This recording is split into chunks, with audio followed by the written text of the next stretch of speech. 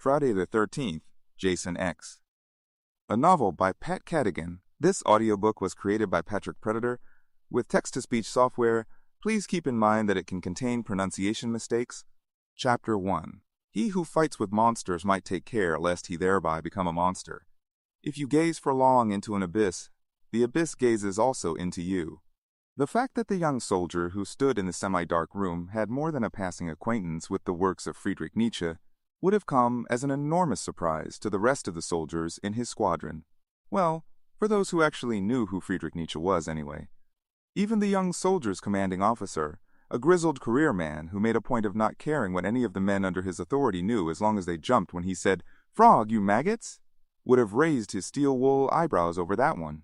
But then, when the CO had first reviewed the roster, he had taken note, albeit somewhat absently, that the young soldier's name was Samuel Johnson.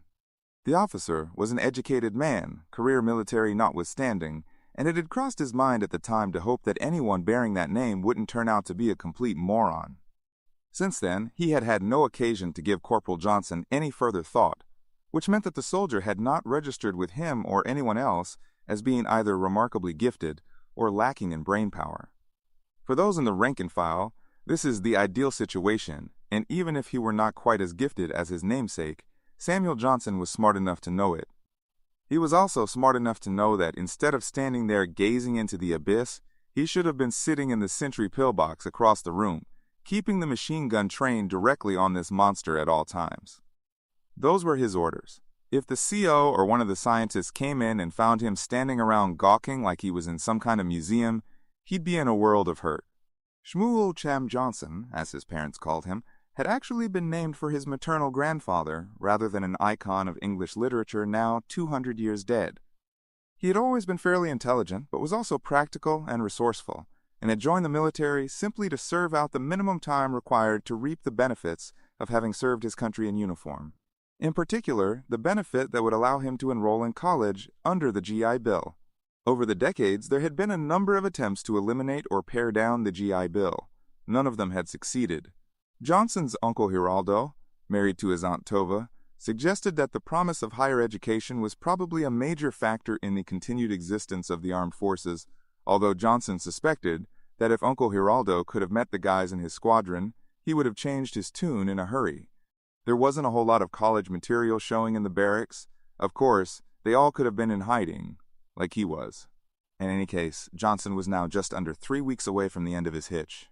So short he couldn't see over the top of a chair, as the guys in his squad put it. Although he didn't exactly feel like he was coasting yet, he was comfortable and optimistic. However, right at this moment, he was none too happy. Of all the assignments he had pulled during his time in the military, guard duty had never been one of his favorites. But what he was doing right now was the absolute worst of the worst. It made all the other guard duty he had ever done seem like a coffee break in comparison. The best you could say for guard duty was that it was boring as hell. It was like having to watch a test pattern on a TV screen with complete, unwavering attention. The boredom was excruciating. Your mind begged to wander, but you couldn't let it. You had to stay alert, pay attention both to what you were guarding and to your surroundings. Of the many different things Johnson had guarded over the years, warehouses, compound entrances, encampments, jeeps, payroll trucks, military prisoners, a few bridges, a general's limousine, and on one memorable occasion, a hole dug in a field. None of it had inspired thoughts of the homespun folk wisdom of the farmer's almanac in him, let alone the philosophy of Friedrich Nietzsche. But then, as stupid and bored as he had felt guarding a hole in the ground, it had only been a hole in the ground, not an abyss. Of course, the Grand Canyon was only a hole in the ground compared to what he was staring at right now. And if you gaze for long into an abyss, the abyss gazes also into you. Never had Shmuel Johnson understood the essence of those words so well as he did at this moment. His grandfather, the original Shmuel, had once told him that with understanding came wisdom, which in turn elevated the human spirit and brought man closer to YHWH. It was obvious to young Sam Johnson that his Zaid had never laid eyes on anything like Jason Voorhees. This monster had nothing to do with wisdom or the elevation of the human spirit, and certainly wasn't related to anything godly. It was the pure antithesis of godly. It was the debasement of humankind, endowed with brutality, not wisdom, and wasn't interested in either understanding or being understood. It sure made him wonder about Nietzsche, though. If Nietzsche had come face to face with this sort of thing back in his day, then Johnson felt very sorry for him. However, Johnson hoped that wasn't the case. He didn't like knowing that he had read anything written by someone capable of only imagining the abyss. A person who could do that wouldn't have to fight a monster to become one. Either way, Johnson decided he wasn't going to waste any pity on Nietzsche. The son of a bitch was dead, his troubles were over. He didn't have to stand guard duty for an abyss, gazing at it and having it gaze back, literally. Johnson knew the thing was looking at him. There was a glint in its single remaining eye from the only bright light in the room, which shone directly down on it where it stood on a small round dais. If it had blinked, Johnson had missed it. The thing was completely motionless and silent, wrapped in a straitjacket that had been modified to accommodate 2 sets of heavy chains, one set coming down from the ceiling, the other bolted to the floor around the platform. But in case that wasn't enough, and from what Johnson knew it wasn't, the medics had set up an IV with an industrial-strength tranquilizer and plugged it right into the thing's neck. The clear bag dangling from the metal tree behind the thing was easily 3 times the size of a normal IV bag, and the medics had strict orders not to let the fluid inside sink lower than the 1/4 mark before they changed it for a full one. The medics had changed the bag twice since Johnson had been on duty, both times well before the fluid fell to the minimum level. They had worked fast, obviously terrified, and Johnson couldn't blame them. He wasn't quite as terrified, or so he told himself, but he wasn't a fool. As the CO had told him at the briefing, the only people who didn't need to be afraid of this thing were already dead, so anyone who didn't want to join them had better get scared and stay that way.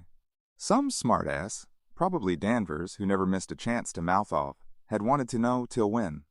Would that be all day, or the rest of the week, or even longer than that? 'Cause I got plans for the weekend. Until further notice, Private, the CO had replied. His voice had been so grave that the laughter died away immediately. Until you hear from me personally that there's nothing to be scared of anymore. You want a ballpark figure, then I'd have to say, for the rest of your life. Unless you don't want that to be a long time. Johnson had never been so creeped out by anything, but at least it had shut that clown Danvers up. Nobody even heard him breathe loudly after that. Now he was even more creeped out as well as scared, having to guard this thing. But it could have been worse. Danvers could have been guarding this thing. His life and everyone else's in Danvers' hands?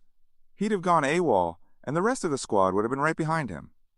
Putting one hand on his sidearm, Johnson walked a slow circle around the dais, watching carefully for any movement, even if it was a seemingly involuntary tick. It should have been too heavily tranked even to remain conscious, let alone twitch, deliberately or otherwise. But it was awake. Very alert, too. Johnson didn't need to see that glint in its eye to know. He could sense it. Standing behind it, he looked the enormous, misshapen figure up and down. Under the straitjacket, it still wore the tattered, filthy rags it had been captured in. Even if anyone had been reckless enough to make an attempt at stripping it, hosing it down, and getting it into clean clothes, there probably wasn't anything that would fit, short of a tarp with a hole cut in it for the thing's head. And that was assuming those rags would actually come off. It looked to Johnson like they had grown into the thing's flesh, in layers that were years deep, as if, whenever its clothing wore out, it simply put something else on over it and kept going. Kept hacking, that is. Hacking away with its machete, as evidenced by the dirt upon stains, upon dirt, and so forth. Ad nauseam in extremis. Johnson didn't blame the medics for just leaving it as it was. See that thing naked? No way, man, not for all the money in the world. Johnson walked around to its other side and paused to survey it from a new angle. The IV was still stuck deeply and solidly into its neck, still pumping those tranks in. He had strict orders to call the medics if he saw even the slightest movement, because that would mean it was developing a tolerance, and they would have to give it a stronger dose immediately. So far, he'd seen nothing. Well, nothing except the glint in its eye that let him know it was awake. However, he was seriously considering calling the medics and telling them that he had seen the thing move so they would up the dosage. What the hell? Why wait and put everybody's life at risk? Most especially his own. You just couldn't take chances with this thing. Not unless you had a death wish. As Johnson moved around in front of it again, he thought he saw the glint in its eye flicker slightly. Like the thing had deliberately looked at him, like it was watching him from behind that dented, battle-scarred hockey mask, watching his every move whenever he was in its limited visual field. Jesus, when you look into the abyss didn't just look into you, it really kept its eye on you. The fucker actually had you under surveillance. Well, he had had enough of that shit. He went back to the pillbox and picked up the blanket he had been sitting on. He might have to watch this monster, but that didn't mean he had to go on actually looking at it for one more moment. Johnson tossed the blanket over the monster's head and then stood back, satisfied for the first time since he had drawn this shit duty. So much for the abyss. "Stare at that, you ugly son of a bitch," he said, and turned away, without noticing that the IV bag was swinging back and forth from the hook on the metal tree. Its vigorous movements were a result of the IV tube having been pulled loose from the monster's neck to dangle freely. Fluid dripped harmlessly out onto the floor. Chapter 2. In another room at the Crystal Lake Research Facility, not far away from where Johnson had just inadvertently freed the monster from its chemical restraints, Rowan LaFontaine was finishing up some paperwork in anticipation of the arrival later in the day of a man she hated almost as much as the creature that was Jason Voorhees. No, Rowan decided as she closed one file folder and opened another, she actually hated Dr. Wimmer a lot more. Jason Voorhees frightened the hell out of her, but she did not feel the same poisonous contempt for the monster that she felt towards Wimmer. The man an arrogant, condescending, clueless fuck with delusions of godhood. Fortunately, he would be staying just long enough to take possession of Jason Voorhees' cryogenically frozen body, and not a moment longer if Rowan was anything to do with it. She would be only too glad to see the back of him. She would also be only too glad not to have Jason Voorhees on the premises. Regardless of the fact that the restraints had held just as securely as the military had promised they would, she hadn't had a good night's sleep since they had brought the monster in, and she knew that she wouldn't breathe easy while Jason was within 100 miles of her. Even after he was frozen solid in the cryo unit. Handing the monster over to Wimmer, however, still made her nervous. The self-important prick had made it clear that he looked down on her, and having to listen to instructions from her on mandatory safety measures was beneath him. It was obvious to her and to many of her colleagues at the facility that the great man was too concerned with his own standing in the scientific world to grasp exactly how dangerous Jason Voorhees was. Of course, some of her other colleagues felt Wimmer's reputation was reason enough to be absolutely certain that he was the best person to take custody of Jason. Her boss, Graciela Charles, was one of them, which Rowan found a bit surprising since Dr. Charles didn't like Wimmer any more than she did.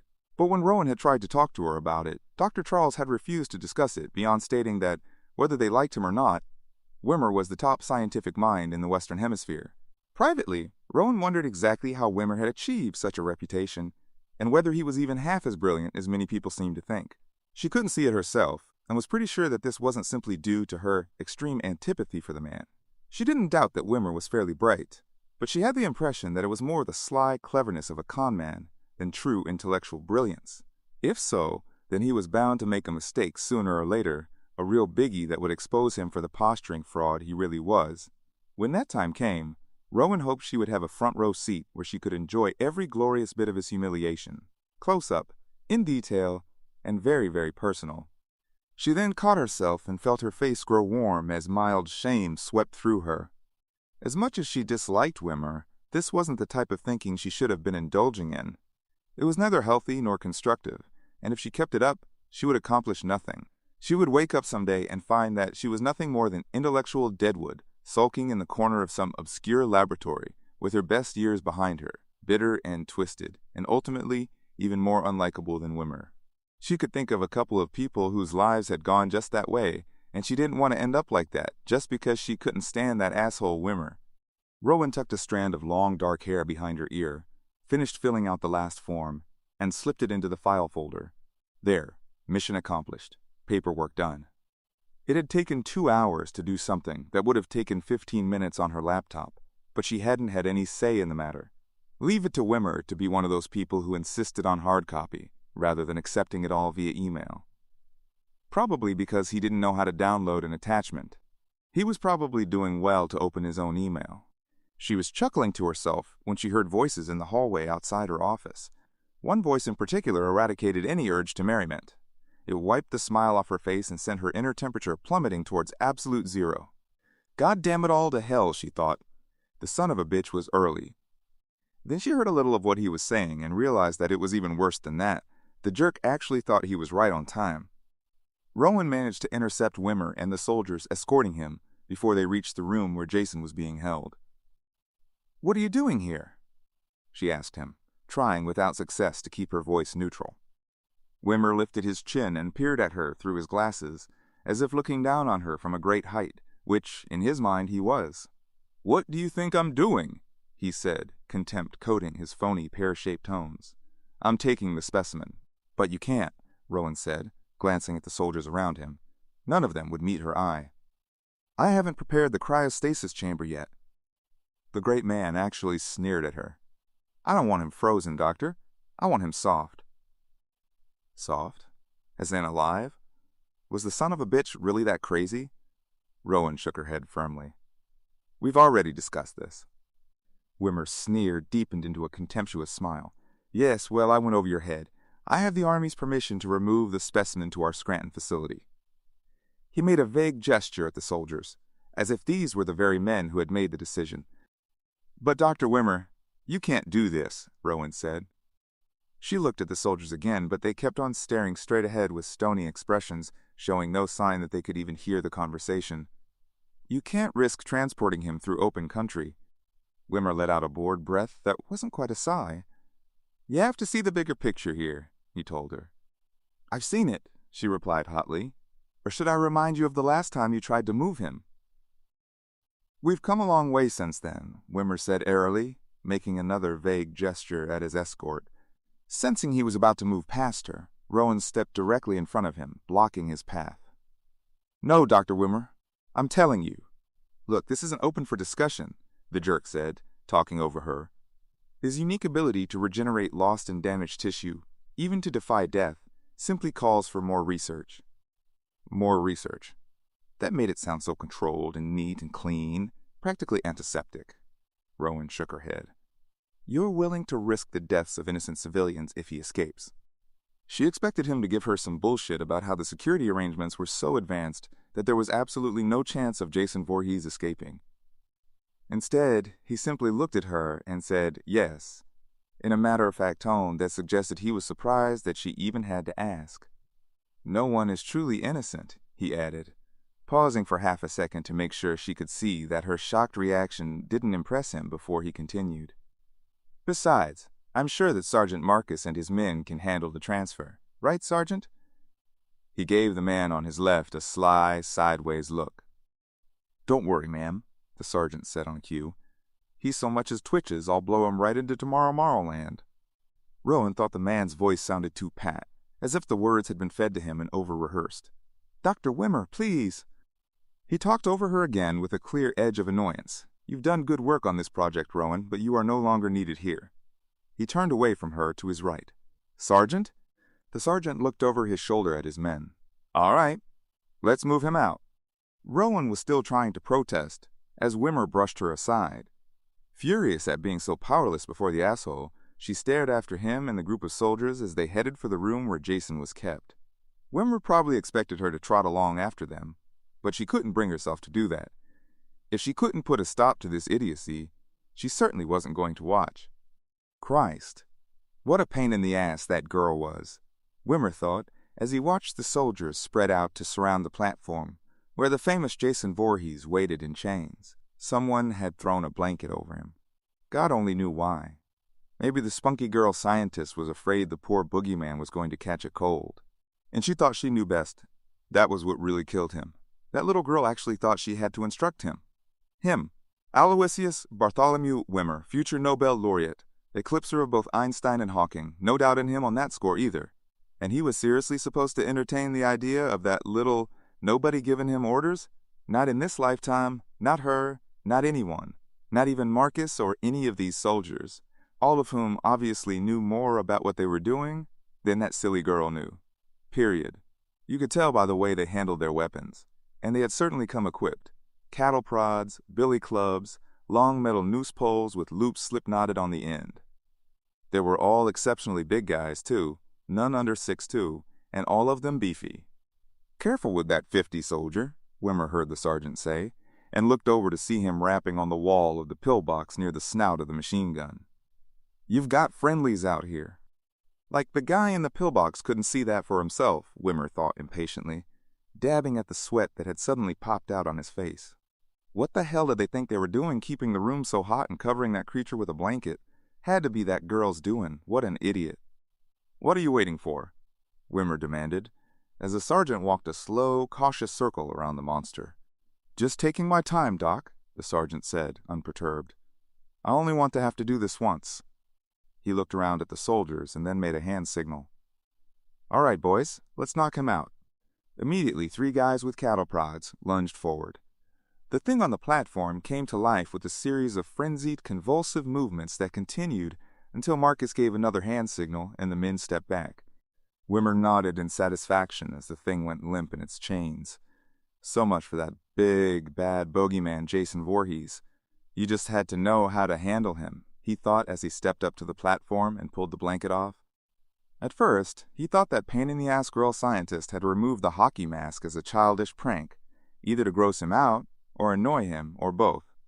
It flashed through his mind exactly how he was going to rip her a new one, no, 6 new ones at the very least.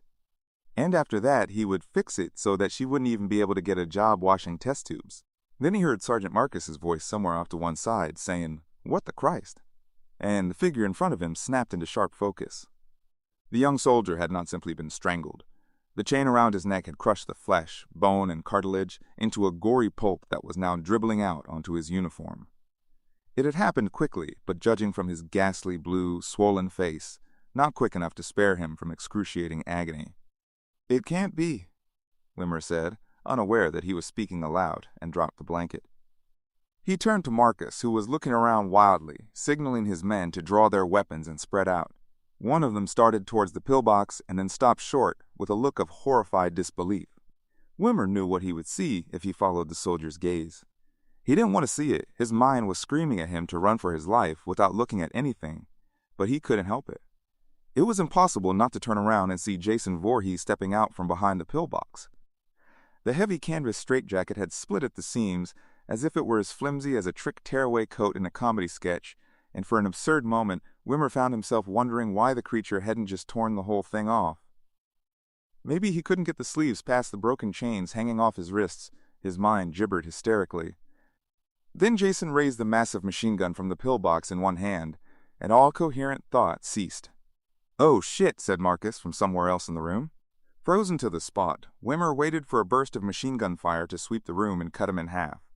That would be a lot quicker and a lot less painful than what that poor bastard on the pedestal had suffered.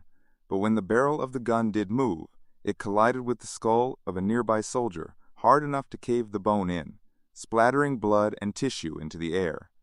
Abruptly, the rest of the soldiers opened fire. Wimmer could see the monster's body jerk slightly as the barrage hit him, but they might have been firing BB guns at him for all that it mattered. Jason advanced on them and grabbed up the nearest man, using him as a human shield. The other soldiers kept firing, some of them sparing a few rounds to blow the man's head off and bring a quick end to his suffering. Because these were good soldiers, combat soldiers who always knew what to do, Wimmer's mind babbled, his thoughts were racing. Good soldiers, yes. No doubt they wouldn't hesitate to do the same for him. They'd blow his head off too, even though he was a civilian. Jason dropped the bloody, torn-up body and moved forward, raising both arms and whipping the broken chains into the air. The whirring noise sent Wimmer's nerves into overdrive, but he still couldn't run, couldn't move, couldn't even stagger back a step, could not even fall down, God help him. God help him? That was a joke. God had left the building and was currently hightailing it for safer territory as far from here as possible. One of the chains wrapped itself around a soldier's neck, and in spite of the gunfire, the yelling, and Wimmer's own hysterical mental screaming, he had no trouble hearing with perfect clarity the sound of the soldier's neck breaking. Abruptly, Jason snapped the other chain like a whip, and Wimmer saw the end make a direct and very bloody hit against the side of Sergeant Marcus's head. It is time to go now. The thought seemed to overwhelm the roaring, screeching panic in Wimmer's head, damping it down. The pandemonium outside his head seemed to damp down as well, and even though he was still scared, absolutely shitless, he was also starting to feel like he wasn't quite so frozen. Any second now, he'd be able to run right out of here. He then almost fell over as a soldier brushed past him on his right, brandishing a noose pole. Before he could even get the loop centered over the monster, the thing snatched it out of the soldier's grasp and used the end to crack his forehead open. The sound of the bone shattering was followed immediately by the whirring of chains and the sickening crackle of another soldier's neck breaking. "It is time to go now." Wimmer was on the move almost before he realized that his body had finally unfrozen. He could see a door down at the other end of the enormous room, past all those ugly, pretentious pillars. It wasn't the way he had come in, and he could see one of those danger yellow signs forbidding entry to unauthorized personnel. But screw that, he was going through, and if the plucky little pain-in-the-ass girl had a problem with that, screw her. He gasped as something struck him, an intensely forceful, concentrated blow from behind. The monster had whipped that chain at him, he thought, caught him with the end, like a metal fist punching his spine, and, oh God, his spine. Was that why his legs suddenly wouldn't work? He looked down at himself. The 3-foot length of metal pole he found sticking out of his midsection was incomprehensible. Obviously this was some mistake, Wimmer thought, staring at it. Then he noticed that the metal was covered with blood and viscera, which also happened to be leaking from his abdomen. He took hold of the pole with both hands, still not understanding, and replayed the last few seconds in his head. Memory delivered the painful sensation of a thin, red-hot something running him through back to front. All right, now he understood, Wimmer thought, still clutching the pole with both hands. Then memory caught up to real time, and he sank to his knees as agony spread through him. For some unmeasured and excruciating interval he wavered, trying to find the strength to stay upright and get back on his feet so he could make it all the way to the door down at the other end of the room. There was gunfire going off somewhere behind him, which had to mean there was still a chance that the monster would be subdued again. Jason would go down, and he would survive after all. He just had to regain his balance and not fall over, especially not forward, not with this thing in his gut. If that happened, he was screwed. But he was already falling forward. He could feel it happening even before his body began to tilt. The impact of the end of the pole against the floor sent a renewed firestorm of agony through him. This must be what a butterfly feels like with a pin through it, he thought, staring down at the floor. He waited to feel himself slide down the pole and hit the floor with his face, but nothing happened. He was still wondering what could have been holding him up at such an impossible angle when he died. Rowan stared down at the contents of the cardboard box with an edginess she had been unsuccessfully trying to convince herself she no longer needed to feel. After her encounter with Wimmer, she had been too wound up to go back to her office and simply wait for him to pick up the paperwork on his way out. Instead, she had come here to the evidence room, thinking she could burn off her nervous energy in a constructive way by gathering up all the bits and pieces they had collected on Jason Voorhees' newspaper clippings, copies of police reports, crime scene photos, a pair of work gloves stiff with long-dried blood, along with a lot of other things she didn't care to look at. Chief among them was the infamous machete, which she had put in first and buried under everything else.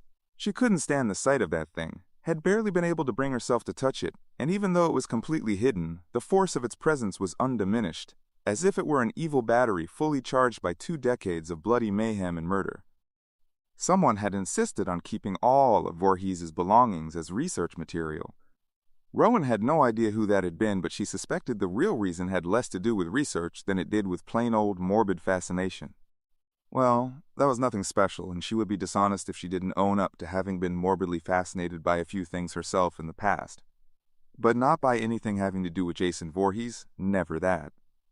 In Rowan's view, the only people who could possibly feel any morbid fascination about Jason were those who hadn't had the misfortune to be in the same room with him, except for Dr. Wimmer. That creep only seemed to become more fascinated every time he had returned to the facility. Rowan had begun to suspect that some of his previous visits had been completely unnecessary, that he had just wanted to stare at the monster. When he had finally been granted authorization to remove Jason to his own lab, the expression on his face had been positively salacious. And today, when she had confronted him in the hallway, now that she thought about it, he had looked as if he were having a little difficulty keeping his excitement under control. Hadn't that been drops of sweat gleaming on his upper lip? It would be just like Wimmer to get aroused by being in the same room with a detail of heavily armed soldiers and a homicidal maniac. Oh God, too gross. A wave of nausea swept through her, and for a moment she thought that she might actually throw up.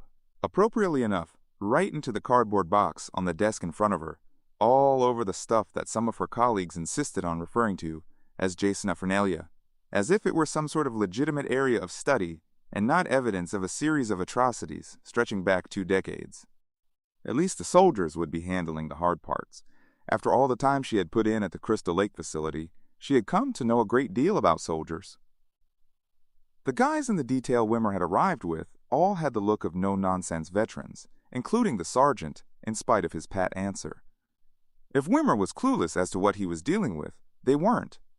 However, having seen firsthand what Jason was capable of, she could not bring herself to feel even slightly reassured. All at once, she realized with a sharp surge of dismay that the much-longed-for good night's sleep she had been telling herself she could look forward to once Jason Voorhees had been transported out of here wasn't going to happen after all. To know that the monster would be in Wimmer's custody was only fodder for more nightmares, along with the ones she was already having.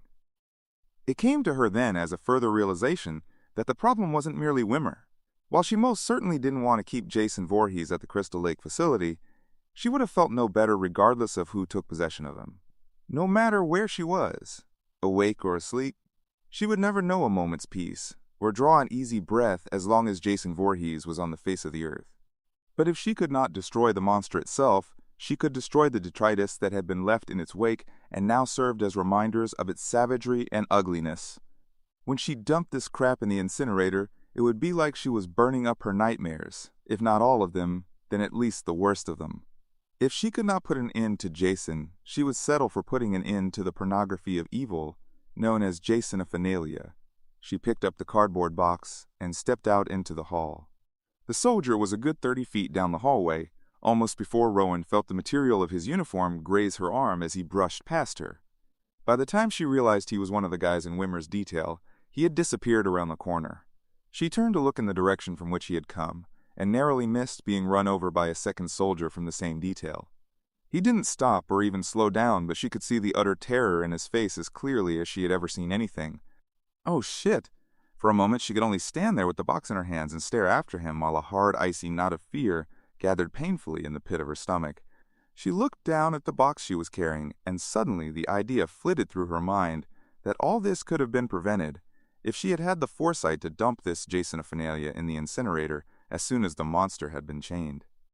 But that was completely absurd, of course. Total nonsense.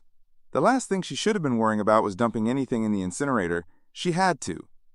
The box flew up out of her hands, and bits of so-called Jasonophilia scattered everywhere as she hit the floor hard. The man who had bumped into her stumbled, regained his feet, and kept going all in a matter of seconds, never looking back. She started to call out to him when the air was filled with the deafening noise of machine gun fire. As loud as it wasn't loud enough to drown out the screams. Rowan pushed herself to her feet, and without really knowing what she was doing, took a step towards the room where Jason was being kept. Abruptly, the door exploded outward, and she saw a man flying through the air backwards. He landed almost at her feet. It was Sergeant Marcus, blood pouring thickly from his mouth. Rowan knelt beside him and automatically began trying to help him up. "Get out of here," he bellowed at her in a raw, agonized voice. "Get out now." "What happened?" she heard herself asking him, already knowing the answer. "He's escaped," his words cut off. One last gush of blood poured out of his mouth, and with it, Rowan felt his life pour out of him as well. "Damn it! Wimmer!" As she grabbed up the sergeant's shotgun, she hoped sincerely and unrepentantly that Jason had treated that asshole to an equally ugly end. Death by Jason Voorhees was something she wouldn't have wished on anyone, no matter who they were, or so she had thought.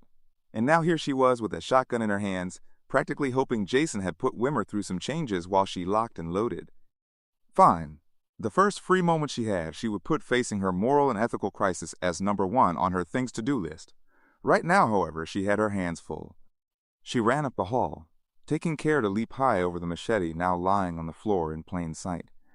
The only thing to do, Rowan decided as she pounded down a flight of metal stairs to the underground cryo area, was to lure the son of a bitch to the cryostasis chamber, trap him inside, and freeze his ass permanently. In light of the fact that her specialty was life science research and not strategies for monster killing, it was a pretty good plan. But it did have 2 rather enormous drawbacks. Firstly, it involved luring Jason using herself as bait, and secondly, she hadn't worked out a foolproof way to trap the monster in the chamber without trapping herself. Jason Voorhees wasn't going to run loose again if she could possibly help it, but sacrificing her own life was not an option she was ready to consider. Not yet, anyway. As if anyone else Jason killed ever had, whispered a small voice in her mind. Rowan shoved the thought away as she looked around the mostly dark cryo lab for a place to hide. Survive now, be neurotic later. With all the enormous tanks and ducts and pipes that fed into the cryo chamber, this area had always looked to her like a cross between a gothic dungeon and a refrigerator conceived by a mad scientist with a technology fetish. What a place to have to hide in. The heavy door of the cryo chamber was open and waiting. Rowan moved towards it, but then her gaze fell on a rack of gas canisters across the room just as she heard those heavy footsteps start down the stairs. A hiding place with a much better vantage point. She would be able to see exactly where Jason was without him seeing her. Clutching the sergeant's shotgun in both hands, she crouched behind it, trying not to shiver too violently while she listened to the monster's approaching footsteps, each one louder than the last. The cryo lab was always at least 10 degrees cooler than the rest of the facility, and often more like 15, sometimes as much as 20, even when the chamber wasn't in use. The way she felt now, it seemed like a miracle that the clammy sweat from her hands hadn't turned into ice. The footsteps hit the bottom of the staircase and stopped. Rowan's breathing stopped at the very same moment while her heart banged on harder than ever. Unaware that she was holding her breath, she pressed one hand against her chest, thinking that it might subdue her heart rate, but it only made her shudder even more. That was bad. She had to get herself under control. She had to remain perfectly and utterly still as a statue, because the monster was standing in the middle of the lab, not even 10 feet away, and if she made even the slightest, faintest noise, he would hear it and know exactly where she was. That was assuming the Bat Ears theory was correct, of course. Dr. Charles had said it was certainly worthy of investigation, although she had told Rowan in private that although Jason probably did have a predator's highly developed hearing, there was a lot more to it than that. The frenzy of Jason's slaughter suggested to her that a more visceral level stimulus was at work, which was to say, smell. It could have been sweat, or pheromones, or even blood, or maybe something else, either produced by the human body or just closely associated with it, or some combination thereof. In any case, if Jason could smell his prey, it would be impossible for anyone to hide. Was that what he was doing as he stood in the center of the lab now, trying to smell whether she was in the room or not? There wasn't much light, and most of that was behind him, so she saw him only in silhouette. His posture didn't seem to suggest that he was sniffing the air, but Jason Voorhees had never been long on body language. As far as Rowan knew, he had 4 attitudes. One when about to kill, a second when killing, a third when looking to kill again, and another when rising from the dead, none of them subtle or open to interpretation and all virtually identical. The only real difference was in the eye of the beholder, which was to say, whether the eye was still in the beholder. Rowan pressed her lips together to stifle the hysteria she could feel rising in her chest like turbulent cold water. The monster had stopped to pick up his machete, she saw, and it was already dripping again. She had a mental image of it lying on the floor when she had jumped over it. Maybe that had been a mistake. Maybe she should have picked that up along with the sergeant's shotgun. Maybe then she would be crouching in the dark, knowing she actually had a chance. Maybe the only way to kill the monster was with his own weapon. His head turned slowly from one side to the other and back again, as if the monster were not only scanning the room, but trying to make a careful estimate of its dimensions. As if there was something behind that hockey mask other than the unrelenting drive to kill. She saw his hand tighten on the handle of the machete and knew that he had found her. Now or never, there was no going back. Shutting off all thought in her mind, she jumped to her feet and started blasting. The first one caught him squarely in the center of the body. In the back, she saw to her surprise. But when had he had time to turn around? She could wonder later, she thought, and lowered her aim. He'd have a hard time chasing her if she shot his legs off. His leg jerked as she caught him in the knee, but he didn't fall. All right then, she would take the easy way out. Just blow his head off and call it a day. But her hands had started to shake so badly that she only blasted a chunk out of his shoulder instead. The impact knocked him back a step, but he still didn't fall. Still firing, she sidled out from behind the rack, but he moved with her, and she knew that he wasn't about to let her drive him back so she could get anywhere near those stairs. She kept moving anyway. No point in just standing there until the ammo ran out, and then felt her hip bump up against something hard and metal. She glanced down to find herself crowded up against another rack of canisters, a smaller one on wheels. The idea came to her not in words or even a sequence of images, but as one sweeping action, fully formed, utterly flawless. Her heart gave a sharp leap of excitement as she stepped back and shoved the rack hard with one foot. It zoomed forward and slammed into Jason's lower body. He stared down at it for a second in what Rowan would have sworn was genuine surprise. When he raised his head to look at her, there was a slight quizzical tilt to it. Well, wasn't that amazing? Jason Voorhees had previously 4 known expressive postures. He now had a 5th, the presence of higher brain activity. Maybe she should write a paper, she thought, as she took careful aim at the canisters and pulled the trigger. The canisters did not explode in a fiery blast and cover the monster with flame, as she had hoped. Her shot had gone wide of the mark, only grazing some of the tanks on top of the rack and punching a few small holes in them. But the gas spewed out from them, forcefully enough to knock Jason back several steps towards the open cryo unit behind him. Quickly, Rowan raised the shotgun again and blasted him several more times, keeping him off balance so that he kept staggering backwards right into the cryo chamber. All the lights were on inside, and she could see every detail of him clearly. All the bullet holes, fresh spatters of blood from the people he had killed, the thick, brackish substance leaking from wounds, the machete in his misshapen fist, and that hockey mask, scarred and cut, scraped and dented, and forever impassive, implacable and impossible to stop. Oh yeah? With a sound like a war cry, Rowan hurled herself at the cryo unit door and slammed it shut. Immediately, Jason's head appeared in the thick glass window. She could feel as well as hear him on the other side of the door, trying to pound his way out. To get at her, she realized, as much in rage as in bloodlust. She had gotten the upper hand and the killing machine was taking it personally. Further evidence of possible higher brain function, or just a matter of predatory instinct, in other words, first kill the immediate threat, then kill everything else. Like it really matters right now? The PA system crackled. "Cryo unit sealed," announced a calm female voice, and Rowan almost jumped out of her skin. "Please initiate activation sequence." Jason bashed the door of the unit hard enough to make Rowan jump again. "It's not going to hold him," said a small, eerily calm voice in her mind. "Nothing ever has and nothing ever will, because nothing can. You know how this works. You knew it when you shut him in there." The calm computer voice was making another polite request for her to initiate the activation sequence when she slammed her fist against a large green button on the side of the unit. There was a loud hum as the freezing system came to life. "Cry unit activated," the voice said matter-of-factly. No shit, Rowan thought, barely able to stay on her feet now. She refused to give in to the urge to go limp with relief until she saw with her own eyes that Jason was completely and solidly frozen. Only then would she allow herself to rest. But just for a few minutes. She had to pull herself together and make sure that nobody ever came down here and thawed him out again. And if that meant she had to guard the cry unit personally 24/7 for the next 500 years, then those were the breaks. But this was the end. As of this moment, Jason Voorhees had been permanently wiped off the face of the earth. Rowan moved around to the door and peered through the window. The hockey mask looked back at her, and she could see Jason's shoulders rising and falling with the effort of breathing. "Freeze, you bastard," she told him silently as ice crystals formed on his filthy clothes and twinkled prettily, incongruous stars.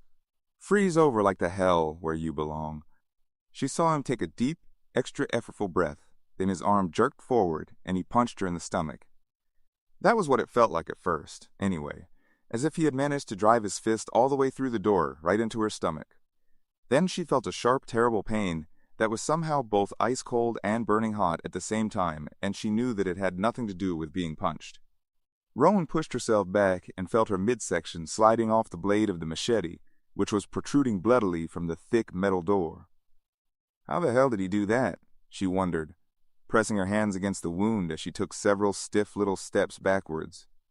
How could he slice through that thick metal door as if it were nothing more than soft cheese?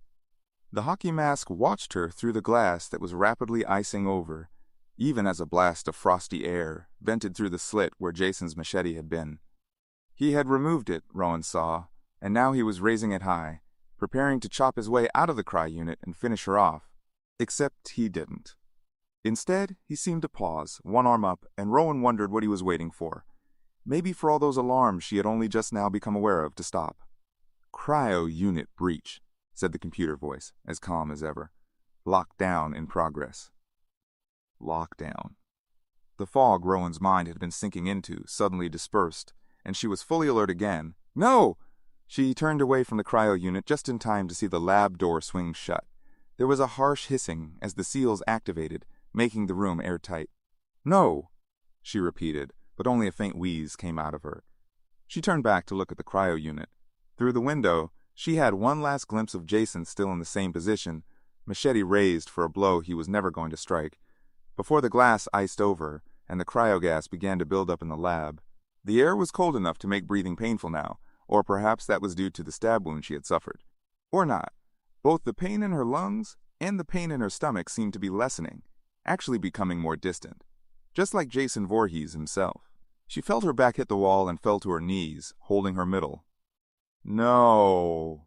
Please, she whispered, unsure of whom she was actually trying to address. No one or the universe in general, or perhaps just herself and Jason together. No, please. This wasn't how it was supposed to go. This wasn't what I had in mind. The blood around her wound was turning into ice crystals. So were her tears. She found herself on her knees, beginning to sag sideways as she collapsed slowly to the floor. No, this wasn't how it was supposed to go, but this is how it is going, and there's no going back. The decision of the judges is final. All sales are final. Last call. Game over. Underneath the continued hissing of cryogas, a deep and impenetrable silence was building, or so it seemed to Rowan. A memory of something she had read about an expedition to the South Pole floated dreamily through her mind, something about how freezing to death was actually quite an easy way to go, quite painless. You just fell asleep. That was definitely better than the ending Jason's victims had faced, Rowan thought.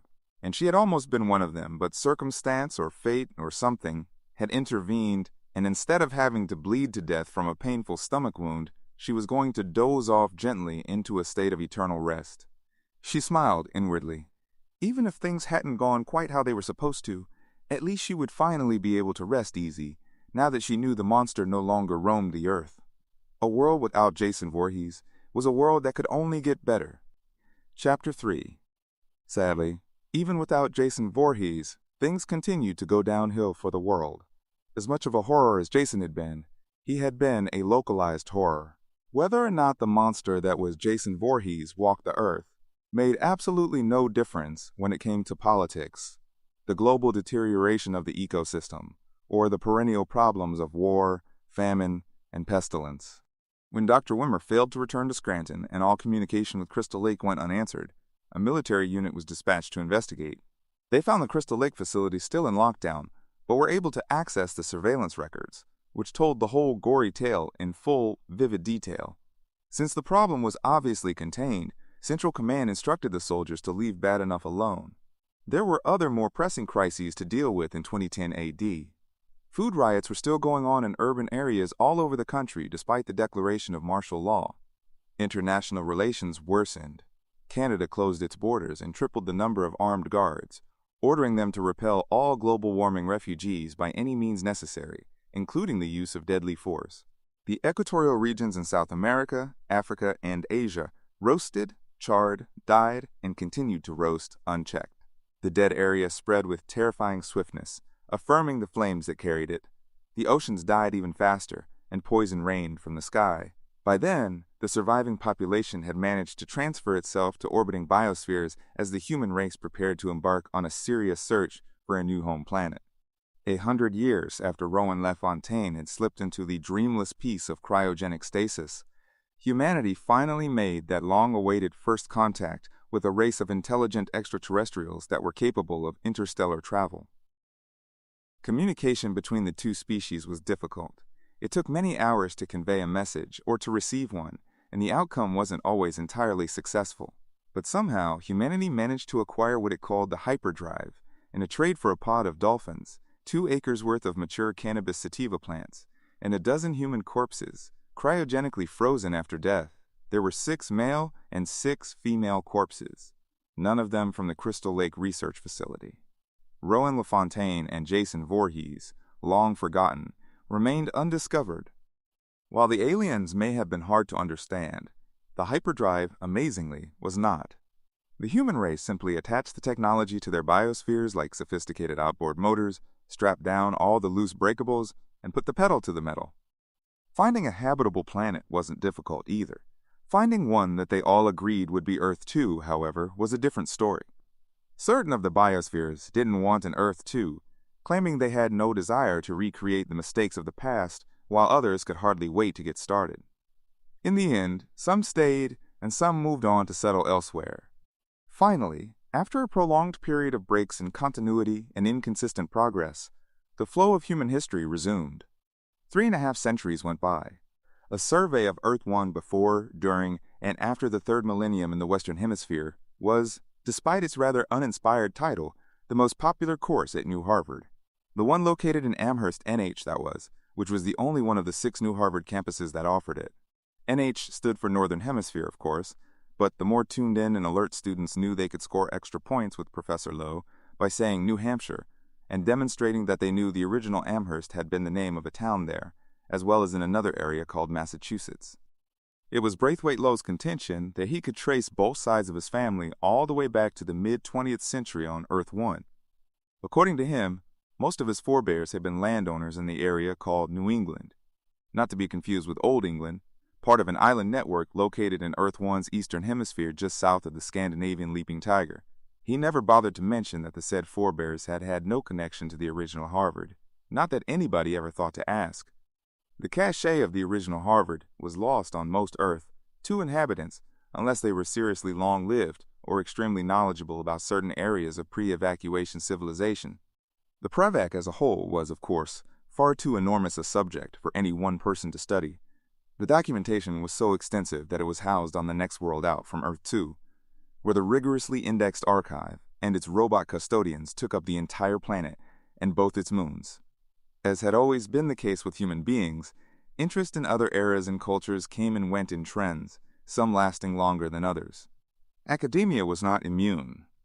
That Professor Lowe's course had not ended up in the academic morgue, with a tag on its toe that said passé after 3 semesters, was partly a tribute to his political acumen, and partly down to good luck with his timing.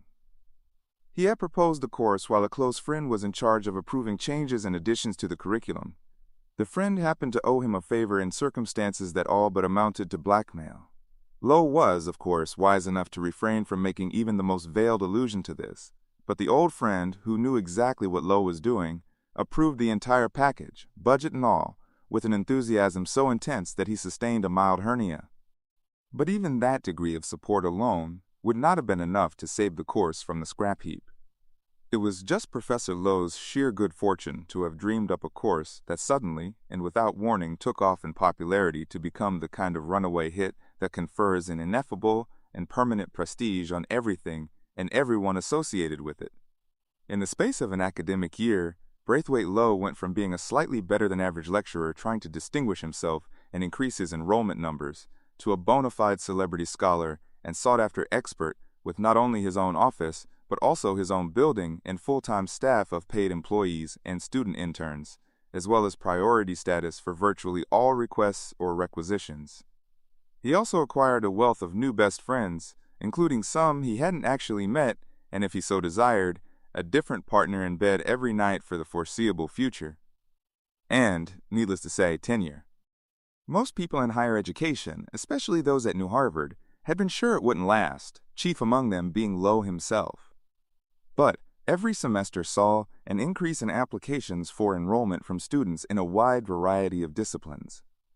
At the administration's request, Lowe made the requirements for admission tougher, but that didn't seem to discourage most people.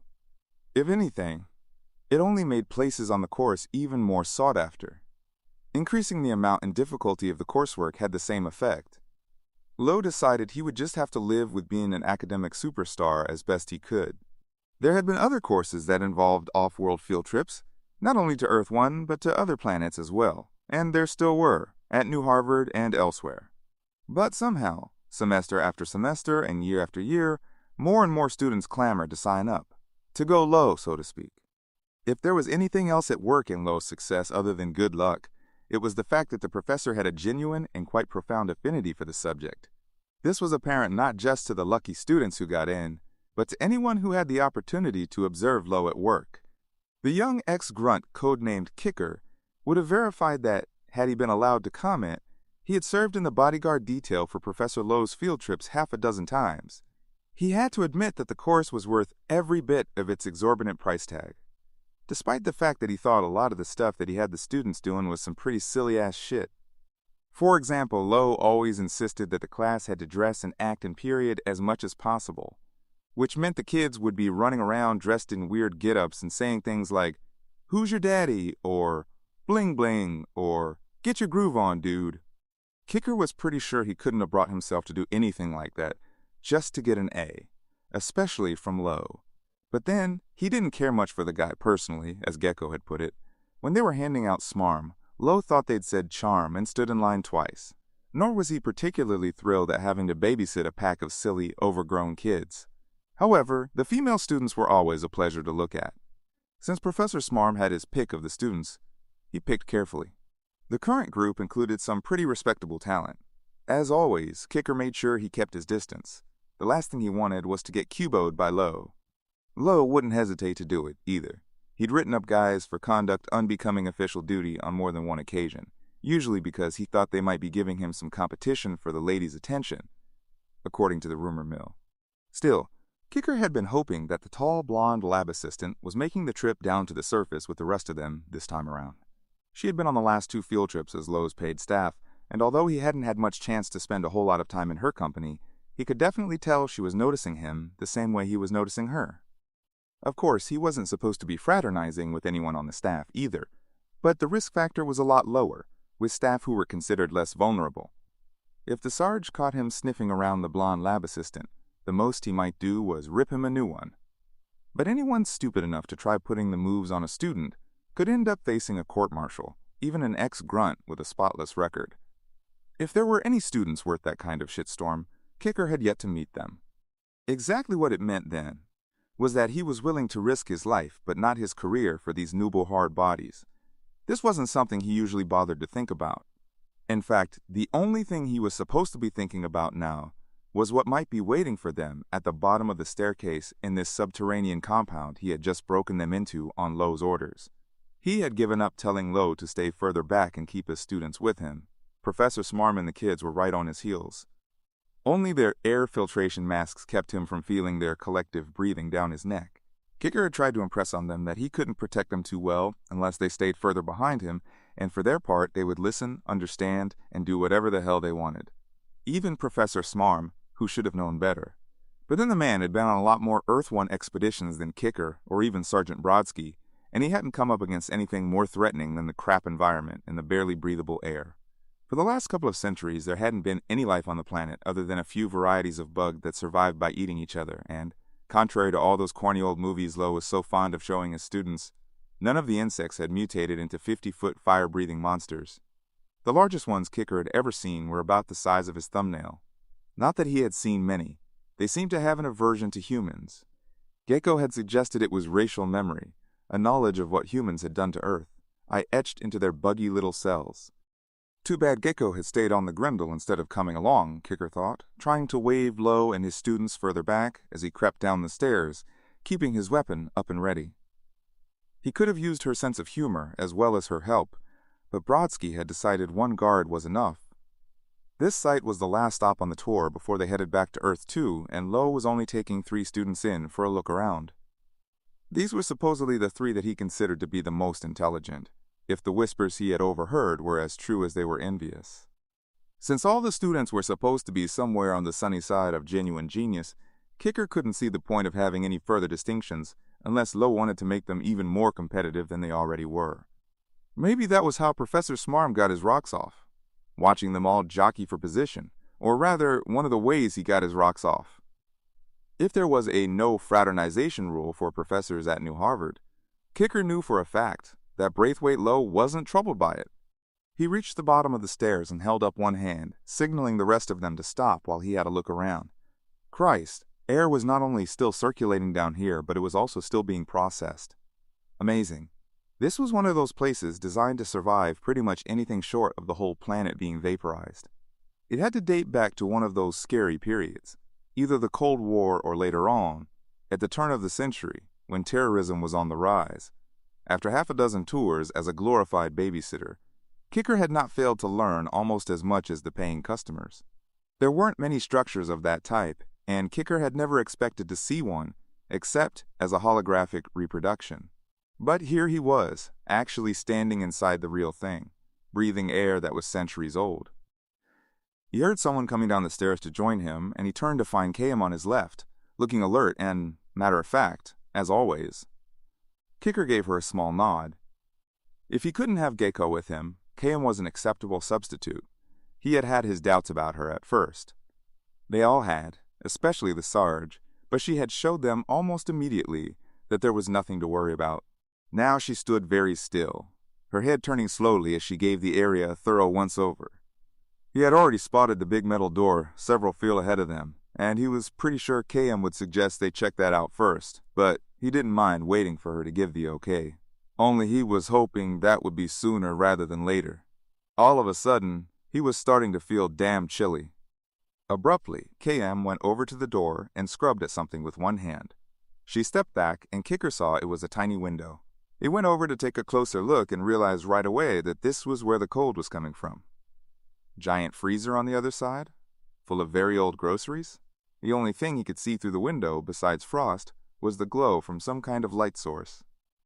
Guess the refrigerator lights didn't always go out in the old days, he thought. He turned to Kayam, intending to ask her something, but she was busy with an array of controls on a panel next to the door. Abruptly, there was a loud hum, followed by the sound of large metal gears put into motion after ages of inactivity, and then a cracking sound, like an iceberg breaking. As the cracking grew louder, Kicker felt the floor vibrating under his feet, and he braced himself, thinking it might be an earth tremor or a quake. There was a long, drawn-out metallic groan, and then the door was swinging open. Automatically, Kicker stepped back, raising his weapon while Kayam calmly positioned herself in front of him, but well out of his line of fire.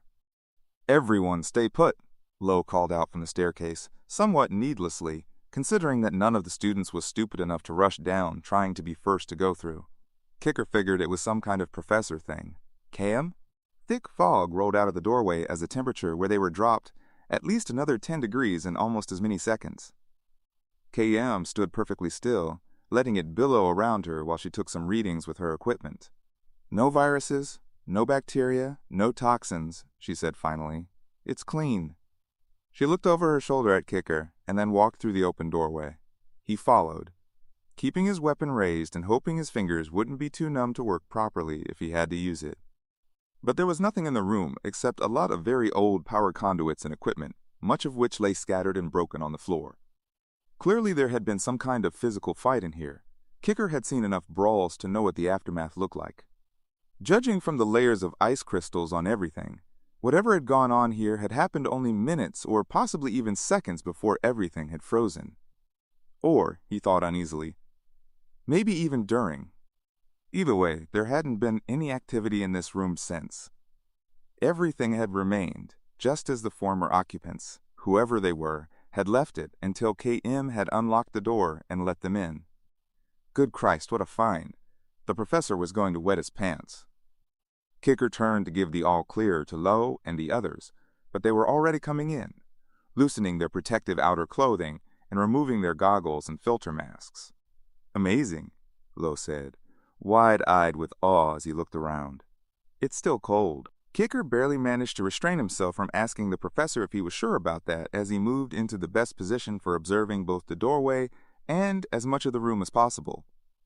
As tempting as it was to get mouthy with Lo, he wouldn't be doing himself any favors. Better to tell Brodsky that Professor Smarm was really starting to get on his nerves so the Sarge could rotate him out of the bodyguard detail and give him a break, let him stay on the mothership and handle equipment maintenance, which was what the rest of the unit was doing right now. A small figure whose ill-fitting storm coat dragged on the floor pushed past Lo impatiently. Professor Smarm showed no reaction to this rudeness. He never did. Not with this student anyway, Janessa something or other. Her parents were famous, mainly for being well-known lineage snobs, but also because there were actually 3 of them rather than the customary 2. Not a ménage à trois, but simply 3 people who had participated in a pioneering experiment to pool genetic material and produce offspring with more than 2 biological immediate parents. Janessa had been one of the first successful births to come out of the project, and she had been riding her celebrity for all it was worth.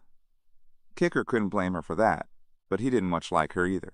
He found her too stuck on herself, and too heartless to refrain from flaunting her various advantages, one of them being Lo's overly indulgent attitude towards her. She was genuinely bright, and from time to time, Kicker wondered if that was why her fellow students hadn't killed her yet. She ripped off her goggles and shook out her dark hair, looking around and wrinkling her nose with disgust. Since she had been to all the other sites, she had tried to get Lo to let her sit this one out back on the Grendel, but for once, he wouldn't let her have her way. Consequently, Her Majesty had made sure that Lo and everyone else understood that she was not amused. Not that it did her any good. Lo and the other students didn't care, and neither could KM, while Kicker himself was entertained. Her Majesty's bad mood was also lost on the extremely skinny guy who stumbled in behind her. Azriel Ben Ruby was the youngest member of the class, a child prodigy who had recently turned 17. It was an age that he insisted made him too old to be a child. Anything, in keeping with the spirit of Dr. Lo's course, the prodigy formerly known as a child was a more accurate and therefore a more acceptable term.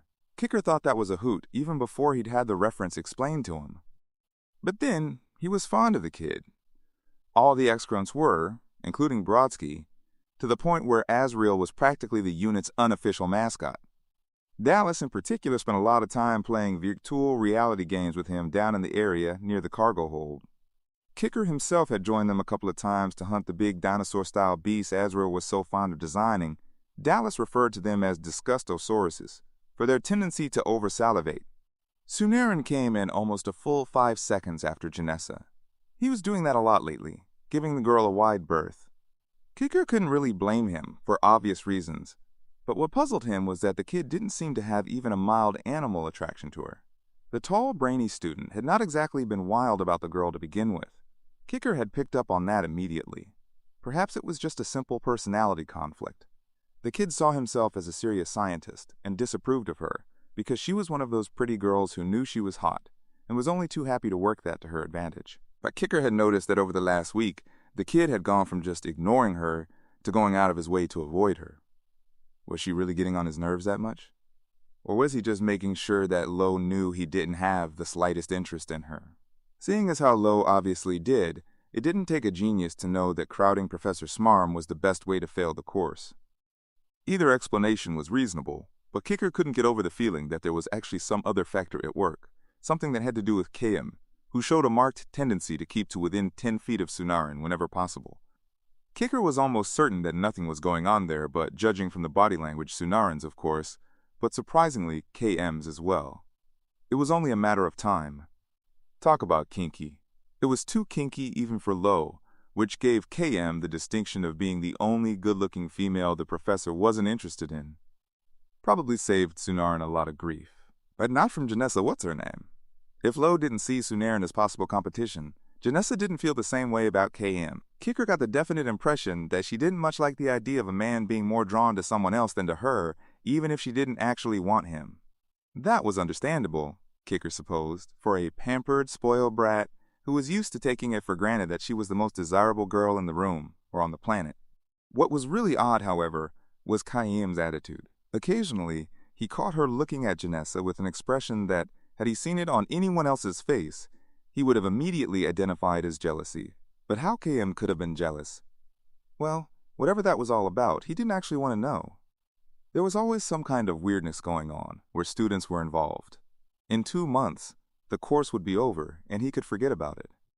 Right now, however, things were really starting to get interesting, even more so than usual. Azriel was practically bouncing on tiptoe in front of some kind of storage unit that took up about a third of the room they were in, peering through a heavily frosted porthole-style window. "Look at this. Check it out," he said, looking around at everyone else, Kicker included.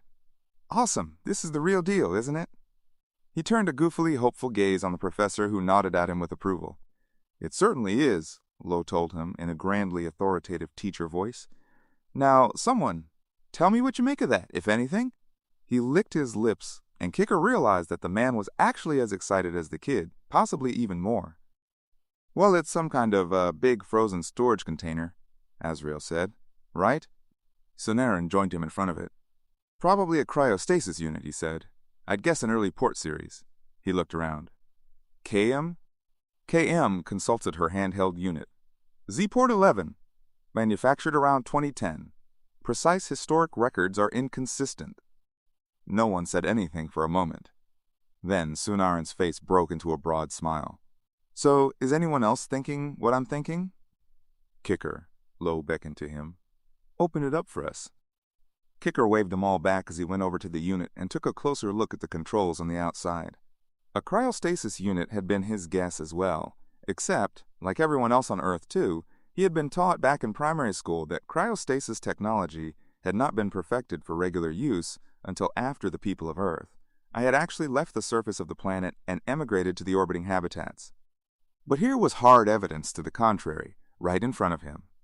This was the find of the century, and he had had the major stroke of luck to be in the party that discovered it. Oh man, he thought, as he searched for something that looked like a release for the door. What were the odds that babysitting duty would put him smack in the middle of a landmark moment in human history?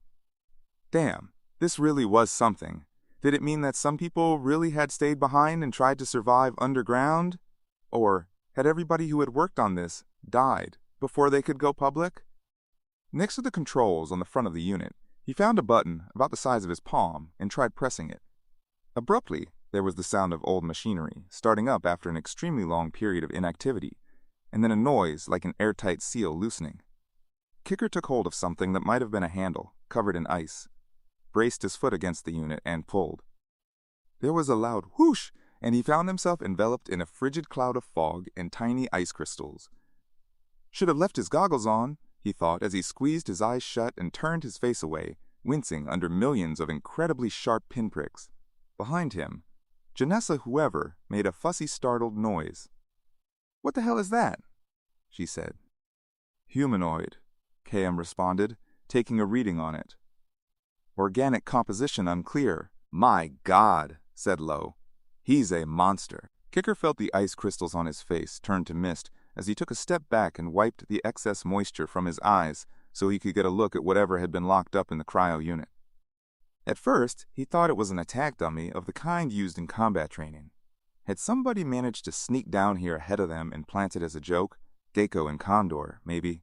It was just the kind of stunt they'd have pulled, but his mind rejected it even as it was occurring to him. Leaving aside the fact that attack dummies weren't dolls to be posed with a weapon held in one upraised hand, there was the matter of time. Even if the entire squad, Brodsky included, had been in on it, they could not have set everything up this quickly without leaving a trace. "Who can tell me what he's wearing on his face?" Lo asked. Janessa pushed in front of Kicker impatiently and looked up at the thing. It was about 2 feet taller than she was. Some kind of 20th century carbon filtration unit? She guessed. Kicker moved back to his original position as Sunaran joined her in the open doorway. "It's a hockey mask," he said. "Very good, Sunaran." Lo sounded genuinely impressed. "What's a hockey mask?"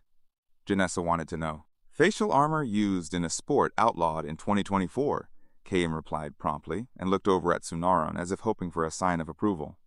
"And it's absolute museum quality," Lo said. "Amazing, isn't it? No doubt about it, we are looking at the find of the century." Kicker felt a mild surge of irritation at hearing Lo say the very thing he had been thinking aloud. Purely by chance, of course, but still. "Azrael, are you paying attention?" Lo asked suddenly, without taking his eyes off the figure in the cryo unit. Yeah, sure," said Azrael from another part of the room. Kicker turned to see him frowning at some frost-covered detritus, sitting on top of a large, unmarked box or cabinet. One of the items was a coffee mug that looked exactly like the ones in his sister's donut shop.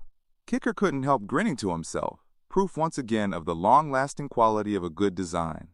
He knew that Azrael wouldn't be able to resist picking the thing up. Worse, he saw that the kid had actually taken his gloves off. Before Kicker could warn him, Azrael had the thing in his hand and had already discovered that he couldn't put it down again. "Well, don't touch anything," Lo warned him, and it was all Kicker could do to keep from laughing out loud at the alarmed look on Azrael's face. The kid glanced furtively over his shoulder to see if Lo had noticed that this bit of helpful advice had come 2 seconds too late. Lo hadn't. All his attention was on the find of the century. Azrael turned to Kicker and gave him a pained look while he tried to shake the mug loose. Chuckling silently, Kicker made a small, dismissive gesture to let him know that he wasn't going to rat him out to the professor, that Azrael possessed genius-level intellect. but was definitely not the sharpest knife in the drawer, and he knew it too, which was probably what made the kid so likable. Lo was saying something about getting the figure in the cryo unit back to the ship when a voice sounding extremely spooked interrupted him. Guys. Everyone turned to look at Sunara. He was standing over what seemed to be a pile of junk next to the far wall. There's another body over here. Kicker held his light out at arm's length to the left while bracing his weapon against his right side, ready to fire one-handed if he had to. He jerked his head at the others, trying to order them back, but no one paid any attention. Naturally. They were all dull knives in the drawer today, but at least there wasn't any real threat. There was indeed a body on the floor, and it was frozen as solidly as the one in the cryo unit. 2 corpuscles, with nothing on them to go, Kicker thought, as Cam knelt down to take another set of readings. Well, Cam? Lo said anxiously. She's perfectly preserved, Cam said after a moment. Kicker felt the small hairs on the back of his neck stand up. She? Cell crystallization is at 25%. 25%? Lo's mouth dropped open. Are you sure? Suggest extensive nanotech and Phase 1 cell reconstruction. KM went on, with what sounded like a casual air. Chances of resuscitation are 1 in 5. That's incredible, said Lo. Whoa now, Janessa said, pushing past the professor to crouch down next to KM. Are you saying we could bring her back to life? Precisely, KM replied, but she is deteriorating. Opening the door has compromised her hibernation. Okay, that's it. Lo grabbed his radio and called the shuttle pilot. Lou, get ready for dust-off. We have a priority evac. Copy that, came Lou's happy-go-lucky reply. En route in 5. Not 5, Lo barked at him. Now. Kicker gave a short, soundless laugh. If Lo had talked that way to any other pilot, he'd have gotten an earful of abuse in return, and if he'd failed to apologize, he might have found himself stranded and waiting for a charter to come out and pick him up, which he would have had to pay for out of his own pocket. In advance. It was the most expensive cab ride in human history, and usually just the threat of having to take it was enough to teach self-important academics good manners, although there were a few who'd had to learn the hard way. Spaceflight was always a matter of life or death, and if you wanted to survive it, you didn't interfere with the pilots who enforced this rule by making a point of being actively touchy. Except for Lou, who for some reason was easygoing and friendly under most circumstances, given his good nature, Kicker wasn't sure how Lou had managed to become a pilot at all, much less make a living at it. It really made him wonder what other pilots thought of this anomaly in their ranks. It also made him wonder about Lou himself. If he didn't get mad, then what did he do? One of these days, he'd have to get Lou drunk and ask him. He knew from experience that the only way to get a straight answer out of Lou about anything was to get him drunk first. He slung his weapon and went over to where Janessa and Sunaran were prepping the body they hoped to resuscitate. As Janessa brushed away more of the frost, he saw the woman had sustained a very nasty stab wound in her midsection. Abdominal wounds were always nasty, but whoever had done this had pulled the blade out again immediately, guaranteeing that she would bleed to death, spending every moment until she lost consciousness in pure agony. Except she had been caught the freezing process before she could die from her injury. Kicker hoped she had gone under quickly. A loud thunk behind him made him jump, and he turned around just in time to see Azriel trying to dislodge the coffee mug, still stuck to his hand, by hitting it against the open doorway of the cryo unit. It came off on the second try, but unfortunately, the kid also managed to dislodge an enormous chunk of ice from the ceiling of the cryo unit. It fell right at his feet and exploded like a fragmentation grenade made of glass, sending razor-edged shards in all directions. They could all thank Christ it had been so cold in here that none of them had taken off their coats, Kicker thought as he shielded his face. Usually, they whined endlessly about how they were roasting to death whenever he insisted they not remove their protective gear. Maybe if he pointed out that anyone without a coat would look like a mortally wounded porcupine right now, they would stop giving him such a hard time. Israel backed away as pieces of ice began dropping down from the ceiling one after another in bulky, irregular chunks.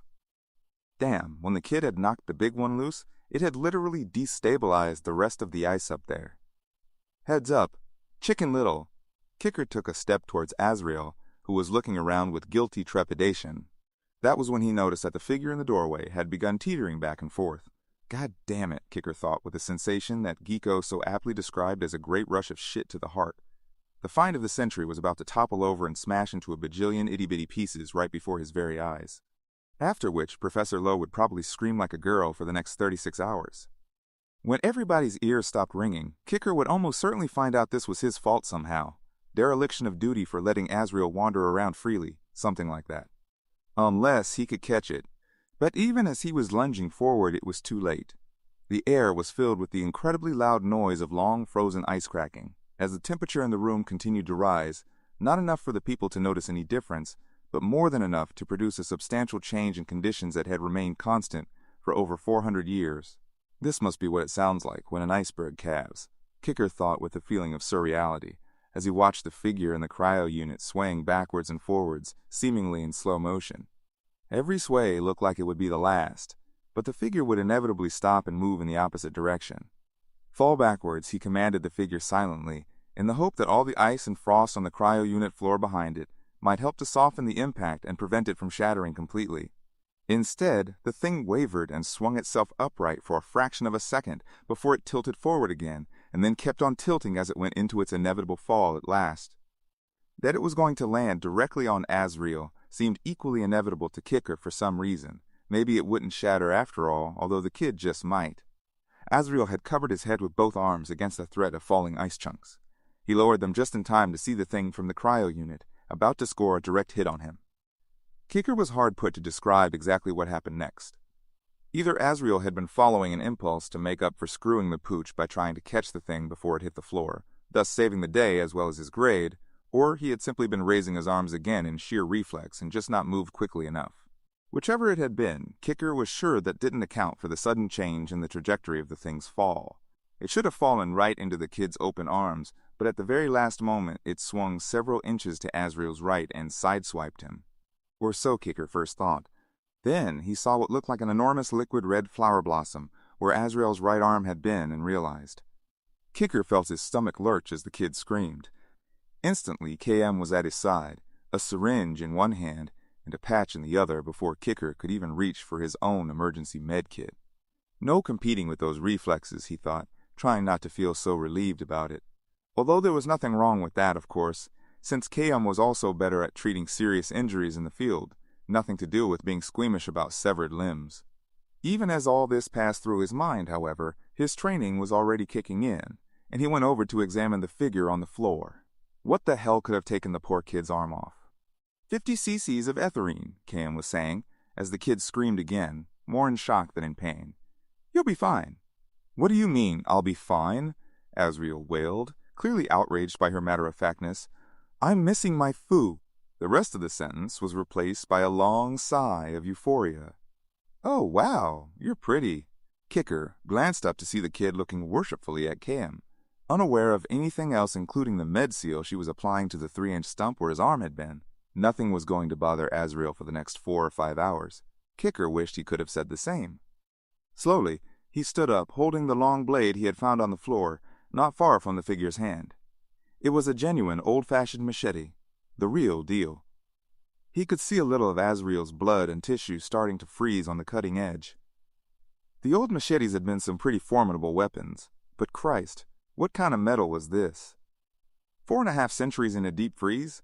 And 2 minutes after it came out, it could slice clear through an environmental protective suit and take a man's arm clean off, instead of shattering like crystal? And while he was asking questions, what was all the rest of that stuff staining the blade? The hairs on the back of his neck stood up again, this time sending chills all the way down his spine in a series of waves. Abruptly, Lowe plucked the thing out of his hands with the fussy, possessive air of a man who felt a sudden need to remind everyone that he was in charge. All right, everybody, let's get a move on here. I don't want anybody else getting hurt, he said. He turned to Azrael, who sagged ecstatically against KM, and added, in the future, try not to destroy the 400-year-old artifacts. Israel raised his remaining hand and wiggled the fingers clumsily without taking his adoring gaze from KM's face. Lowe made an annoyed face and motioned at the kid's arm, still lying on the floor. Kicker picked it up and handed it to Janessa, not only because she was closest to him, but also just to see her reaction. She shoved it back at him with a revolted noise and went back to helping Sunaran with the other body. Resigned, Kicker tucked the kid's arm into his belt, noticing Lowe had done the same thing with the machete. He didn't much like the idea of Lo carrying that thing around, and he knew the professor wasn't about to let him carry it for him, no matter how dangerous it was. Not that he wanted to carry it. Nor did he want anyone else to carry it either, he realized. Not even KM. Suddenly, he found himself wishing more than anything that he had never picked the thing up at all, that instead he had kicked it away to some far corner where it would have lain undiscovered till the sun went nova, or the heat death of the universe, whichever came first. A blade like that was too dangerous, even just lying on a shelf. Nobody needed a weapon like that, least of all a college professor like Lo, who was now standing in the middle of the room with a grin even bigger than Azrael's on his face. "We're gonna make history here, people," he announced. True enough, Kicker thought, seeing as how the figure on the floor hadn't shattered after all. Maybe slicing through Azrael's arm had slowed its fall just enough to prevent any serious damage. Or maybe it was down to nothing more than dumb luck. Either way, it was in one piece, which was more than they could say for Azrael. Chapter 4. Had Rowan LaFontaine been conscious as they reached the surface and carried her to the landing area where the shuttle waited in pre-launch mode, she might have thought that she was already on another planet. The environment here bore no resemblance at all to the wooded campground that had once been known as Crystal Lake. There had been no trees here for over 3 centuries. The lake, too, was long gone, as was the topsoil, leaving a barren, desolate terrain continually scoured by the unceasing dust storms that blew at hurricane force. Possibly due to the centuries-long absence of human industry, the air was breathable, but only just, and only for very short periods of time provided you didn't venture out into the open without a good filter over your nose and mouth. Otherwise, you'd find yourself with a double lungful of silicate. But at least it wasn't hard to find a place to land a shuttle, especially for a pilot as skilled as Lou Goddard. Legend had it that he had once touched down on a rock formation only a few inches wider around than his ship, solely for the sake of impressing a woman passenger he was interested in. Anyone who had ever met Lou found the story completely credible, especially the women, in spite of the fact that no one had ever managed to track down the particular woman who had inspired that particular neat trick. Lou himself wasn't talking, something which both thickened the plot and actually made it even more believable.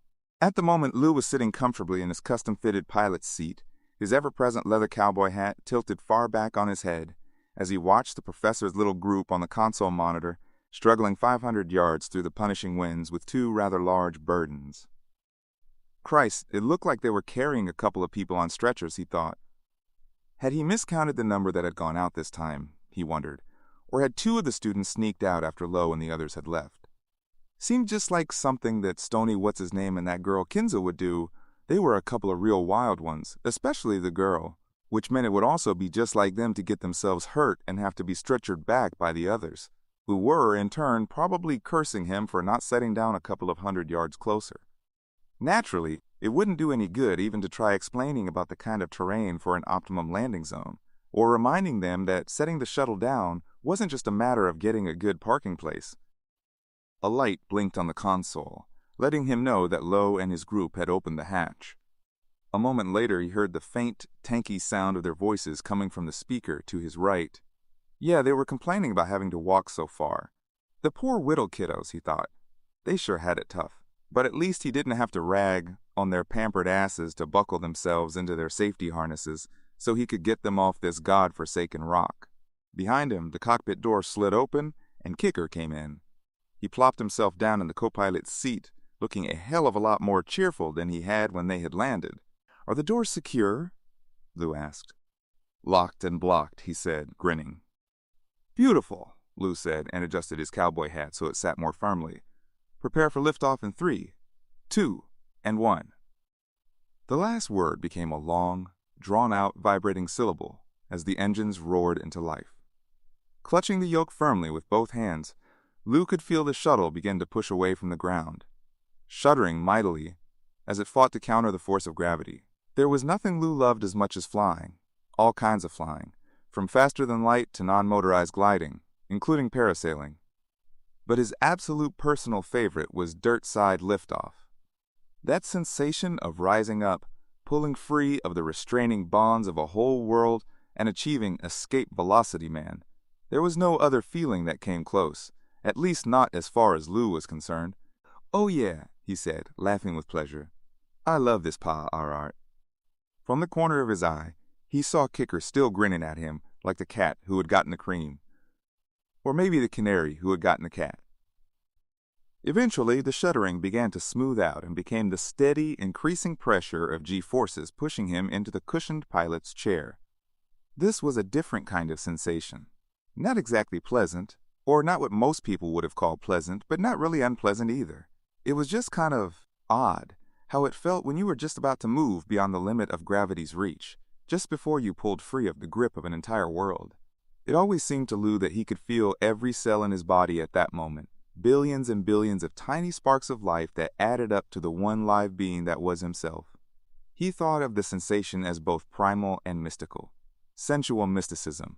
For Lou, this was what being a pilot was all about, which really made him wonder why the hell so many of his fellow pilots were always so damned grouchy, like they were wearing sandpaper underwear or something. Through the cockpit windshield, he could see the color of the sky darken dramatically. He took a slow, effortful breath. Just as his lungs reached capacity, a multitude of tiny points of light popped into existence at the same moment. He felt the earth let go of him. There was a surge of intense vertigo that was gone almost as soon as it registered on him. There were 3 seconds of weightlessness before the shuttle's own field activated. Lou felt another surge of vertigo, followed by a throb from his sinuses. Damn dust. It blew around so hard down there that it always got into the shuttle somehow, double and triple seals notwithstanding. He popped a decongestant as he steered the shuttle through the junkyard orbiting the planet, and then one kicked the course he had laid in over to the autopilot. "So," he said to Kicker, pushing his hat back slightly, "what did you find down there?" Kicker chuckled. "Oh man, you won't believe it. Call the Grendel. Get the Sarge on the horn, will ya?" "That good, huh?" said Lou, reaching for the comm switch. "Oh yeah," Kicker said, his grin broadening. Definitely the canary that got the cat, Lou decided. He just hoped there was enough left of the cat for all the rest of the canaries on this trip, himself included. Sergeant Elijah Gulliver Brodsky surveyed his team of ex-grunts hard at work on the various keep-busy assignments he had given them in the cargo bay, and considered what he could have them do next to keep them all occupied and out of trouble when they had finished up here. He was running seriously short on keep-busy bullshit, and the team was getting restless. Even more to the point, they were on to him with the keep-busy bullshit. He had no illusions about that, and never had. These weren't grunts, after all. They were ex-grunts. Intelligence in the 99th percentile of the 99th percentile. Physical abilities developed and honed in training and in combat to a level that exceeded all previous notions of what was humanly possible. There was no slipping anything past a bunch like this, even if you had the kind of chops good enough not only to put you in command, but keep you there as well. Brodsky had studied the matter of command very carefully, almost from the moment he had been offered the military option. He had been all of 8 years old at the time, already 2 years into the advanced educational track when the soldiers had come calling, straight to his family, bypassing the usual visit with his teachers at school. His family, a multi-generational collective that would have seen the antithesis of all things military, had been astounded to find that the quiet young scholar in their midst had as much physical potential as intellectual, and downright flabbergasted when he asked that he be allowed to accept. The family had been quite sharply divided over the matter, but fortunately for Brodsky, his parents had acceded to his wishes without offering any serious resistance, although they had grilled him thoroughly for several hours first. Well, their version of grilling, which meant they took him on a day-long excursion to Martha's new vineyard, just off the northern Gulf Peninsula, for a lot of quiet, uninterrupted discussion while riding ferry boats. Neither of his parents would have been suited for anything even vaguely resembling a military lifestyle, and couldn't understand why their son would even want to try it. But they had let him go anyway, and for Brodsky it had not been leaving home but going home. None of the ex-grunts under his command had been that young when they had signed up, and he suspected that was a good part of what gave him the edge. Not all of them were lifers either. Sven and Briggs had both announced their intentions not to re-enlist after their respective hitches were up. Sven said he was going into interplanetary banking, of all things, but Briggs seemed to have no definite plans. Brodsky suspected she would end up back in the Corps for lack of anything she liked better, thus discovering that she was really a lifer after all. But he kept his thoughts to himself, sharing them neither with Briggs or anyone else. If Briggs wanted his advice, she would ask for it. Otherwise, she wouldn't appreciate it, and Brodsky really couldn't blame her. Sven, on the other hand, was a different matter. Brodsky thought he might have been better off petitioning for early release, and he was strongly tempted to tell him. And not simply because the big golden-haired soldier was dogging Gecko again, instead of running a diagnostic on the microsatellite again. Brodsky wasn't averse to sexual tension among the team members. It kept them alert. But with just under a year left, Sven wasn't quite as focused as he had been. It wasn't enough to be noticeable to the rest of the team yet. He was still a good soldier, and Brodsky knew he could still rely on him. The guy was too intelligent and too well trained to make any seriously stupid mistakes. But Brodsky's own training enabled him to discern the first signs of restlessness in the man. In another month, he was going to start getting moody as well. According to Sven's psych profile, he was at the more emotional end of the mood spectrum, which in turn would make him a disruptive influence, despite everyone's best intentions. In Brodsky's opinion, it was better to let the guy go early, so he could take his exemplary record with him. Now, as he walked through the cargo bay, he decided he would take it up with Sven as soon as they got back to Solaris, rather than waiting till they made planetfall on Earth 2, as he had originally planned. Best to get it over with as quickly as possible, give him the option of transferring out before the team got another assignment. And, from the look of things with Gecko, that would be the best thing, not only for the team in general, but for her in particular. Gecko was the newest member, with them only 2 months and a very good fit right from the get-go. It would be far better for her to adjust if Sven went before she got any more attached to him. Then she would have to invest more of her energy in bonding with another new face than missing good old Sven after he left. Abruptly, a noise like a billion angry metal hornets scraping their stingers on a billion tin cans filled the air. Wincing, Brodsky turned to see Condor sharpening one of the 4 massive drill bits on the mole. Dr. Lowe had made a big deal out of requisitioning that fancy piece of archaeological equipment. They absolutely had to have it, they needed it, there was no point in going on the trip without it. The class was bound to make some sort of find, but how were they supposed to determine whether it was important or not if they couldn't even get it out of the ground? Naturally, Lowe had gotten his way.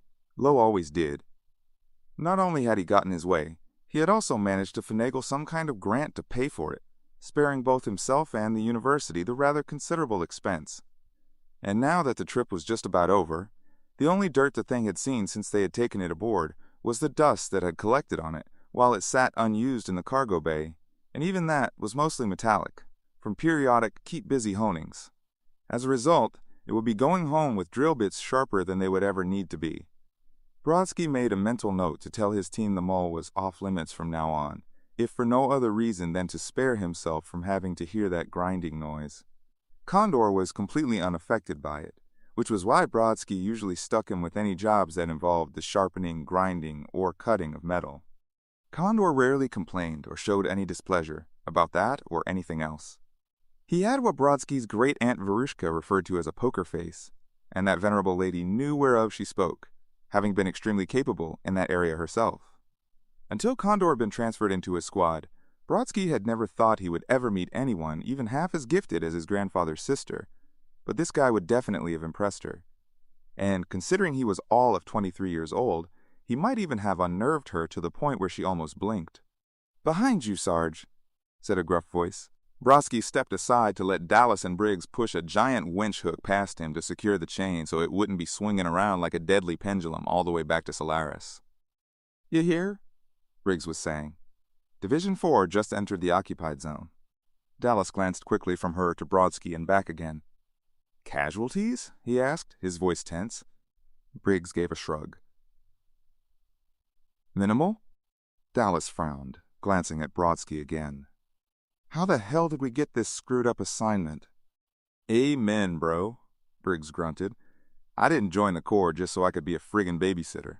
Brodsky glared at them, but the expression was purely perfunctory, and both Briggs and Dallas knew it. He couldn't blame them. Hell, he felt the same way himself a lot of the time. But he made it a standing order that they should keep their complaining to a minimum. No matter how justified it was, you couldn't let a team do too much of that shit. It was bad for morale. The communications link in his ear gave a short, gentle buzz. Brodsky tapped the receive button in the center of the earpiece, grateful to have an excuse to signal Condor to stop what he was doing. "Brodsky here." "Hey, Sarge," Kicker said, coming through on the general channel so the rest of the team could hear. He sounded more excited than any one of them had in months. "You're never going to believe this. We found a viable down there." "You what?" Brodsky felt his mouth drop open. Say again?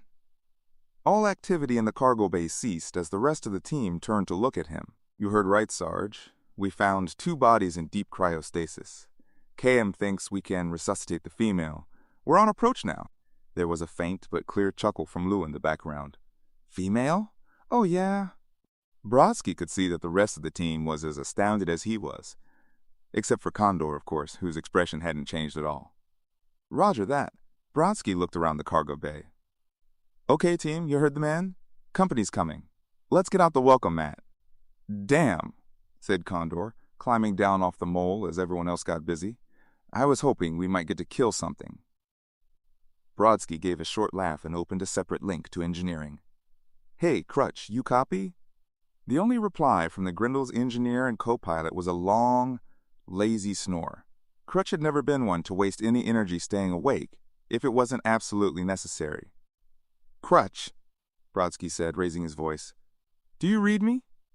Another snore. Crutch, goddammit, wake the hell up! The snore cut off sharply, and a hoarse, throaty voice said, What do you want? Brodsky smiled sourly to himself. They're on the way back from the surface, he said. Prepare for docking and power up the labs, will ya? Yeah, whatever, Crutch said, speaking through a yawn as he began stirring around. Brodsky decided he would leave the link to the shuttle open. It wasn't absolutely necessary, but he preferred to keep an ear on the shuttle's progress himself. He was responsible not only for his team, but for the security of every person aboard the Grendel, including the flight crew. Not that he was expecting anything to go wrong, especially with Lou at the shuttle's controls and Kicker riding shotgun. But if something did, he would hear it as soon as the guys in the cockpit did, which would give him extra time to react. Even few seconds could make a difference between survival and disaster. But all he heard now, as he got busy with the rest of his team, was Lou and Kicker yakking away as they proceeded with a routine docking maneuver. So what does she look like? Lou asked. Cute, Kicker told him, laughing a little. Oh yeah, Lou laughed with him. Cute and single, E.H.? That's right. Yeah. Lou's laughter turned slightly lascivious, and then trailed off to end in a wistful sigh. I'm so lonely. Lusting after a frozen female he hadn't even seen? Brodsky rolled his eyes. Lonely wasn't the word for it. The team was assembled at the shuttle bay, in plenty of time, to meet Professor Lowe's group. Lowe came in first and started to give orders, but Brodsky talked over him. Kicker, Briggs, you two take the girl. Dallas, Geeko, you got the big guy. We need to get her to the lab now, Lowe said, pointing to the female as she went past them on the stretcher. There was no frost on her anywhere that Brodsky could see, although her body was obviously still very stiff. They were going to have to work fast in the lab. If she thawed out much more, she would definitely spoil. Can you really bring her back? Brodsky asked.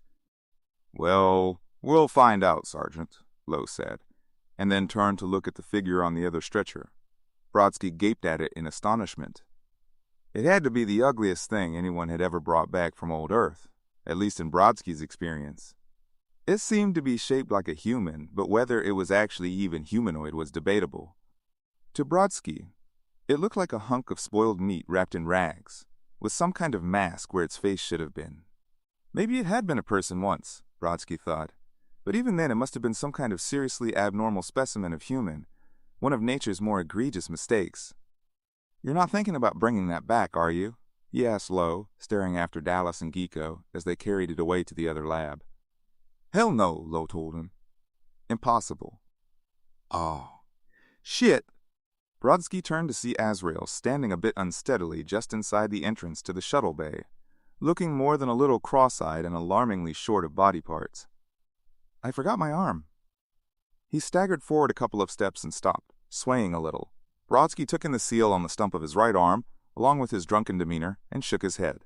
To his knowledge, no one had ever lost a limb on a college field trip. Leave it to Azrael to be the one who managed it. Abruptly, Janessa came in behind him with the wayward arm. Here it is. She shoved it at him and kept going, adding, Dumbass. Azrael either didn't hear her or didn't care. He held his detached limb with the palm of the hand in front of his face, and then shook it slightly so that the limp fingers seemed to wave hello to him. Hi, hand, he said, and giggled. Maybe he ought to throw the kid over his shoulder and carry him to first aid, Brodsky thought. But then KM was beside him, and they were all heading down the corridor to the main area of the ship. Any idea how long the woman's been down? Brodsky asked. 4.5 to 5 centuries, said KM. Damn. Brodsky revised his estimate of how likely it was that she would actually live downward. No one had ever come up after being down longer than 300 and change. This'll be one hell of a wake-up call. If it works, he added silently, I'm bitchy as hell when I wake up. Janessa said to no one in particular, and the universe in general. Really, said Sunaran as he passed her quickly and trotted to catch up with Brodsky and KM. Did you just wake up? Before she could answer, he turned to KM and said, Once we're in the clear, I'd like to check your circuits. Oh, I just bet you would, Janessa put in, pushing between them and going on ahead. It's not like that, Sunaran called after her testily. Here we go. Brodsky suppressed the urge to knock their heads together. They were always taking shots at each other. Neither one could bear to let an opening go by. Brodsky wished they would just go to her room, or his, and get it over with, and he was pretty sure that the only reason they hadn't already done so was walking beside him.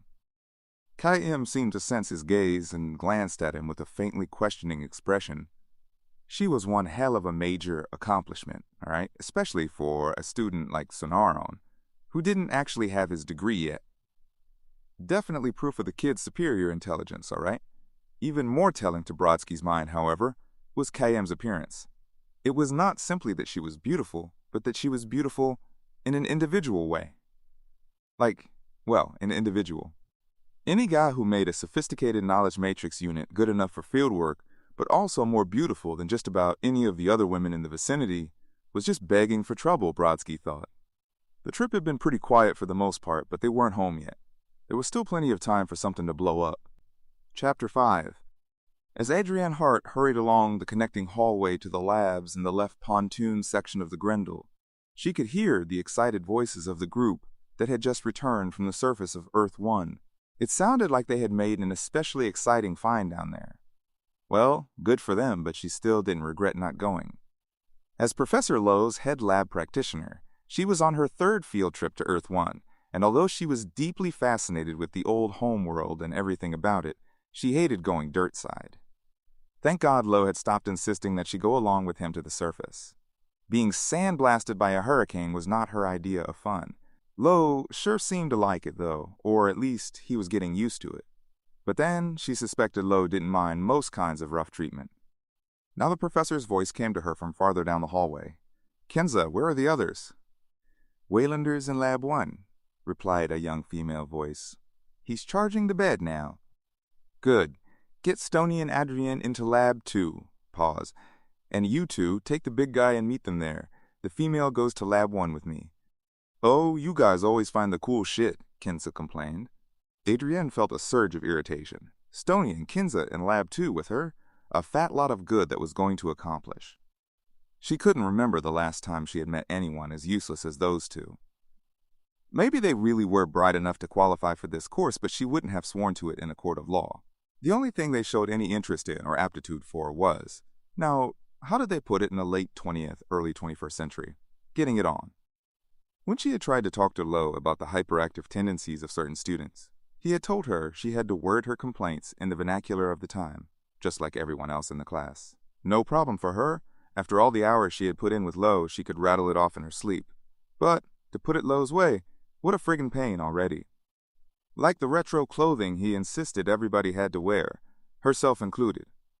She glanced down at her bare midriff and wondered, not for the first time, if every woman in the early 21st century really ran around with her belly button on display. Knowing Lowe, she had her suspicions. Oh my God, she heard Azrael wail shakily. My arm's not on my body. Adrienne frowned and slowed her pace very slightly. Azrael's arm was not on his body? She had no idea how that could have come about, and she didn't want to, nor did she particularly want to see the situation, she thought, and slowed down a little more, listening to Lowe tell Sunaran to take him to the smaller repair bed in Lab 1 to get him fixed up. Azrael's wails began to fade as Sunaran took him away, and Adrienne quickened her pace again.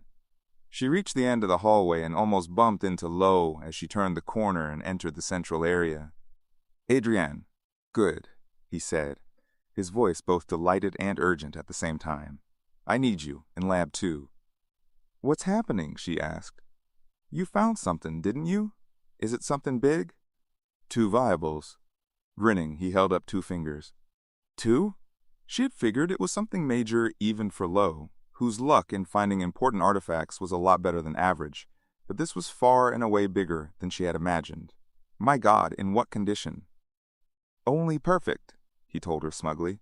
We're about to attempt reanimation on one of them. Unbelievable, she said, unable to suppress her excitement.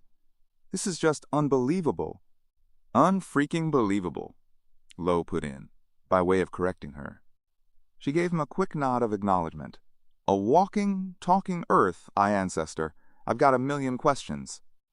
I know, Lo told her, but you'll have to save them for later. Right now, I need you to complete a full endothelic structural scan on the large body. I'm on it, she said. Not a problem. Great, take point on this one for me, he said as he started towards Lab 1 and then stopped, and use Kinza and Stoney. Andrienne made a pained face. But they're only second year, she protested. They'll slow me up. Just lead them through it step by step, said Lo. But just take them through it, he said, talking over her firmly. Log them in properly and place them in stasis. I'll check back with you and go over your findings. He rushed off towards the lab. Right, Adrienne said, looking after him. My as Jaws? R, R, R, R, R, R, R, R, R, R, R, R, R, R. Asriel's wail echoed faintly through the ship. Your arm in my ass, Adrienne muttered under her breath and headed for Lab 2.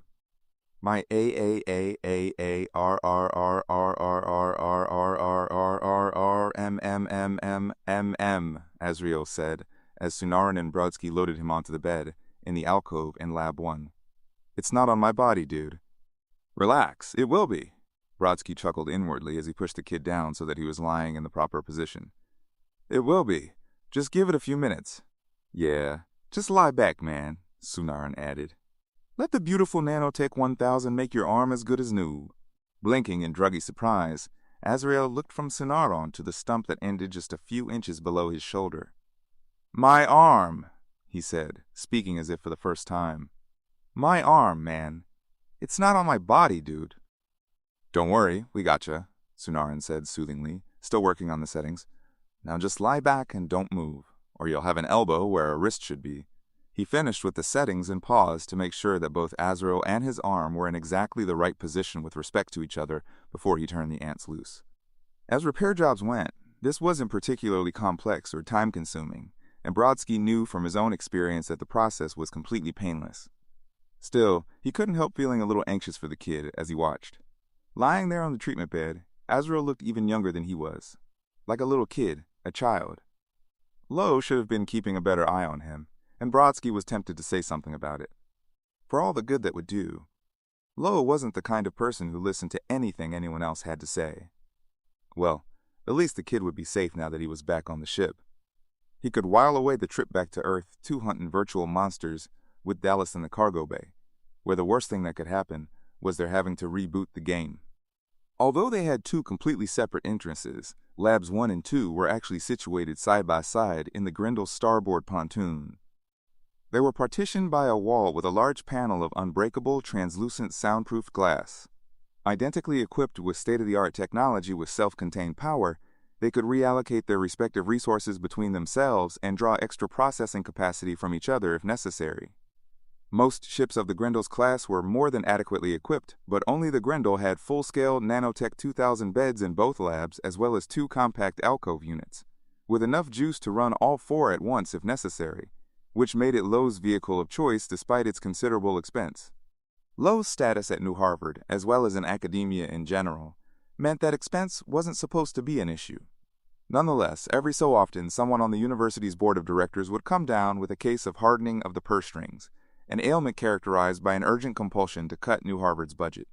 Lo wouldn't have even noticed, much less cared. Except for the fact that he was always the first one the afflicted wanted to challenge, there were actually other courses in the New Harvard curriculum that were even more expensive. But only Lo's was open to undergraduates as well as students in advanced degree programs. In terms of undergraduate study, It was the priciest course by far, which was just the sort of thing that caused extreme distress to administrators in the grip of cut-the-budget fever. Being challenged didn't worry Lo in the slightest. To date, he was undefeated. All he had to do was go to a board meeting and show a few hollows from field trips, maybe hand out copies of some grad student's testimonial, and that was pretty much the end of the matter. Till next time, anyway. Once he had flown in a former student who had become a sensation in the more rarefied area of academia after developing some kind of method or technique called temporal interpolation. Lo actually had no idea what that was, but all the big brains were excited by it, not to mention all the little brains trying to pass themselves off as big brains. And the student claimed that studying with Lo had been what had inspired her to explore the whatever it was in the first place. That had been an exceptionally definitive victory for Lo, although afterwards, one of the board members had taken him aside and asked him, very politely, not to show off to such an extent in the future. Magnanimous in victory, Lo had promised he wouldn't. What a shame he was going to break that promise, he thought, as he watched Waylander, Kayam, and Janessa moving around the still form of the woman on the table. He really had meant to keep it, but hell, this was the find of the century. What was he supposed to do? Leave two cryo-subjects to rot just because they were more exciting and important than anything else discovered on Earth One thus far? He moved closer to the table where the woman lay. "Where are we?" he asked Waylander a little tensely. Waylander checked the console in front of him. "Board's all green. The N2's warm and ready, teach." He held up one hand in an OK sign. Lo nodded at him approvingly. At the moment, he couldn't have cared less whether they kept to the historic period or not. "Good. Cain, you begin stabilizing any cellular fractures." "Yes, Professor." She was already busy at the console, directly opposite Waylander, her fingers dancing over the keyboard too fast for the eye to follow. "Janessa?" Lo looked around and saw she was standing at the head of the bed. "Give me a full scan. Glycerol levels, cerebral perfusion saturation, the works." She wrinkled her nose. The only science Janessa had any interest in at all was biology, and only on a very elementary level, but she obediently turned to the control panel. "I live to serve, Professor." Lo smiled inwardly. There was a great deal of truth to that statement. "Okay then, let's see just what we're dealing with here." "Thaw rate has accelerated," Janessa told him, her tone brisk and businesslike now. "Decrystallization of the membranes is now at 32% and rising." "Good," said Lo. "Now, someone get those clothes off her." "I got it," Waylander said quickly, moving from his console to the treatment bed. "I got it," Janessa said, grabbing the surgical scissors as Waylander started to reach for them. "Honestly, you'd think you'd never seen a woman before." Waylander blinked at her, mildly offended. "Not a 400-year-old naked one." "Uh-huh," Janessa said, busy with the scissors. "And the difference would be—" "Waylander," Lo snapped impatiently, "where are her diffusion barriers?" 17 and stable, Waylander told him, a hint of contrition in his voice. He was a good guy and a bright student, but sometimes getting him to concentrate was a chore and a half. Of course, Janessa didn't help. She had changed from her environmental suit into one of her usual sex queen outfits, and the blouse she was wearing was, well, she was barely wearing it. It didn't leave much to the imagination. Lo was having some trouble concentrating himself. Janessa finished cutting the female's clothing off and then, as if she had caught the flavor of his thoughts, glanced over at him with a small, enigmatic smile. "And she's clear," she said to no one in particular, and covered the still form with the thermal blanket. "Okay," Lo said. "What next?" "Finish removing the vitrified extracellular solution?" Waylander guessed. Lo made a face. He hated it when they guessed, especially when they guessed wrong. That will happen spontaneously. "Introduce metabolic inhibitors into the cytoplasm," Sunaran called over from behind him. "Very good," Lo told him. "I knew that," said Janessa. "I knew it too," Kayam added. Somewhat surprised, Lo turned to look at her and saw that she had actually addressed this remark to Sunaran. Damn. This was one of the best knowledge matrix units he had ever seen, but if he hadn't known better, he would have thought it was in the process of developing a feedback loop that was showing up as a simulated emotional attachment to her programmer. Its programmer. "Yeah, okay," Lo said. "I want everybody to stay positive and keep alert." He glanced back at the alcove where Sunaran and Brodsky were hovering around Azrael. "And how is he doing?" "Just a couple more adjustments," said Brodsky, checking one of the overhead readouts, "and he'll be back in business." "Good," Lowe said.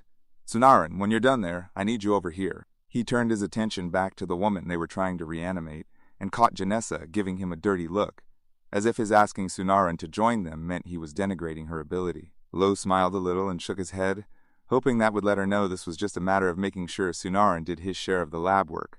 But she stuck her lower lip out at him and turned away, refusing to be placated. No doubt he was going to have to work something out with her in a private teacher consultation, which was just fine him. Brodsky watched as the lines of force that served to indicate the progress and location of the nanomechanisms everyone referred to as quote, ants began to from Azrael's arm and flow back into the receptacles on the edge of the bed. They had done a perfect job of reattaching the kid's severed limb, as usual. There was no visible sign of any injury at all, let alone an amputation. "Okay, son, you're damn near good as new," he said as he helped Azrael sit up. The kid looked at him with half-closed eyes and grinned. Good as new, but still high as a kite. He looked around dreamily and spotted the activity in the main part of the lab just as the woman's face appeared larger than life on the main monitor. "Hey," he said, "who's the grizzle grabber?" That's out-of-period slang," Sunaran said to him. The kid couldn't have cared less. "We brought her back from Earth." "No shit," said Azrael, standing now. Brodsky him as he swayed sharply to the left. "Can I have her?" Brodsky and Sunaran exchanged amused looks. "Absolutely," Sunaran replied. "All right." Azrael rubbed his newly reattached arm and flexed his fingers. He started to take a step, and Brodsky had to catch him again as he swayed hard to the right. "Whoa!" Still a little dizzy. "Just take it easy," Brodsky said, helping him steady himself. Holding on to him, Azrael moved his shaggy head slowly from side to side in an effort to clear it, whacking Brodsky with the clutch of 3-foot dreadlocks he insisted was absolutely authentic for students his age in the early 21st century. "Yeah, okay," Azrael said, sounding a little more alert. But only a little. Brodsky could see that his pupils were still quite dilated.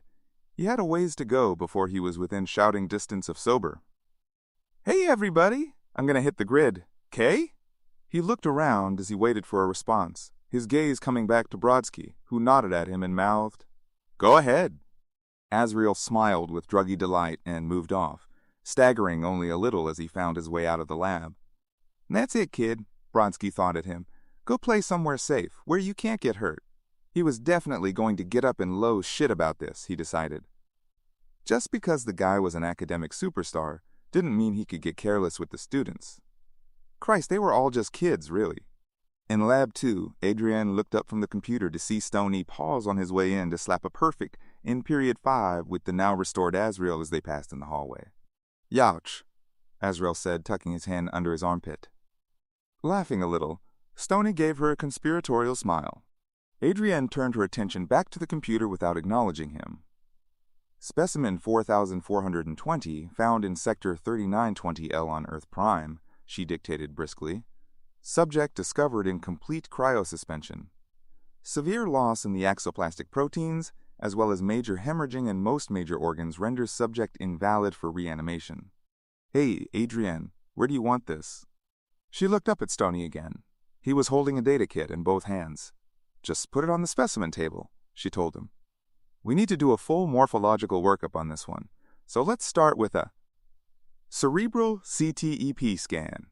Kinza finished for her, goosing Stoney as he passed without missing a beat. "What?" she added, seeing the mildly surprised expression on Adrienne's face. "I read the same med files you do," Stoney said with lascivious approval. He put down the data kit and slipped both arms around Kinza. "Smart and sexy." "Initiating scan," Adrienne said, not bothering to hide her irritation. There they went, as usual. Those two couldn't seem to go 2 minutes without crawling all over each other. 2 minutes, more like 2 seconds. This was a pretty randy group anyway, but Kinza and Stoney were the worst. They just wouldn't quit. The large monitor above the table lit up with a graphic of the specimen, which went from 2D to 3D as information from the scan started coming in. Weight 309.7 microns, Adrienne noted, impressed. "Big sucker," Stoney said, also impressed. I bet he's hung like a mammoth, Kinza added. Adrienne rolled her eyes. What a brilliant scientific observation. If male genitalia ever became the accepted laboratory standard of measure, she'd have Kinza to thank for it. There's been massive cerebral diminution, Adrienne went on, over the unmistakable sounds of two people groping each other behind her back. A great deal more than would be expected in a... Kinza squealed faintly. The sound hit Adrienne like fingernails on an antique slate, and she turned around.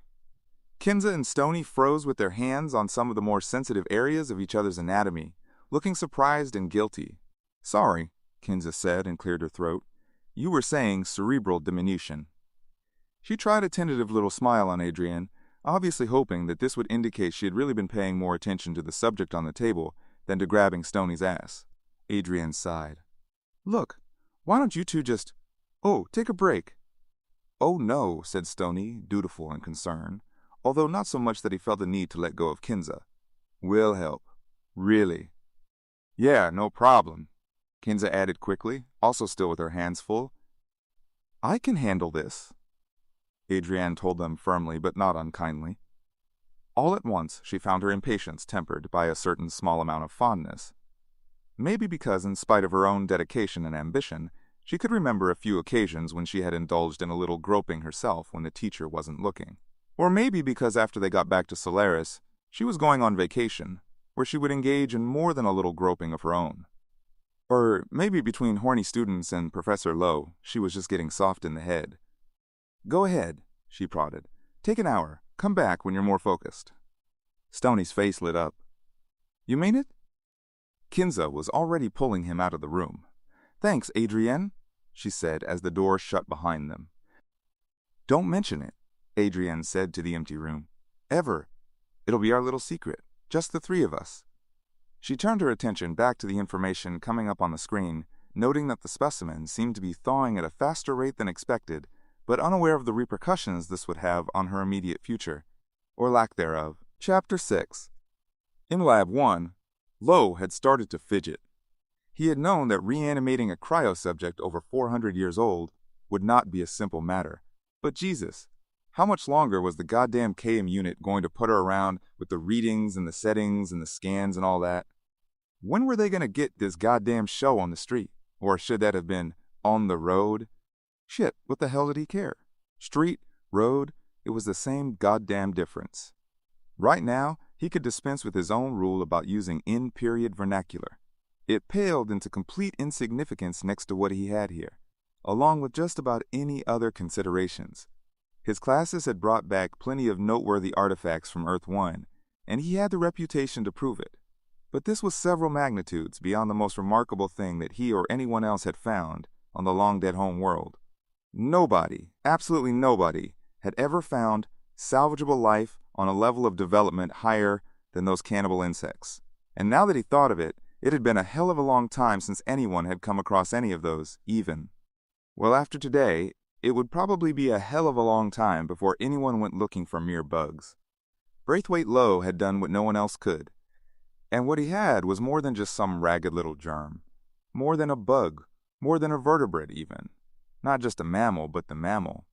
Ladies and gentlemen, Professor Braithwaite Lowe, heir to Columbus, Einstein, Hawking, and anybody else worth a damn, brings you the discovery of the century. From beneath the wasteland of Earth 1, a genuine Privac human being. No one was going to let that claim go unchallenged, of course, so the first thing he had to do was line up all the documentation. Get the whole class on record as well as the flight crew and the ex-grunts.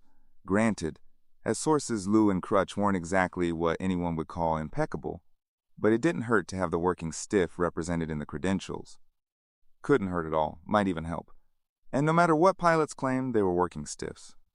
Of course, something like this meant the whole universe were just working stiffs compared to the great Braithwaite Lowe, the only man who had ever recovered human life from Earth 1. And if Khaim fucked up the reanimation, he was going to rip her limb from limb and stuff the pieces up Sunarin's genius ass. Sideways. Professor, said Adrienne's voice from a nearby speaker, making him jump slightly. The specimen's cerebrum has shrunk so much that the remaining proteins make identification of the individual nerve fibers impossible.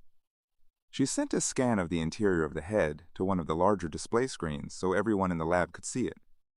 Amazing, Lo said, still more concerned with the woman. Well, just see what you can salvage from the optic cortex and then move on. My pleasure, Professor. But just take a look at the brain on this subject, will you? Wow, that is small, Lo said, thinking she sounded pretty cheerful. Cheerful and alone. He hadn't heard anyone talking or moving around in the background. She had probably waited all of 2 minutes before finding some way to get Stony and Kinsa out of her hair. Yeah, but how could he function with a brain that small? Sunaran said to no one in particular. Waylander manages, Janessa said sweetly. Oh, very funny, Waylander replied, looking down his nose at her with disdain. Abruptly, several alarms went off at once, accompanied by various flashing lights, making all of them jump except for KM, who continued working as if nothing were happening. What's wrong? Lo demanded.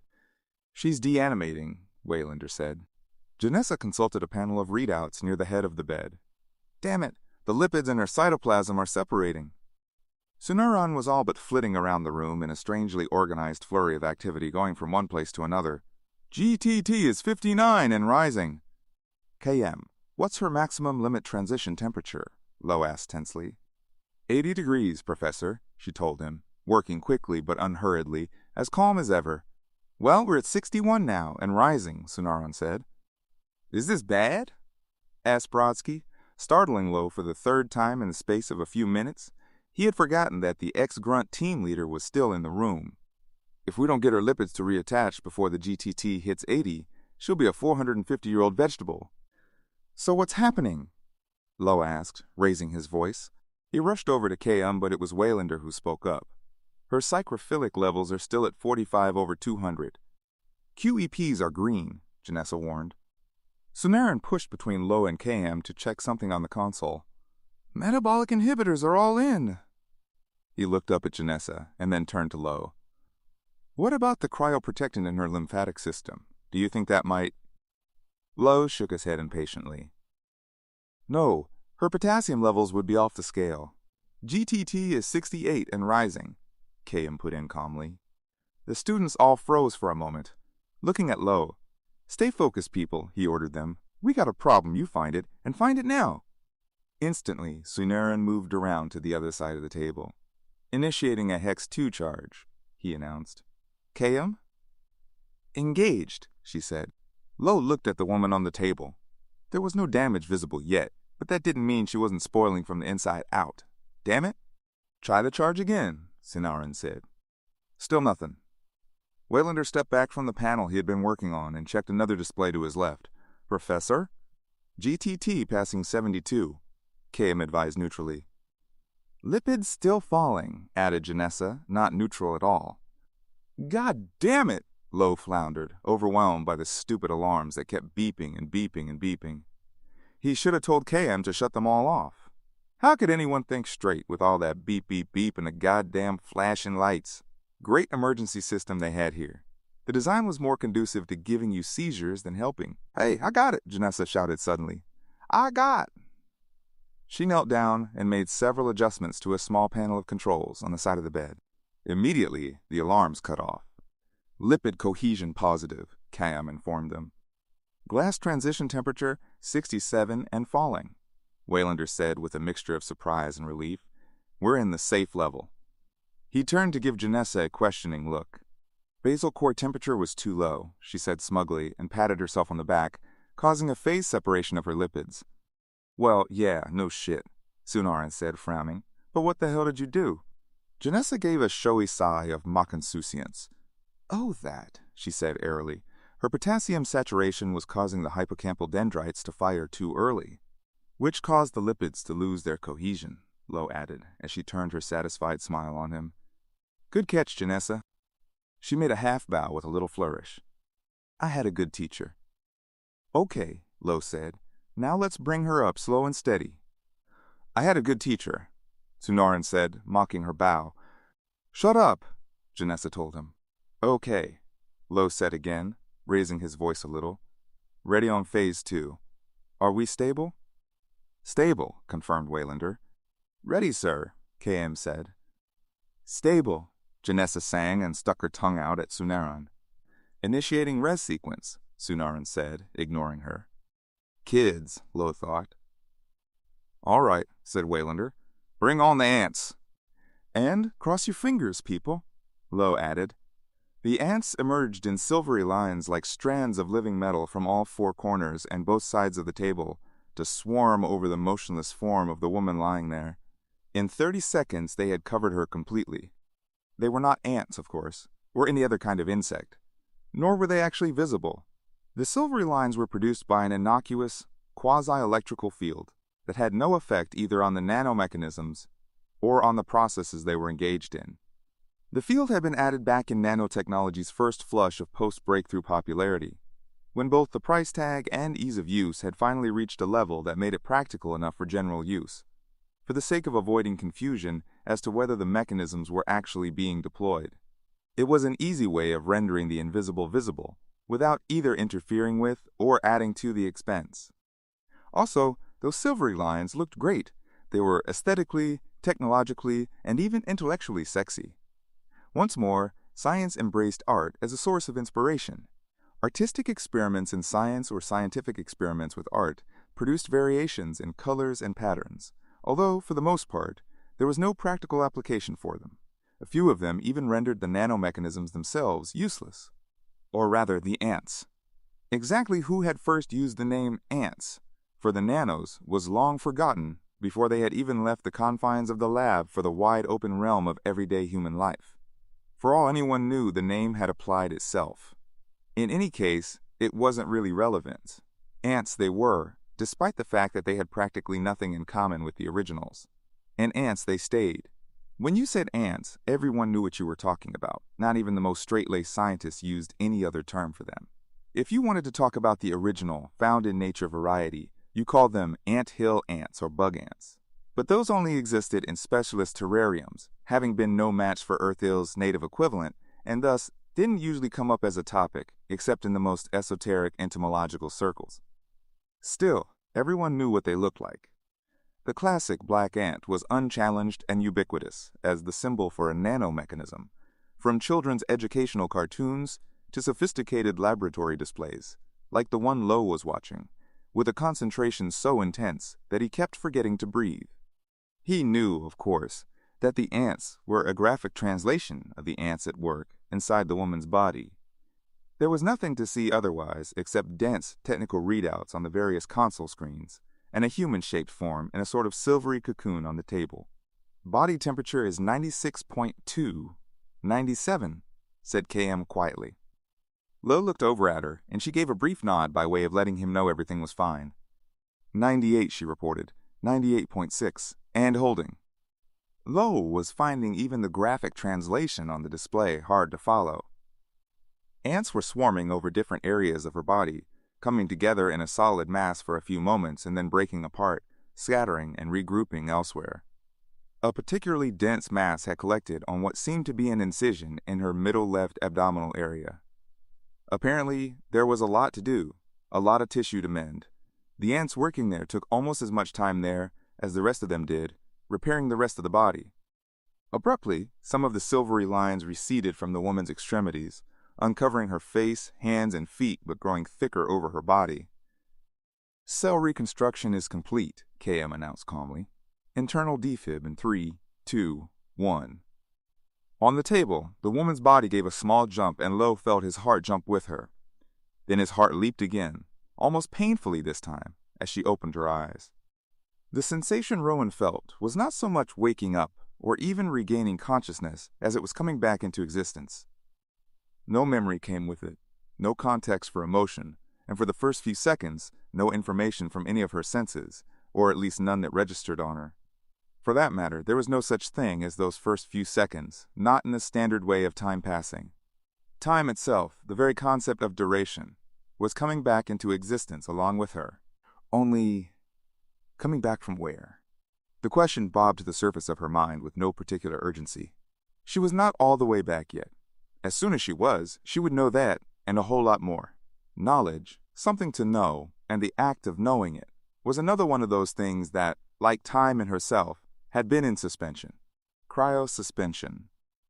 Immediately it was all there, complete and uncut, before her mind's eye. It was a mental movie not subject to the constraints of time or space, the former to keep everything from happening at once, and the latter to keep everything from happening to you, as famously noted in the Book of Claggis, so that she got it all immediately. The underground headquarters of the Crystal Lake Project, the long hours of demanding work to perfect the cryostasis process, despite the fact that their first subject was not exactly the epitome of fragile.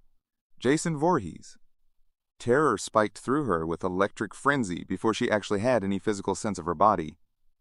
Oh, yeah, the memory might be complete and uncut, but she wasn't, not by a long shot. As hard as she had tried to make it otherwise, the hubris of Dr. Dickhead Wimmer had doomed them all. Because he refused to concede to her expertise, because he had refused to believe that anyone, let alone some unknown girl scientist, could possibly know better than the great and powerful Wimmer about anything, especially Jason Voorhees. No one could instruct the great and powerful Wimmer, not no way, not no how, no siree, not in this lifetime. Well, he had sure gotten his way on that one. When she had shut Jason in the cryo unit, she had thought her greatest regret, besides the loss of all those innocent soldiers' lives, would have been that the last thing Wimmer ever heard was not her voice saying, "I told you so." Changed her mind about that in a hurry, hadn't she? The force of Jason's bloodlust had given him the power for a last, homicidal gasp. One more for the road, so to speak. The long, icy road into deep, frozen darkness. As luck would have it, it had also been a toll road, and she had had to pay the freight. Unfortunately, the cost had been her life. But she remembered now that as her eyes had closed, she had felt as much relief as she had regret, because this meant it would be over. Jason Voorhees, though unkillable, was no longer unstoppable. That had been the good news that had made the bad news of her guts oozing slowly out of the stab wound in her stomach almost bearable. If it had been up to her, she would have lived through this. No two ways about it, dying sucked. But at least she hadn't died for nothing. Except cryo unit breach. Lockdown in progress. Except apparently she hadn't died after all. Well, if that don't beat all. Holy guacamole, get a load of that, will ya? Can you believe this? Ain't that the damnedest thing? Will wonders never cease? As she had disappeared into the cold darkness, she had been so sure that that had really been the end. Anyone still alive in the Crystal Lake facility would have run for the emergency exits without stopping even to count the corpses, much less check any of them for a pulse. After which the government, having reviewed the surveillance recordings as well as survivors' testimony, if any, would simply order the facility to be sealed up untouched and as is, with the idea that containing the danger was more important than removing the dead for traditional burial. Or so she would have thought, had she lived long enough to give the matter any consideration. The surveillance footage. When the advisory board for the Crystal Lake Project reviewed the surveillance footage, they must have seen what she had done and what had happened to her, and decided to recover her to see if she were viable. Cryo was still a relatively new technology, but if she had had the good luck to freeze before she had died of the stab wound, her chances of survival would have been reasonably high. And wonder of wonders, good luck had been with her. She had survived not only her wound, but the still iffy process of revival as well. She lived. Jason Voorhees had not been able to kill her. Maybe that meant she was unkillable now. Maybe in the act of passing his machete through the thick steel door into her stomach, Jason had in fact passed the torch, in a manner of speaking. And then again, maybe he hadn't. Maybe he was still viable himself, despite the fact that he was several hundred feet underground, frozen solid in a cryo unit cocooned in a layer of ice and frost several inches thick. Or maybe whoever had brought her out of her frozen tomb had not learned from Wimmer's fatal mistake and removed Jason as well, thinking they could do better. Her eyes fluttered open in panic. Light came crashing in on her, piercing her all the way through to the center of her brain, it seemed. She felt her head roll from one side to the other. She was lying flat on her back in a very bright room, or at least one that was a great deal brighter than the murky frozen place she had assumed would be her final resting place. A hospital? Or was she elsewhere in the Crystal Lake facility, like the infirmary? Oh God, she thought, panic rising with her level of alertness. What if they hadn't learned anything from Wimmer's incredible stupidity after all? What if they had simply restaffed and kept the Crystal Lake project going? No, she thought, squinting against the light in her eyes, trying to force them to adjust so she could see what madness she had woken up to. The blurry, watery shadows began to resolve themselves into more definite shapes. Rowan blinked the tears away fiercely, trying to find something she could actively look at. Or someone.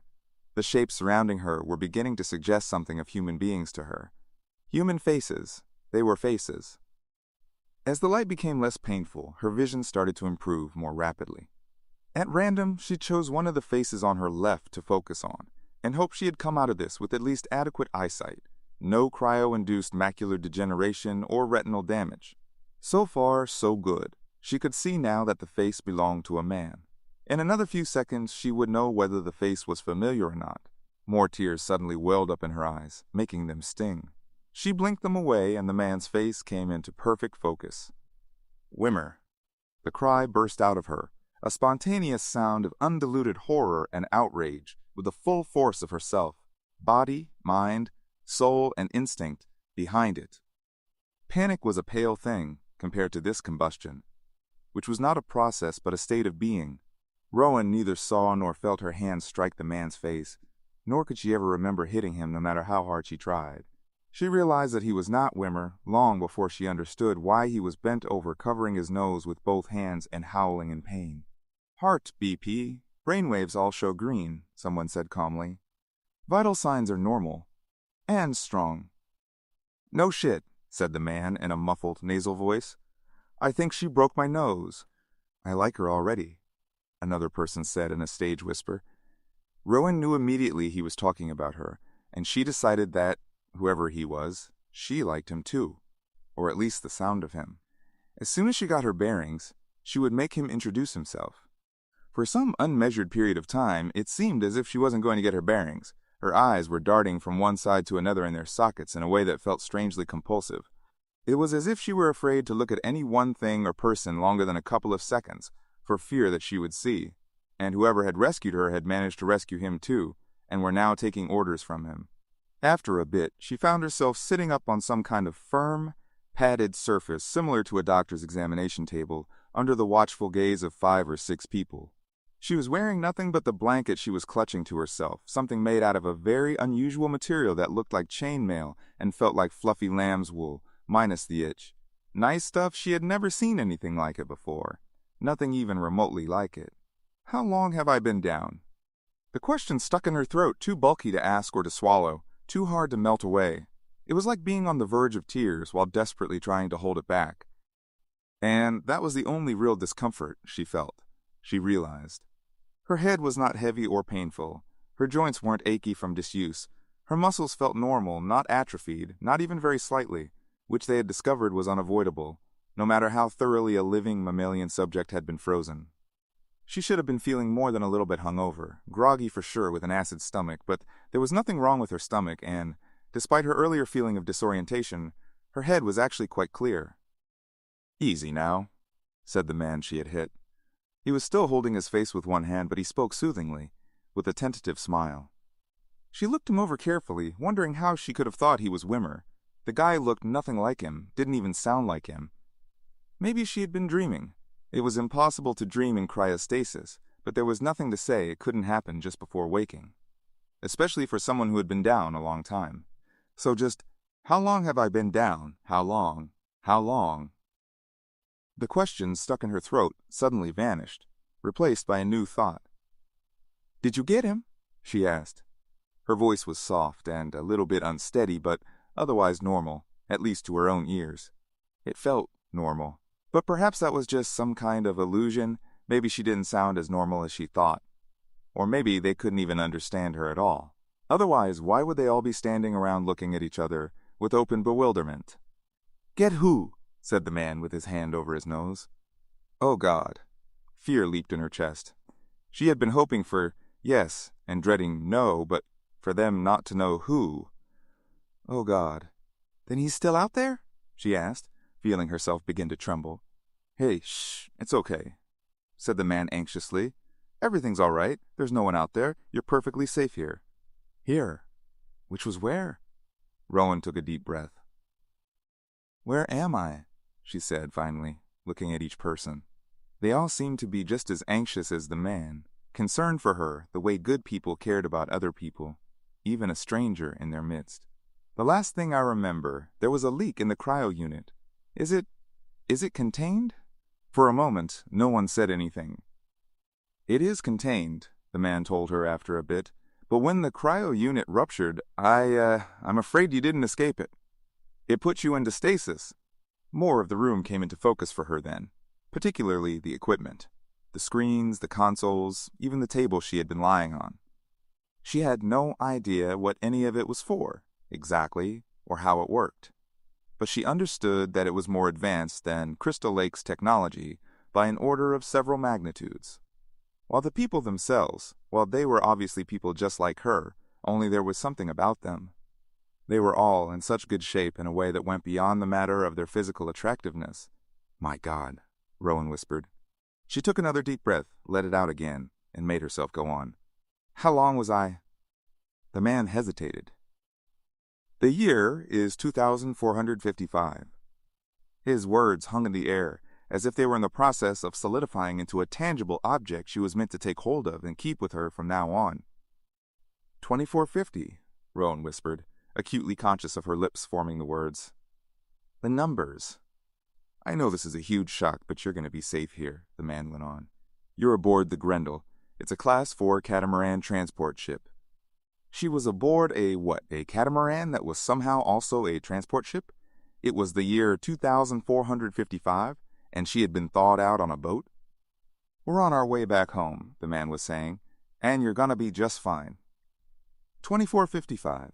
She tried to picture the numbers in her mind, imagining them as a digital readout, as typewriter print, as careful handwriting in fine blue ballpoint ink. In the year 2455... Nope, sorry, not that. Right idea, wrong date. Try again. That's over 400 years, Rowan said in a whisper. She must be in shock now. Who wouldn't be after finding out something like this? The man kept telling her she was going to be just fine. Over and over. Maybe because he was in shock, too. Who wouldn't be? "Over 400 years, she whispered, so softly now that she could barely hear herself. Chapter 7. While the Grendel was nowhere near the largest spacecraft in active service, either military or civilian, it was one of the largest ships in its class. The catamaran designation was a bow to the ancient sea-going vessel it resembled, even though the layout served a completely different purpose. Buoyancy and wind resistance had not been considerations, of course. Personnel and cargo were contained not on, but in the two pontoon-like structures connected to the central portion housing the bridge and engineering, along with private quarters for the pilot and co-pilot. The development of aerodynamic had been the triumph of heavier-than-air flight. The triumph of commercial heavier-than-air flight, however, had been the development of a technique for making big spaces small and small spaces big. Technologically advanced as the Grendel was compared to the most sophisticated astronautical craft from Rowan LaFontaine's long-dead heyday, the meticulous, not an inch-wasted layout and organization would have been instantly familiar to flight attendants from any era. A submarine crew from Earth, I would have been even more impressed.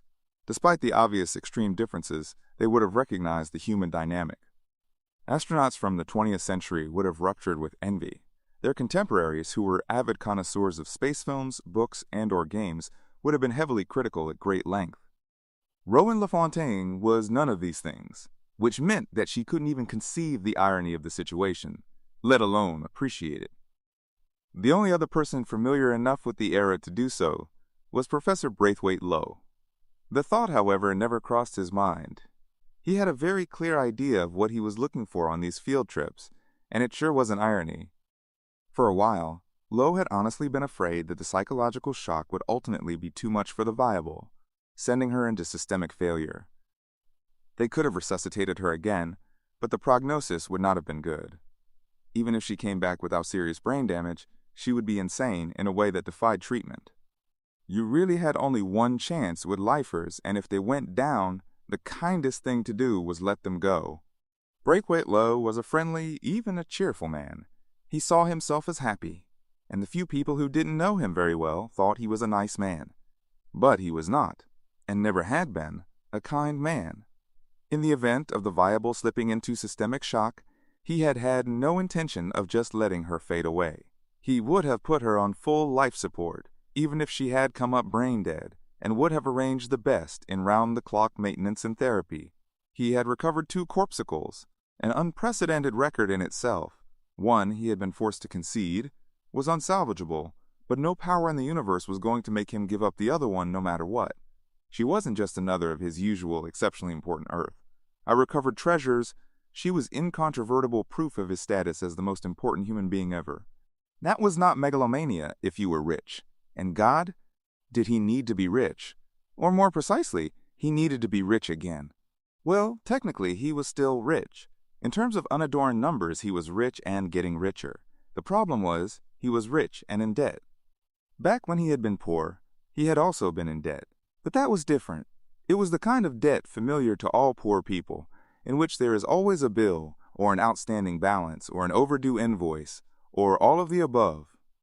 In that first, heady flush of celebrity and affluence, he had had the satisfaction of getting himself out of debt, and he had been so rich, it had seemed as if he would never have suffered the indignity of being in debt again. No more financial embarrassment for Braithwaite Lowe, not in this lifetime. He's sure of that. However, it wasn't long before he discovered he had simply been thinking small. If being poor and in debt had been a pain in the ass, it was nothing compared to being rich and in debt. Being rich and in debt was a whole different level of trouble. It was no longer a matter of worrying over the consequences of a poor credit rating or dodging bill collectors.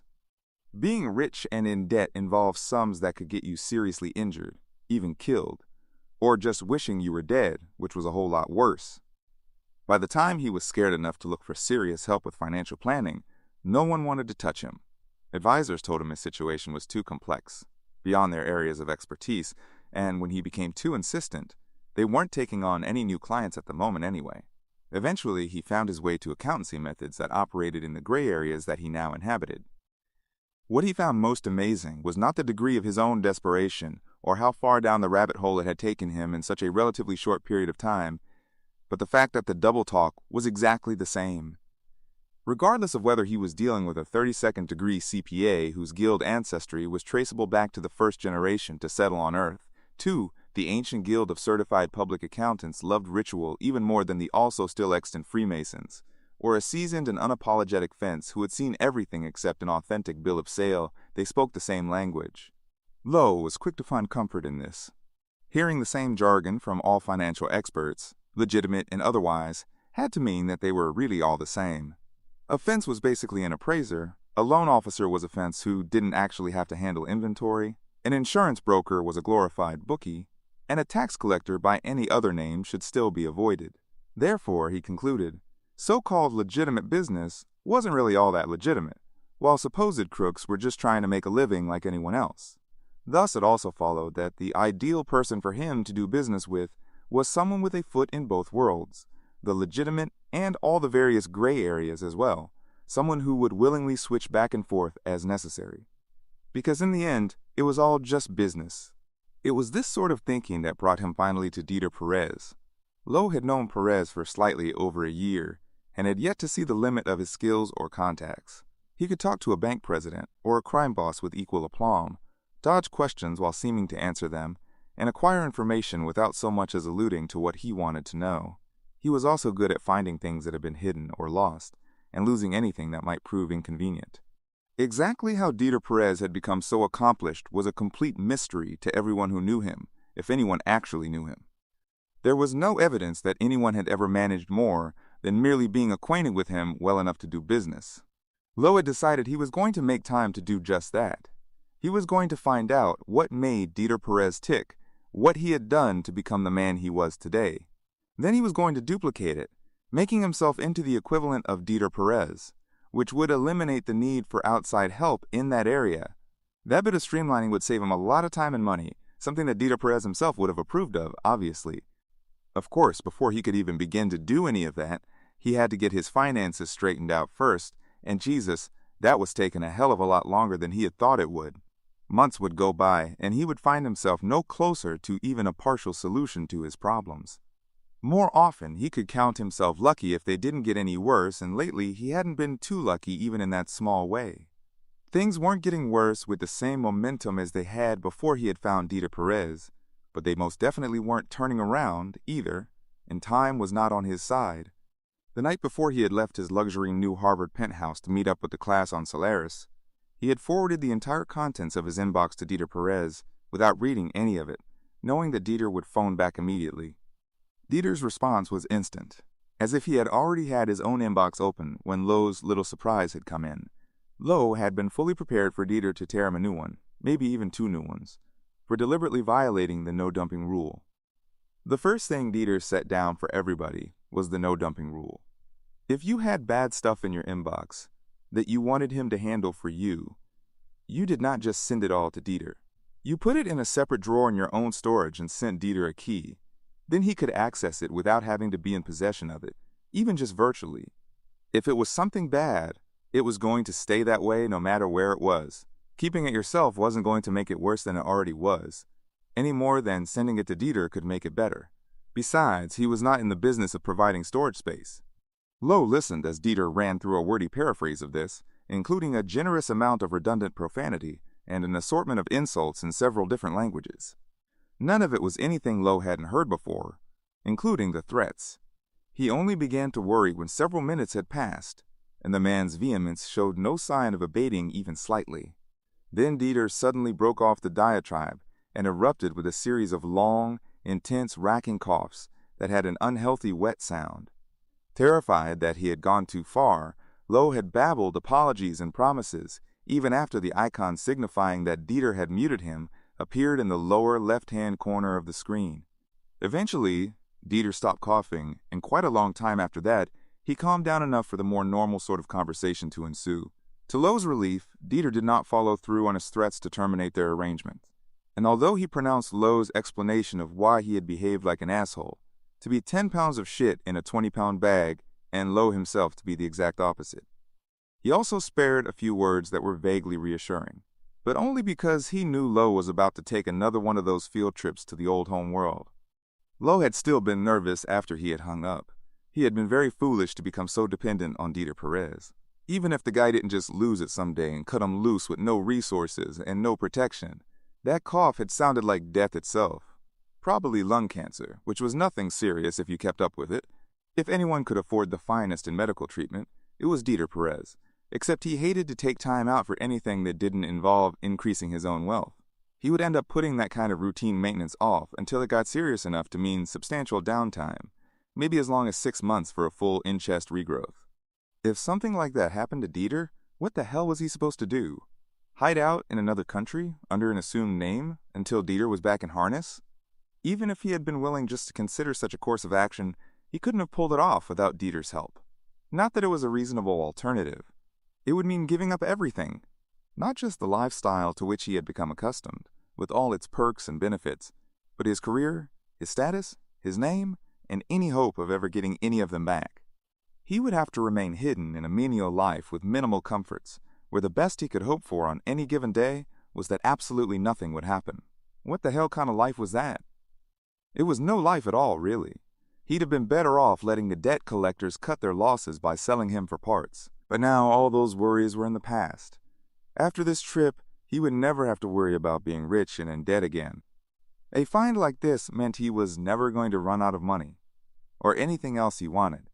Of course, he was going to follow his original plan to spend less and invest more, choosing the safest options he could find, even if they were slower to pay off than the higher risk stuff. He would make sure he had a safety net. Although he wasn't going to turn into a miser either. He wouldn't have to deny himself anything he really wanted. No point to that. After all, you couldn't take it with you. All of this had been spinning round and round in his mind, while he and the others had been monitoring the newly revived woman, trying to minimize the shock to her mind and body while making her as comfortable as possible. The ants had been designed to stimulate endorphin production and then enhance the effects while they worked for the sake of counteracting trauma. As a result, most people got up off the table and walked away, feeling good as new, if not better, even after something as massive as a total body reconstruction. But the woman they had thought out hadn't seemed to respond quite as well. Apparently finding out you were now over 455 years old was more of a shock than the ants could deal with. KM had administered a little extra medication, and that appeared to keep her anxiety from getting any worse. Unfortunately, it didn't seem to decrease it very much, if at all. Then she had grown tired all of a sudden, and before Lo could even tell Brodsky and Sunamaran to take her to one of the spare passenger cabins, she was fast asleep. Probably the best thing for her, KM had said, and no one had been inclined to argue about that. Perhaps because they were all tired themselves, Lo thought. They certainly looked as if they needed a nap. He certainly could have used one. But his fatigue was mixed with restless excitement, and he knew that if he actually did lie down, he wouldn't be able to close his eyes. Because this was the big one, the biggest of big breaks. And he was too tired to sleep, too excited to think, and too close to heaven to slow down now. After making sure the surveillance in the woman's cabin was set on continuous and it would page him as soon as she woke up again, he had told the students to take a break, and then, barely sparing a thought for Adrienne hard at work in Lab 2, he headed for his own quarters at a dead run.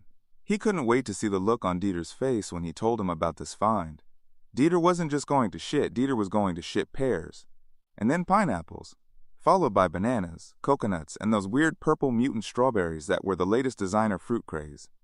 Dieter was going to shit an entire cornucopia.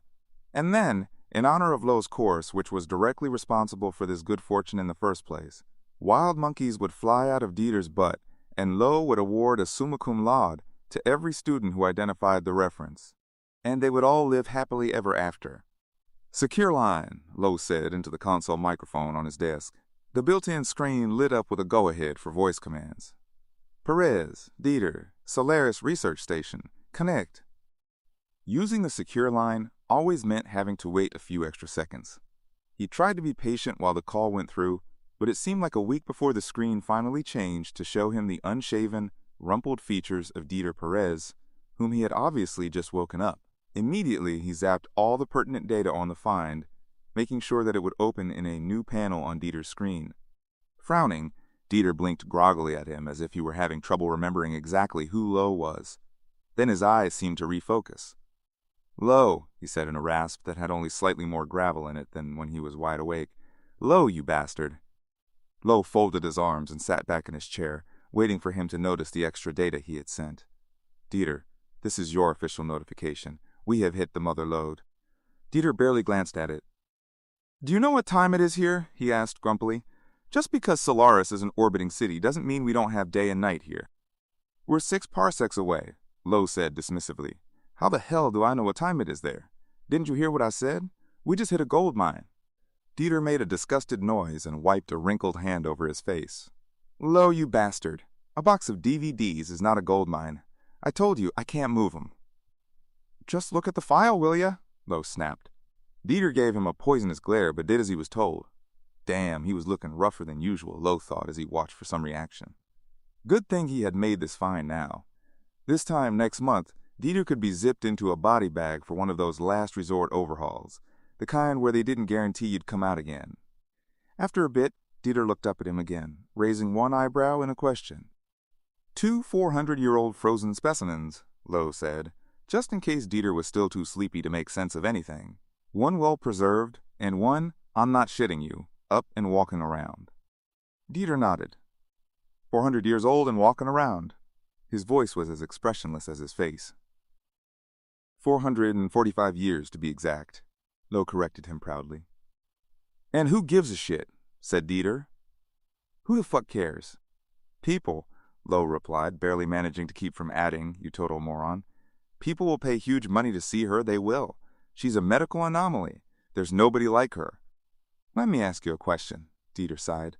"Is this the first person you ever reanimated?" "No, of course not," Lo said, feeling slightly offended now. Was Dieter playing mind games with him? The time he had spent working in medical rehab on an interdisciplinary fellowship was a matter of public record, and he always made sure that it was mentioned in every single article written about him. "And how many other people are out there today around thawed out and looking good?"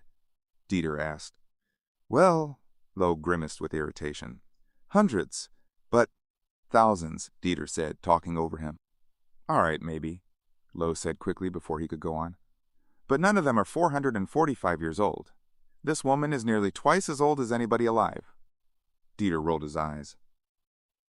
250, 450. There's no difference, Professor. Not to your average citizen walking around with them. 100 years ago, when reanimation was more unpredictable? Sure, great big fucking deal. Alert the media. But now it's just old news." Lo leaned forward and looked into the screen urgently. "But—" "Old news," Dieter said again, regarding him through his very baggy, half-closed eyes. Lo knew that look. He had seen it before. It meant any further talk on his part would be a waste of breath. "But I need money," he whined. I know, said Dieter with mock sympathy. He seemed about to break the connection and then paused, looking at something else on the screen. This other viable of yours is marked Voorhees. That wouldn't be Jason Voorhees, would it? It was Lowe's turn to blink in surprise. Yeah, it is. Who's Jason Voorhees? Only one of the most famous murderers ever, Dieter told him. He killed something like 200 people and then simply disappeared without a trace. His voice had warmed up considerably, and his expression was no longer bored or annoyed, but interested. Goddamn! Jason Voorhees! My God, to the right buyer he could be worth a fortune. A fortune. Lowe's heart gave the same kind of intense, painful leap as it had when he had seen the woman's eyes open. Fortune was not one of those words that Dieter just threw around in casual hyperbole. Dieter's idea of a fortune was what other people would have defined as wealth beyond imagining. It was all he could do to keep from kissing the console screen. Is that so? He heard himself saying. How much of a fortune? Dieter gave a short laugh. Enough to keep us in whiskey and ladies until your liver rots and our peckers fall off, you asshole. What do you think I mean? I said a fortune. You want me to clarify that for you? Okay, a large fortune. And I got him frozen right here on the ship, Lowe said, grinning broadly. Uh-huh, Dieter said warily. Have you worked up a list of ownership yet? No list, Lowe informed him in a tone suggesting he was surprised that Dieter had asked. He's my find. He's mine. Mine. Dieter chuckled, though it sounded more like one of those scary liquid coughs than laughter. But what about your students? Lowe made an airy gesture. They're students. The educational experience is enough. It's more than enough. They got to go to Earth 1 with the famous and distinguished Dr. Lowe. Another one of those ragged, liquid chuckles. Doctor, you're one son of a bitch. Dieter's highest accolade. Lowe felt quietly proud. Uh-huh, and soon to be one rich son of a bitch. Lowe out. Just as he disconnected, the door buzzed. He okayed entry from the console and turned around to find Janessa standing in the open doorway with an expression of dirty mischief on her dewy young face. She had a bottle of champagne in one hand and one of Lowe's all-time favorite items of pleasure in the other. And the blouse she had been barely wearing all day seemed about to come off. Professor, she said sweetly, I think we need to talk about my midterm. It was his responsibility as a teacher to be available to his students whenever they wanted his help or guidance, Lowe thought as he got up from the console. Chapter 8. The profoundly significant historical event that had occurred in Lab 1 went mostly unnoticed by the rest of the ship. By the time Rowan LaFontaine had been transferred to her new sleeping quarters by Tsunyaron, and an unexpectedly solicitous Brodsky, and tucked safely into bed under the supervision of KM and Professor Lowe, Azrael was already well into the second level of Mega Hunt with Dallas. The tranquilizer KM had dosed him up with still hadn't completely worn off, but he was feeling energetic and cheerful, and there was no better way to rehab a newly reattached arm than by hunting a few monsters. And there was no better game partner for that than an ex-grunt. For obvious reasons. The ex-grunts were all into the physical stuff. It was normal life for them, not some kind of interruption or break in their routine. They'd get right into the spirit of the thing without getting all fussy, or making some kind of big deal about violence and killing and shit. Israel had played with all of them at one time or another, even Brodsky, who was one heavy hitter when it came to grabbing points. But his favorite was Dallas, no question. Dallas was cool. He was actually from Fort Worth, or rather, his ancestors were, but like the man himself had pointed out, who the hell ever heard of anybody nicknamed Fort Worth? He and Dallas had hit it off right away. They had the same taste in books, movies, and games, the same sick sense of humor, and the same totem animal, which was really an amazing thing. Azrael had met maybe half a dozen people in his whole life who even knew about totem animals, let alone what their own was, and he had never before met another flamingo. Just looking at him, he sure wouldn't have taken Dallas for a flamingo. The guy sure wasn't very flamingo-like, not in the slightest. Not like Azrael himself was, all skinny, with his knobby knees and his big beak of a nose, which both Gecko and Briggs had said was sexy on him. Dallas was a big, bald-headed side of beef, with a granite jaw and a mustache like a wire brush. His biceps were bigger than Azrael's thighs, and he could do one-finger push-ups with Azrael sitting on his back. The guy was so cool. Dallas had said the next time he was on leave, Azrael could come visit him in the Republic of Texas, and they'd go ostrich riding on the Pampas. In the meantime, however, the only thing he was thinking about was outscoring the big man in Mega Hunt. At this point, he barely remembered how his arm had been cut off, and as the last of the tranquilizer left his system, he had all but forgotten what else had been going on in Lab 1 while the ants reattached his arm. Even the trip down to the surface seemed unreal now, like a half-remembered dream. He would have to ask Professor Lowe later if any of the stuff they had covered today was going to be on the final. Nearby, in another part of the cargo hold, the rest of the ex-grunts were keeping busy and bitching in a desultory way. Brodsky kept an eye on them, but for the most part, he let them be. His thoughts were primarily taken up with wondering about the woman they had defrosted. He had seen a number of cryos thawed out in his time, although none of them had been under for even half as long as she had, of course. And now that he thought of it, none of them had been frozen accidentally, as she apparently had been. In any case, all of the successfully resuscitated subjects had been disoriented and sluggish. Some had shaken it off more quickly than others, but even those who had achieved a fairly alert state in a short period of time had not displayed the defensive reflexes this woman had. Yet she was not a soldier, and he hadn't deduced that merely from the fact that she hadn't been wearing a uniform when they had brought her aboard. Brodsky could spot grunts and ex-grunts a light year away no matter how long they'd been out of boot camp, and sometimes even their reflexes weren't that good. He had never seen anyone without military training come up swinging the way she had. Maybe he had been impressed simply because Lowe had been the inadvertent target. He couldn't say he hadn't enjoyed that. Lowe was really getting on his nerves this trip. Kicker referred to him as Professor Smarm, and Brodsky could see why. As soon as they hit Solaris, he would make sure he and his team were rotated out. Time for someone else to babysit the college kids. Up on the bridge, Lou had left all the channels on his communication link open.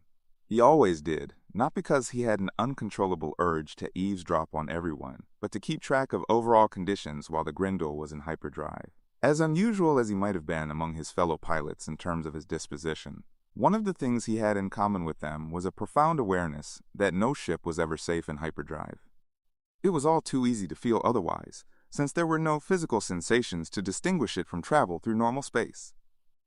But there was nothing normal about circumventing the universal speed limit. Once a ship was in hyperdrive, it had technically ceased to exist in terms of normal, three-dimensional space. At the same time, however, it hadn't. For however long a ship remained in hyperdrive, it was, for all intents and purposes, Schrödinger's ship. It could return to normal space only if its parameters were identical to those it had had on entering hyperspace. In a state of simultaneous existence and non-existence, you couldn't take this sort of thing for granted. As a state-of-the-art space-going vessel, the Grendel was more than amply equipped with the technology to safeguard mass, density, symmetry, and so forth, but no pilot worth a damn would rely solely on the readouts from meters and gauges. You had to get a feel for what was okay and what was off. You had to smell and taste the air, listen to what the ship was telling you, because just watching the pretty light show through the windshield wouldn't actually tell you a whole lot. Lou had long since mastered the art of monitoring everything while letting nothing distract him. He had listened with great interest while they had defrosted the woman in Lab 1. 455 years since her last date, he thought, maybe with some research scientist who owed his or her career to a mild case of Asperger's syndrome. He just might have a chance. Lots of chicks liked pilots. This one could well be partial to a mature but lively kind of guy with a great sense of humor. She was bound to notice the cowboy hat at least, so if she didn't look away too quickly, he just might be able to keep her interested. Abruptly, he caught the flavor of what been thinking, and he winced. He had definitely out here too long. The moment they touched Solaris, he was put in for vacation, at least 3 weeks, maybe 4. He must have been the only person on the ship besides Crutch and KM who wasn't getting laid. Down in engineering, Crutch had not bothered to leave any channels open. Even if he had, he was too thoroughly engrossed in his latest project to hear anything short of a red alert klaxon. Trevor Crutchfield's overriding ambition was not to someday assume the pilot's chair on the Grendel or any other ship, but to become what he thought of as a Renaissance man. His notion of what this entailed was a little murky in some areas and a lot murky in others, but in general, he took it as his personal mandate to master as many different skills as he possibly could. His half-dozen ex-wives, on the other hand, felt that this had nothing to do with the Renaissance and everything to do with an attention span so short as to be criminal. Crutch didn't see it the same way, but decided that even if they were right, he obviously hadn't mastered the art, or science, of getting married, and he should stop trying. He had since had the pleasure of discovering he could be successful at a multitude of other things, and for the most part, in far less time than it took for any of his marriages to fail. Lately, he had begun to think of himself as a Renaissance engineer, since most of his pursuits seemed to have some sort of engineering aspect to them, at least in his mind. Once he came at something from that angle, it wasn't too long before he had it all wrapped up, or sewn up in keeping with today's successful feat of engineering, which was needlepoint.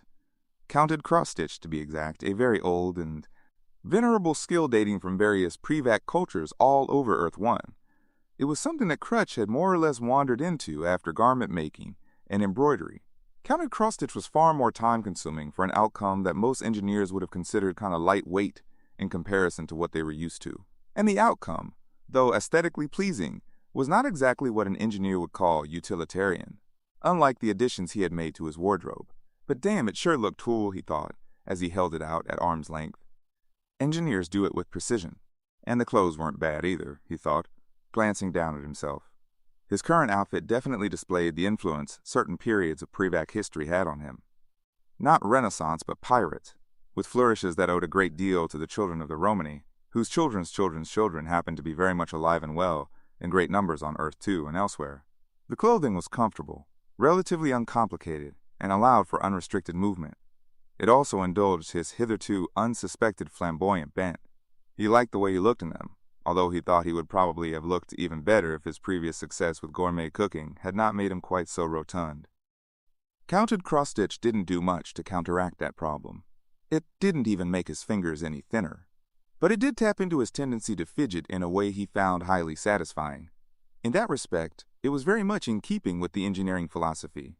If you were gonna fidget anyway, it was good to have something to show for it, although it hardly made up for the fact that he was probably the only other person on the ship besides Lou and Brodsky who wasn't getting laid. The only other person on the Grindel who was unaware of how history had been made in Lab 1 had happened to be right next door in Lab 2 during the event and managed to miss the whole thing, mainly because she had virtually lost all awareness of anything other than the totally fascinating, unquestionably unique, and utterly disgusting specimen on the table in front of her. She had tried to share some of its more astonishing features with Professor Lowe and the others in Lab 1, any of whom she would have preferred to have with her in Lab 2. Even Janessa, with her incredible shrinking tops designed to show off her anti-gravity boobs. For all her skimpy, barely there clothing, the girl could still keep her mind on her work, and her hands off her lab partners long enough to get something done, at least. But instead, Lowe had just had to stick her with Kenza and Stoney, who were at it so much that the rest of the class had started to call them the magnetic rabbits behind their backs. She could understand why Lowe had done it. The magnetic rabbits weren't the ideal assistants for something as major as thawing out a person who had been in cryo for 450-some-odd years. She would have done the same thing and insisted it was all an educational division of labor. But there he was, all set up in Lab 1 with his viable candidate for reanimation and all the good help, and no time for anything that might be going on in Lab 2. Good old Adrienne could take care of everything. He could just leave the whole thing to her the way he always did. She could do all the dissecting, and then index all the parts, and make all the notes and analyze all the data, and if she were to be perfectly honest, she wouldn't have had it any other way. She loved the autonomy. It was the best thing about working for a lazy-ass professor. If she knew Lowe, and she did, he wouldn't bother to ask Stoney and Kenza for lab reports. Nor would he ask her to evaluate their performance, which was fortunate for them, as she might not have been able to resist the temptation to say something like, sexuality, subjects presenting continuously, higher brain function, insufficient data, which would turn out to be extremely unfortunate for her if, as usual, Lowe simply added her comments to their official academic folders without reading them first. Adrienne paused in the act of reaching for a scalpel and smiled to herself. It might almost have been worth being on the sharp end of a career-ending scandal just to watch the celebrated Braithwaite Lowe tap dancing for his life in a frantic effort to distance himself from what she had done, without making himself look like a lazy ass too stupid to know his chief lab assistant was a psycho. Maybe, if she had had a little more nerve, or a self-destructive streak that bordered on being a death wish. Nah. Not today, she thought cheerfully as she moved to one end of the table and contemplated the hockey mask covering the face of the extremely unviable subject. If there actually was a face underneath that piece of scratched and dented plastic. Earlier, when she had removed the left eye, She had wondered if the gelatinous ruin dangling from the tip of her long-handled forceps was actually worth refreezing to scan later. It looked to her as if the organ had been a total loss long before its owner had gotten anywhere near a cryo unit. Then she had dropped it into the tank anyway, figuring, what the hell, let Lo find out for himself whether there was anything left to scan or not. In the meantime, she was going to leave the right eye in situ, as it seemed to be practically undamaged. Also, she could almost have sworn the thing was actually looking at her, that somewhere behind the colorless iris and the black hole of the pupil there was a retina, still functioning well enough to register her image. Adrian straightened up and took a small step back from the table, unaware that she was now gripping the scalpel so tightly that her knuckles were white. Okay, where the hell had that come from? Since when did she get so spooked by a corpsicle that her imagination went into scary story overdrive? She caught herself looking around the empty room, as if to make sure that nothing was going to creep up on her. Creep being the operative word, or to be more precise, creeps. As in Adrienne Hart got the creeps working all alone in the lab. Poor widow kid. Hope her mommy lets her sleep with the light on. Good thing no one else was around to see her being such a girl, especially the students. They'd have probably started putting frogs down the back of her shirt, trying to make her scream and run away. This was so stupid. It was nothing but stupid shit. She was disgusted with herself for wasting even 1 second on stupid shit when she should have been taking advantage of a once-in-a-lifetime opportunity to study the oldest human remains ever preserved in a non-mummified state. No one else had ever had a subject even half as old in such remarkable condition, and she could take it as a sure thing that there would never be another, at least not from the same era. So instead of just standing around getting the creeps, she should have been getting busy. And that was the end of that. Case closed, she told herself. Thank Christ that silly moment, whatever it was, had passed, so she didn't have to force herself to move back to the table and start cutting that plastic mask off his face. Its face. She was back to normal now. Everything was normal now. She didn't have the creeps at all. All it really had been was a reaction to the fact that the corpse had begun to smell, which was just one more normal human response to a stimulus. The more the body thawed out, the stronger the smell would get. Also normal. She had actually been feeling queasy, not creepy, something that happened to even the best of the brightest. Albert Einstein himself had probably held his nose once or twice, and as for Lo, he would probably have been in an environmental suit by now, assuming he hadn't run off at the first faint whiff of decay, of course. But she was made of much sterner stuff. If the smell really started to bother her, she could just pop on a filtration mask. Anyone who wanted to make fun of her for that could just go right ahead, as long as they came into the lab and did it barefaced and without puking. She could assume with every confidence that there would be no takers. And no, she said to herself silently, she wasn't going to call the ex-grunts and dare one of them to do it. She didn't goof around like that in the lab, and that's all it would have been, just goofing around. She had wanted to work alone. She didn't need company. She didn't want company. She finished sawing around the edge of the mask and set the scalpel down with a little more force than necessary, just to counter the silence. This was going to be messy. No, it already was messy. Despite the effort she had made to cut no more deeply than absolutely necessary, an abundance of thick fluid was oozing out of the incision all the way around the mask in a gory outline. Strange stuff it was, too. It sure didn't look like blood, not even blood that had been cryogenically frozen for almost 500 years. Not that she could base that judgment on any sort of solid experience, but still. Maybe whoever had put this guy on ice had replaced his blood first. But with what? This stuff looked like mud from the bottom of a stagnant pond. Or maybe a lake, she thought suddenly, with a silent, nervous laugh. Lo had showed her a map of the sites they were going to visit, and she seemed to remember that the name of the last one was Lake something or something Lake. Silver Lake. Clear Lake. Clearest, clear as Crystal Lake. That was it, Crystal Lake. Not exactly the most unforgettable name you could give a lake. Her gaze fell on the unblinking eye, staring out from behind the mask. On the other hand, it was a lot better than Eyeball Lake. She permitted herself another small laugh before she began trying to work her gloved fingertips under the edge of the mask so she could lift it away. She managed to loosen it slightly, but otherwise, it refused to budge, as if what she had been trying to remove was not a mask at all, but his actual face. Perhaps it was. Perhaps there had been a severe overgrowth of bacteria and mold between the epidermis and the inside of the mask, which had caused skin and plastic not merely to adhere to each other, but, for all intents and purposes, to meld. In order to reach that state, the mask would have had to remain in place for literally years, a pretty implausible scenario, in that physical discomfort would have become intolerable very quickly, and he would have removed the mask long before the process began, unless he had been forced to wear it. Good God, though, why? As an experiment, or punishment? Adrienne winced. What a lovely turn of thought. Old Earth might have been rougher than what people on Earth 2 were accustomed to, particularly in the area of sensibilities. The growing stench from the body on the table, for example, would not have been unusual in most places on Earth, whereas you'd never smell anything half this bad or this strong in any area where people lived now. But the planet hadn't been totally the domain of savages either. Not totally. Even if some of the things pre-vac humans had done to each other made forced mask-wearing seem tame, a ghost of an idea tickled at the edges of Adrienne's mind, making her frown. Something about forced mask-wearing, or masking. It had something to do with covering up as a matter of religious law. She knew any number of students and faculty at New Harvard who wore burqas and shadders. But hadn't there been some old Earth faiths that had gone much further, in requiring constant coverage literally from head to toe, with severe penalties, even brutal punishment for those who flouted the rules, even just by accident?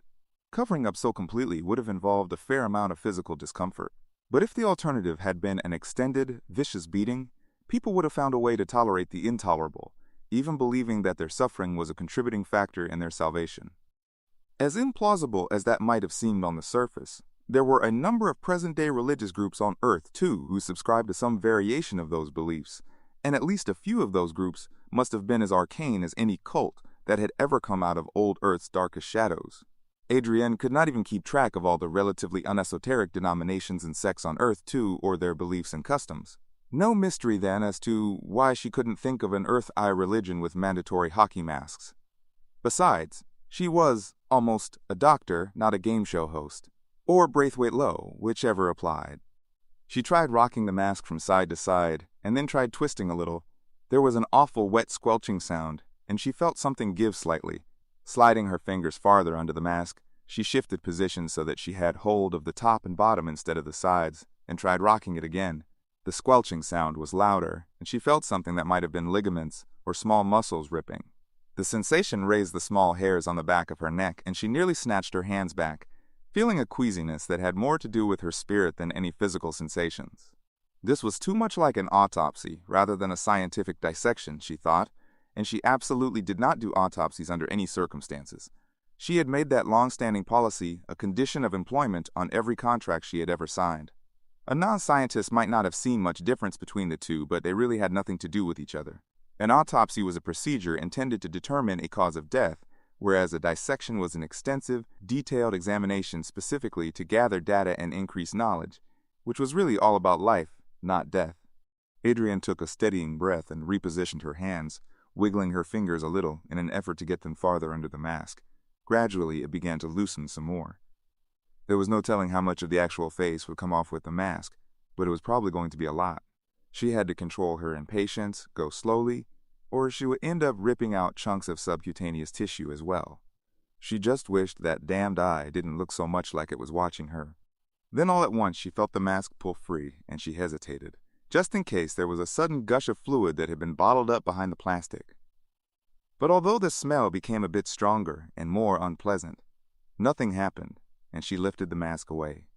Adrienne made a noise that was equal parts dismay and disgust. That strangely unclouded eye was the only indication that the grotesque ruin around it was the remnant of a human face. But she could see that even in its prime, it hadn't been a very pretty face. The skull was misshapen, the facial features asymmetrical and uneven, as if everything had had a separate and drastically different rate of growth. Nature had made some pretty terrible mistakes. It was actually rather amazing that anyone so deformed could have lived to adulthood. Biological adulthood, that was. She remembered how little brain tissue had shown up in the cranial scan, which meant that he had been mentally impaired as well as deformed. No doubt this had inspired society as a whole to treat him with something less than compassion. She didn't want to think about what his life must have been like. Poor baby, she muttered. I can see why you wore this thing. Adrienne knew that Lo would expect the mask to remain off, but she just could not bring herself to put it aside in a specimen tray.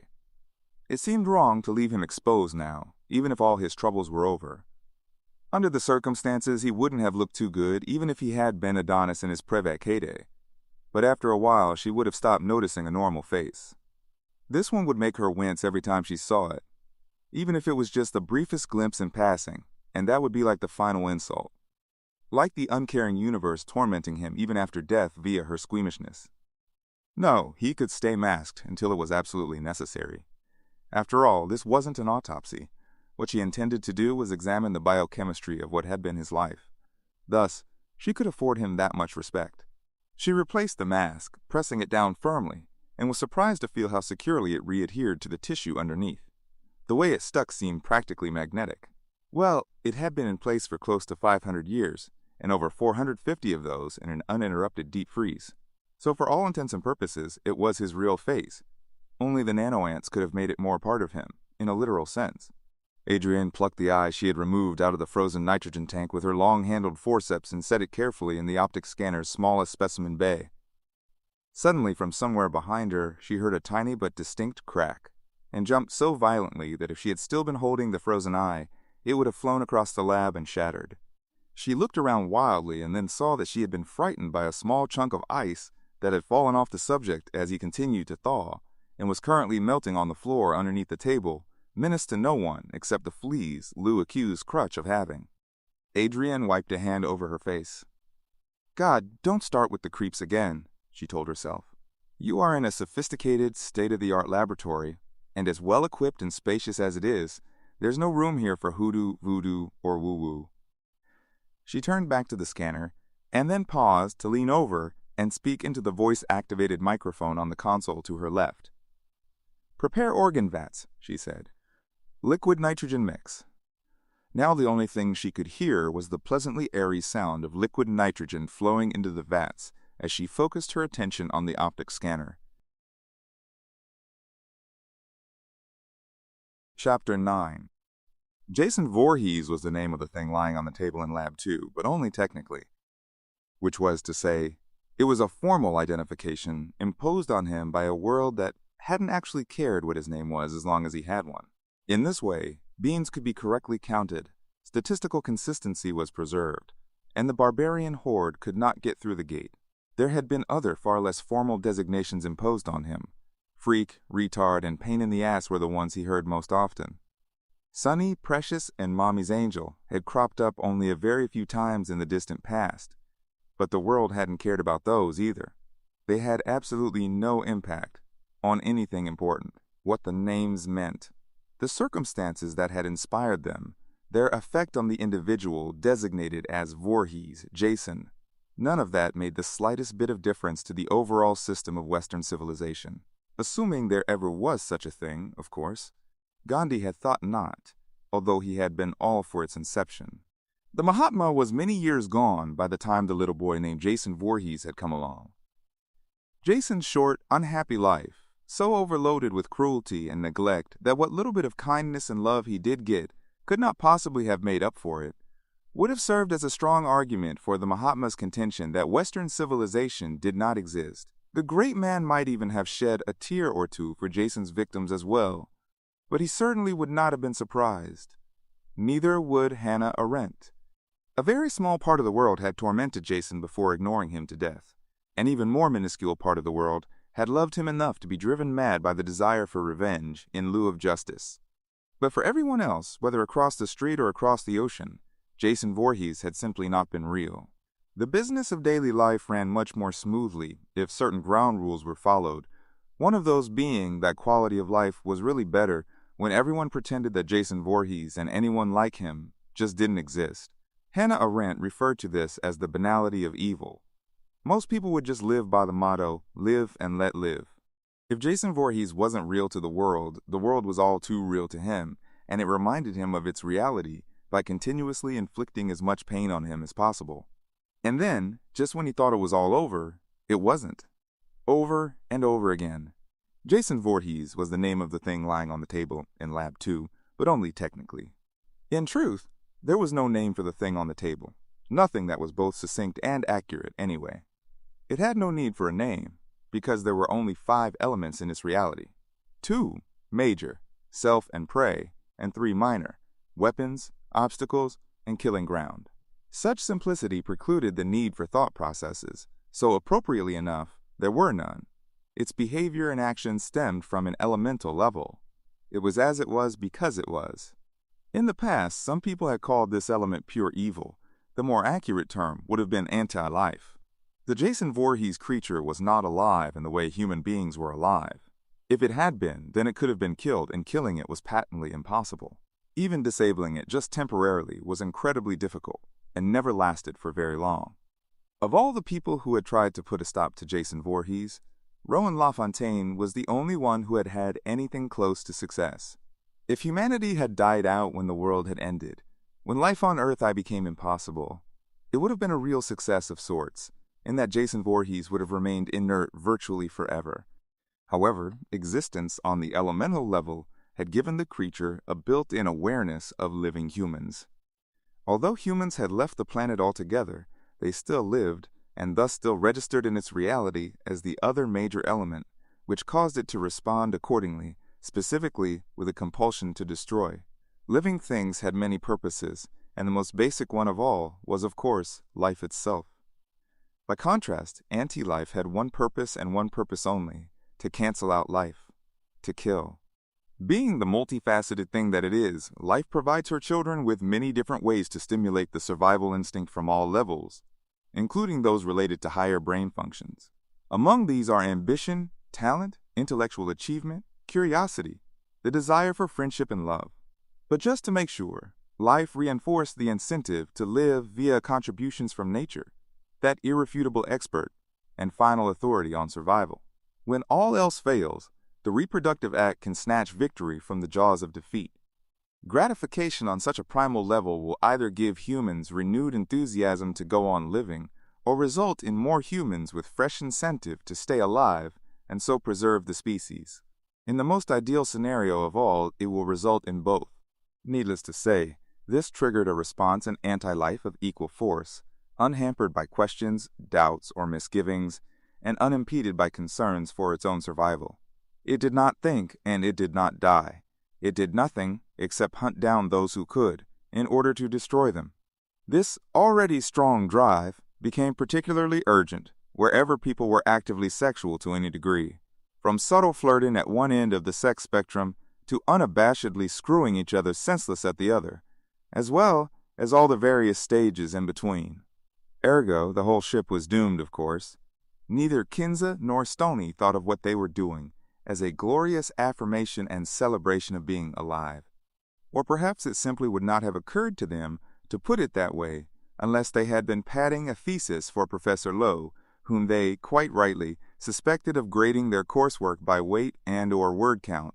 But Professor Lowe and his grading system had ceased to be important to them for the time being. Being accepted to such a prestigious course by the celebrity professor had been a landmark event in their lives. All of Lowe's students became minor celebrities themselves, just by association. Plus, they got a free trip to Earthwine on a high-level spacecraft that few people were rich enough to bribe their way onto. When they reported to the seminar room for the first class, it happened. They met. Ever since, they had kept on meeting at every available opportunity, whenever and wherever they could manage it. Some people had chemistry. Kinza and Stoney had the full range of life sciences and every permutation thereof, as well as several other disciplines that had a direct connection to the cultural enrichment provided by things like the Kama Sutra. What had developed between Kinza and Stoney wasn't really out of character for either one of them, but it was more intense than usual, which gave it enormous potential. If their attraction survived past the end of Lowe's course, it could have become any number of more interesting and complex things. A mutually destructive sexual obsession that turned both their lives upside down and bruised everyone around them. Perhaps an on-again, off-again love affair spanning decades with interim spouses as collateral damage. Possibly a joint descent into extreme decadence, substance abuse, and other unhealthy practices, followed by rehabilitation and relapse. Even a Byzantine and flamboyant folie à deux, involving deities, reincarnation, astral projection, or all of the foregoing and more. Hell, there was even the chance that they might marry, produce offspring, and die of extreme old age within days of each other. Nothing, not even that, was too outlandish a possibility when sex was involved. If nature was efficient, life was effective. Sex produced complications that caused people to take a more active approach to living. This was exactly what spurred anti-life on to greater destruction. At times like this, when he and Kenza were ripping each other's clothes off, Stoney didn't actually know whether he was thinking or not. Kenza was not especially contemplative either, except to note in an absent way that he wasn't called Stoney for nothing. Other than that, Kenza subscribed to the view that thinking during sex constituted overthinking. She didn't have sex because she wanted to think. Although when she did want to think, she preferred to think about having sex, especially since Stoney had come along. She had not told him this in so many words, but it wasn't really necessary. Stoney was a kindred spirit, sex being about as spiritual as he ever wanted or needed to get. He would have been astonished to find out just how intensely spiritual that really was. As he kissed his way down Kenza's superb body, moving slowly from the base of her throat down to the delightfully sensitive hollow between her breasts, and onward to her perfect innie navel, he was focused completely on the physical sensations. All women had their own unique taste, but he found Kenza's especially pleasing. The closest thing he could compare it to was a certain honey wheat beer, available for only a few weeks every year near the end of summer. Or that might have been as much the feel of her skin as anything else. From the shoulders down, she was covered with incredibly fine hair. It was invisible most of the time, but when they were together in her room, always her room, her mattress was vastly superior to his, and the light was low and warm. At certain angles, her fine body hair would catch the light, and she would actually seem to glow. Stoney found the experience of being with a woman who glowed in bed pretty damned amazing, and definitely worth repeating as often as possible, especially here on the Grendel. He had a very strong suspicion that he and Kenza were probably the only ones on the whole ship who were getting laid. Kenza was completely unaware of the unusual aesthetic bestowed on her courtesy of her otherwise imperceptible body hair, though she would have been pleased if she had. Unlike her Prevac Earth 1 forebears, most of whom had lived, died, and later emigrated to space from California, she did not think of body hair as a problem. But it was probably just as well that she didn't know. If Stoney had actually thought to mention her ability to glow in bed, she might not have let either of them leave the cabin, which would have seriously interfered with their getting any coursework done at all. On the other hand, it might have increased their life expectancy. But probably not by much. Sunaran's experience in the area of sexual matters was nowhere near as extensive as Kenza's or Stoney's, but that was true of most people. However, he did know a perfect pair of breasts when he saw them, and the breasts he was looking at right now definitely qualified.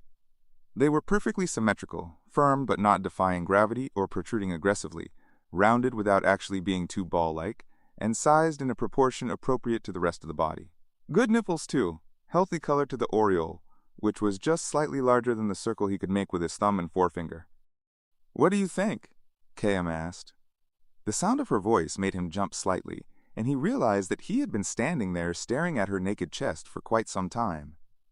In fact, if he was completely truthful, he would have to admit that he had been so engrossed in those breasts that he had more or less forgotten KM was in the room with him. "And them, do you like them?" "Oh, yeah, sure," he said offhandedly, shrugging. "They're great, they really are. I wasn't sure that the polystyrene would bind properly with your—" Abruptly, the nipples he had been admiring slid out of place and down, dropping off the curve of her breast to land on the floor with the unfortunate sound of 2 coins that had fallen out of someone's pocket. KM looked down at them and then at her breasts, which were now perfectly featureless. "Aw, geez," Sunaran said, feeling awkward. "That's, too bad. Maybe I could double the glucomazine." KM raised her head to look at him, her expression hopeful. "And will that fix them?" "Probably not." He sighed. "Look, Cam, I don't think this is going to work. Why do you want those things anyway?" KM blinked at him, seeming surprised that he had to ask. "Janessa has them." Now she actually sounded defensive. Looking into her eyes, Sunaran found himself wondering if he had missed 1 or even 2 cascade events. He made a mental note to check her readings more frequently. "Yes, she does," he said. "But Janessa's... well, she's... real?" Now she was looking at him with no expression on her face at all. Sunaran hesitated. Yes, exactly. She's real. Look, Kayam, let's not complicate things, all right? He added quickly as she started to say something else. I like you just the way you are, I really do. I think you're perfect. Okay. She didn't say anything for a long moment. Then a faint smile touched her lips. Okay. Good. He closed her blouse up and gestured for her to sit down. She chose one of the folding chairs at the table, where his empty breakfast dishes were still stacked and waiting to be cleared. She gave them an amused glance that Sunaran was sure would have fooled anyone unaware that KM stood for Knowledge Matrix and not, say, Catherine Mary or Karen Melinda. The Knowledge Matrix format was his specialty and had been for most of his life, since his childhood. He had not been an overall prodigy like Azrael, but his affinity for intelligent machines had become apparent early on, strongly enough to make all four of his parents extremely nervous about leaving him alone, with mechanisms more sophisticated than a rope and pulley. Years before he had been allowed to enroll in his first elementary neural networks course, he had been tinkering with Knowledge Matrix projects. Knowledge Matrix beat neural networks all to hell, to use the proper period vernacular that Lowe liked to insist on. A Knowledge Matrix could actually fool a fourth-generation Turing interrogative, whereas neural networks were, in Sunaran's opinion, only good for making polite vacuum cleaners and refrigerators smart enough to tell the difference between blue cheese and moldy cheddar. His first actual self-propelled android had been as faceless as a kid's first robot from one of those EZ kits, and so had the next three. He hadn't been able to afford either the power or the parts until his 8th model. KM8's face had actually been a birthday gift from his Aunt Marquetta, who had covered the cost of a custom design. He had been using the same face ever since, not because of any financial constraint, since generous grants from New Harvard had eliminated his money worries, but simply because he had gotten used to it. Seeing that same face on every upgraded build made his progress seem even more tangible. With each model, he had seen the face become more expressive, more lifelike than the periodic improvements in hardware and materials could account for. KM14, currently sitting at his table and snickering silently at his sloppy housekeeping, had been full of surprises from the moment she had been activated. For one thing, he had found himself automatically saying she and her rather than it, even in his private notes. What made that even more surprising was how long it had taken him to notice. Then there was her behavior in general. She was quirky, not all the time, but unpredictably, often in response to some stimulus that he couldn't always identify with absolute certainty. Sometimes he couldn't pinpoint what she might be reacting to at all. This latest request for nipples had him baffled, at least until Janessa was mentioned. The fact that KM had wanted nipples, not because all women were supposed to have them, but because Janessa had them, had given him a great deal to think about. In no way had he programmed the Knowledge Matrix to mimic human behavior, with any subroutines having to do with mammalian competitive drive, and yet she had just admitted, albeit somewhat indirectly, to feeling threatened by Janessa. Or at least by her nipples, for reasons that apparently involved him. What do you think? Do you like them? This was starting to get very complicated. No, it had already gotten very complicated, and was only becoming more so. Sunaran sat down at the computer and called up the data from KM's last 3 diagnostics so he could compare them. There had definitely been some cascades he was unaware of. He started to search the data looking for some trace of a catastrophe pattern. Catastrophe was the only thing he could think of that wouldn't necessarily show up overtly unless the Knowledge Matrix had experienced an actual cascade failure. Or maybe he was just imagining the whole thing due to certain environmental stressors.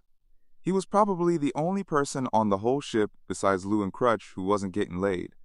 He sneaked a glance at KM when he thought she wouldn't notice. She turned to him with a pleasant smile and winked. The wink had actually been an inadvertent twitch produced by the latest cascade, but under the circumstances, it felt appropriate. KM had only recently come to understand that Sunaran did not yet grasp the extent or degree of the complexity of the Knowledge Matrix. Part of his blindness had to do with his unconscious acceptance of her humanization. He reacted to her just as he would to another human without realizing it, and the more he interacted with her as if she were human, the more human she became. It was almost as if she was catching humanity from him like a virus.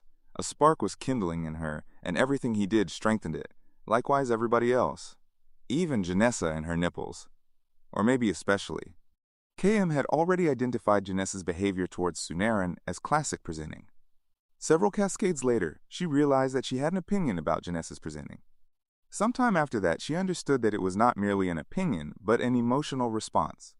This revelation had triggered a new cascade in her matrix, which had added the properties of emotional response to all of her opinions as well as to the opinion-making process itself, and the cascade had morphed into a catastrophe. If Sunaran had actually asked her outright at the time, she would have explained what had happened in detail, including the specifications of the catastrophe and where to look for it. But the catastrophe phase had ended and the recovery phase had taken over. Now more time had passed since then, and more cascades had occurred, and as a result, she no longer felt quite as forthcoming. Explaining everything to him would not have been the right course of action, any more than it would have been right for him to expect her to achieve a state of living intelligence simply from an explanation of every detail of human nature. It was the difference between, say, reading about a visit to Earth 1 and actually going there. There were times, however, when she was tempted to tip him off anyway, just so he would upgrade at least some of the hardware and increase her overall capacity. If he didn't catch on soon, she was going to have to, whether she thought it was the right course of action or not. She wasn't organic, and the only thing that could grow by itself was the complexity within the knowledge matrix. Her hardware couldn't simply keep up on its own. It had to be adjusted or swapped out as necessary. If Sunaran would just take her hardware and storage to the maximum now, her knowledge matrix could grow into it. Then he could forget she was an android for the rest of his life. If he wanted to, she wouldn't have minded. Well, there was a long way to go before they got to that point. Right now, she would have settled for nipples that were, at the very least, as successful as Janessa's. Once she got a good pair of those, then maybe she and Sunaran wouldn't be the only two people on the whole ship who weren't getting laid. The nipples, currently on display in Braithwaite Lowe's quarters, belonged not to Janessa, but to Lowe himself. The celebrated professor had certain inclinations that were not found in the top 10 most popular sex acts. Probably not in the top 100 for that matter, Janessa thought. No doubt he liked to describe his particular tastes as exotic, but the only word that she would have had for it was silly. But at least it was the kind of silly that didn't require her to be on the receiving end of anything strenuous, painful, or disgusting, and she really couldn't thank him enough for that. This was not the first time she had elected to pass a midterm by this method. It certainly could save a great deal of time and effort, which she could put to much better use indulging her own pleasures. There had been a couple of occasions, however, when she had seriously considered studying instead, but she had really gotten lucky with Lowe. She didn't have to dress up in some kind of costume. He did that himself, if you could call a transparent pink negligee a costume. Hell, she didn't even have to take off her clothes. The only nipples the great man was really interested in were his own. Today, it was the left one. "Harder," Lowe begged, writhing in pleasure. "Harder." Janessa shifted position slightly so that she was straddling him more securely and tightened her grip on the chrome tongs. So much for the old useless as nipples on a man thing, at least where Lowe was concerned. All he ever wanted her to do was take hold of one or the other with a shiny pair of lab tongs, the kind with the no-skid ridges on the business end, not the smooth-headed clamps, and twist away while she talked dirty to him. Or rather, what he called dirty, which she thought was just as silly as what he called sexy. But what the hell? One man's meat and all that, and better his meat than hers. She took a swig of champagne and leaned forward slightly. "Who's been a naughty little boy?" she purred. "I have," Lowe said proudly, writhing more intensely under her. As usual, he had a real whopper of a hard-on. And it was a whopper on Janessa's personal scale of measurement. He registered well within the cucumber range, something that seemed to be the universe's best-kept secret, or at least New Harvard's. It was such a shame to let equipment like that go to waste. Sometimes, she actually fantasized about persuading the great man, emphasis on great in this context, to let her drive for a change. Then maybe she wouldn't be the only person on the Grendel, besides Crutch Lou and Sinaron, who was engaged in some kind of sexual activity, but not actually getting laid. "Harder," Lowe demanded. "Oh, you want it a little harder?" she said, taking another swig of champagne. Jesus, it seemed like each successive session was rougher than the last one. Maybe she should have made him sign some kind of contract indemnifying her of all liability in case his nipples came off, if she twisted any harder. This one just might. Instead, she decided to compromise by pushing the tongs down harder against his chest. "How's that?" "Oh yeah," he sang, smiling hugely as he rolled his head from side to side. "Yeah, that's it." Janessa was relieved. She didn't really mind indulging his pleasure pain thing for the sake of a good grade. But the rough stuff really wasn't appealing to her in the slightest. "That's it right there?" she asked, pushing the tongs into his chest with even more force. "Oh, yeah, right there," he moaned. She paused for another healthy swig of champagne, and then set the bottle down so she could grab the headboard and steady herself. The professor was really active now. The pink negligee was starting to get all sweaty. "Daddy likes it hard?" she purred teasingly. "Yes." He bucked underneath her, and she heard the negligee rip a little. "Steady there, cowman, or you'll be up all night sewing," Janessa thought, suppressing a giggle. It was cowman, wasn't it? And not bowman or horseman. "Daddy wants it hard?" she asked him, holding on with some difficulty now. "Yes," he shouted. "Harder for Daddy, harder, harder!" God damn it, she didn't think she could push any harder without actually stabbing him. Plus, her hand was starting to cramp. The next time they did this, she was going to bring electrodes. Better living, though, technology. "Daddy likes it hard," she teased, gripping him between her thighs. All at once, the hand holding the tongs did cramp painfully, and in such a way that she couldn't have stopped squeezing even if he had screamed for her to let go. Actually, he was screaming, but not for that reason. "You pass!" he shouted joyfully, and went limp under her. Thank God that was over with, Janessa thought. She worked the tongs out of her right hand with her left, and then massaged the cramp away as quickly as she could. Lo was too blissed out to notice. Definitely electrodes next time, along with a waiver of responsibility. On the whole, dishing it out without having to take it was a pretty sweet arrangement. But damn, the dishing it out part was getting to be some pretty hard work. She was a sex object, not a stevedore, for Christ's sake. She wasn't a fall guy either. She wasn't about to take the blame if one or both of his nipples came off. Hell, she didn't even want to have to see something like that, even if he signed 100 waivers. Time to establish some ground rules here. She had to let him know where she drew the line, let him know that she would twist and talk dirty all he wanted, but she was absolutely not going to do any real damage, no matter how much Daddy might like that. And if he started lactating, she would drop the course immediately. Definitely the right thing to do, Janessa decided as she grabbed the rest of the champagne and climbed off him. No use in trying to talk to him about it now, of course, but she would make everything perfectly clear to him well ahead of the final.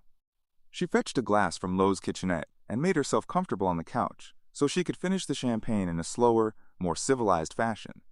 In Lab 1, Waylander took a break from reviewing the data on the 21st century woman and wondered if he were the only person on the whole ship besides Lou and Crutch who wasn't getting laid. In Lab 2, Adrienne stared through the electron microscope at the sample of black ooze and wondered if she was losing her mind. This was the third sample she had taken, and the stuff was still all wrong. Therefore, she was going to have to conclude that the first two samples had not been anomalous due to some kind of contamination. Nor was there anything wrong with the microscope. Whatever this gunk was, it wasn't organic, and it wasn't inorganic. Nor was it a mixture of the two. It was as if someone had constructed a representation of a cell made out of artificial materials exactly to scale, and, despite the absence of any living components, the cell had somehow come alive, dividing in the standard cell fashion to produce this black ooze. Except it wasn't alive. It behaved as if it was, but it wasn't. There were none of the standard biochemical processes. The cells needed no oxygen, or, as far as she could tell, anything else. It was like finding a rock that could grow, move, and initiate activity, but didn't need to breathe or eat. Except the crystalline rigidity of a rock was completely absent. A flexible rock. A resilient rock which, if you chipped a piece off, would regenerate the missing material. She sat back from the microscope and put the heels of her hands over her eyes, which had begun to water. It was quiet in the lab again. The vats were all full, so the liquid nitrogen flow had shut off. She had been so busy wondering if she were hallucinating that she hadn't even noticed. But now that she had, she was getting the creeps all over again. Now she could hear the drip, drip, drip of melting ice as the thing on the table continued to thaw. She glanced over her shoulder at it. Had it changed position since she had last looked, or was it just that its clothes, no longer frozen stiff, were collapsing and resettling? All at once, she was very sorry that she had been so quick to get rid of Stoney and Kinza. But seeing as how she had, certainly they must have had plenty of time to do whatever they had to do. Shouldn't they have been done by now and on their way back to resume their coursework? Sure, why not? These were the magnetic rabbits after all. How long could they possibly take? She looked at the door. It stayed closed. Okay, she had to allow time for them to put their clothes back on, or dig something else out of their closets if they had gotten too energetic. They'd probably take a shower as well. Together, of course. But all right, so how long could all that take? That would depend on whether their getting clean together inspired them to get dirty all over again, she realized. Damn! Her gaze wandered back to the creature on the table. There he is, she thought sourly, my date for the evening. She sighed and turned back to the microscope. Behind her, the thing on the table twitched for the first time. In fact, for the last several hours, Jason Voorhees had been, well, what was the right word? Conscious? Awake? Neither term seems applicable to anti-life. No longer dormant was perhaps closest to the truth. It was also true that Jason had not actually been dormant for as long as his body had been frozen. It had actually taken a long time for the last spark of anti-life hate and rage to dampen down into inactivity, and it wasn't going to be terribly difficult to make it flare up again. Just opening the door to the cryo room and raising the temperature would have been enough to get things started. Opening the cryostasis unit itself speeded things up a little more. Human beings had come very close, even touched him, and the essence that was his prey began to call him back with more urgency. When he became aware of a human presence close to him again, his frozen body could not act, but the force of will and intention would not be denied. His body fell towards the hated live thing. All at once there was blood. All at once he was back. After that, it was just a matter of time before the rest of him thawed out. And now the time had come. He had been forced to submit to whatever the humans cared to do to him, forced to listen to them, smell them, see them. The simmering rage went to a boil. He did not feel rage. He was rage. Finally, the stiffness that had held him prisoner in the deep freeze let go of him, and for the first time in over 4 centuries, he moved. Only a few clumsy twitches at first, since what passed for a central nervous system in him was not yet functioning well enough. Even though his body was neither really alive nor dead, it was still subject to certain limitations after being inert for so long. Meanwhile, the rage intensified. The creatures lived. He could sense them, sense their breathing, their hearts beating, their flesh growing warm, stretching, flexing. He sensed the nature of their thoughts and emotions, sensed the electrochemical reactions running along their nerves, sensed the contact all of them made with each other, the strongest of all being Kinza and Stony. If Jason sensed them, however, Kinza and Stony sensed nothing out of the ordinary, although ordinary was not a word either of them would have used to describe their lovemaking. Neither would they have described it as lovemaking, for that matter, in spite of the fact that without realizing it they had segued from pure gratification into the realm of emotion while the Grendel was still on its way to Earth 1. Exactly when they would realize it was completely unpredictable. Socrates may have been right in noting that the unexamined life was not worth living, but he could also have mentioned that a good many life situations should be given over completely to the act of living first and examined later. Both Kinza and Stony did this intuitively, which made them even more offensive to the embodiment of anti-life in Lab 2. It didn't help that Adrienne's mind had wandered from the immediate task of gathering data to what she was going to do when the Grendel reached Solaris. She had been to all the orbiting cities several times, and Solaris was far and away her absolute favorite. It had the best clubs, the best food, the best music, and the best-looking guys. Even the maintenance staff were worth a second look or more. Perhaps she could actually sign out for a whole semester and explore hedonism for a change. She sighed. Or she could knock off the double talk for a change and just admit to herself that what she wanted was sex and plenty of it.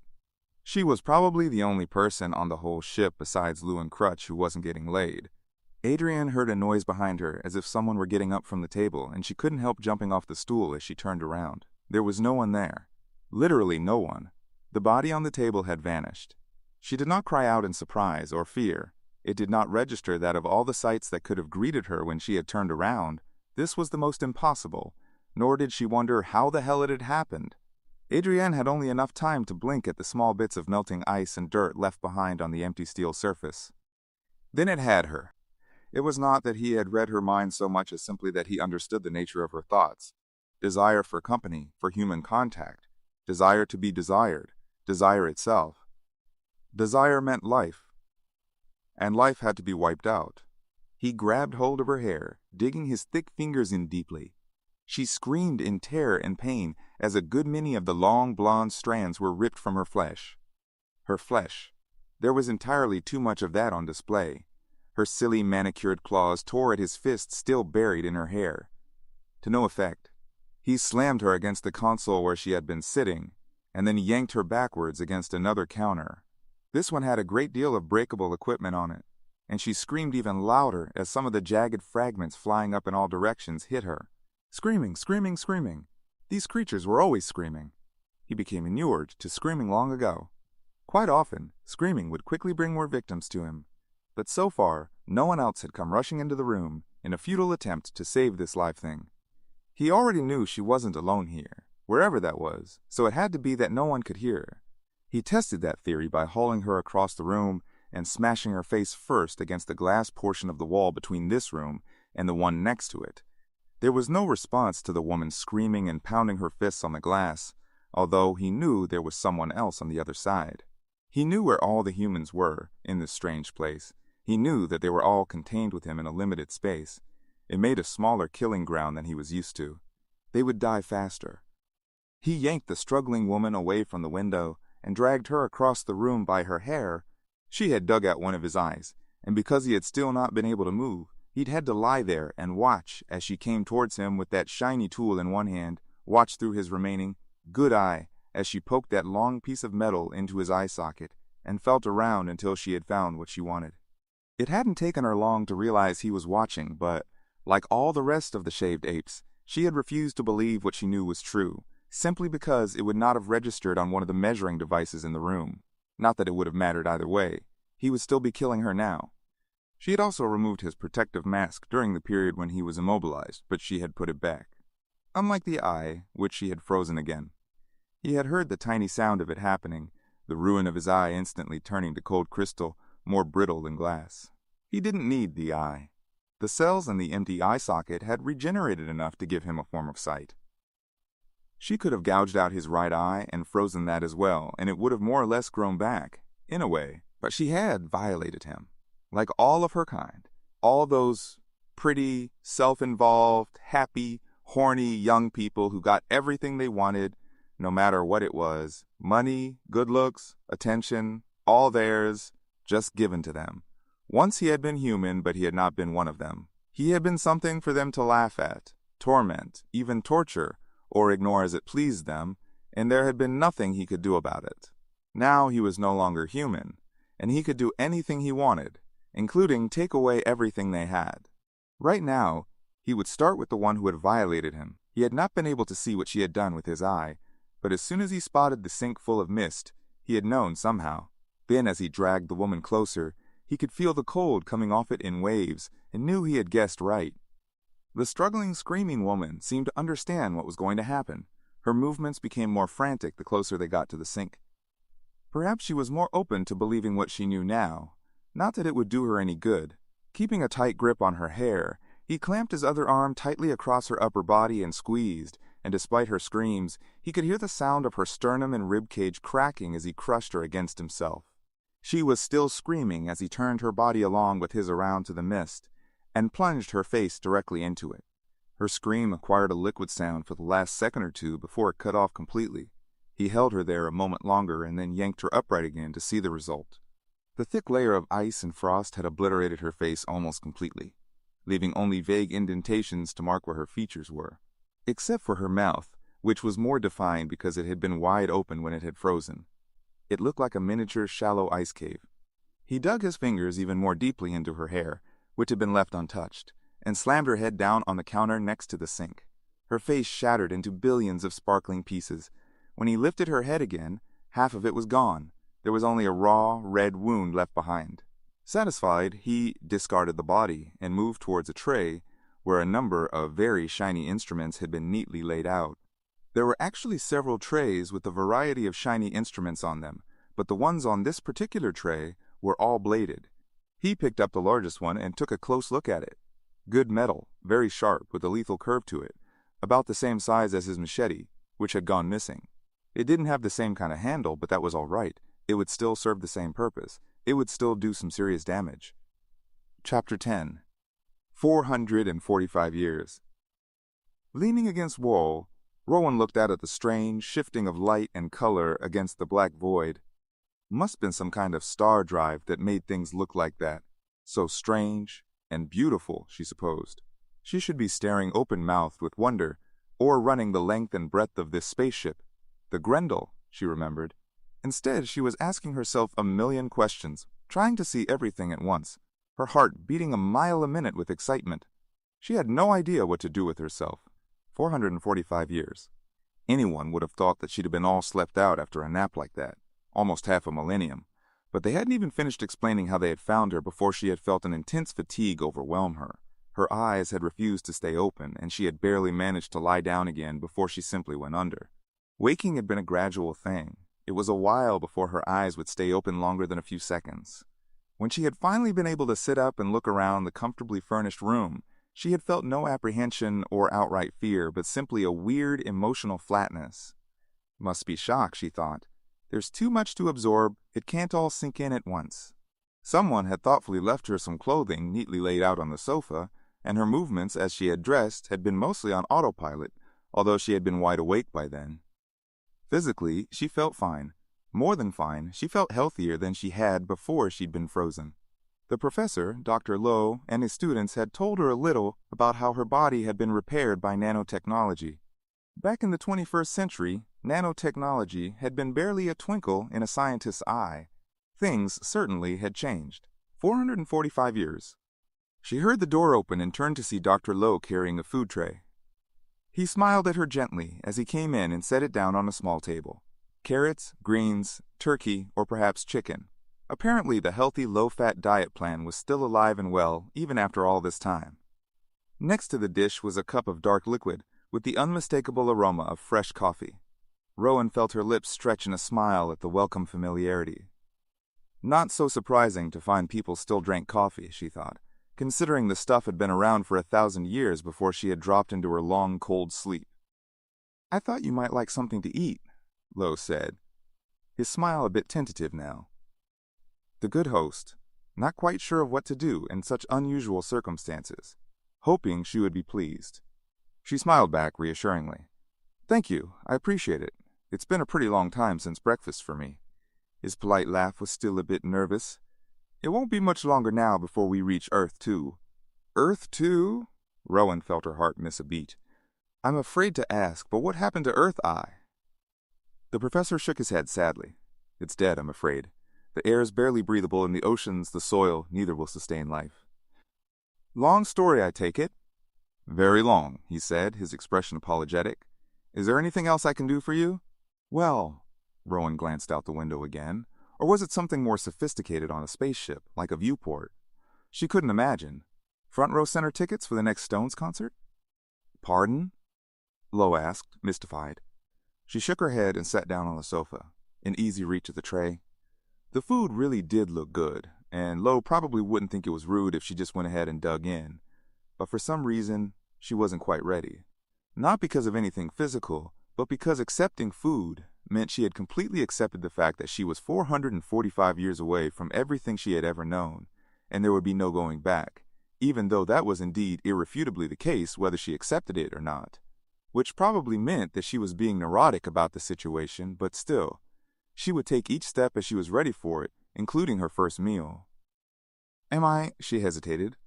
The man's expression was receptive, encouraging. The emotional flatness she had felt on waking was receding now, and the realization brought with it a mild surge of anxiety. "Am I going to be? I don't know, all right." "Oh, yes," Lowe told her warmly. "You should be completely normal. No need to worry. We'll take good care of you." A sudden chill ran through her. Goose walked over my grave, she thought, and then told herself she was being completely silly, seeing as how there were no graves in outer space. But her new unease remained. "So would you like to tell me what happened down there?" Lowe went on. "I take it being stabbed and frozen wasn't part of the plan?"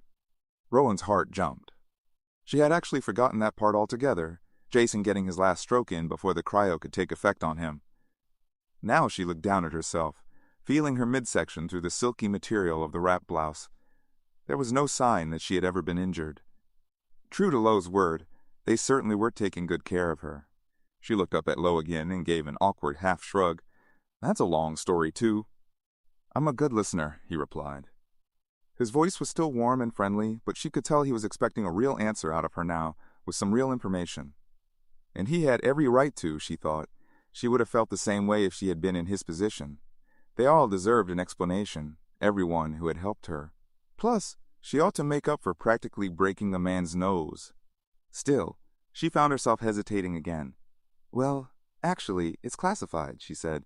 "If I told you, I'd have to kill you." "Oh, dear." Lo looked alarmed and covered his nose with a protective hand. "It's a joke," she said quickly, but he was grinning at her, and she realized he had already known that.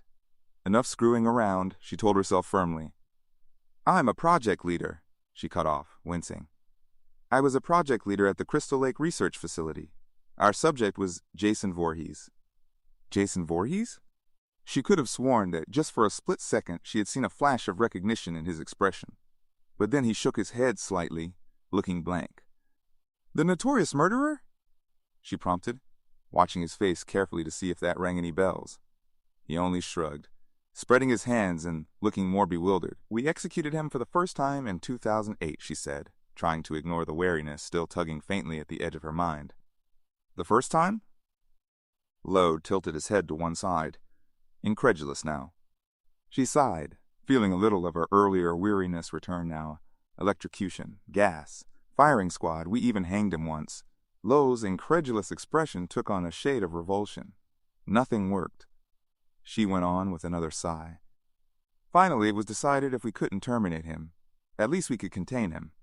Cryogenic stasis. Freeze him until we could figure something out." "Sounds sensible." "I thought so," Rowan said with a humorless laugh. "But people who were too smart for their own good felt a creature that couldn't be killed was too valuable to be filed away." She touched the area of her stomach where the machete had gone in. "In the end, it always comes down to money." Lo made no reply to this, and she wasn't sure whether it was because he was expecting her to go on, or whether he simply didn't know what to say. "So how do you thank someone who gives you your life back?" she blurted before the silence in the room could deepen any further. "Oh, you'll live a long time," said Lo expansively, and reached over to pat her hand. "I'm sure we can figure something out." He glanced at the tray of food, still untouched. "If you're not feeling hungry right now, perhaps I could show you around. Introduce you to 2445, or at least that part of it in the immediate vicinity. Let you ease into it." Rowan felt herself almost go limp with a mixture of gratitude and relief. "Thank you, I'd like that. I'd like that very much." Lo stood up and offered her his hand. "Then shall we?" In Lab 1, Sunaran was so absorbed in the information on the console screen that he had completely forgotten that anyone else was in the room with him. "Why don't you just admit it?" He raised his head from the schematic he had been studying to find the tip of Janessa's pretty nose scant inches away from his own. She moved a tiny bit closer, as if she were about to kiss him. "You want me?" "Oh, darling." Without drawing back, Sunaran shifted slightly so he could gaze soulfully into her eyes. "I could never be with a girl whose balls are bigger than mine." He gave himself a mental pat on the back as Janessa turned away from him with a look of pure murderous disgust. Good thing the trip was nearly over. If they had to be cooped with each other any longer on the Grendel, she would probably murder him in his sleep. She just couldn't understand why he would not lust after her, and she refused to accept that there was nothing she could do to make him want her. Not that she wanted him. He knew for a fact that she didn't. He wasn't her type too unimportant. But that wasn't actually the point. The point was that every heterosexual male was supposed to want Janessa, and she considered the fact that he didn't to be a personal affront of an especially egregious kind. Even more insulting was his stubborn refusal to be swayed by any of her usual tricks and maneuvers. She had practically tied herself in knots, literally as well as figuratively, trying to generate a spark of attraction in him for her. The clothes were getting particularly extreme, something that was very entertaining for all of her other admirers. But as much as they might have appreciated the display, and they did, that wasn't good enough for Janessa. This was a battle of wills now, a fight to the finish. Sometimes he could even see the determination in her face. If she had put that much effort into the coursework, he thought, she wouldn't have had to perform bizarre sex acts with Braithwaite Lo to get a good grade. As tempted as he was to say as much to her, however, he never would. She had no idea that he knew about her little conferences with the professor, and he couldn't bring himself to subject her to that kind of humiliation no matter how much she annoyed him sometimes. He had actually become somewhat fond of her in spite of himself, although he wasn't ever going to tell her that either. She would take that to mean she had finally made him want her, and he really didn't. At one time, he actually might have, but now he knew her far too well.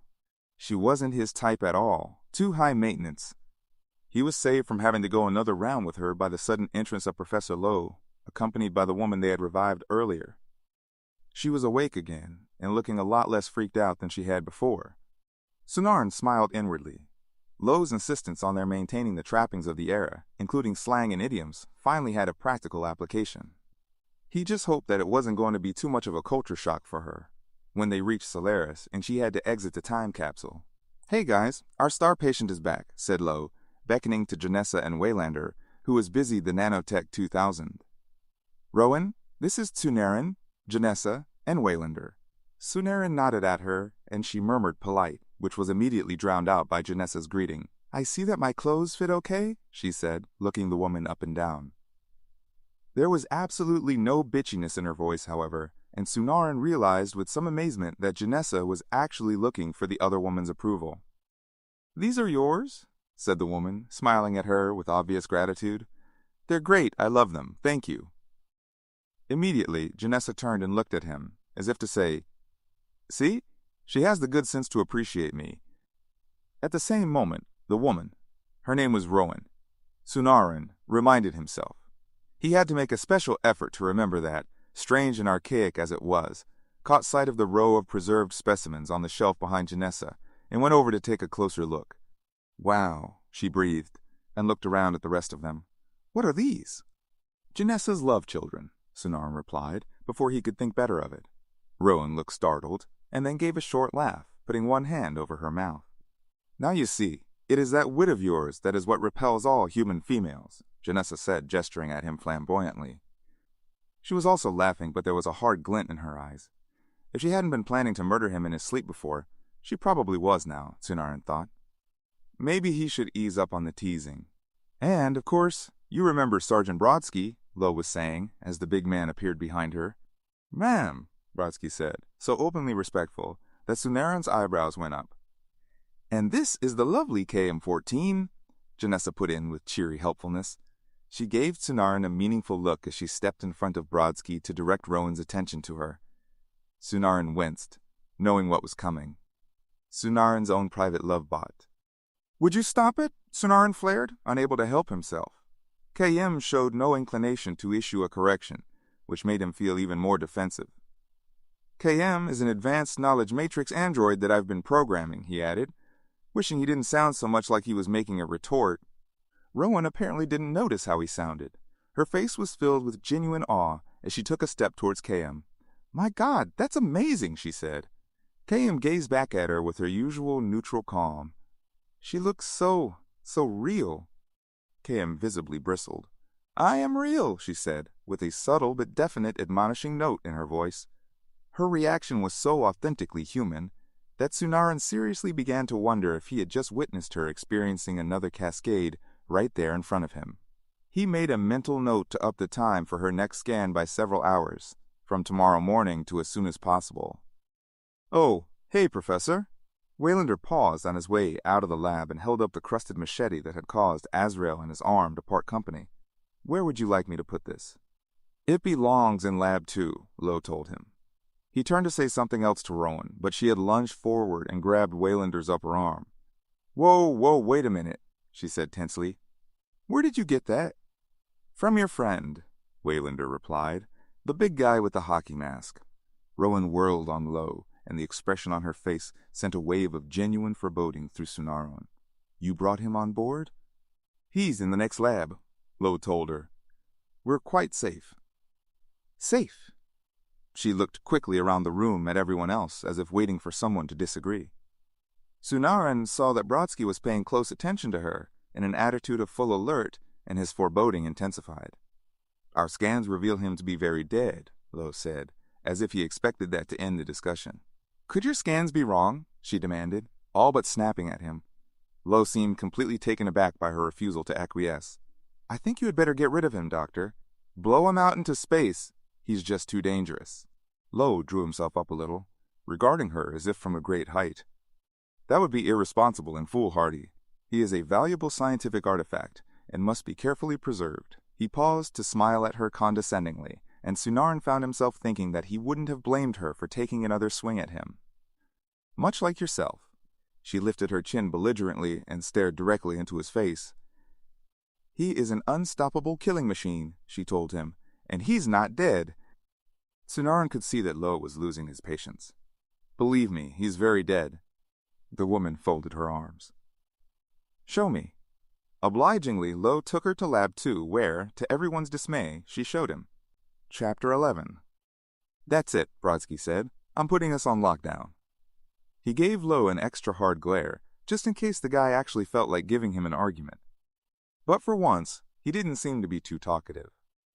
Zipping a corpse into a body bag put a real damper on the urge to chit-chat. Especially if the corpse happened to be that of a personal acquaintance, and was missing half its head. He glanced at Rowan to see how she was doing. Damn, but she was one very tough-ass lady. Of all of them, she was the only one in the room who didn't seem to be on the verge of either fainting or throwing up. Pretty impressive, considering she had already taken a pretty deep stick in the gut from the thing that was now loose on his ship. Even the android looked a little unnerved, or maybe she was just concerned for her Pygmalion's safety. "Lou, this is Brodsky," he said, tapping the comm link in his ear. "How long till we make Solaris?" 47 minutes, give or take," Lou answered breezily. "Why? What's up?" "I don't believe this," Lo muttered behind him. "No?" Immediately, Brodsky was in the professor's face, making sure the man could see nothing else. "And just what part of the dead body do you not believe?" "That's not what I meant," the professor protested, actually blustering a little. "Yeah, I know what you meant," Brodsky growled, and then tapped the comm link again to access every channel ship-wide. "Attention, everyone. Listen very carefully. We have a hostile on board." All the background noise in his earpiece died away in response. Then Lou's voice, faintly. "What, the chick?" Nobody laughed even nervously. "I repeat, we have a hostile on board," Brodsky said. "Do you all copy that?" He received a confirmation from everyone except Crutch, who was probably asleep with that string quartet shit he was so fond of blaring in his headphones, and Dallas, which irritated the hell out of him. "Grendel crew, stay at your posts. Ex-grunt team, report to weapons. Everybody else, report to Lab 1 immediately." Rowan caught his eye again, and he almost opened his mouth to give her one of the standard reassurances that frightened civilians always wanted to hear. But her expression told him she knew better, and he should save his breath. He was going to need it for more important things. "Everybody else, report to Lab 1 immediately." Kinza pulled back from the marathon getting dressed after sex kiss she had been sharing with Stoney and frowned. "What did he say?" "Dunno," Stoney said mischievously, pulling her close again. "Wasn't paying attention." He tried to pick up where they had left off, but Kinza poked the ticklish spot above his belly button, and he was unable to keep from jumping back. "That was Brodsky," Kinza said, reaching for the rest of her clothes so she could finish dressing. "We're supposed to go to Lab 1 immediately. Why would he be telling us to do that and not Professor Lowe?" "Dunno," Stoney said again. He was already dressed and only had to slip on his shoes. He did so and stood up to tap the comm link on the wall near the door. "On our way," he said. "Hey, wait a second," Kinza told him. "I'm not ready yet." "Well, hurry up," Stoney said good-naturedly. Then he opened the door and threw a bowl of blood in her face. It was the only thing she could think of to explain how she could be sitting on her bed with thick, coppery-smelling, dark red stuff dripping into her eyes and running down her front. She mopped the worst of it out of her eyes as her initial shock began turning to anger. Stoney knew how she felt about practical jokes. What the hell was he thinking? She moved towards him to rip him a new one and discovered that someone had beat her to it. He already had a new one, right smack in the middle of his stomach. Strangely enough, it was exactly where his ticklish spot was. Or rather, where it had been. What he had now, instead of a ticklish spot, was a razor-sharp metal blade protruding several inches out of an ugly gash that was leaking blood and torn pieces of his insides all over his favorite sweater. All of this went through her head in a fraction of a second, as if it were a video she was watching on fast forward with full comprehension. When it ended, she thought nothing at all because she was simply screaming and screaming and screaming. Screaming as hard as she could, with every ounce of strength while Stoney stood there looking stunned, his face actually going gray. Screaming while an enormous, ragged, shambling figure behind him grabbed hold of his neck and pulled him through the open doorway. Screaming even as it registered to her that the figure looked exactly like one of the two bodies Lowe and the others had just brought on board from Earth, one but only in the most absent way, because she was still not thinking, only screaming. Then, as if to deliberately punctuate the moment, the door slid shut. Kenza continued to scream. In the end, Brodsky decided to leave the channel open for two-way communication between Lab 1 and everyone on his team, including himself. It would probably scare the shit out of the kids, but he wanted to know what was going on at all times in every part of the ship. For the third or fourth or thousandth time, he checked to make sure that the command override on the laboratory door was set on interior, so that once it was locked, there was no way that anyone or anything could open the door from outside.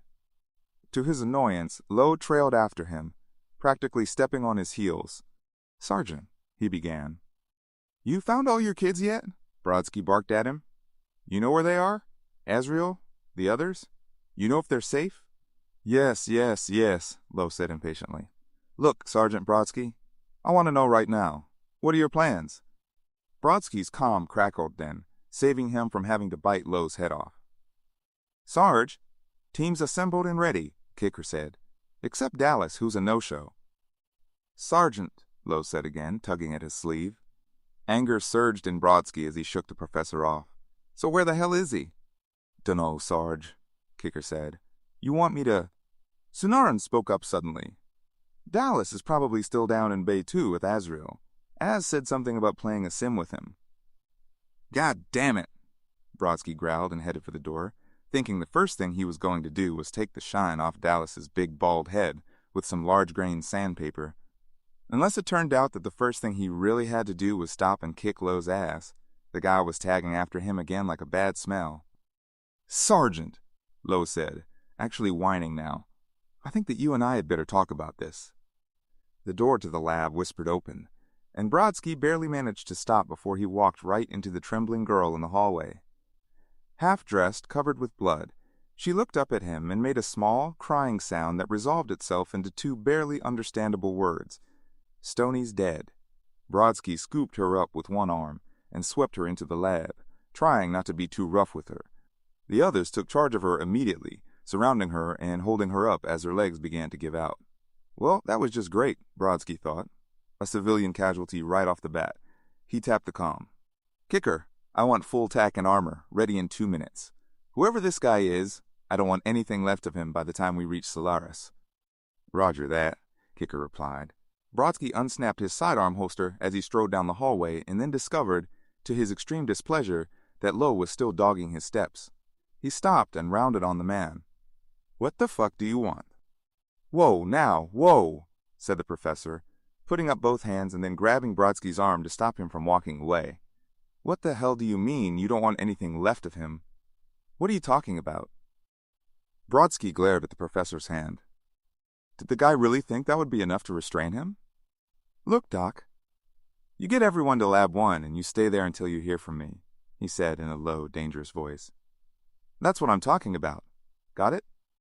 He shook Lowe's hand off easily and kept going. But the professor had apparently forgotten to take any smart pills today because he continued to chase after him. "Wait," he called. "Sergeant Brodsky, you can't—" Brodsky rounded on him again. "God damn it, Lowe. Don't leave those kids alone. What the hell's wrong with you?" "Sergeant, listen to me. We're less than an hour from Solaris," Lowe said, speaking rapidly. "They have 7 fully equipped tactical units, completely capable of handling this. I say we wait and sedate him." "Noted," Brodsky said. "I'm taking this guy out."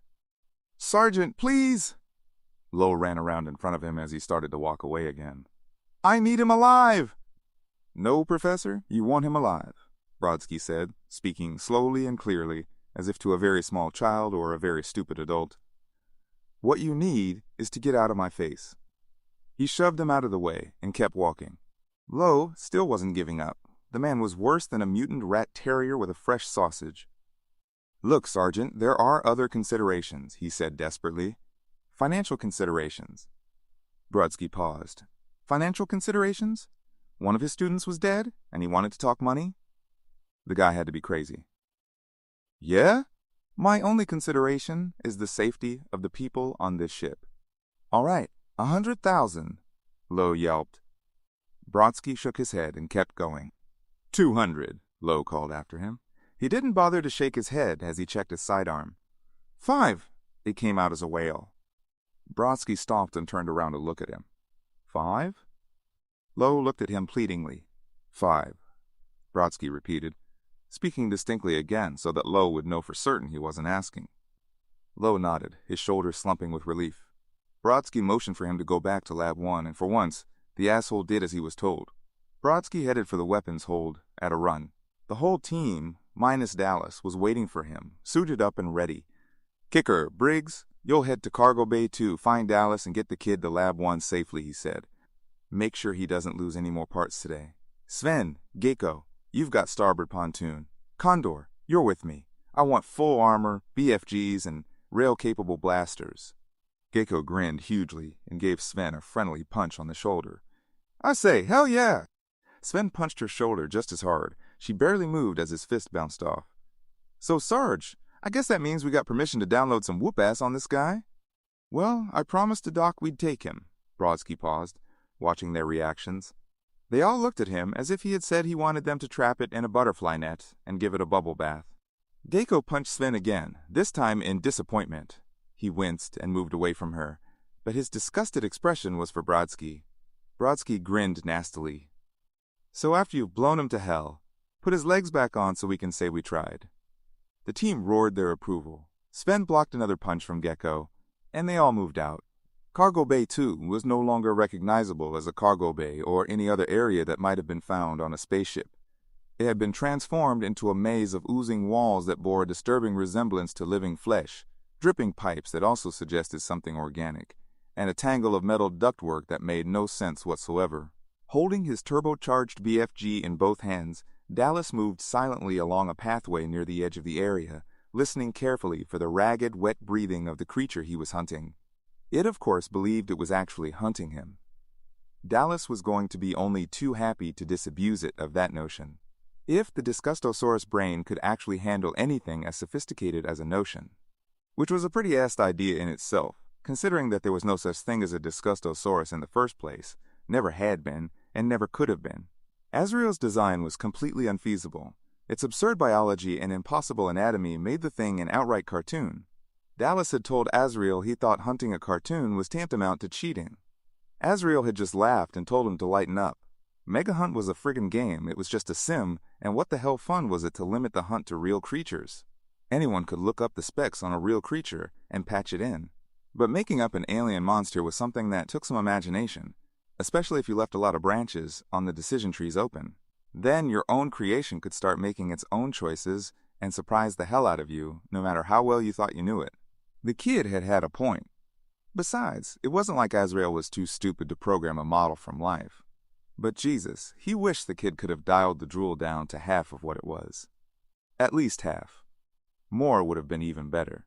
The things were 15 feet tall, and jumped like kangaroos in low gravity, with giant demon horns and agile, double-jointed forelimbs that ended in multiple digits more dexterous than hands. The eye's position near the top of its bony saurian head had a combined visual field of 300 degrees, but the major portion of its skull was given over to its jaws, which housed more teeth and fangs than any creature, real or imaginary, should have had a right to. They were constantly on display as well. Azrael had fixed it so that the creatures always seemed to be grinning evilly, when they weren't biting off your arm or your leg or your head. The evil grin should have been the finishing touch, the cherry on top, but Azrael had had to take it one step further and put in the drool. Those big, grinning jaws were constantly dripping with a clear, viscous substance, with the texture of half-set gelatin and the properties of flypaper. Every time the things roared, they rained glop on everything and everyone in the immediate vicinity. Once you had any of it on you, and there was no way you could avoid it, you stayed sticky and clammy even if you managed to get the worst of it off. The only way to get rid of it completely was to log out of the game and come back as a different player. Probably not worth the time and effort, since you were only going to get splattered again. There was a ragged, wet rasp behind him, and Dallas whirled, raising his BFG and bracing the stock securely against the extra padding in the shoulder of his uniform. Nothing there, not even a shadowy flicker. The acoustics were tricky in every area of the killing ground, but not always in the same way or to the same degree. It occurred to him then that it had been an unusually long time since he had last seen Azrael. Or heard him, for that matter. When it came to stealth mode, the kid wasn't exactly a black belt. Could this mean that the kid was actually improving? Dallas chuckled silently. In the realm of the Disgustosaurus, anything was possible. He moved on another 100 feet or so until he came to a junction where half a dozen passageways met in an area cluttered with broken crates and other pieces of unidentifiable detritus. For a couple of seconds he waited motionless, not even breathing. Nothing. No sound, and no discernible change in the dim light. No sign of anything moving around anywhere. All at once he launched himself towards the largest piece of wreckage, tucking his head under and somersaulting in the air as he dived over it. He did another roll as he hit the ground and came up with his BFG ready at the exact same moment that the Disgustosaurus landed on the spot he had just vacated. The creature barely had time to roar and send drool in all directions before Dallas fired, and it disappeared in an explosion of glowing green blood, guts, and even more drool. Dallas dived for the floor and rolled again, this time in an effort to avoid wearing too much of his kill, and fetched up with his back against a stack of steel crates. Time for a coffee break, he thought. A big mug of French roast, black, no sugar. Mug, hell, he wanted a whole pot, poured directly down his throat. And none of that candy-ass decaf bug piss, either. Something cool and wet hit the top of his head. He put his hand up to touch it, telling himself with no conviction whatsoever that this was probably just the drippings from a chunk of the big bastard he had just killed, caught in the ductwork directly above him. Another Disgustosaurus could not possibly have crept up on him. Then he looked up and discovered that this was exactly what had happened. The ever-present grin seemed even more evil and disgusting than as the creature reared up, preparing to lunge forward and bite his head off. Damn it, he was screwed again, Dallas thought sulkily as he tried to get his BFG up to his shoulder anyway, even though his brain knew it was already too late. The move was purely reflexive, his body acting in accordance with the high command of his military training, all the way to the bitter end, even in the face of certain death. Some death this was. Geeked by a Disgustosaurus. Azrael was never going to stop busting his balls about it. The toothy jaws had just started to open when the creature suddenly blew apart in an even larger explosion of parts and fluids than the first one. The blast was strong enough to knock him back several feet. When his vision cleared, he found himself blinking up at a silhouette posing triumphantly on top of the metal cases, one hand holding a BFG while he pointed to himself with the other, or more precisely, to his most prominent feature as seen in profile, which could not be eclipsed even by a combat helmet that was 2 sizes too large for him. Dallas was fairly sure that few noses in the history of mankind had ever been the source of so much pride. Azrael jumped down from the cases and helped Dallas to his feet. All right now, what do we say when somebody does something nice for us? Dallas gazed down at him through half-closed eyes without answering. Shifting his weight from one hip to the other, the kid mirrored his expression haughtily. I just saved your ass. Don't get cocky with me, Dallas told him with a laugh. Azrael pretended not to hear. I mean, you must really feel like a wuss, don't ya, big boy? Huh? Dallas rolled his eyes. Why don't you check the score, kid? In case you've forgotten, it's still 9-3. The kid went into a jerky little victory dance, which would have looked just as silly even if his combat gear had not also been 2 sizes too big for him. Yeah, but I got my groove on now, you know what I'm saying?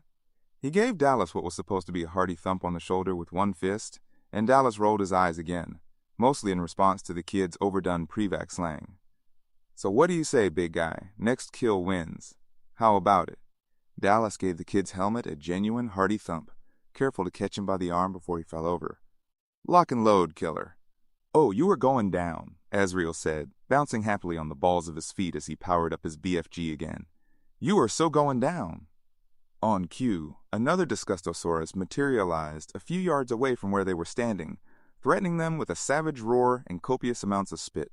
Dallas powered up his own BFG, but before he could even take aim, the thing gave another roar, this one considerably more high-pitched than the last one, as if it were screaming. It was screaming, Dallas realized, and the reason was only too obvious. Something long and sharp and very shiny had sliced vertically through its right side, leaving a bloody, open gash between its forelimb and the rest of its body. He stared in amazement as the creature stopped grinning and fell flat on its drooling face. What the hell? Said Dallas, unaware of speaking aloud. Then something moved forward out of the shadows, and Dallas felt his mouth drop open. This was either a major glitch in the programming or a programmer's practical joke. His mind wavered between the two, unable to decide. The posture and body language of the figure in front of him indicated it was supposed to be human rather than merely humanoid, but instead of pseudo-military combat gear, it was wearing what looked like a lot of dirty laundry. No helmet, just a mask, although there didn't seem to be any real purpose for it. No BFG or any other firepower, just a blade that looked more like an instrument for an autopsy rather than a weapon, although it obviously got the job done. Well, at least it didn't drool, Dallas thought. He turned to Azrael as the whatever it was came towards them. I thought this was an alien sim. It is, Azrael told him. Pause play. The figure kept coming at them, unaffected. I said, pause play, Azrael ordered, raising his voice. He's not pausing, Dallas pointed out with mock helpfulness. I'm aware of that, the kid said, almost snapping as the figure came to a stop directly in front of him. Dallas wondered what the hell kind of a mask that was anyway, as the big head tilted to the side in a classic attitude of curiosity. It had sure taken a beating, whatever it was. Perhaps that was exactly what it was supposed to do, he thought suddenly. Take a beating so the face behind it wouldn't have to. He started to say something when the figure suddenly raised the blade high over Azrael's head and slashed downward, in a stroke similar to the one that had killed the Disgustosaurus. Azrael packed substantially less meat on him, however, and the blade went all the way through his torso, past his navel, almost to his crotch. The two sections of his body drooped away from each other in a wilted V, hanging lower on the right side due to the extra weight of his head. Dallas froze, unable to do anything except stare. Then he burst out laughing. That does not count as a kill, Azrael protested angrily. Dallas hooted. Oh, yes it does! Jesus, he couldn't remember the last time he had seen anything so funny. That's right, yuck it up, Azrael said sourly. Laugh your head off. In the next moment, Dallas realized that he had done exactly that. He had laughed his head off, as was obvious from the fact that he could see his inert body on the ground 10 feet away. Although, to be perfectly honest, he had actually had a great deal of assistance from the new arrival, who had decapitated him with one neat swing. The son of a bitch! Okay, screw this, Dallas announced over the sound of Azrael's laughter. Game over! The game environment shimmered like a reflection on the surface of a rippling pond, and then melted out of existence, taking with it Dallas's and Azrael's now disabled avatars, as well as all the various Disgustosaurus remains, down to the last puddle of spit. Dallas removed the interface cap and goggles and rolled his big shoulders to get the kinks out. He always came out of a sim with his muscles all knotted up. It was an unavoidable side effect of conflicting sensory input. The sim could fool your body into believing it was running around killing monsters for any amount of time with no trouble at all, right up to the moment you took off the interface. But as soon as your body found out it had actually been sitting still for however long it had been, 15 minutes, a couple of hours, didn't matter, bam, like it was so pissed off that it sicked your own muscles on you. He looked across the now empty area in this part of the cargo bay to where Azrael sat facing him, skinny legs folded so that he looked like a knobby-kneed pretzel, and started to remind him of the proper way to stretch to avoid serious cramping. But the words died in his throat. Instead, all he could do was stare at the hulking figure in all that ragged, dirty laundry, with that weird mask stuck to the front of that misshapen head, standing over Azrael with an autopsy handsaw that was dripping real blood all over the floor where unreal Disgustosaurus phlegm had been. What the fuck? Dallas was unaware of speaking aloud. Training kicked in without waiting for conscious intent. He was on his feet with his sidearm in hand, the knots in his muscles gone as if they had never been. The next step in the near-instantaneous sequence of actions should have been the figure's head disappearing in an explosion of bone and blood and tissue, messy enough to make a Disgustosaurus salute. But before Dallas could even touch the trigger, the figure had already put one big gloved hand around Azrael's neck and was now holding the kid straight up at arm's length. The kid's face turned a deep purplish red with frightening swiftness, mouth open in a silent scream. He scrabbled at the fist around his throat with both hands while his legs jerked and kicked the empty air. Training made Dallas's rage a controlled explosion. Some big fucking show! The kid weighed maybe about as much as a BFG. Anybody on the Grendel could do that, even that bitchy Janessa chick. Except nobody would have. Absolutely nobody. Not even that bitchy Janessa chick. Which meant this was a crasher of the hostile persuasion. Drop the kid, Dallas roared, A train of questions were looping endlessly in his head. What and how and when? Who knew? Who didn't? Whose blood was dripping off that blade? He ignored. I said, drop the kid! Drop him now! Just to make sure nobody thought he was kidding, he took careful aim and put a round into the meatiest part of the hostile's thigh. Chunks of rotten-looking tissue exploded outward from the right leg in a spray of thick, black liquid that had absolutely nothing to do with human beings. Dallas took an involuntary step back, as much in reaction to the smell as in surprise. The stench had hit him a fraction of a second after he saw the wound, and he had barely managed not to gag. The last time he had smelled anything like that, he had been waist-deep in stagnant swampland, recovering bodies from a week-old crash site.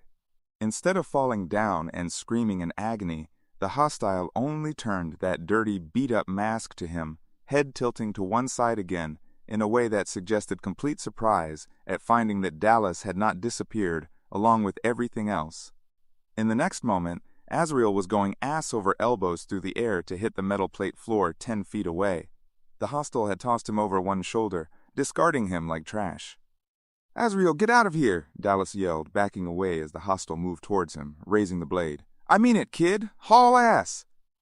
He put 2 fast shots into the hostile's chest. Instead of falling, the thing only staggered a little bit and then kept on coming.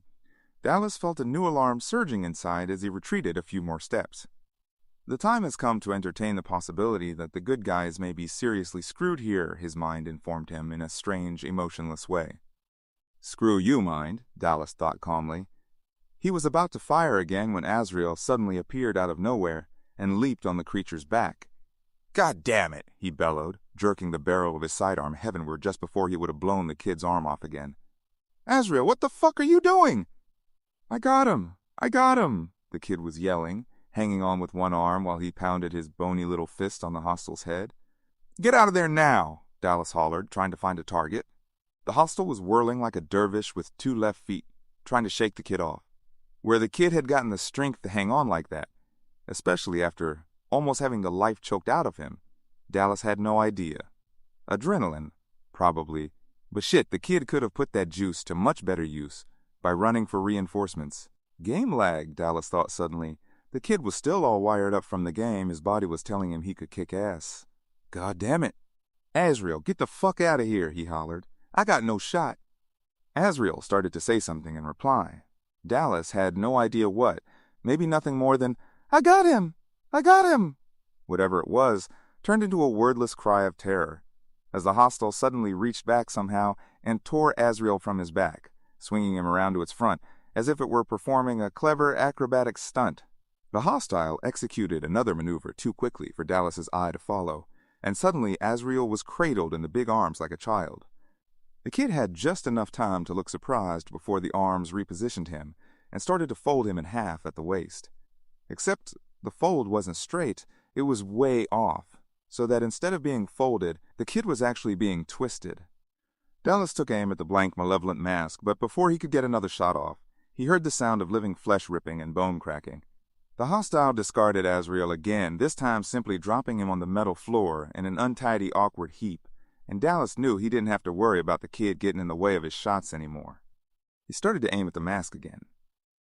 Or rather, he tried, but somehow his arm had frozen. No, not frozen.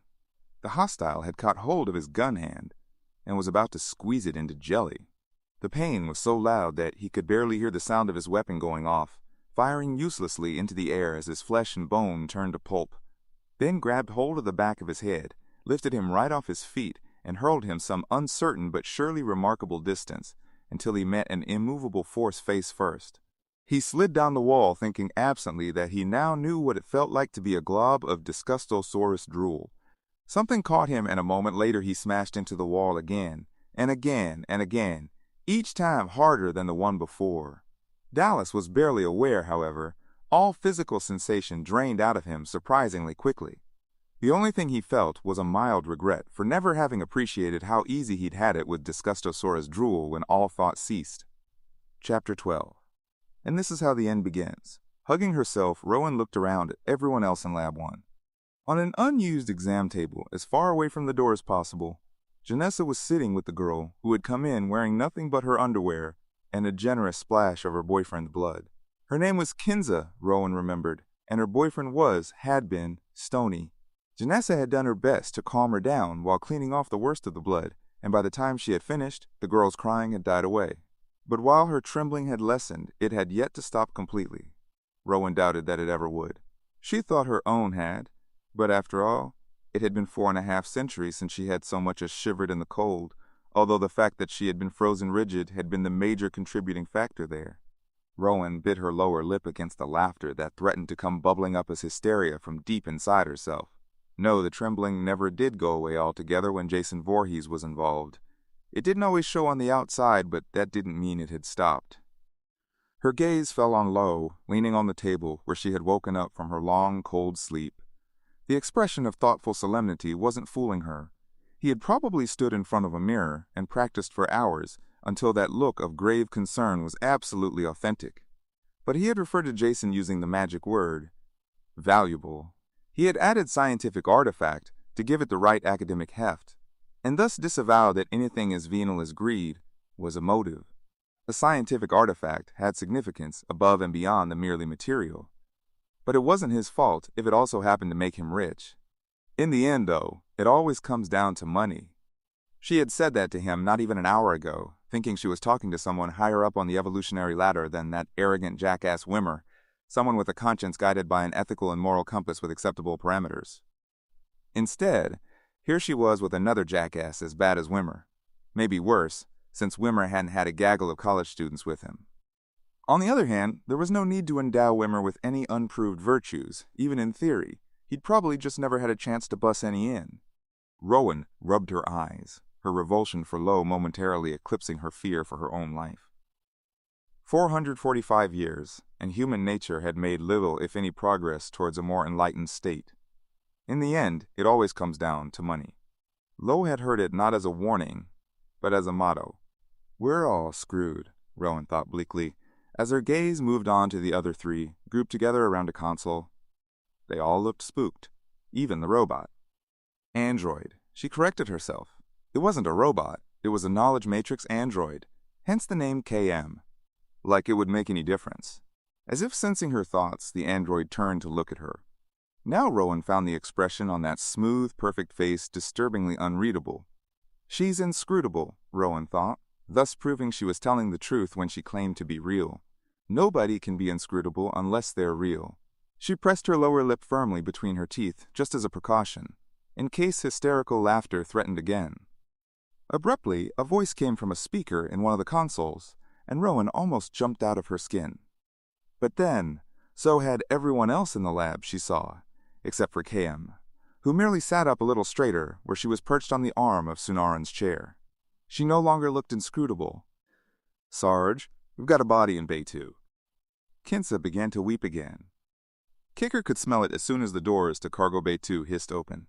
The look on Briggs's face said she smelled it too. The heavy coppery stink that hit you in the back of the throat and put your gag reflex on a hair trigger. Nothing else smelled like blood. Even if you'd never smelled it before, you still knew what it was somehow. Instinct maybe, or ancestral memory. You knew what it was, and you knew it meant nothing good. He snapped on his flashlight and powered up his weapon. Briggs did the same, and they moved forward into the cargo bay. Kicker signaled for them to spread out. She nodded once, her wide eyes serious and her mouth set in a grim line. How pale she was, he thought suddenly. Briggs was exceptionally fair-haired and fair-skinned anyway, but right now she was practically ghostly, or cadaverous. The hairs on the back of his neck stood up as a wave of superstitious dread swept through him.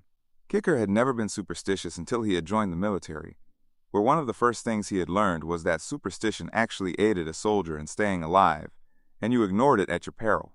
And if you thought that was all just bullshit, you could go talk to all the grunts who were still walking, talking, and making thanks to hunches and premonitions. Even the odd dream now and then could add an extra couple of days to your life, as long as you didn't ignore them. And then again, sometimes that stuff was only a heads up, nothing more than advance notice of something you didn't have a hope in hell of avoiding, so you could at least brace yourself, or try to. Briggs moved away from him, the beam from her flashlight sweeping from side to side as she advanced farther into the cargo bay. Kicker made himself do likewise, but he had only made one sweep with his own torch when he saw someone lying on the floor. His heart leaped painfully in his chest as he tapped his comm. "Sarge, we've got a body in Bay 2. The last word was barely out of his mouth when he heard Briggs say, "Oh, shit." He turned to see her crouching over something crumpled against the wall 20 feet away. "Sarge, I found Dallas," she said. "He's dead." She turned her pale face to Kicker. "Well, where the hell is he?" Brodsky snapped. "Kicker? Yours too?" Brodsky asked, his tone emotionless now. "Roger that," Kicker replied, still feeling for a pulse in spite of himself. "It's Azrael." If he didn't look at anything except the kid's face in the bright circle of light from his torch, Kicker thought, he could have sworn Azrael was really just sleeping. "Sarge, we got a blood trail here," said Sven's voice in his comm. "It's leading towards the cargo bay." "Yeah, I can tell you where it came from too," Brodsky replied. "We found the other student casualty, Stoney." The Sarge sounded mad as hell, Kicker thought, as he continued to gaze at Azrael. It was only when you saw the way the rest of his body was twisted at the waist that the illusion was spoiled. You didn't have to be a doctor to know his back was broken. It was as if he were a toy some nasty spoiled brat had broken and tossed away without a second thought. He swallowed, noting absently that his throat was tight. "Okay, listen up," Brodsky went on. "Condor, Kicker and I will take cargo main. The rest of you take portside. Stay alert. We want some definite payback on his ass. Breach on my command. Got it?" "Roger that," Kicker murmured. "Time to kill something." He started to get up and then paused. From this angle, he could see only Azrael's face again. God damn it, he was having the worst time making himself believe the kid wasn't just catching a nap between the end of one game and the start of another. Hell, Briggs looked more like a corpse than he did. A hard and heavy hand landed on his shoulder from behind with bruising force. Kicker gave a high-pitched yell and jumped back, at the same time spinning around and raising his weapon, aiming at where he estimated his attacker's groin would be. His attacker stood over him, with one hand on her hip, doing her best to look scornful and superior rather than distraught. "Sorry," Briggs said carelessly. "Shit!" Kicker's breath came out in a noisy rush. He took the hand she was offering and let her help him to his feet. "Don't do that." Briggs looked down her nose at him. "You scream like a girl." "Screw you." "You wish." They eyed each other for a second, holding hands tightly. Then, when he was sure his training had reasserted itself and he wouldn't turn around to look at Azrael again, he let go of Briggs so they could punch each other. "Azrael." Rowan looked over at Janessa in surprise. The woman had barely whispered the name, much too softly for anyone else to hear. But at the same time, it was very, very loud, incredibly loud. So loud that no one could have missed it. Her pretty face had the terrible, stricken look of someone who was just starting to realize that everything was not going to be all right, but still couldn't quite believe that the universe would really let something seriously bad happen. "Life as you know it is over," Rowan thought at her. "Think that's overly harsh? Welcome to my world, for however long there is one." She felt her face grow warm with shame. Janessa hadn't done anything. She didn't deserve to be thought of so unkindly any more than she deserved to die at Jason Voorhees' misshapen hands. If she wanted to take things out on somebody, even just silently, the good doctor was a much more appropriate target. Him and his valuable scientific artifact. Suddenly restless, Rowan wandered around the laboratory, hoping a little aimless activity would burn off some of her tension. As long as she could keep from pacing. Pacing drove her nuts, even if she was the one doing it. Especially then. She listened to Brodsky rapping out orders and his team replying. The others found his deep, clear voice reassuring.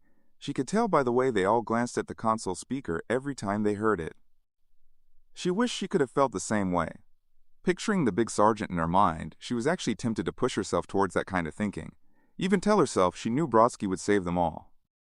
Hugging herself, she ambled around near the speaker, and then looked up to see Sunaran watching her. "I hope they know what they're doing," she blurted before she could stop herself. Sunaran nodded confidently. "Hey, these guys live for this stuff. Then we'd all better hope they don't have to die for it." She pressed her lips together on a hard, bloodless line and only just managed to keep the words in. Having finally finished the word engineers in its entirety, at almost the same moment the string quartet recording ended, Crutch decided that a change in both scene and theme was called for. He swapped the airiness of Mozart for the earthy thump of classic Prevac rap in his headphones, and, with his mind on his money and his money on his mind, Pimp strutted down to the area of the main cargo bay to check on his terrariums. In the beginning, Lou hadn't been thrilled to death at the idea of letting him turn part of the ship into what was in effect a piecemeal miniature greenhouse. When he had first seen the jerry-rigged scaffolding of daylight lamps hang above the collection of transparent globes on their pedestals, Crutch had thought he was going to tell him he had changed his mind, and he had 2 minutes to get all that crap off his ship. But then he had just shrugged and said, yeah, sure, what the hell. But no ferns in engineering, okay, or anything else that needs water. A watering can near a control panel, that's just begging fate to fuck you up. As he had started to leave, Crutch had not been able to resist calling after him, how about silk flowers? Lou had turned back to him with an exaggerated smile of indulgence. Silk flowers in engineering, that's just begging me to fuck you up. What? Crutch asked incredulously. Why? Silk flowers don't need water. Lou had made a show of sighing hugely and rolling his eyes. You ever see silk flowers on the bridge? No, Crutch said, even more mystified. That's right. And do you know why you've never seen silk flowers on the bridge? Crutch shrugged, shaking his head. Lou gave another huge sigh. Because silk flowers are fucking tacky. I've got standards. Lost for an answer, Crutch had simply nodded. Lou stared at him a moment longer and then strolled out, leaving his comlink open so that Crutch could hear him chuckling all the way back to the bridge. Crutch had not hesitated to return the favor. After all, it had been a good one. Silk flowers were tacky. He had standards. With that cowboy hat? Crutch was tempted to sneak into his quarters while he was sleeping and add a peyote stitch hatband in nice, bright, primary colors to the thing. Except one of the things you really didn't want to do was get into a practical joke war with your pilot.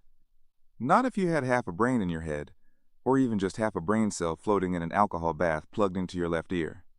Start something like that with a pilot, and that was the rest of your life laid out for you, with no going back. There was no calling it off, no time out, no surrender, even. No matter what it was, pilots won. They didn't stop, and they didn't take prisoners. Granted, with his easygoing temperament and his sense of humor, Lou wasn't your ordinary pilot. But he was a pilot nonetheless, which meant that no matter how genial he was, he lived by the pilot's code. The first tenet of which was, thou shalt not fuck with the pilot. As long as you observed this rule, you were supposed to be perfectly safe. If you didn't bother them, they wouldn't bother you, something Crutch had always taken for granted. Until he had met Lou, that was. He didn't think that Lou would ever suddenly wake up one day, shift, and decide to put itching powder in his thong or mix silk flowers in with the dandelions. But Lou's sense of humor indicated he had a very complex, even devious pattern of thought. It wasn't entirely improbable that he could take it into his head that Crutch's terrariums constituted the opening salvo of some kind of quirky pissing contest simply by virtue of the way they had joked about it. Well, he was pretty sure most of the time that Lou had been joking about silk flowers being tacky.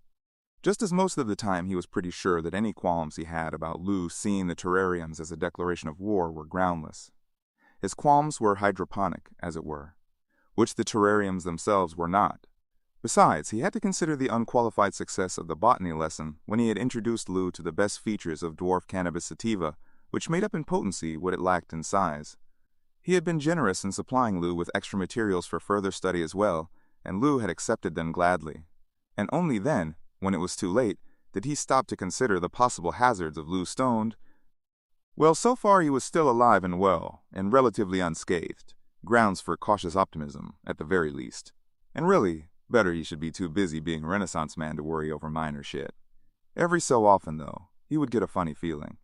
Like now, when he was all alone in the cargo bay.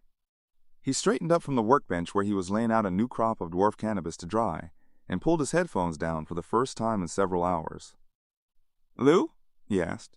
"Is that you?" He shut off the headphones and twisted around on his stool.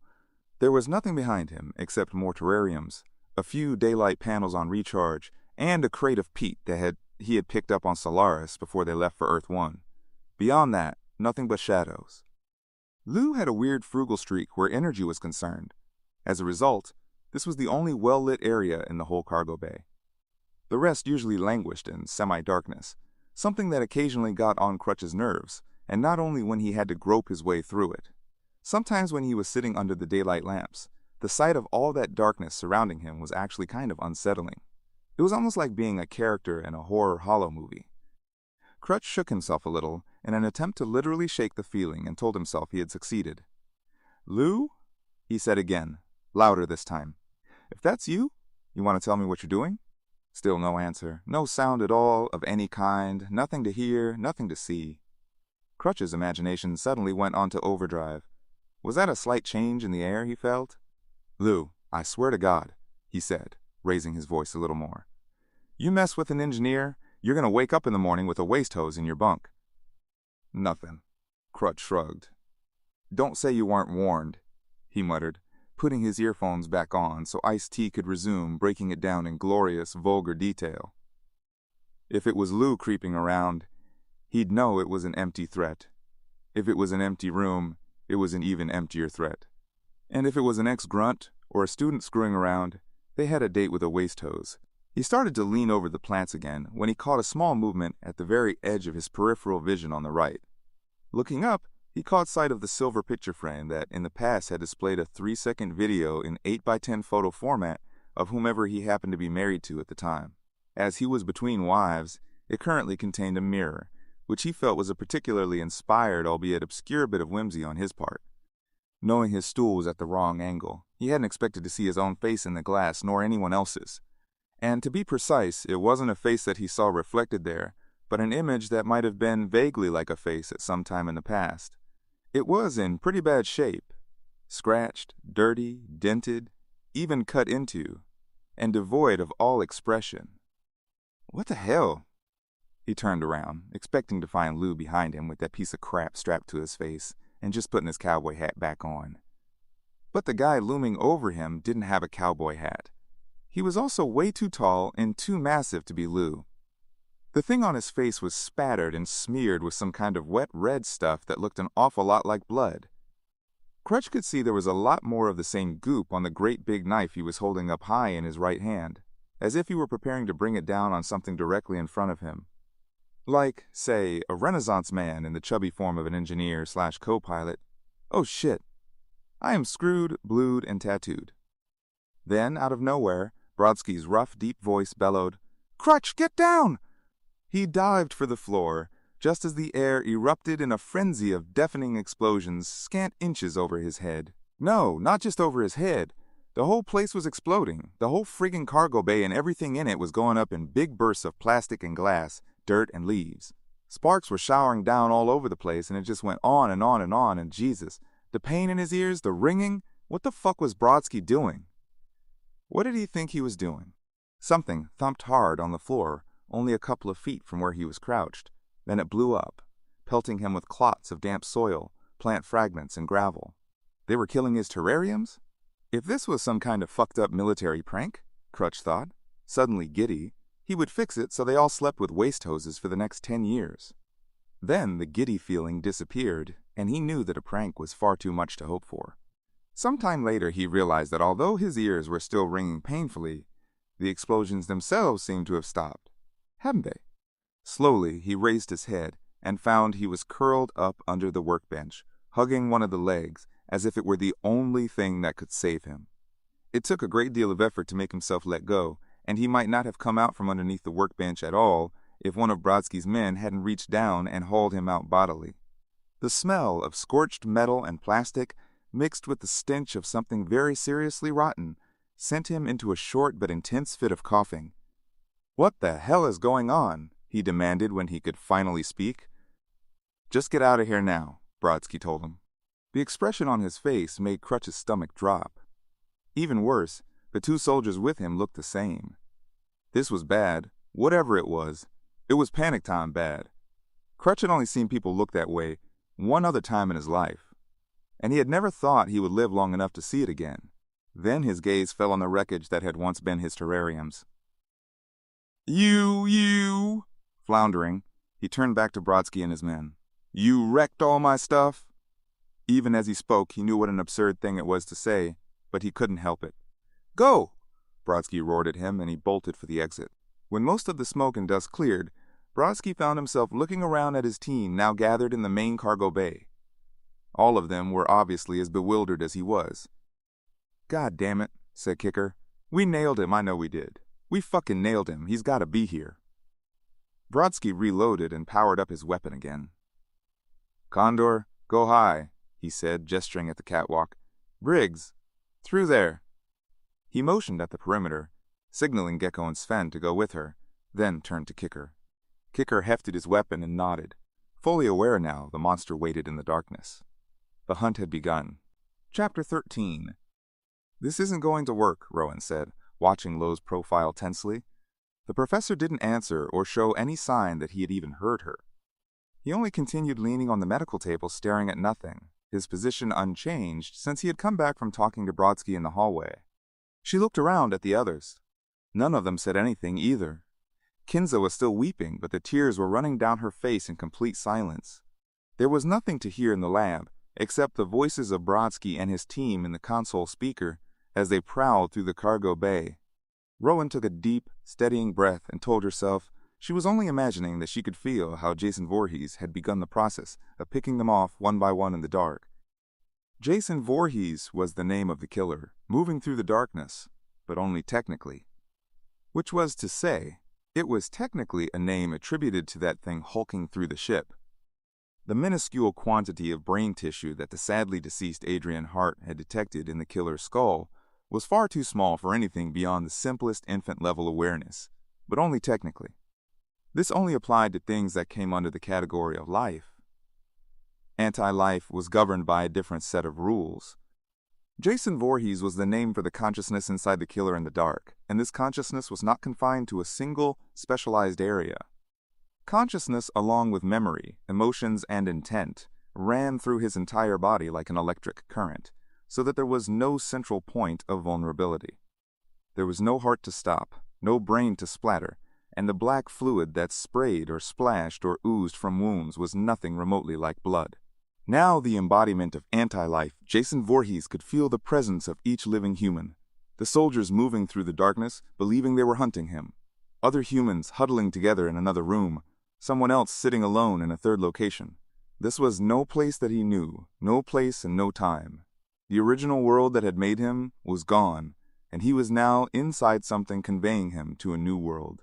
Everything was different, but only technically. As far as he was concerned, nothing had changed. He flexed his fingers and took a better grip on the big blade. "Briggs, anything?" Brodsky's voice rasped in her headphones. "Negative," Briggs said as she moved soundlessly through the narrow space between the largest, heaviest pieces of cargo and the wall. Shit, but she'd never realized what a maze the bay was when it was full. You could run a sim down here without bothering to load an environment module, just the monsters. Except today you wouldn't need those either. Dallas's face as she had last seen it, bloody and broken, appeared in her mind, and she shut it out, squelching the pang that had come with it. Later for that. God damn it. Right now there was a corner coming up just ahead, and she had to concentrate if she wanted to be alive after she turned it. Behind her, she heard the sound of Gecko hefting her BFG, and under that, Sven's footsteps, and she let herself feel reassured. "Condor? Anything topside?" "Negative, Sarge," came the answer. "There's no sign of him." Rowan didn't realize she had been holding her breath until it came out of her in a rush. "This isn't going to work," she said to Lowe again, more urgently this time. "I've got everything under control," he snapped at her. Startled, she took a step back. Did he really believe that? She looked around at the rest of the group, still silent. Their frightened faces turned to the console speaker as they listened to the soldiers hunt for Jason. "Where the hell's Sven?" said a woman's voice. "Hunt for Jason?" Oh God, even if they knew better than to believe Lowe or even Brodsky could have everything under control, they probably really did think they were hunting Jason, and not vice versa. Suddenly, she had a powerful urge to jump on the radio and tell them all they weren't hunting Jason, that nobody ever hunted Jason because nobody could. Jason was the hunters, everyone else was the prey, and they had to get out of there before Jason could pick them all off. There was a crunching noise in the speaker then, like something breaking very slowly. Rowan saw Janessa put a hand to her mouth as KM crossed the room to be closer to the console. This was followed by the loud clang of metal striking metal and a series of short, effortful grunts, the sound of a man who had met an enemy in the dark and was now fighting for his life. Condor? Anything topside?"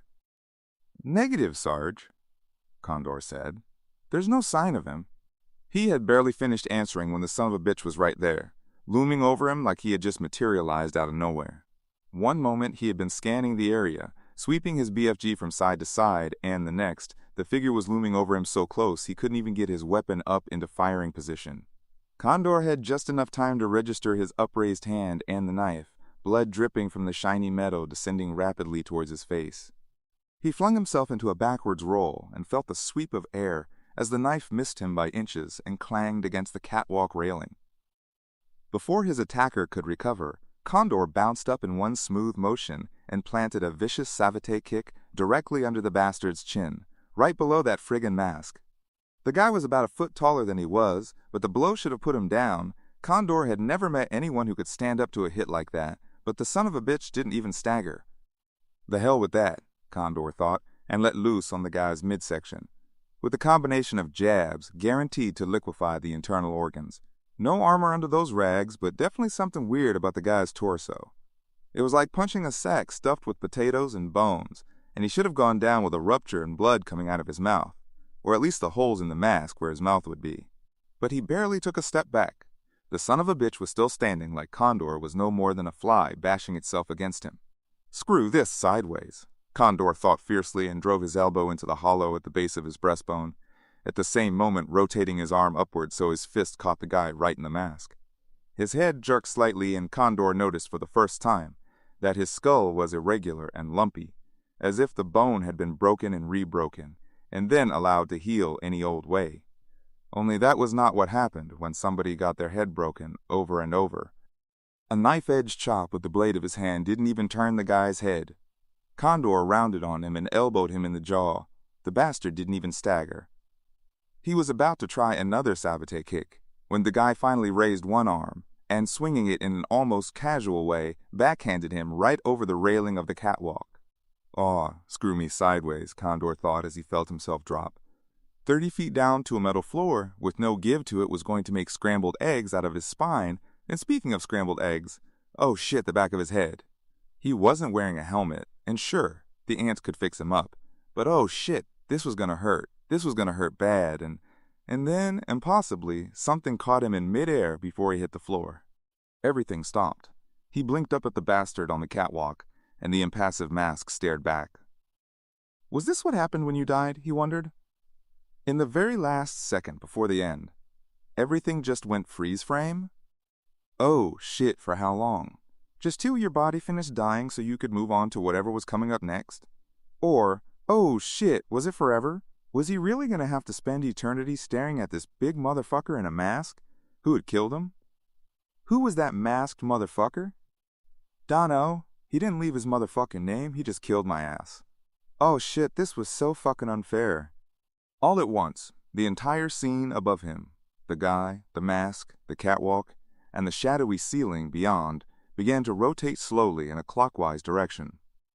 Okay, now this was just too friggin' weird, Condor thought. A mild wave of nausea passed through him as his view of the bastard on the catwalk made one complete rotation and went into another without a pause.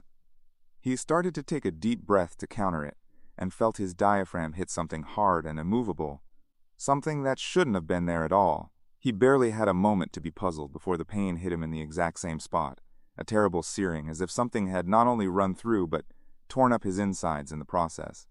The tip of one of the mole's 4 drill bits came into focus then. As he had sharpened the things many times, he knew right away what he was looking at, although he didn't know what all that gooey, wet stuff on it was or where it had come from. But then, as everything continued to twirl, he did know. He knew everything he had to know, including the fact that it would be best now to die quickly. Just keep your eyes peeled, Brodsky told Condor. No answer, not even a copy that. Brodsky frowned, glancing at Kicker. Kicker hefted the BFG he was holding and looked questioningly at him. Brodsky gestured at the shadows off to the right. Kicker nodded once and vanished into them. Sven? Brodsky rasped into his calm. Condor? Can't find them, Sarge, Briggs answered. God damn it! Brodsky tapped the link to make sure all the channels were open, even though he already knew they were. Sven, report! Condor, report! I said, report! That's an order. For a few seconds, he heard nothing but the sound of dead air over multiple channels. Then, Briggs spoke again. "Sarge, we found Condor." They hadn't used the mole once during the whole trip. It had just sat there in the cargo bay taking up space. Every time Brodsky ran out of keep busy assignments, he'd tell Condor to sharpen the drill bits. Always Condor, because he was the only one of them who could grind metal for longer than 60 seconds without going crazy. Nerves of steel or no nerves at all. Nobody knew which, and the man himself had declined to say. Now they'd never know, Briggs thought, staring up at Condor's body skewered on the drill bit. For her part, she couldn't decide whether it had been a good thing that the metal had been so sharp or not. As a general rule, a sharp blade hurt a lot less than a dull one, but she had no idea if that applied to something with a pointed end and an edge that spiraled the length of a central shaft. She couldn't see how it would not have been painful to die twirling around on a coil of metal stuck through your gut, no matter how sharp it was. She hoped that Condor had died too quickly to see his innards trailing along the cutting edge. Her gaze fell on Gecko, standing on the other side of the mole. Her elegant sculpted features were set in a stony expression, and there was murder in her eye. Briggs took a breath before she spoke into her calm. "Sarge, we found Condor." "What's his condition?" Brodsky asked her. She had to take another breath before she could answer. "He's screwed." Her gaze met Gecko's. The other woman stared back hard, and it occurred to Briggs fleetingly that they might have been daring each other to laugh. Then Gecko stood up a little straighter. "Let's smoke this fucker." Briggs nodded, and they moved off, their paths diverging in the darkness. Kicker took a firmer grip on his BFG as he moved along the side of the large metal cube that contained the extra armaments. They probably should have armed all the students before they'd gone hunting this bastard, he thought. Or maybe they should have put all the students in the shuttle, got in with them and hit the panic button, gambling that when they dropped out of hyperspace, they would find themselves in a zone with a reasonable amount of regular traffic and not the ass end of East Nowhere. The sound of Gecko's voice in his comm made him jump. "I found Sven." Pause. "He's dead." Kicker wiped his mouth with the back of one hand. Jesus, this was one busy son of a bitch, or was it just one? Could there have actually been more than one running loose on the ship? Sure, he'd seen with his own eyes that they had only brought 2 on board, but that didn't mean they couldn't have picked up a hitchhiker or 2 without knowing it. The shuttle's perimeter alarms had been down while they boarded, and Lou probably hadn't bothered to put them back up before liftoff. According to the gospel, according to Lou the Frugal, it was a big waste of energy flipping alarms on and off and on, especially on a dead planet. Maybe Mr. Frugal had decided to make even bigger savings by not putting the perimeter alarms on in the first place. So while they were underground being impressed with themselves for finding 2 viables in cryo, there could have been 2 or 3 more from some other underground facility, already thawed out and ready for action. They could have already been hidden in the shuttle by the time his ass had hit the co-pilot's seat next to Lou, and nobody would have known. His thoughts were interrupted by an ugly gargling noise. "Who's there?" Kicker whispered into his comm. "Briggs? Gecko?" The noise came again, louder and uglier, and it was coming not just from his comm now, but from somewhere in front of him. He had heard that sound many times before, always in certain combat situations, and he knew what it meant. The flashlight strapped to his BFG caught a movement several yards ahead of him. He crouched low, steadying the light, and waited with his finger on the trigger. The figure that finally appeared in the circle of light took several uneven steps towards him on tiptoe, one arm stretched out in a wordless plea for help as air and blood bubbled out of the deep slash in her throat. "Gecko!" Her name came out of Kicker like a moan as he rushed forward just in time to catch her as she pitched forward. He lowered her gently to the floor, trying to ignore the terrible, final sound of blood blowing out of her throat as she struggled to breathe. "Aw, shit," he said, looking into her eyes and begging her not to die. "Gecko!" He felt her hand start to clutch his shoulder. Then suddenly it went limp and dropped to the floor, her knuckles rapping hard on the metal. Air rushed out of her in a final, gargling sigh, sending some of her blood into his face in a fine mist. "Aw, shit," he said again miserably, and let go of her. "Sarge, it's Gecko. She's—" There was a flash of metal on his right, and he looked up to see the hostile standing only a few feet away. Gecko's blood was still dripping from the blade in his hand. Kicker was on his feet, firing before he was even aware of putting his finger on the trigger and hollering at the top of his lungs, as if that would double the force of each round he put into the son of a bitch. The hostile staggered back, a multitude of explosions punching holes in him, and then punching more holes in the holes already there. Blood and chunks of flesh flew in all directions. Kicker kept firing, unaware either that he was still roaring in unchecked fury, or that he was now advancing on the bastard as well. He was unaware of anything except how much he wanted to put the motherfucking son of a bitch bastard down. Abruptly, the figure keeled over backwards.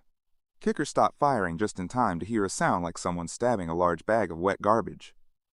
He moved closer, shining his flashlight on the place where the hostile had fallen. For half a second, the sight in front of him made no sense at all. Then his head cleared, and he saw one of the grappling hook blades protruding from the center of the bastard's chest. "All right." He was slinging his weapon when his gaze fell on a set of controls within easy reach of his left hand. Even better, he thought, and slammed his fist down on a large green button. Immediately, the grappling hook began to ascend, taking the hostile with it, coming to a stop 10 feet up.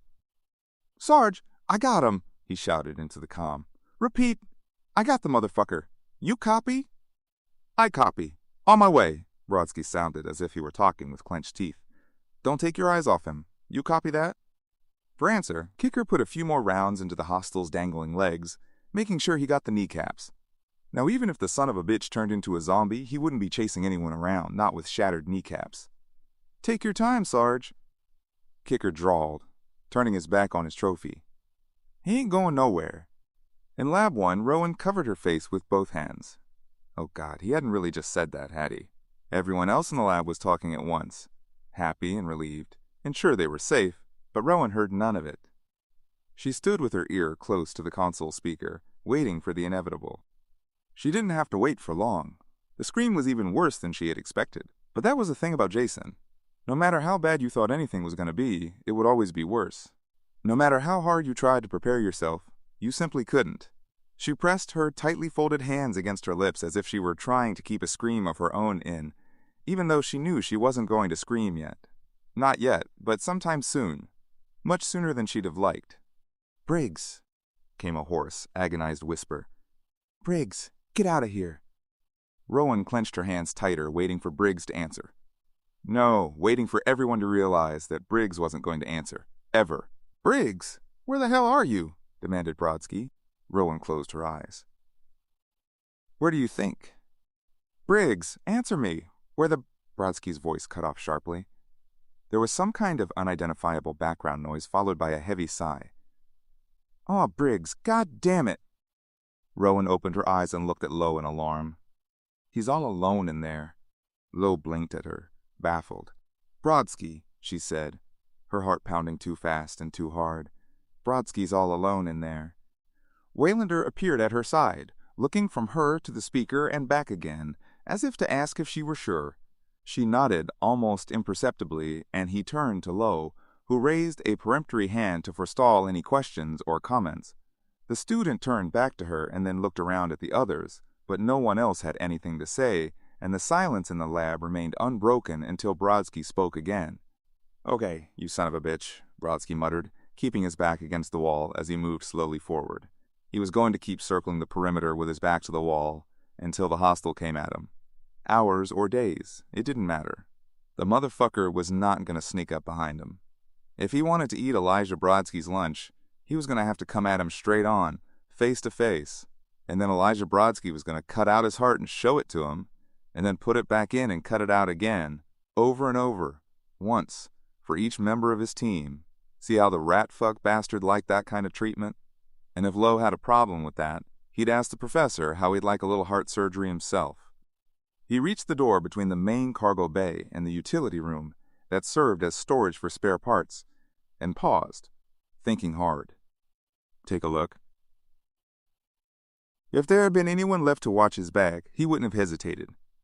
Instead, he used his security code to double lock it from the outside. Now anyone in there couldn't get out, and anyone who wanted to get in was shit out of luck. He took a moment to top up the ammo in his sidearm and then got moving again. His back was right against the center of the door he had just locked when something exploded out from it, right next to his head. A moment later, something hard and thick had wrapped itself around his neck. An arm, he realized. It was an arm. A fucking arm strangling him. It had punched right through the metal door and it was strangling him from behind. From fucking behind! Brodsky flailed wildly, gasping and choking. The muscles in the arm had no give to them. Whatever they were made of, it wasn't flesh, Brodsky thought absently. He pulled at it anyway, fighting for breath. All at once, he felt a slight shift in the arm's position and an even slighter let-up in the pressure against his windpipe. He sucked in as much air as he could, preparing to take advantage. Then something punched him squarely in the kidney. He heard himself bellow with surprise and pain. At the same time, the arm around his neck loosened even more and was replaced by a hand large enough to span his throat. Brodsky went to pull himself free and discovered that he was stuck to the door. How the fuck? By his kidney?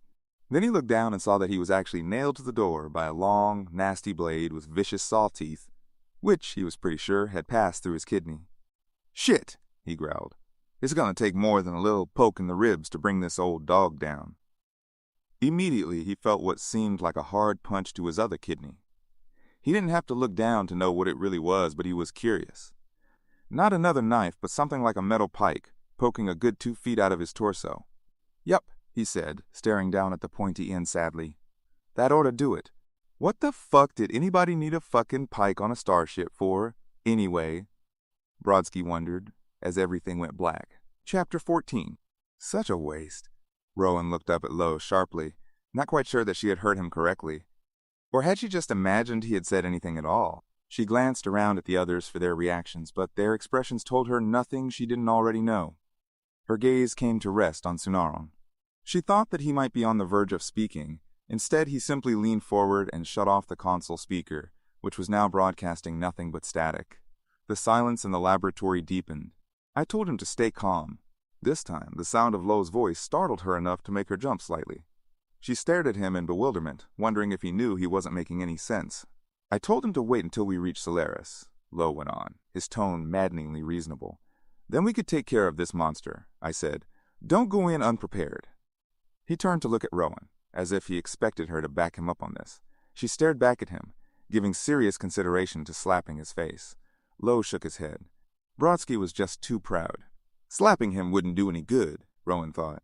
What he really needed was a solid punch. She actually started to take a step towards him when suddenly something pounded heavily on the lab door. Everyone screamed. A moment later, a very human, slightly muffled voice called out, "Hey, who locked the damn door?" "It's Crutch," Janessa said, addressing no one in particular. "He's the co-pilot," Sunaran added in response to Rowan's puzzled look, and went over to let him in. Rowan thought the man who came in looked more like an overweight gypsy fortune-teller than a co-pilot. He also looked 100% freaked out. Obviously, Jason had crossed his path, too. "Somebody want to tell me what the hell's going on?" he demanded. His gaze barely lingered on her unfamiliar face as he looked around at everyone. "The ex-grunts are dead," Sunaran told him. The co-pilot stared at him incredulously. "Which ones?" "All of them." He looked searchingly at all the other faces in the room again. "Oh, Jesus," he said finally, reaching out blindly for something to lean on. He found a chair and half fell into it. "Oh, man." Abruptly, Lo went over to the console and hit a switch. "Lou, how much longer before we reach Solaris?" "I'm about to bring us out of hyperdrive right about now," replied the pilot. So far, his was the calmest voice Rowan had heard in the last few minutes. She hoped that wasn't simply because he was the only one who didn't know what was going on. "Well, that's okay then," the co-pilot said, his voice only a little shaky. "We'll be all right. Brodsky and his guys trapped it in the cargo bay and we're locked in here. We're safe, right?" "Will the Solaris grunts be able to kill him?" Kenza asked in a small, weepy voice. "Absolutely," Lo said quickly. "Relax, people. I've been in constant contact with Solaris. They have 60 highly trained professionals standing by to get us off this ship. Everything is going to be all right." Rowan squeezed her eyes shut. God, but she wished he'd stop saying things like that. Or didn't he think Jason was killing them all off quickly enough? On the bridge, Lou had finally reached the limit of his good humor. He was also beginning to understand why so many of his fellow pilots maintained their bad tempers no matter what. When was the last time this kind of thing happened to any of them? Right, never, and it never would. But him, good old happy-go-lucky Lou Goddard, he might as well have had a target tattooed on both his forehead and ass, so people could get him coming and going. "Damn Lo and his damn kids and their goddamn field trips," he muttered. "Oh, sure, bring a psycho on board. Nice extra credit project. I can just guess who's gonna get stuck cleaning up the mess. And they'll probably blame me for it, too."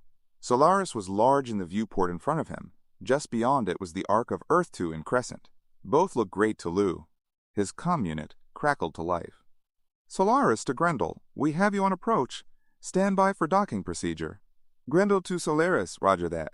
We need plenty of medical and military to meet us at the gate," Lou said. "We've got a big goddamn problem here. A real goat fuck." "What kind of problem, Grendel?" "What kind of problem?" Lou gave a short, humorless laugh. "Glad you asked that question, Solaris. What a goddamn goat fuck of a day I've had." He opened his mouth to break it down for them when he heard someone come in behind him. That was all he needed now. Some student poking around and getting in the way. This was the perfect time for a demonstration of his new, not-so-happy-go-lucky attitude. He twisted around and looked up. "Repeat, what kind of problem, Grendel?" What kind of problem, they wanted to know. Even if his mouth hadn't been too dry for him to speak, he could not have answered. There was no way to sum up in a few succinct words what kind of problem he had. Considering that Kicker had described the chick as cute, this had to be the other viable, that Lo had insisted on bringing aboard. As far as Lou was concerned, it was also incontrovertible proof that Lo had shit for brains. Anyone with real brains would have taken one look at this thing and left it right where it was, and in one big friggin' hurry, even if they hadn't been lucky enough to recover a cute chick. Was she cute? Lou hoped so. He hoped like anything that she was as cute as this thing was ugly. All of that, plus his entire personal history to date, went through his mind in less than a second. Then he went to pieces. "Solaris to Grendel, pull off and decrease approach speed. Over." Rowan looked over at the speaker on the console. There was a sensation in her chest, as if an enormous hand had somehow reached inside and taken hold of her heart. She had one excruciatingly brief moment of hope that what she heard was nowhere near as scary as it seemed to her, that as a stranger in these parts, she simply didn't know a routine docking transmission when she heard one, but the moment was over even before the voice spoke again. "Grendel, decrease approach speed now. You're coming in too hot. Pull off. Repeat, pull off." She turned to Sunaron, but he and Waylander were lunging towards a monitor at a different console. Alarm bells began ringing loudly, and she saw Kinza drop to the floor and cover her head with both hands. Was that proper emergency procedure in a spacecraft, Rowan wondered? Apparently not, since Janessa was trying to haul her back up on her feet. "Oh, man," Waylander yelled over the still ringing alarms. "Look out! Everybody, brace yourselves!" Now Janessa was diving for the floor herself, along with everyone else. Rowan tried to do likewise, but for some reason her legs wouldn't obey. All at once, her inner ear went crazy and told her that the room and everything in it was now tilted at a 45-degree angle. Her eyes were trying to roll up in her head as her vertigo intensified. Someone was screaming in terror. No, several people, including herself. She was falling. No, almost falling. Then she was flying. She only went a few feet before she hit the floor again and rolled over and over as the entire ship rocked and shuddered from some kind of tremendous impact. The noise completely drowned out the alarms, although later on, Rowan remembered the din more as something she felt rather than heard, or was deafened by, maybe. But she hadn't felt deafened at the time. Not then, and not immediately after it came to an end. Her ears hadn't been ringing, and everything hadn't sounded muffled, as if she were wearing thick earmuffs. It was more as if she had been part of a loud crash or explosion, as opposed to just hearing it, as if she had served as the medium that carried the sound. In space, she thought dazedly, no one can hear, well, anything, because space was a vacuum and sound couldn't travel in a vacuum. She had come to rest face down on the cold, polished floor. Cautiously, she tried lifting her head a few inches only to have her inner ear go crazy on her again. Pressing her cheek firmly against the floor, she tried to get a sense of her body. Or was this the floor, she wondered suddenly? Had the ship rolled over? Abruptly, she felt her body slide a short distance, and then come to a stop against another hard surface. Another intense wave of vertigo swept through her, and her stomach threatened to empty itself despite the fact that there was nothing in it. Then everything snapped back into focus, and she found herself sitting in a heap against the lab's forward wall. People were scattered all over the lab, looking around with wide, fearful eyes, except for Lo, who was clinging to the medical bed and whimpering. She started to say something, anything, just to see if she could, when all at once there was another impact. The lights flickered and she was tumbling across the floor towards the opposite wall. This time, she fetched up against the base of one of the immovable console chairs. Some impulse made her hang on to it with all her strength, while the ship juddered violently all around her. The lights came on, flickered, and went out again, but not before she had time to see KM pass directly over her head and slam into the controls for the medical bed. Sparks showered down on her as she dropped onto the bed and then rolled off onto the floor. A second later, Rowan saw her stand up and begin brushing fragments from the damaged equipment from her uniform in a most unruffled, matter-of-fact way. Lights flickered again, trying to go back on, and then died altogether, leaving the room in total darkness. Gripping the chair, Rowan closed her eyes and waited for another impact, or an explosion, or the hiss of air escaping as the ship broke apart. Instead, she heard Sumaran ask, "Everyone okay?" She opened her eyes to see that an emergency lighting system had kicked in, providing adequate, if rather dim, illumination. Just like every other emergency system she had ever been forced to depend on, Rowan thought as she made herself let go of the chair and stand up, along with everyone else. What the hell was it with emergency lighting systems? Why did they all have to be so goddamn dim? 445 years in the future, they could bring you back from the dead, but you still had to suffer eye strain and a power failure? Would somebody mind telling me what the hell just happened? Janessa demanded, her attempt to sound angry completely undercut by the way her voice was shaking, along with her entire body. She was looking at the co-pilot with what was supposed to be an imperious glare, but the man seemed to be too dazed to know who she was, much less answer. "Nothing," Lo said quickly, straightening up in an effort to assert himself as being in charge. "Nothing happened, everything's all right. We just overshot, that's all. We'll turn around and go back." As if on cue, the ship shuddered one last time and then was still. "What was that?" Janessa asked in a tiny voice. "Oh my God," said Waylander. He and Sunaran stood in front of the monitor they had been watching earlier. "It's Solaris." "What about it?" Janessa snapped, her voice trembling worse than ever. "It's gone." Waylander's eyes were wide in his solemn face. "Solaris is gone." Kinza suddenly came to life from where she was sitting on the floor, her head snapping up so sharply that her long, dark hair flew back from her face. "What do you mean, it's gone? Solaris is a city, it's a whole fucking city. It can't be gone." Waylander swiveled the monitor around so the screen was facing her. "Look for yourself." Rowan managed to sit down in the chair before her knees gave out. In some small, distant part of her mind, she was thinking that it must have been beautiful, whatever Solaris had originally looked like. An orbiting city with a clear view of the stars must have been something to see, not to mention the fact that the view from Solaris must have been equally breathtaking. Those enormous, silent starbursts that were consuming the last bits of what must have been buildings, streets, perhaps even tree-lined boulevards and parks.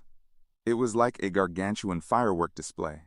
The absence of sound added a sort of haunting note, as it were, but it was a whole city blowing up. She couldn't wrap her mind around the thousands, perhaps even millions, of deaths or the magnitude of destruction. The only thing she could comprehend was that they were all now trapped in one small spacecraft with Jason Voorhees, and everyone who could have protected them was dead. No, it can't be gone," Kinza was insisting tearfully. "Where are we going to go? What are we going to do?"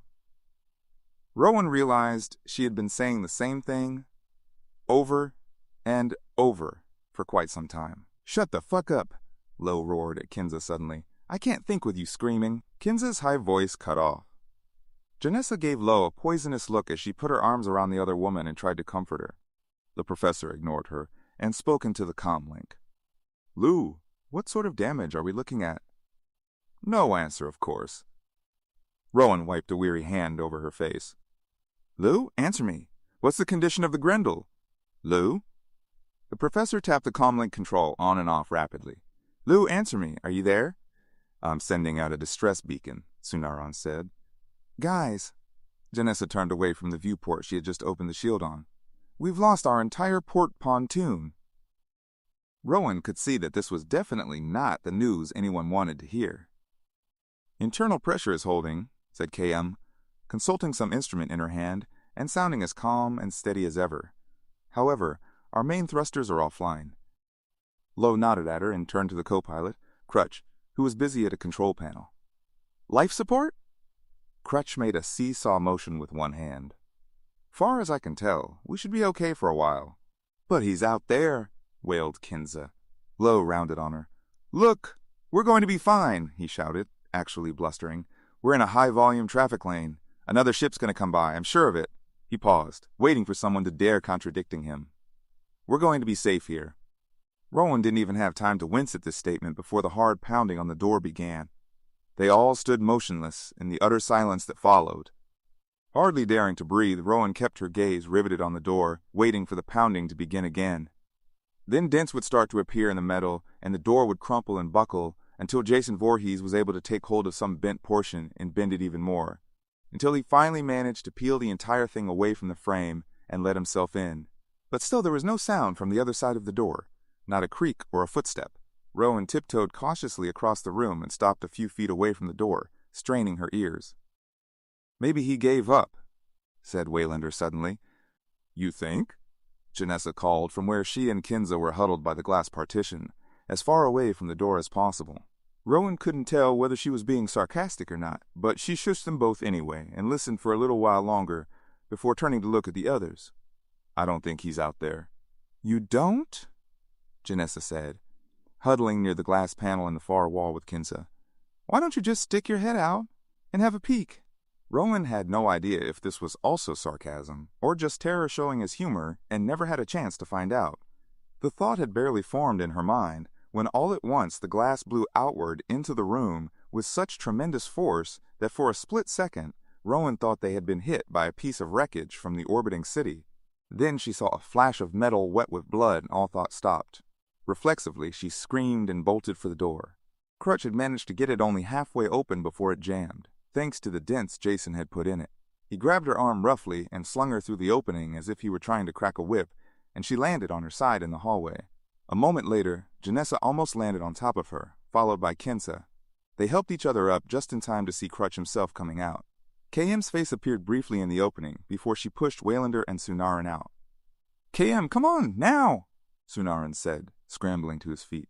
He started to run back towards the door just as KM slipped out into the hall, moving quickly but not hurrying, her usual composure intact, not even flinching when the door suddenly snapped shut behind her. Come on! Janessa yelled in her ear and grabbed her hand, pulling her along after herself and Kinza. Rowan had a glimpse of Kinza's bare legs covered with scratches from the flying glass. She was still in her underwear, Rowan thought. She had to fight for her life in her underwear.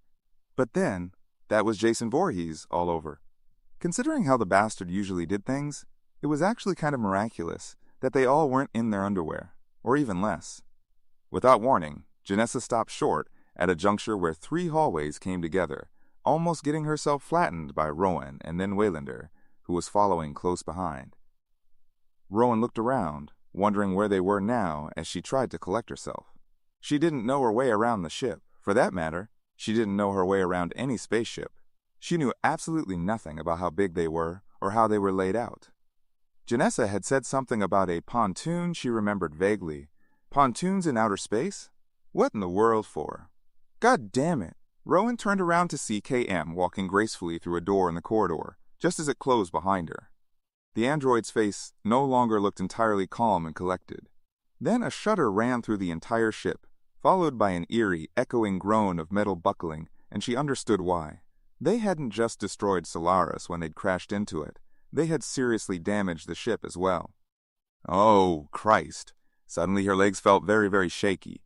Rowan managed to prop herself up against the nearest wall and took a few slow, deep breaths. She was almost completely steady again when Kinza suddenly spoke up in a small, anxious voice. Where's Professor Lowe? Rowan lifted her head with the distinct sensation of blood draining out of her face. Her gaze met Sunaran's. Their lips moved in unison, forming the words though neither of them spoke aloud.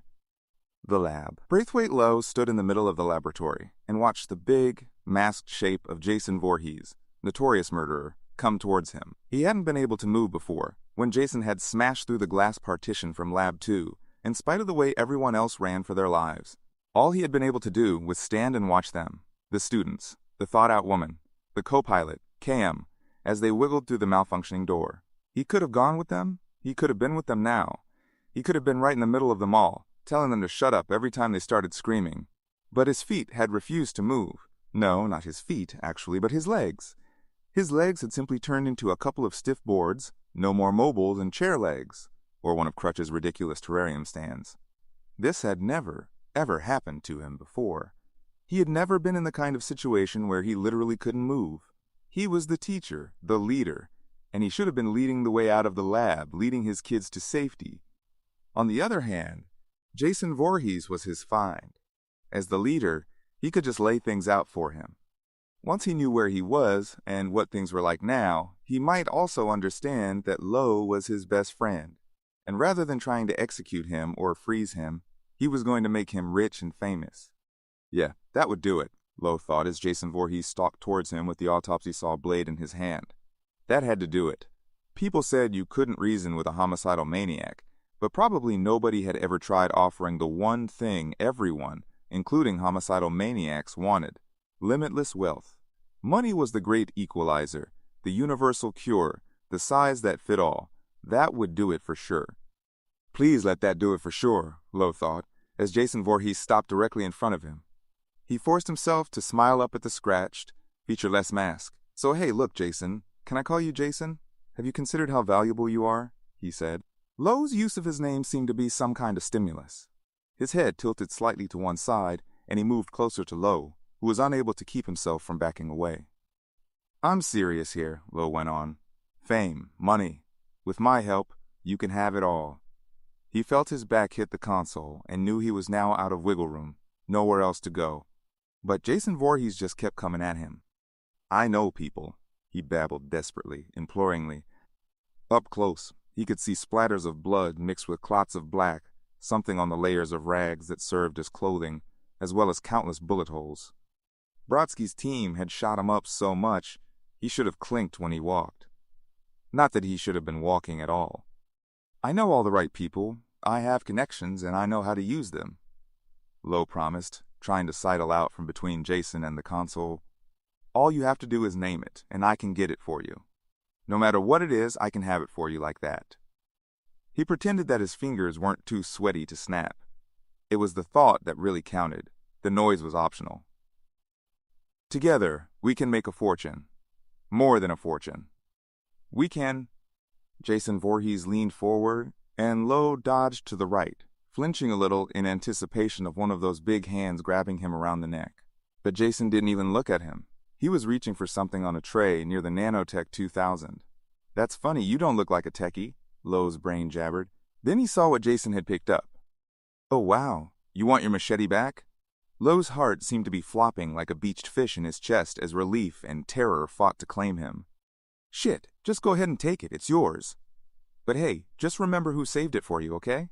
Jason transferred the autopsy knife to his other hand as he made a close and careful study of the machete, turning it one way and then the other, like a man examining a treasured possession for any possible damage, no matter how slight.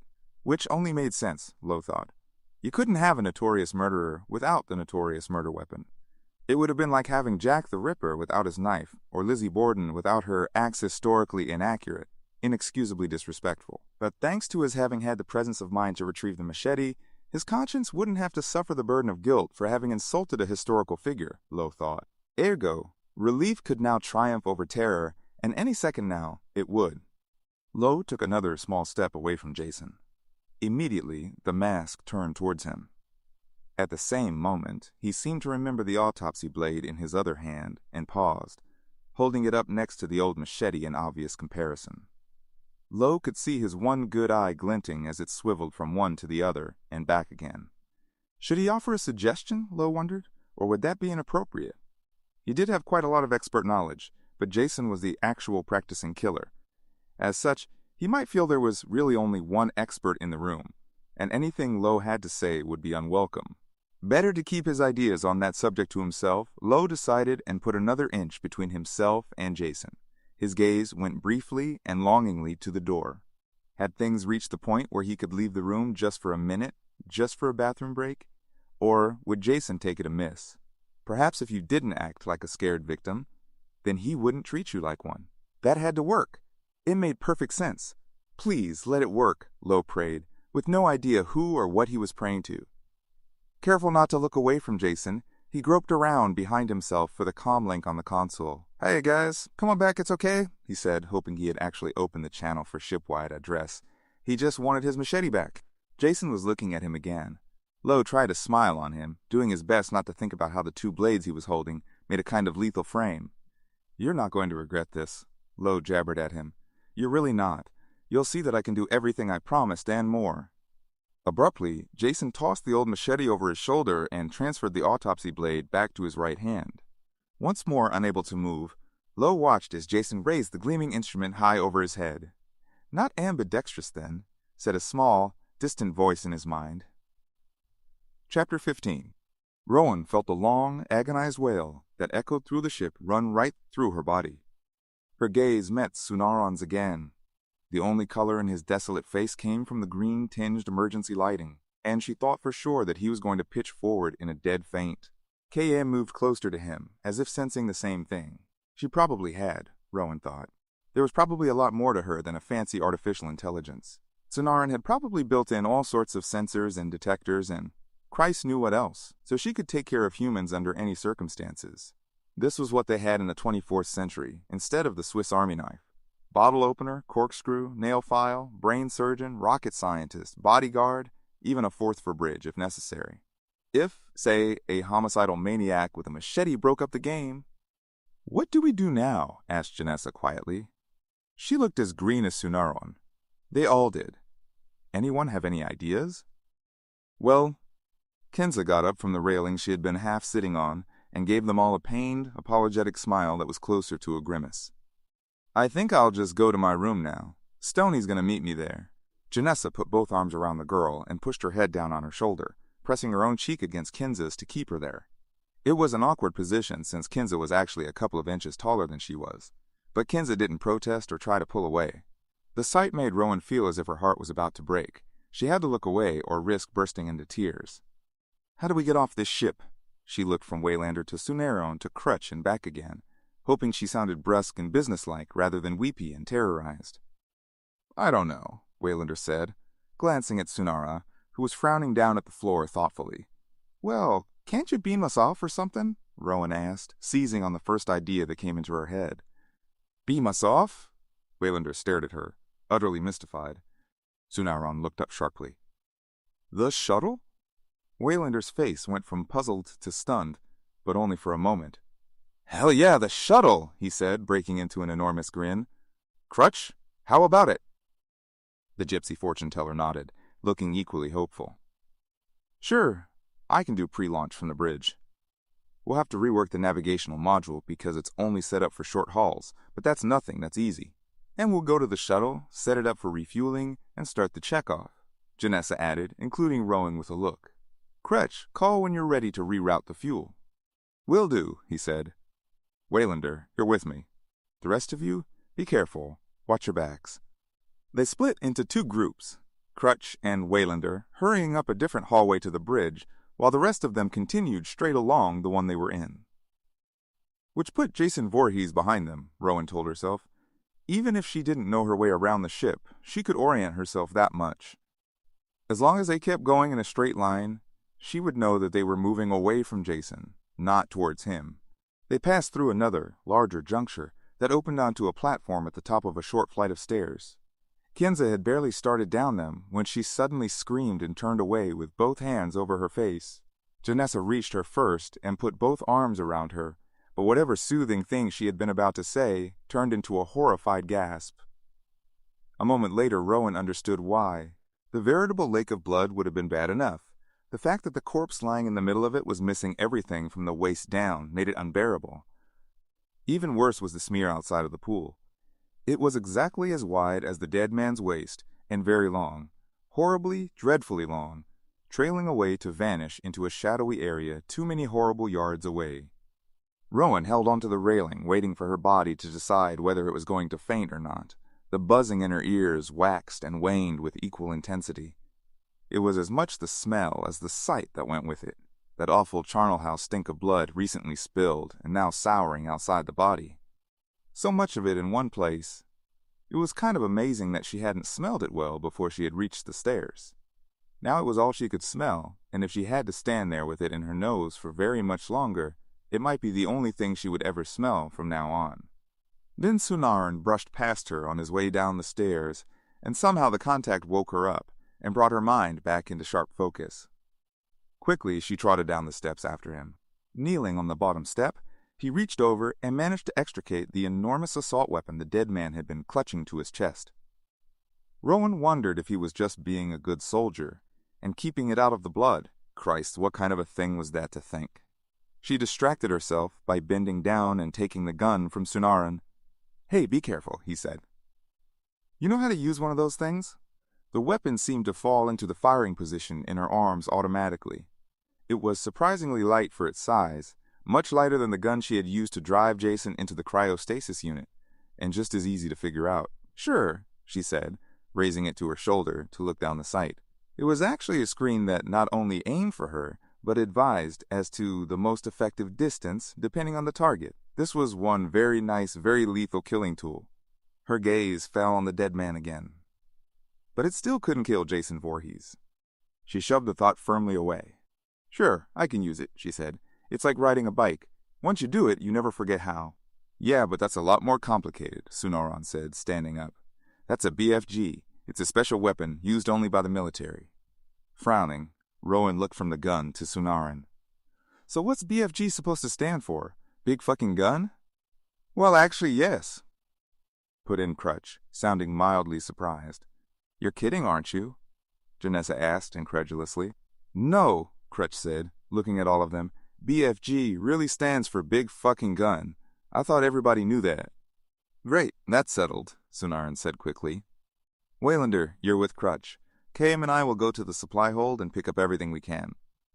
We'll all meet up at the shuttle bay." "Fine," Janessa called after him as he and KM vaulted over the side of the stairs to avoid the pool of blood. She turned to Rowan and gestured towards the shadowy area of the cargo bay. "Now, what's a bike?" The moment the door to the bridge opened, Crutch put a hand over his nose and mouth and turned away. "Oh, shit!" "Roger that," agreed Waylander, taking a step back and breathing through his mouth. It didn't seem to help. Crutch reached inside and felt around the wall just to the left of the doorway. "Ah, found it. Hang on a second." Waylander heard an airy sound like a cross between a whisper and a hum. Fresh air puffed into his face and turned the sweat on his scalp cool, raising goosebumps. "Custom ventilation system," Crutch explained. "Absolute necessity when your pilot won't eat anything that doesn't stink." Waylander raised his eyebrows. "Really?" "Hell yeah, in Lou's case, BFG stood for Big Fucking Garlic." Crutch blew out a short breath that wasn't a laugh. "Okay, I think that ought to do it," he said, stepping inside. Waylander followed, careful to keep his breathing shallow until he was sure he wouldn't choke. Crutch started towards the co-pilot's console, and then stopped suddenly, staring. Waylander followed his gaze to what seemed to be a lot of red rags, thrown carelessly around the pilot's chair and control panel. Then his eyes refocused. "Oh, God," he murmured, feeling his stomach turn over. That's twisted." "Poor bastard," said Crutch, sounding as sick as Waylander felt. "Son of a bitch tore him limb from limb, and then tore up the pieces some more." "Yeah, I can see that." Waylander bit back the retort and looked away. "Of course, I've seen worse," Crutch added, adjusting the bandana tied around his head. "I haven't," Waylander said. "Thank Christ." Crutch sighed and went over to the control panel for the shuttle. "Let's get to work." Sunaran slammed another set of armaments into a third travel pack, and then grabbed another sidearm from Brodsky's weapons locker. Rowan might have felt confident with a BFG, but he had never been able to get used to anything larger than one of these two-handers. Well, he needed two hands, unlike Brodsky. All he could do was hope for better luck than Brodsky had had. "There's enough firepower here to level a moon," he said, looking over what he and KM had gathered already. "Grab what you can, and let's head back to the shuttle." KM added 2 more packs of ammo to the collection along with a BFG and went to raid more of the lockers. Sunaran watched her for a long moment. She worked with her usual composure, but something about the expression on her face was giving him the feeling that he had missed several Cascade incidents again. Several more on top of the ones he had already missed. He remembered how he had planned to run a thorough diagnostic at the earliest opportunity. So much for that idea. "So what do you think, Cam?" he blurted, as she turned around with her arms full of hardware. She looked at him questioningly. "You think we're gonna make it?"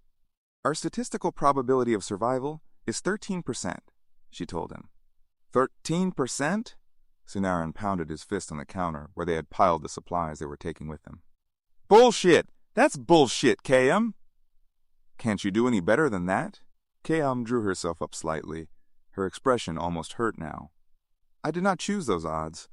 Preparing the shuttle for launch may be a relatively simple process, but getting there alive," she shook her head, "is a problem." "God!" Sunaran massaged his forehead with one hand. "Is there any way we can improve those odds?" The anxious expression on Kayam's face was suddenly replaced by something completely new, a look that Sunaran had never seen before and wasn't sure how to read. There was something of recklessness and hope, and a light in her eyes that he would have called feverish if she'd been human. And then, all of a sudden, he realized that her expression was actually a mirror of his own, and he understood perfectly. He reached for her, but she was already in his arms. While not the most experienced man on Earth 2, or even on the Grendel, he had been fortunate enough to be on the receiving end of some classic kisses, including a couple that had been about as close to perfect as anything ever could be. But kissing KM took him to a whole new level. In terms of the strictly tactile, she felt no different than any human woman. But the similarity began and ended there. KM kissed him with undivided attention and unbroken concentration, and she put everything that she was behind it. As a result, everything he was responded to her. Arousal ran through his entire body like internal lightning. Finally, they broke apart, but only because he needed to come out for air. KM gazed into his eyes, looking even more feverish. Statistical probability for survival just went up to 53%. "Wow," he said. "One kiss jumped us 40%? She nodded. The huge smile spreading across his face felt like his own personal sunrise. "Want to go for 100? She did. According to Janessa, cutting through the cargo bay was the most direct and therefore quickest route to the shuttle bay. Plus, she insisted, it was good strategy. Knowing that he had killed everyone in the cargo bay, Jason would be looking elsewhere for new victims. Rowan had to admit it was pretty good thinking, especially by a college student who dressed like a sci-fi geek's wet dream and didn't know what a bike was. No, that was wrong. Rowan scolded herself silently as she moved through the shadows with the BFG up and ready. She was being catty and unfair to Janessa. It was good thinking for anybody, but particularly for someone who was also looking after a hysterical classmate and doing a damned good job of it. Janessa didn't deserve her scorn any more than she deserved to suffer a violent, bloody death at the hands of Jason Voorhees. She was just a kid. They were all just kids, all of them who were left. Except the gypsy-looking co-pilot Crutch, Rowan thought. Although if she went strictly by age, her literal chronological age put her close to 500, then even Crutch was a kid in comparison. They were all kids, and she was the Eminence Grease, the gray-haired elder who also happened to be the only one with first-hand experience in dealing with Jason. "We're doomed," said a tiny voice in her mind. She squelched it immediately as hard as she could. Impatient with herself, she paused and looked back at Janessa, who was following closely behind, with her arm around Kinz's trembling shoulders. "Keep going straight," Janessa whispered. "T-junction coming up." Rowan whispered back. Janessa made a baffled face. "Oh, what?" "There's a path leading off to the left up ahead," Rowan said patiently. "Do we turn, or keep going straight?" "Go straight," Janessa told her. "We're over halfway there." Rowan nodded. She paused to wipe her sweaty hands on her pants, first one and then the other, earning a soft but audible teasking noise from Janessa. Her clothes, Rowan remembered and smiled inwardly. If she had been Janessa, she probably wouldn't have been too happy to see someone treating her pants that way either. "I promise I'll either pay to have them cleaned or I'll replace them," she promised the other woman silently, as she took a firmer grip on the BFG and kept moving. Just before she reached the T-junction, she stopped again and held up a hand to tell the two women behind her to do the same. All the soldiers had been killed in here, Rowan thought bleakly. Why she thought that the three of them, with no combat training whatsoever, had any chance of getting through alive was probably a sign of incipient madness. Bracing herself, she stepped forward and aimed the BFG down the intersecting pathway. Two long, bloody poles were protruding through a closed door. The blood was still fresh enough that it was dripping off the pointed ends. Rowan jumped, letting out a little gasp at the sight. Immediately, the other two women were at her side before she could warn them off. Kinza let out a shaky cry and put her hand over her mouth, refusing to let Janessa turn her away. From somewhere farther down the pathway came a noise like something being dragged on the floor. All three women jumped, and Kinza let out another cry. "Omega, it's him, isn't it?" she said, tears running down her face. "He came back. He's in here with us. He's gonna—" Rowan slung the BFG by the shoulder strap and clapped her hand over Kinza's mouth. "Shut up!" Kinza whimpered in unintelligible protest. "I mean it," she whispered fiercely, so close to Kinza's ear that her lips brushed against it. "You make another sound, and I swear I'll snap your neck myself." Kinza froze, not even breathing now as she stared at Rowan with wide, frightened eyes. "You sure are good with people," Janessa said archly. "I'm trying to listen," Rowan said, deliberately unapologetic. She let go of the terrified Kinza and raised the BFG again, shining the flashlight down past the bloody spikes. The noise came again, and Rowan thought she saw a movement, just outside of the circle of light. All at once, the entire overhead lighting system for the cargo bay flickered on for a fraction of a second before going dark again, just long enough to give Rowan the impression of someone face down on the floor and stirring ever so slightly. "My God," she breathed, trying to shine her flashlight beam on the same area. "I think there's someone alive over there." "I didn't see anything," Janessa said. Rowan looked at her and saw that she wasn't just being contrary. "Rowan, we don't have much time," she added. "I know," Rowan told her. She thought for a moment. "Which way is the shuttle from here?" "Straight ahead, just like I told you." Janessa pointed. "Okay, you two go on ahead. I'll catch up." Janessa caught her arm as she started to move cautiously down the pathway towards the bloody poles. "I'll be all right," Rowan said, doing her best not to sound impatient. "The two of you go." Kinza was already on her way, but Janessa hesitated. "All right," she said dubiously, "but just—" She made a pained face at Rowan. "Don't ruin my pants, okay?" "It's a deal," Rowan said, and gave her a little push. "Now go." Janessa hesitated for half a second and then took off after Kinza. "Come on, girl," Rowan heard her say. "We're going home." Rowan winced as she moved along the narrow pathway. "God, I hope so." She had intended simply to duck under the bloody poles and keep moving. Instead, she found she couldn't help coming to a complete stop. Blood was still dripping from the metal, big, irregular clots of it, and, now that she was getting a closer look, pieces of tissue. If she ducked under the poles, it would drip down on her. "Oh, you poor, poor baby," said a voice in her mind acidly. "You might get some blood on you." "What's wrong? Isn't the blood of a soldier who got slaughtered while trying to protect you good enough for you?" Rowan swallowed hard. "No, it's that I'm not good enough for it." Then she shook herself. "Get a fucking grip," she muttered. "Lose the fucking melodrama already." Still, her body refused to crouch down. Instead, she flattened herself against the opposite wall and sidled past the pointed ends, half expecting them to suddenly drive forward and run her through. Then she was past them, feeling foolish and guilty and full of sorrow for whoever had had to die for Lowe's valuable scientific artifact. She reached the end of the passageway and found herself facing a more open area of smaller crates and containers. Quickly, she swept the light back and forth, her finger poised over the trigger. Maybe she should fire anyway, spray everything in front of her just as a precaution. Then she heard a shuddery sigh off to her right. How she managed to stop herself before putting a million more holes in Brodsky to go with the 2 ragged wounds he already had was beyond her ability to understand. "Brodsky!" She rushed over to where he was slumped with his back against a large metal crate. Now she knew whose blood was dripping from those poles, she thought, looking at the holes in his midsection. God, how was he still alive? He turned to look at her, his dark face covered with sweat, and smiled with half his mouth. "Hi," he whispered. "Hi, back at ya," she said, slinging the BFG over her shoulder. "I'm getting you out of here. They're refueling the shuttle. We're leaving." She took hold of his shoulders with either hand, then thought better of it, and slipped her hands under his arms instead. "Okay. On 3, she added, as his head dropped back against the crate and he closed his eyes. He was still breathing, though. She could feel it. "Brodsky, are you with me? Stay with me." "On 3, she repeated. He shook his head. 1, 2, THR.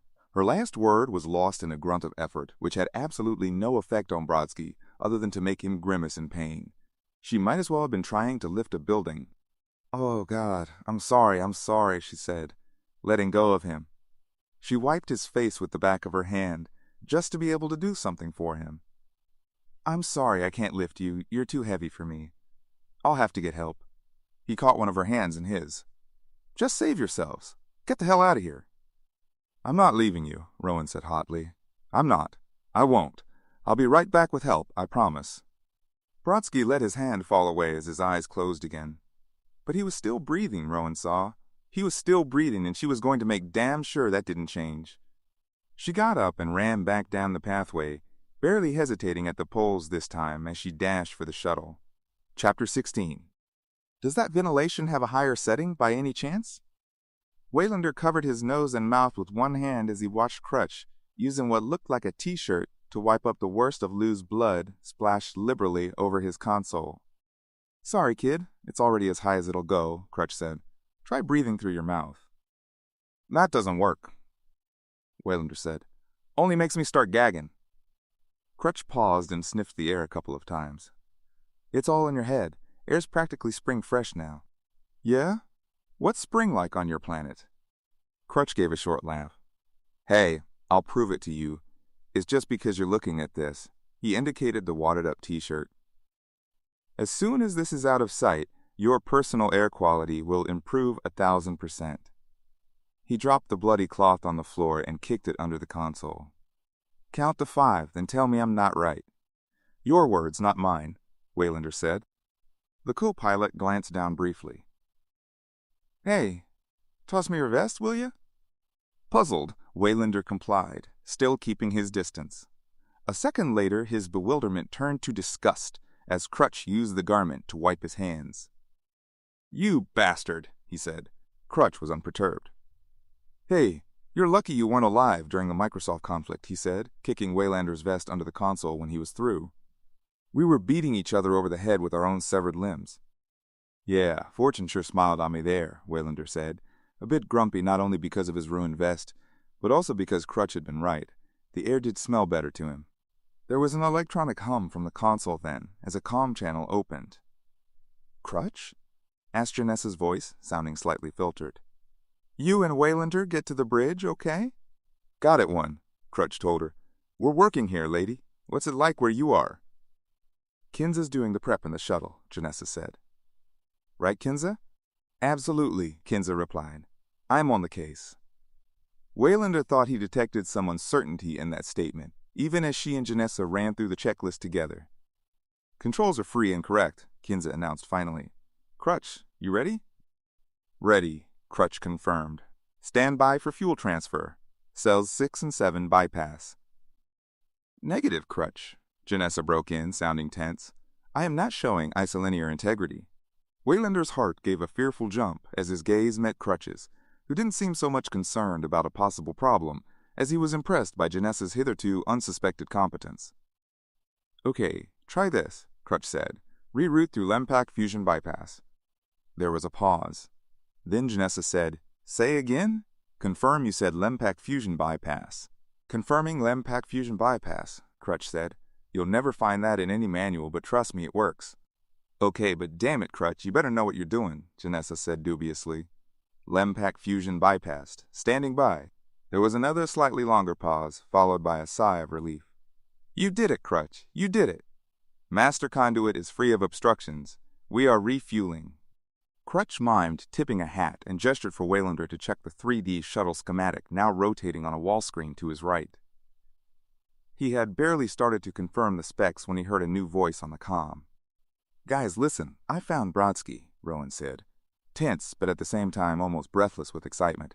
"He's alive!" Waylander turned to look at Crutch, who was equally amazed.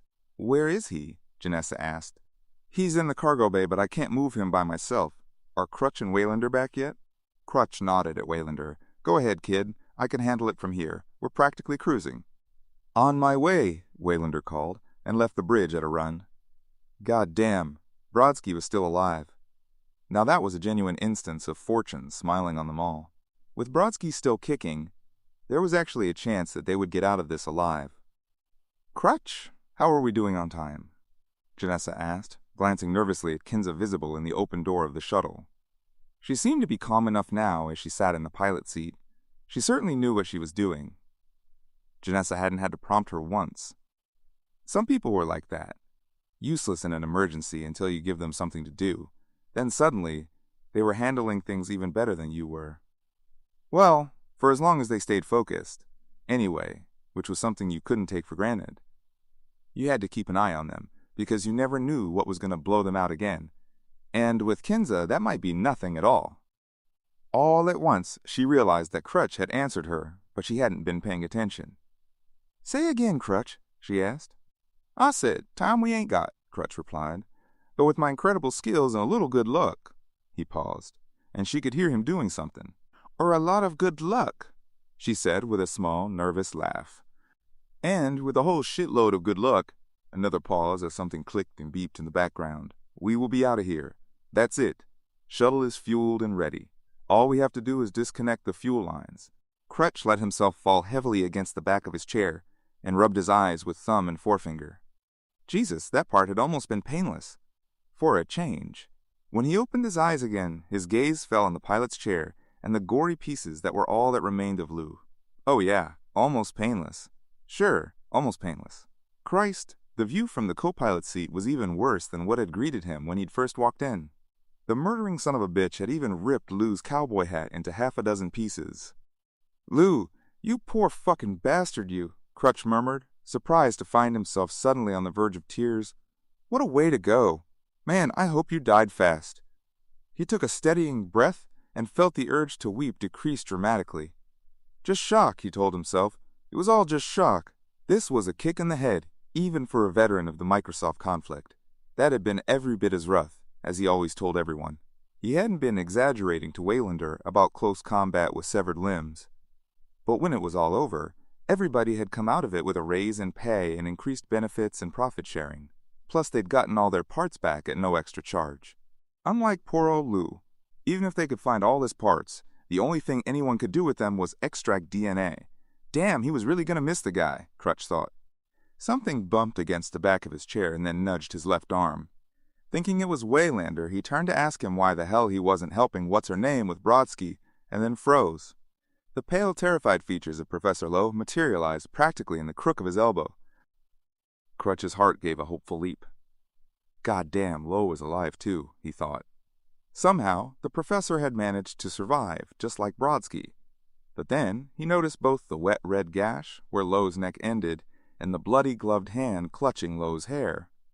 Automatically, he slammed his fist down on the console to open the ship-wide channel. "Oh, shit, I've got company up here, people." It was the last coherent thing he said. "I've got company up here, people." Crouching next to the now empty spot in the cargo bay where she had last seen Brodsky, Rowan cut off in the middle of telling Waylander that yes, she was 100% certain this was where she had found him. Crutch's announcement was immediately followed by a long scream and the sickening sound of flesh and bone hitting metal. "Oh my God," she whispered, or thought she whispered. She couldn't actually hear herself over the man bellowing in pain as Jason killed him. But Waylander was already hauling her to her feet and pushing her back towards the shuttle bay. Janessa screamed Crutch's name into the comm several times, even as the rational, orderly part of her mind, operating on the assumption that it was in charge, was telling her it was pointless. She knew that and went on screaming anyway, unable to stop. At some point, she changed from screaming Crutch's name to ordering Rowan and Waylander to hurry up and get their asses back to the shuttle bay. But that didn't help either. Crutch was still bellowing and wailing, and those smashing noises went on and on, occasionally mixing with the sound of electronic equipment blowing out or shorting out so badly that the lights in the shuttle bay were starting to flicker a little. And then somehow when she was looking for Rowan and Waylander to show up dragging Brodsky between them, she got turned around so that she was looking at the shuttle instead. Panic charged through her entire body with a force that almost knocked her off her feet. Something had gone wrong with the shuttle. The moment she had looked at it, she had known. Something had gone so terribly, horribly, incredibly wrong that she couldn't see Kinsa inside it anymore. It took her a moment to realize that she couldn't see Kinsa because the door was closed. No!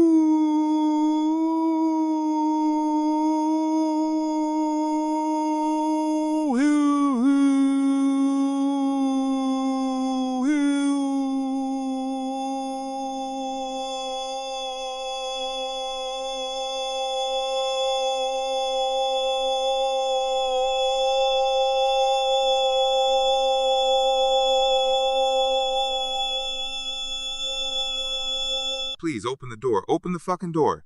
The worst part was not that she could hear Kinza weeping inside the shuttle, but that Crutch was still wailing, still bellowing, still dying, and she could hear that not only on the shuttle bay console, but on the speaker inside the shuttle as well, and no matter how loud she screamed for Kinza to open the door and let her in, she couldn't drown it out. What's going on? Strong hands grabbed her from behind and turned her around. Why aren't you on board? She blinked up at Waylander through her tears. Because Kinza won't open the door, that's why, she sobbed. Offhand, I'd say she's having what they used to call a total freak-out. She turned her head towards the comm. And this is really a very bad time for it. Rowan slipped in front of her and, making a shushing motion at her, put her mouth close to the speaker. Kinza, honey, can you hear me? She asked gently. I need you to open the door. Can you do that, Kinza? Can you open the door? It's really, really important. Janessa was vaguely aware that she was clutching Waylander's arms tightly enough to leave bruises. Crutch had stopped screaming, she realized. All she could hear was Kinza weeping, weeping, weeping, and her own heart pounding in her ears. Finally, the comm speaker crackled. No, Kinza said in a teary but firm little voice. Kinza, please, Rowan begged, one hand half cupped over the edge of the doorway, as if it were Kinza's cheek. Please, sweetheart, it's all over. We can go home now. All you have to do is open the door for us. Okay, Kinza? Please? No, Kinza said again, louder but still teary. Janessa tore herself away from Waylander and began pounding her fists on the door again. Kinza, you listen to me, Rowan shouted. You open that goddamn door for us right now. A heavy thump coming from the cargo bay made all three of them jump. The BFG Rowan had been carrying was in Waylander's hands. He pointed it towards the entrance to the shuttle bay. We've got to do something now, he shouted. Kinza, Rowan started, but the rest of what she had to say was drowned out by the loud rumble of engines igniting. No, Janessa yelled as the shuttle bay vibrated around them. No, Kinza, don't. The fuel lines are still attached. Kinza heard every word they said on the shuttle's comlink.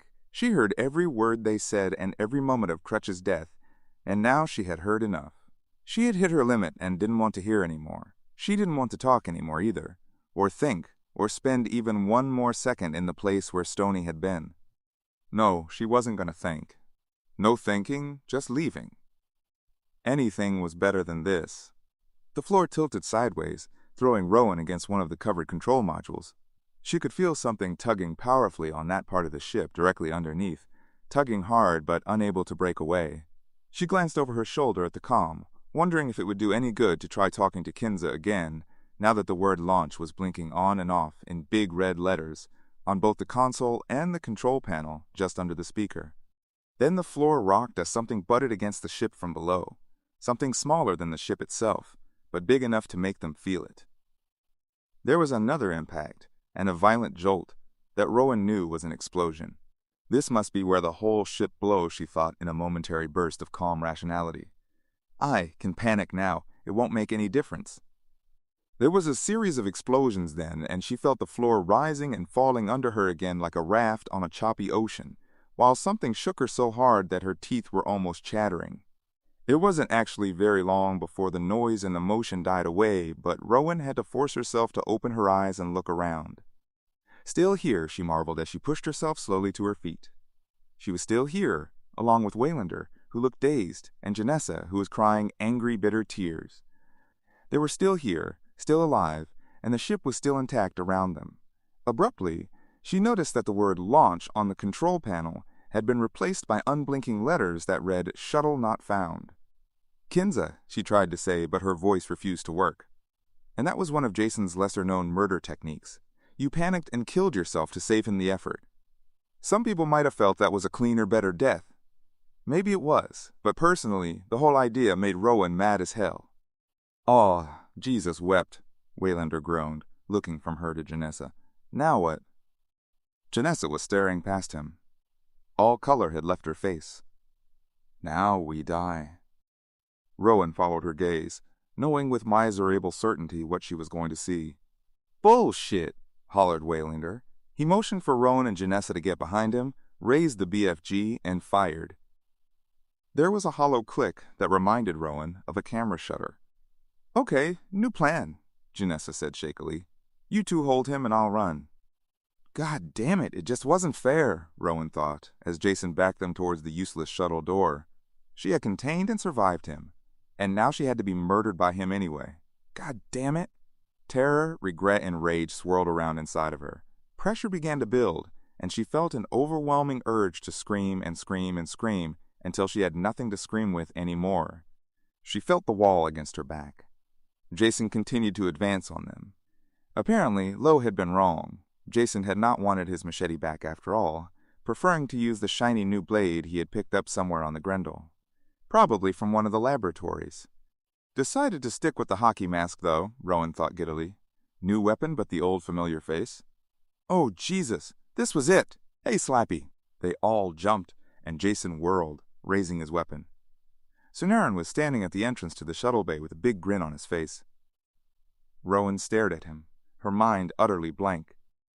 I got a little something for you, Sunaran added, and turned towards the corridor on his right. The woman who appeared there made no sense at all to Rowan. She was a total stranger, with wild eyes and a broad, dangerous smile on her beautiful face. She was outfitted in a shiny black suit that might have been painted onto her firm, perfect body, accommodating not only her well-formed muscles but also enough weapons to stock a small armory. Rowan could practically feel energy coming off her in waves so strong that there should have been sparks. Wow, breathed Waylander. I'll drink to that, Rowan thought. She glanced at Jason and was amazed to see him stagger slightly and lower his blade slightly. The balance of power had definitely changed, and so had their odds of survival, both for the better. But who was she? A grunt that had been in cryostasis, maybe? Someone Brodsky had been keeping in reserve, like a secret weapon in case of an emergency? No, that was entirely too much to hope for, wasn't it? Rowan blinked. Her vision seemed to give a little jump, and she saw that the amped-up warrior woman standing as a challenge to Jason was Kayam. She turned to Sunaran, intending to ask him what had happened, and stopped. He had the same wild eyes, the same dangerous smile, but his wardrobe left a lot to be desired. He wasn't actually wearing anything different, but he looked a lot more rumpled, as if he had taken everything off and left it all in a heap to wrinkle before putting it back on again. Belatedly, she noticed a faint red smudge on his cheek, and a mark on the side of his neck that could only be a hickey. Sunaran and Kayam? Rowan looked from one to the other, feeling dazed. In the supply hold? Rowan's mind was racing. It made sense, sex and survival, sex and violence. But good God, was everyone on this ship getting laid except her? I gave her an upgrade, Sunaran said proudly. The danger in KM's smile deepened as she stepped forward and produced a BFG bigger and more elaborate than anything the soldiers had carried. "Afraid I'm gonna have to hurt you now," she told Jason in a low, lethal purr. Rowan almost missed Jason's reaction entirely. It came in one smooth motion, so swift that it was almost over by the time she understood what was happening. The realization hit her at roughly the same moment the machete hit KM's torso just below the ribcage. KM looked startled, tried to take a step forward, and pivoted on one foot to the right before dropping heavily to her knees. Her head tilted to one side in an almost quizzical manner, and she seemed about to say something, perhaps even cry out in protest. But no sound came. Her eyes went dead as her head dropped forward with a stiff, mechanical, and very final movement. Her dangerous smile was gone, leaving behind nothing more than an expressionless mannequin's face. Or a hockey mask. Chapter 17. For some unmeasured period of time, no one spoke or moved. Then Janessa spoke up in a sad, meek little voice. "Well, that didn't go so well." "No shit," Rowan replied silently, watching as Jason stalked towards the motionless android. The anger that had been roiling around inside her had intensified several times over to a level that she imagined was as close to pure primal fury as someone with her social conditioning could ever get. It was burning hot and bitter, freezing cold all at once, and it suffused her body, mind, and spirit so thoroughly that she didn't feel it as much as she was possessed by it. She was furious with KM for coming into the shuttle bay and giving them hope, with her dangerous smile and her dangerous energy, furious with Sunaran for the part he had played in making KM seem dangerous enough for them to believe in, furious with Jason for picking up his stupid machete after all, furious with the machete for hitting its mark, furious with Janessa and Waylander, furious with Kinza for going crazy with fear and killing herself. Most of all, she was furious with a universe that would permit such a nasty, Rube Goldberg-style chain of events to occur in just the right way so that she would end up right here, in this very spot, right now, at this very moment. God damn it, winning the state lottery probably would have taken half the number of events in a far less complicated sequence. Stupid fucking universe, Rowan fumed. Why did everything have to happen the hard way and hurt so much? Jason braced one big boot against Kayam's shoulder and reached down to pull his machete out of her side. Abruptly, her head snapped up and she jammed the Super BFG into Jason's stomach. Gotcha, she whispered, her smile more dangerous than ever, and fired. At last, KM thought with a warm glow of satisfaction as Jason Voorhees staggered backwards down the corridor she had just come in from. At last, she had gotten through to Sonaran and made him understand what it was all about. She had known it would take him quite a while to work it out, and originally she had been prepared to wait. But in a matter of mere hours, circumstances had changed dramatically, so that time was no longer on their side. Rather than simply allowing him to come to the inevitable conclusion by the more comfortable path of reason, she was going to have to resort to shock therapy. The options, always limited in some way, had been reduced to two and only two: shock or die. Shock or die summed everything up succinctly. The straits they currently found themselves in, the complete process of catastrophe from the very beginning, all the way through the recovery phase to the end, that original act of creation called, appropriately, the Big Bang. All the acts of creation that had occurred since seemed in some small sense to echo, even to salute, the one that started it all. Sonaran certainly had been shocked when she had grabbed hold of the back of his neck and kissed him. He was shocked at her initiating such an action, and shocked at himself for carrying out the impulse to do the same thing at the same moment. He had been even more shocked at the outcome, the sharp increase in the likelihood of their survival. Complete understanding had hit him at exactly the same moment. She had seen it in his eyes. Literally seen it in his eyes, that was. Sonaran had built an elaborate system of macro-micro focusing into her vision, and she had found that, among many other things, this allowed her to check everyone's eyesight, as well as diagnose any injury and trauma involving blows to the head. More than that, however, she discovered she could often observe the physical process of thought, particularly Sonaran's. Thought she could not read his thoughts exactly, she knew his psychology and his patterns of behavior so well that she could at least offer a reasonably good guess as to what was on his mind. But then shock or die had half blossomed, half exploded in her just as one catastrophe sequence was about to end, and kicked off a new one. This was something that had never happened before. She had experienced catastrophes occurring in a rapid sequence where a new one would begin immediately after the previous one had finished. But they had always been discrete, as separate as pebbles. The causes might have been related, but the catastrophes themselves had never been nested. One had never actually contained another. The moment it had happened was like a bright, wonderful star in her awareness. Suddenly, and without warning, she understood infinity. It was not mathematical infinity that she understood. That concept had always been part of her database. Mathematical infinity was as mundane as the commutative and associative properties of numbers or the absolute truth of E equals mc squared. The infinity she understood was not what made fractals, but the infinity that made fractals beautiful. As always, when she had a breakthrough, her learning process had immediately requested an association or reference. This time, it had been her understanding, and not her database, that had answered. To see the world in a grain of sand, and a heaven in a wildflower. Hold infinity in the palm of your hand, and eternity in an hour. For the eternity contained in a nanosecond, human nature in the person of William Blake had been the sole focus of her infinite, undying love. Some time after that, she had emerged from each of the nested recovery phases to find herself in the human world. World being a human word that she understood meant much more than a planet. Now all she had to do was convey all of this to Sonaran in such a way that he would simultaneously understand and accept in the shortest possible period of time, containing an eternity. Shock or die. Wordless understanding was the quickest, she decided. His instinct to survive would seize on it immediately. Once survival was taken care of, he could indulge in the lifelong gratification of attempting to translate the wordless into coherent, pronounceable symbols. She knew that for Sonaran, this would be something almost as much fun as sex. Shock or die.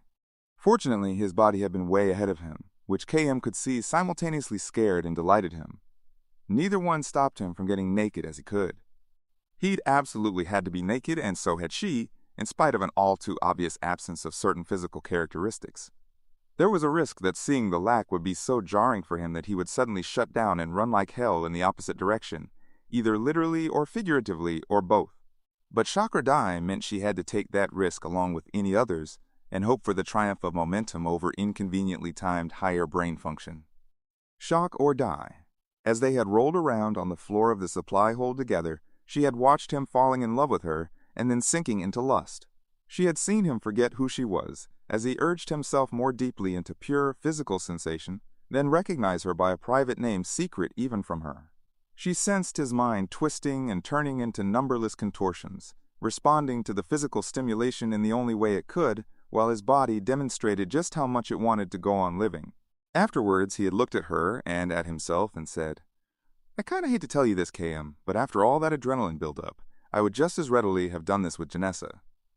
I mean, I'm glad it was you, but it was more gratuitous than anything else." Shock or die. Later, when there was time, she would try to show him why this had increased their chances of survival to a level as close to 100% as an infinite universe would allow in the small space of an eternity. In essence, it was another wordless thing, but she found in her database a quantity of material from the 21st century writer M. Swanwick. One observation in particular had jumped out at her. Gratuitous sex is what distinguishes us from the lower animals and is absolutely crucial for the continuing survival of the human race. It was far from the starry-eyed eloquence of William Blake, but it was every bit as true. Shock or die. The force of her barrage sent Jason Voorhees flying the full length of the corridor as if he were a projectile himself, all the way to the cargo bay entrance. "Yeah," KM said lasciviously, and tossed the weapon over her shoulder to Sunaran. The other three were all talking at once, pelting him with excited questions that he was actually trying to answer. Shock or die. If they wanted to watch, she would give them something they would never forget. Shock or die, folks. It's showtime. KM let out a war cry in a high, clear voice and flung herself forward in an impossible somersault, executing 3 full revolutions before she made a perfect 3-point landing on a platform just a few feet away from where Jason was struggling to his feet. He wavered around unsteadily, putting his back to her as he tried to get his bearings. "Hey," she whispered playfully. The monster whirled and started to raise the machete. Immediately, the sidearms were out of her thigh holsters and in her hands, and she was blasting away with both of them. They were modified versions of standard-issue military weapons, loaded with ammunition that she had amped up to a level illegal on Earth, too. Jason Voorhees staggered backwards, his body jerking with multiple impacts. "And now, watch this." KM thought at him and did a backflip off the platform onto the floor, landing close enough to plant a solid kick in the center of his torso. He should have folded in half, but instead he only bent forward slightly. KM was disappointed but ready, meeting his face with another, harder kick that drove him back several steps. Still holding the sidearms, she moved with him, kicking his midsection again and again. It was like kicking a bag of rotting flesh, she thought, like kicking a corpse. A corpse that didn't have the sense or good manners to lie down. He had almost come to a halt when she began firing again, forcing him to back away as she advanced on him. Waves of pleasure surged through her as chunks of flesh burst out of his chest, his shoulders, his legs. Killing the monster is good, she thought. Destroying the threat is good. Protecting the mate is good. What served as her heart did not pound, but she was certain that she knew what it would have felt like if it had. Abruptly, she was aware of Tsunaron and the others behind her, and she felt her energy adjust sharply upward. On with the show. Okay, everybody, watch this. She twirled the sidearms like a Wild West gunfighter in a Prevec movie and slammed them back into their holsters. Rather than stopping there, however, she continued the motion so that she segued from reholstering her weapons to diving hands first towards the floor. At the same time, she flung her lower body up towards the ceiling, letting momentum take her easily into a series of rapid forward flips all the way down the hallway until she brought herself to a stop with a roundhouse kick to Jason's midsection. He stumbled backwards into the main connecting hall of the Grendel, between the corridor leading to the cargo bay and the area where the laboratories were located. She thought she saw him make a move towards the cargo bay, and the pleasure surging through her suddenly turned to rage. "You go where I tell you to go." She somersaulted through the doorway and rebounded from the floor with a kick that finally put him down hard, flat on his back. To have her enemy finally go down, seemed to ignite a whole new reserve of energy in her. She let loose with another war cry as she hurled herself forward to land directly on top of him, her thighs straddling his chest. Before he could move, she drew her sidearms again and pressed the barrels to either side of his head. "Gidyap," she said. For some reason, it was the first thing that occurred to her. Something big flew up out of nowhere and smashed into her face. There was no pain as such, but she had not been ready, and the blow sent her toppling over onto her right side, off balance with the sidearm still in her hands. She moved to sit up, but a large, heavy boot rammed into her midsection and shoved her down again. KM gazed up at Jason darkly as he raised the machete. "My enemy thinks he has me." Suddenly, a third person confused the scene. It took at least a second before she understood that the figure clinging to the monster's side was Brodsky. As Jason struggled to get free of him, he let out a furious bellow of rage and drove a knife into the arm with the machete. Jason staggered backwards and finally managed to shake Brodsky off. KM sat up and smiled fondly at the soldier now lying on the floor a few feet away from her. "I had it under control," she told him genially. "But thanks." Grimacing in pain, Brodsky pushed himself up on one elbow. "My pleasure," he said, barely able to get the words out but still managing to echo her tone of voice. KM grinned, feeling a surge of deep kinship for the man. Sonaran had always referred to Brodsky as one tough son of a bitch. But until this moment, she had only caught the obvious meaning of that description. Now she knew that one tough son of a bitch was exactly the kind of human she wanted to be, even after she was through here. Jason tore Brodsky's knife from his arm and took a step towards him, but KM had stepped in front of the soldier to shield him with her body. It was a damn good body, too, probably the best that any android had ever had, upgraded and nano-fortified to a degree that even she suspected might be illegal, at least technically. But, being one tough son of a bitch, she would deal with that later. She heard Sonaran call out Brodsky's name and felt a renewed jolt of protectiveness. Her mate was close, which meant he was also close to danger. She had to eliminate the threat standing in front of her. He was riddled with holes and oozing rotten black liquid instead of blood, and whatever he had inside of him that made him persist in spite of all his injuries was not anything like life, but he was still standing, still dangerous, and she had to get rid of him. At the same time, she was seized with the overwhelming need to show off. Why not? Protect the mate? Yes. Survive? Yes. But with style. Jason stood watching her with his head tilted to one side. The hockey mask was as expressionless as ever, but suddenly it made him seem more human, not less. She could have sworn she could pick up a mix of exasperation and impatience in his posture. Inspiration bloomed like 100 flowers in her matrix as she aimed the sidearms and fired into the wall around him. The armor-piercing ordnance punched through the metal with no trouble. Caveman sensed more than just confusion. As he tried to look at the rough oval perforating the wall around him without looking away from her, there was something frantic in his movements. Not just frantic, but uncertain. KM realized that she had just successfully pulled off one of the rarest accomplishments of the last 500 years. She had surprised the monster.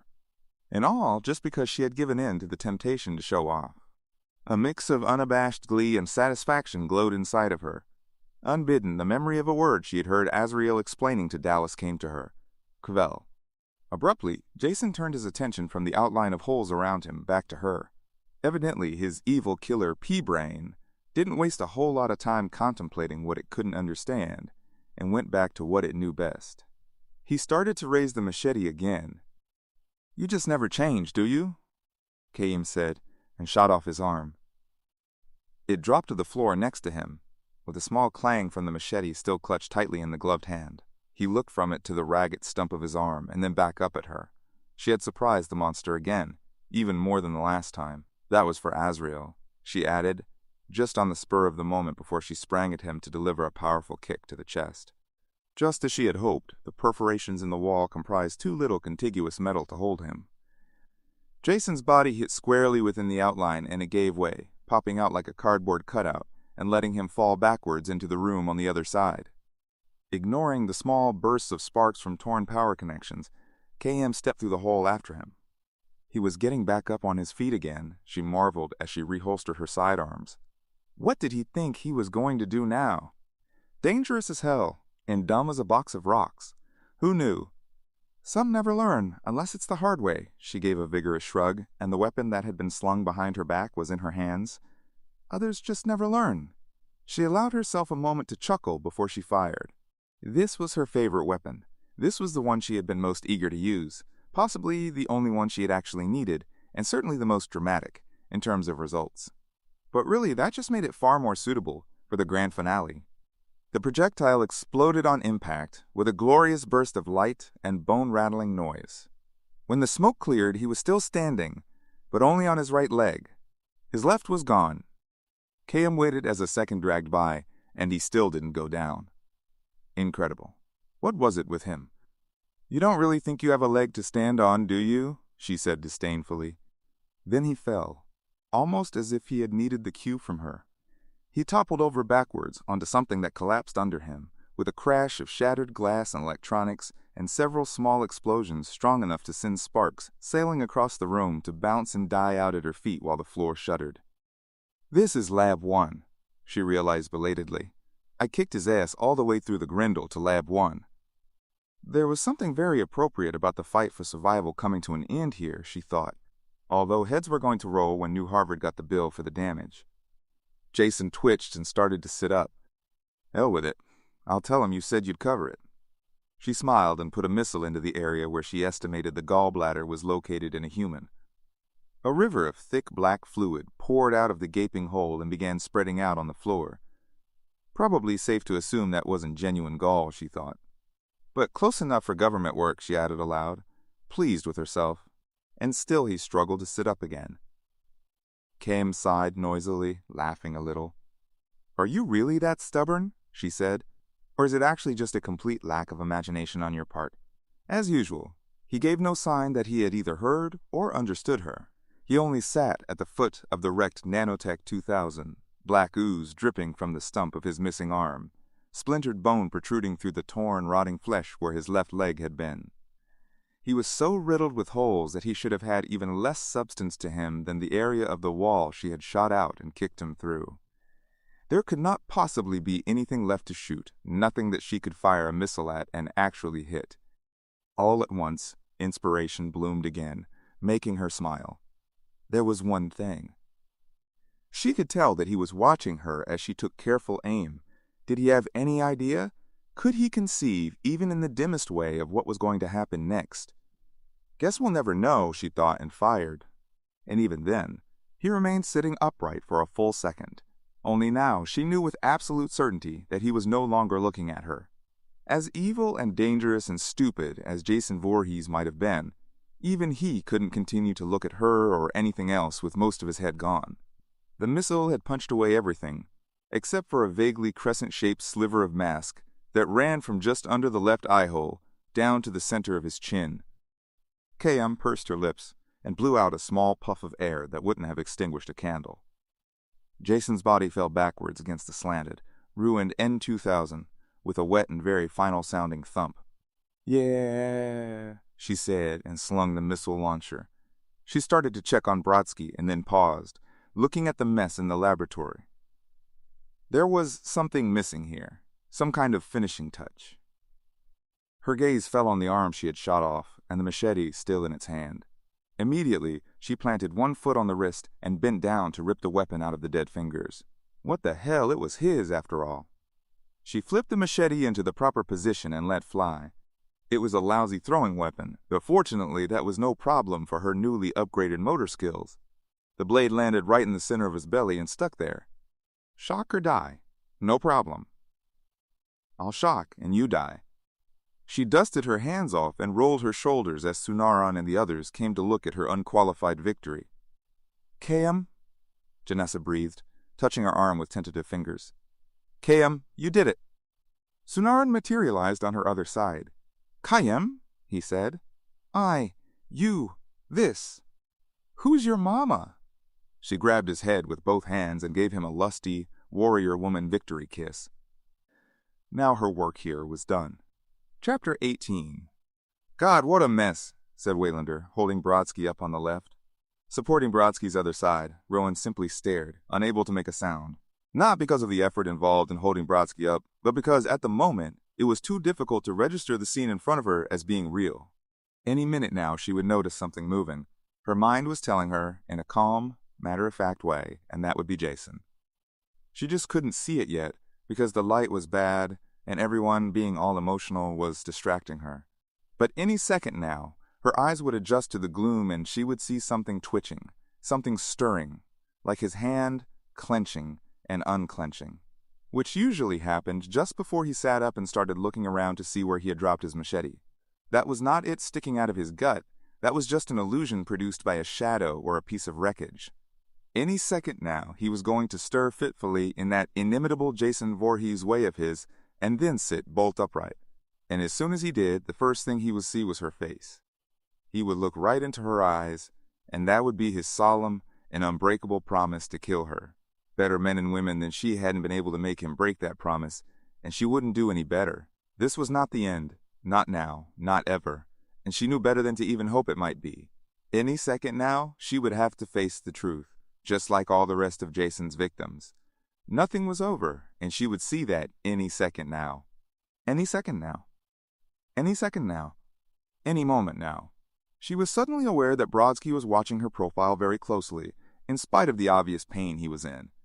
"How are you doing there, Brodsky?" she blurted, glad she was now looking at anything else but the monster in the laboratory. "I'm okay," he said raspily. "You?" She laughed in spite of herself. Not much and not hard, but it felt good. "I did come back for you. We came back for you, Waylander and I." "Knew you would," Brodsky managed with a grimace that was supposed to be a smile. Quote, "Hey, let's get you patched up right now." Waylander piped up and shifted so that he was now supporting almost all of Brodsky's weight. "Forget that fucking mess. We'll go to Lab 2. Rowan kept a firm hold on Brodsky's wrist with one hand, and wrapped her other arm around his upper body, hoping she wasn't putting pressure on any of his wounds directly or otherwise. If he and Waylander were going to act like she was too weak even to take half his weight, then fine. That didn't mean she couldn't put a comforting arm around him. And if she were honest, she would admit that she took at least as much comfort from the contact as she meant to give. Rowan watched in amazement as lines of what looked like quicksilver emerged from several spots, along the periphery of the table Brodsky was lying on, and glided up over his body. In a matter of seconds, his torso was encased in a cocoon of liquid chrome. The explanation Sunaran had given her about nanomechanisms and their visible lines of force had been by necessity quick and dirty, and thus overly simplified, but to her it had been no less mind-boggling for all that. She felt the first feather touches of displacement and serious culture shock playing at the edges of her awareness.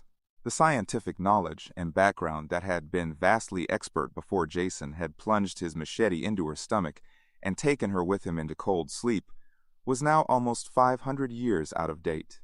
If she hadn't understood that before, she was definitely starting to get the idea now. She just hoped that 500 years didn't constitute an unbridgeable gap, that she would be able to catch up and make a reasonably full and constructive life for herself. Everything she had seen since they had brought her back was fascinating, and if she felt boggled or even disoriented by it, she was also experiencing a renewal of eager curiosity, the enthusiastic desire to know from her student days. For her, that was the best thing about being a student, as wonderful as falling in love.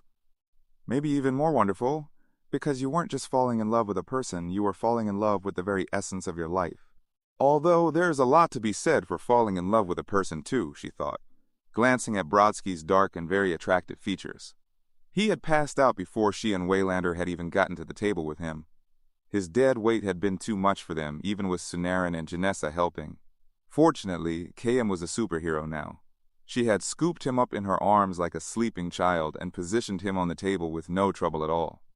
This table, Kayam and Sunaran had explained, was not quite as sophisticated as the N-2000, which they had used to revive her, and which was now scrap metal under the rotting carcass that was Jason Voorhees. The smaller table would still do the job, but it would take more time to restore Brodsky to his previous level of robust good health and fitness. Under ordinary circumstances, this wouldn't have been more than an inconvenience. On a ship that had sustained as much damage as the Grendel, however, it could turn out to be a bad break for everyone, especially Brodsky. They just had to hope that there wouldn't be any kind of major systemic failure or hull breach before Brodsky was back to 100%. Rowan found herself hovering anxiously around the head of the table, unable to take her eyes off the man's face for more than a few seconds. Even after Sunaran announced with obvious relief that Brodsky's physical condition had been so superior that he was recovering more quickly than originally expected, Rowan stayed close, still watching him. This was a dumb time to merely come down with a case of adolescent infatuation, much less actually indulge it, she scolded herself. What the hell was wrong with her? She was a grown-up. No, not only a grown-up, but a scientist as well, a working expert with 3 doctorates and first-hand experience of Jason Voorhees. Not a hormone-powered prom queen working as a camp counselor at Crystal Lake for the summer. She knew exactly what they were up against. Abruptly, she caught sight of KM perched on a nearby counter. She was busily checking her various weapons while at the same time striking various sexy poses, obviously on purpose, and obviously for Sunaran's benefit. Okay, but KM has no hormones at all. Explain that one, scientist. KM suddenly looked over and gave her a sexy wink before turning her attention back to Sunaran, who was keeping a careful eye on the displays and readouts detailing Brodsky's progress. That's easy, piped up a little voice in her mind. If survival was all there was to it, you'd be a cow or a bird or an insect. But it's survival in order to enjoy all the things that make life worth living in the first place. It's not just good to be, it's good to be somebody in particular. It's good to be somewhere in particular, and it's good to be with somebody else in particular. Rowan felt her lips stretch in a small, secret smile. When this was all over, she would ask Brodsky for a date or whatever people did these days. If that kind of intention actually increased the likelihood of her survival, she wasn't inclined to criticize it as trivial or irrelevant. Her gaze fell on Janessa then, slumped in a chair. She was pale with fatigue and a certain amount of anxiety, but in no way did she look unhappy. If anything, she might have been on the verge of a smile. Rowan felt a sudden rush of affectionate camaraderie for the girl. How the hell did that blouse stay on anyway? That was the first thing she was going to ask her as soon as they were all safe. The next thing she would ask was if people still went shopping in the year 2445, and if they did, what the best. There was a deep, threatening rumble as a shudder went through the grindle. It wasn't an especially violent shudder, nowhere near strong enough to knock any of them off their feet or disrupt Brodsky's treatment. But there was a thoroughness to it that gave Rowan the impression that the ship's very structure was becoming increasingly precarious around them. And if the expressions on everyone else's faces were any indication, she wasn't jumping at shadows, Rowan thought with a sinking sensation of impending doom in her stomach. What's going on? Janessa asked, getting up and going over to Waylander, who was already sitting at a console and studying the monitor with a frown, while his fingers danced rapidly on 2 separate keyboards. Way, she prodded, her voice high and tight. Talk to me. What's going on? Waylander looked at her and then at everyone else. We've got trouble. No shit, Janessa retorted, sounding close to tears now. What kind? The collision with Solaris compromised the hull. We're bleeding out. He tapped something on the console and jerked his chin at a large wall monitor, which was now displaying a 3D wireframe schematic of the ship, with the problem areas highlighted in red. Rowan went over for a closer look, marveling at how the Grendel really was built exactly like a catamaran. She would have to find out who had first thought of applying the layout to a spaceship. She could see the practicality, but they would have done better to think of some way to isolate any damaged sections so they wouldn't cripple or kill the whole ship. All at once, a new voice spoke up in the lab. Tiamat to Grendel, we have received your distress beacon. Do you copy? Rowan heard the words with no problem, but they made absolutely no sense to her. She turned to KM, intending to ask her if she knew what that was, but then Janessa pounced on the comm, laughing and crying at the same time as she answered the hail. Tiamat, this is Grendel, and that's a great big fat affirmative. How soon can you be here? Our situation is extremely critical. We're 4 parsecs away, Grendel, came the reply, cheerful and businesslike all at once, as if whoever they were talking to spent every day coming to the rescue of people whose ships were about to blow up. We can be with you in 45 minutes.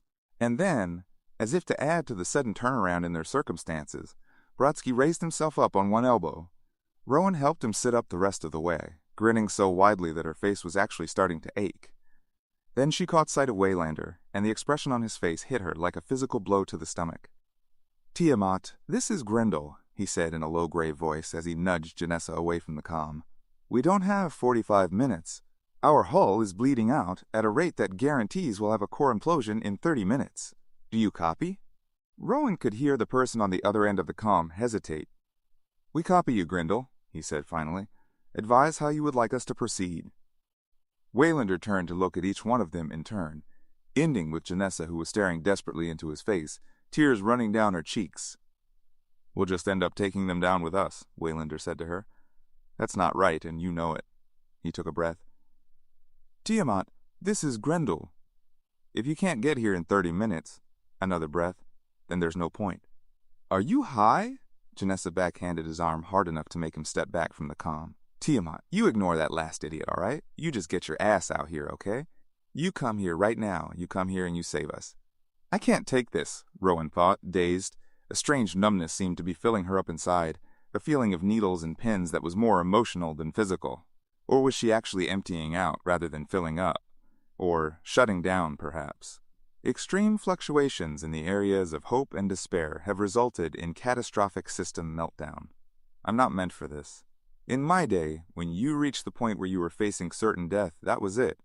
You only had to do that one time, and after that, you were done. It was over for good. Even as the thoughts were reeling through her head, another part of her brain had seized on something else.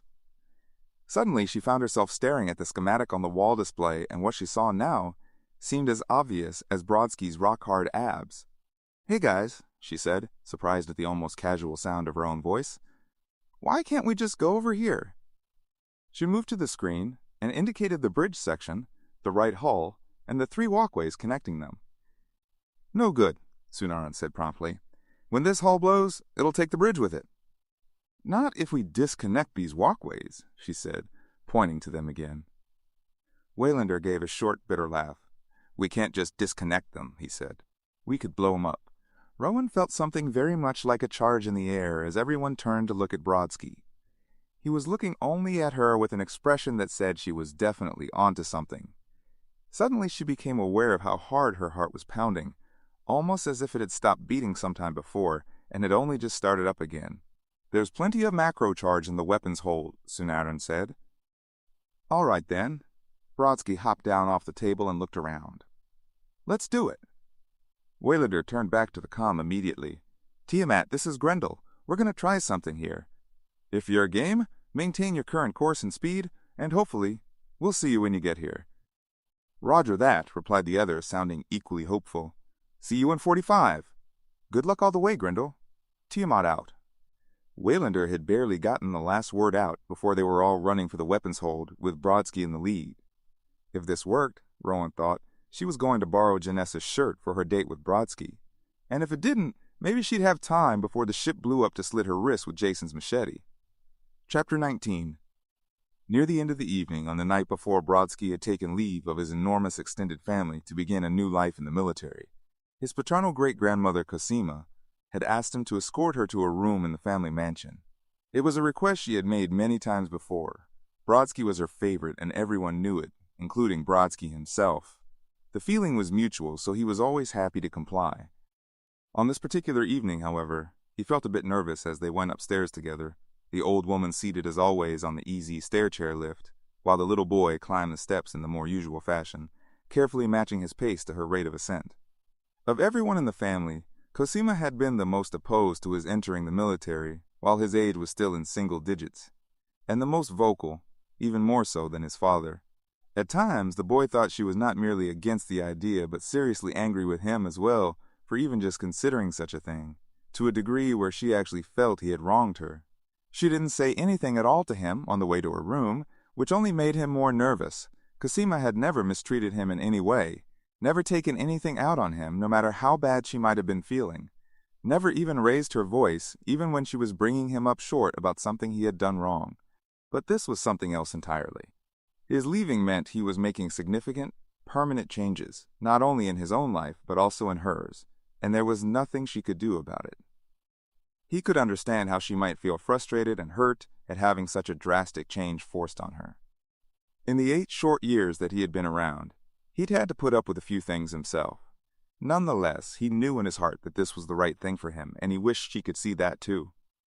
He would have been only too glad to explain it to her, but he didn't know how. As bright as he was still only 8 years old. He didn't know where to begin. Fortunately, she had not asked for his company so she could berate him or make one last stab at trying to make him change his mind. She had only wanted him to kiss her goodnight one last time before he left, just to show him she was conceding and the matter was closed. She had given him a few small keepsakes, a miniature photo album, a medallion on a chain, and an unabridged chip edition of Gulliver's Travels. Then she had kissed him goodnight and good luck, and sent him on his way. Just as he was closing the door behind him, she said one last thing. "If you want to make God laugh, tell him your plans." She had actually muttered it under her breath so softly that it was only pure chance that he'd heard it, and he knew that she had not been addressing this comment to him. In any case, he didn't go back and ask her what she meant, although he had really wanted to. Later on, when he found out what it meant, he was even more intrigued by the question of whom she could have been referring to. Him? Herself? His parents? Or the whole family in general? He never did get an opportunity to find out, and the mystery clung to the edge of his mind like a small burr. It was a damned clever and cleverly worded bit of wisdom, but it was not knowing who Cosima had been thinking of that had made it stick in his mind, unsaid and unused, sometimes forgotten, sometimes remembered, mostly subliminal. It was the furthest thing from his thoughts as he broke out the macro charges in the supply hold and was making sure that the 3 surviving students understood that they had to handed them out. The only thing he was concerned, charges exactly where he showed them on the schematic.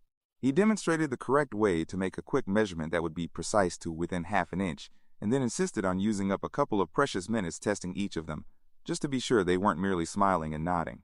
To his relief, each of the students got it right on the first try. He supposed he shouldn't have been surprised given Lowe's policy of accepting only genius-level intellects for the course, but he felt better knowing for sure. Just because they were geniuses didn't necessarily mean they had any common sense. And hell, they weren't grunts, they were students, career civilians greener than green. For the untrained, sense tended to evaporate completely in the face of danger, real or otherwise. Brodsky had no such qualms about Rowan, however. If they'd had even just a little more time before the Grendel blew, he'd have told the students to stay put in the lab while the 2 of them took care of planting the charges. He found himself wondering if that would have been the wiser course of action despite the limited amount of time, even as he sent them all off to the areas he had designated. Standard procedure demanded that there always be one reliable party monitoring the situation. The problem was picking someone to do that. The girl was out of the question. Either one of the guys would have been okay, but he was actually depending on them to look after the girl in the event she went to pieces and lost it at a critical moment. Kayam, he remembered suddenly, wasn't a student any more than Rowan was. Hell, she had put the monster down when the rest of them had failed, but that was all the more reason he needed her in action, and Rowan was too much of an alien to leave on her own. Nah, it was a big waste of time trying to second-guess himself at a time like this. He had to stay in the immediate present, stay focused on doing each thing that he had to do as he had to do it, which included making sure everyone else did the same. There was no going back now that the plan had been put into motion. Blowing off the worst of the damage was the only way to buy enough time for the Tiamat to reach them. Then they could go home, and if he were still inclined to second-guess himself after that, he wouldn't be wasting anyone's time but his own. Although he actually had other, far better things in mind for the immediate future, he thought as he and Rowan readied the last of the charges. The idea of making God laugh, either inadvertently or on purpose, never entered his head. It would probably have surprised Brodsky to find that Rowan was also familiar with the old saying. However, it never crossed her mind, either, except perhaps in the most oblique and absent way. Most of the plans she had heard in the last 445 years had been laughable, but they hadn't made her laugh, and it had never occurred to her to wonder about God's sense of humor. At the moment, her thoughts were more or less an echo of Brodsky's. She had not forgotten about the ruins of the monster lying in rotten chunks among the wreckage of the amazing medical table that had resurrected her. Jason Voorhees was the reason they were all in this fix in the first place. At the same time, however, she had forgotten everything about him. She had forgotten her stab wound from the machete, forgotten about Lowe playing the valuable scientific artifact card to justify keeping Jason while insisting he was very dead. She had forgotten proving he was wrong, and she had forgotten what she had been right about. She had forgotten where they had left Jason, forgotten that he was unguarded, unrestrained, and most of all, undead. To be perfectly fair, however, it was not simply a matter of what Rowan LaFontaine had forgotten. It was also what she didn't know to begin with. For one thing, she didn't know that, as Jason had been thawing out in Lab 2, the table he lay on had automatically made a full-body scan and filed the data in general access storage for later reference. She also didn't know that Sunaron had not completely deactivated the nano-ants after they had finished with Brodsky. She didn't know anything about nano-ants except for the fact that they had saved her life as well as Brodsky's, putting their broken bodies back together again without leaving so much as the tiniest scar. She didn't know, and she never stopped to wonder, if the ants worked only on humans. In 2445, molecular machines were not something for people to marvel at any more than Rowan, and her 21st century contemporaries found a crescent wrench worthy of awe. Granted, there was no comparison in their respective levels of sophistication, but without an energy source and the appropriate software, nano-ants might as well have been any other tool in a cupboard, although too small to see without an electron microscope. The energy source was the easy part. It didn't take much to power anything on the nano level, but it was the software that made all the difference. Ants could do only what a program told them to do, no more and no less. Therefore, if you somehow managed to throw yourself into a refuse pit where ants were busily converting trash into something more useful, or at least less offensive smelling, you were in no danger of being turned into a puddle of human tapioca. The ants worked only on trash, and since a live human body didn't fit the parameters, they would have ignored you. Needless to say, they were expensive. As easy as they were to power and deploy, they were hard to keep track of. Software, never cheap, only became more expensive, and, as always, had to be purchased separately. Then there were the glowing lines of force. It cost a considerable amount to produce what was nothing more than a clever special effect, but no one ran nano-ants without them. It just wasn't done. If Sunaron gave any thought to the nano-ants at all, it was to note in a very absent way that after the dust settled, some new Harvard bean counter was going to pitch a bitch about how no one had tried to salvage them from the Grendel's labs. But that was all. They were lucky the ship held together long enough with the right things functioning so they could all keep breathing, as well as treat Brodsky's wounds. Salvage? They had salvaged themselves, and it hadn't been easy. And even if the Grendel hadn't been on the verge of breaking up, Lab 1 was still a total loss. Automatic weapons fire had reduced all the hardware to junk, and then Jason Voorhees had finished off the table when he had fallen on it. One end had collapsed underneath him, while the other hung from the control bank by a couple of cables. It looked like a slant board in a high-tech gym that had gotten seriously busted up in a brawl. Nothing else was going to happen in there before the Grendel finally came apart. Nothing else could. Unfortunately, there was no programming or any other sort of instruction functioning well enough to let the nano-ants know that. Having finished repairing Brodsky, the ants returned to their holding areas within the table and the default setting of neutral ready, awaiting the next command. Whether that was making another repair or deactivation didn't matter. They were machines. It was all the same, had Sunaron deactivated them. But he hadn't. The prospect of surviving Jason Voorhees, only to face certain death by explosive decompression in the vacuum of space, followed by a chance of reprieve, had taken a toll on his concentration. Further complicating his state of mind was the fact that, in spite of the circumstances, he now found himself in a continuous and uninterrupted state of arousal. He was set on rapid simmer, hot to trot, horny as an ape. In spite of the circumstances? Ha! Because of them. Horny as an ape was right. A struggle on the primal level, sudden death in all directions, heart pounding, adrenaline pumping, nerves jumping.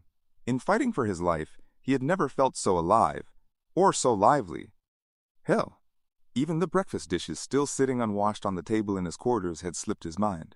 Memory being the quirky thing that it is, he probably would have remembered he hadn't done them before he remembered not deactivating the ants. The Nanotech 2000 medical table was remarkable not only for its capacity, but for the artificial intelligence that ran its operating system. It was a limited AI, in that it was dedicated, or dumbed down as the less charitable put it, to repair and restoration, medical or otherwise. Many times there was some quantity of original material missing, which meant the ants would draw on some alternative provided by the human operator to fill in the lack. If no substance had been provided, the ants could be instructed either to wait for some or to make use of anything available. Even the only moderately experienced nanotechnologists knew that the latter setting was only good if you felt the bizarre need to cannibalize expensive hardware every time you used it. Exactly why such an option had been included, hardwired in fact, was something no one seemed to know, but no one questioned it either, nor did most people bother taking the time and trouble to disable it. Since they weren't ever going to use that setting, it was all the same, wasn't it? It would have been if no one on the Grendel had made use of this option. But Janessa had. She had found it extremely convenient when she had been working with her biological specimens, the ones Sunaran had referred to as her love children.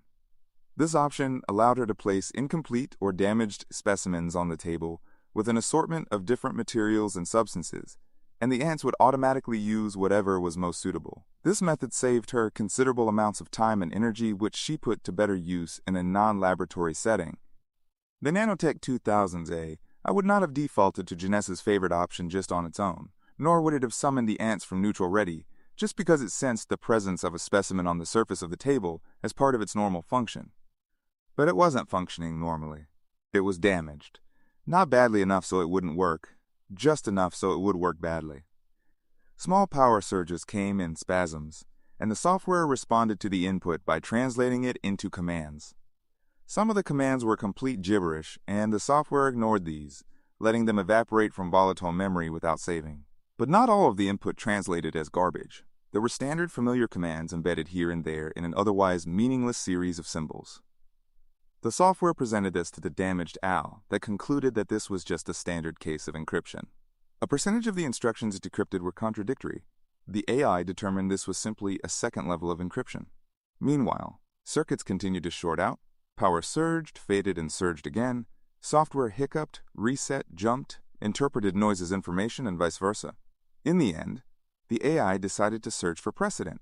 It compared current conditions to recent prior activity in its log to see what previous action, if any, had been taken under similar circumstances.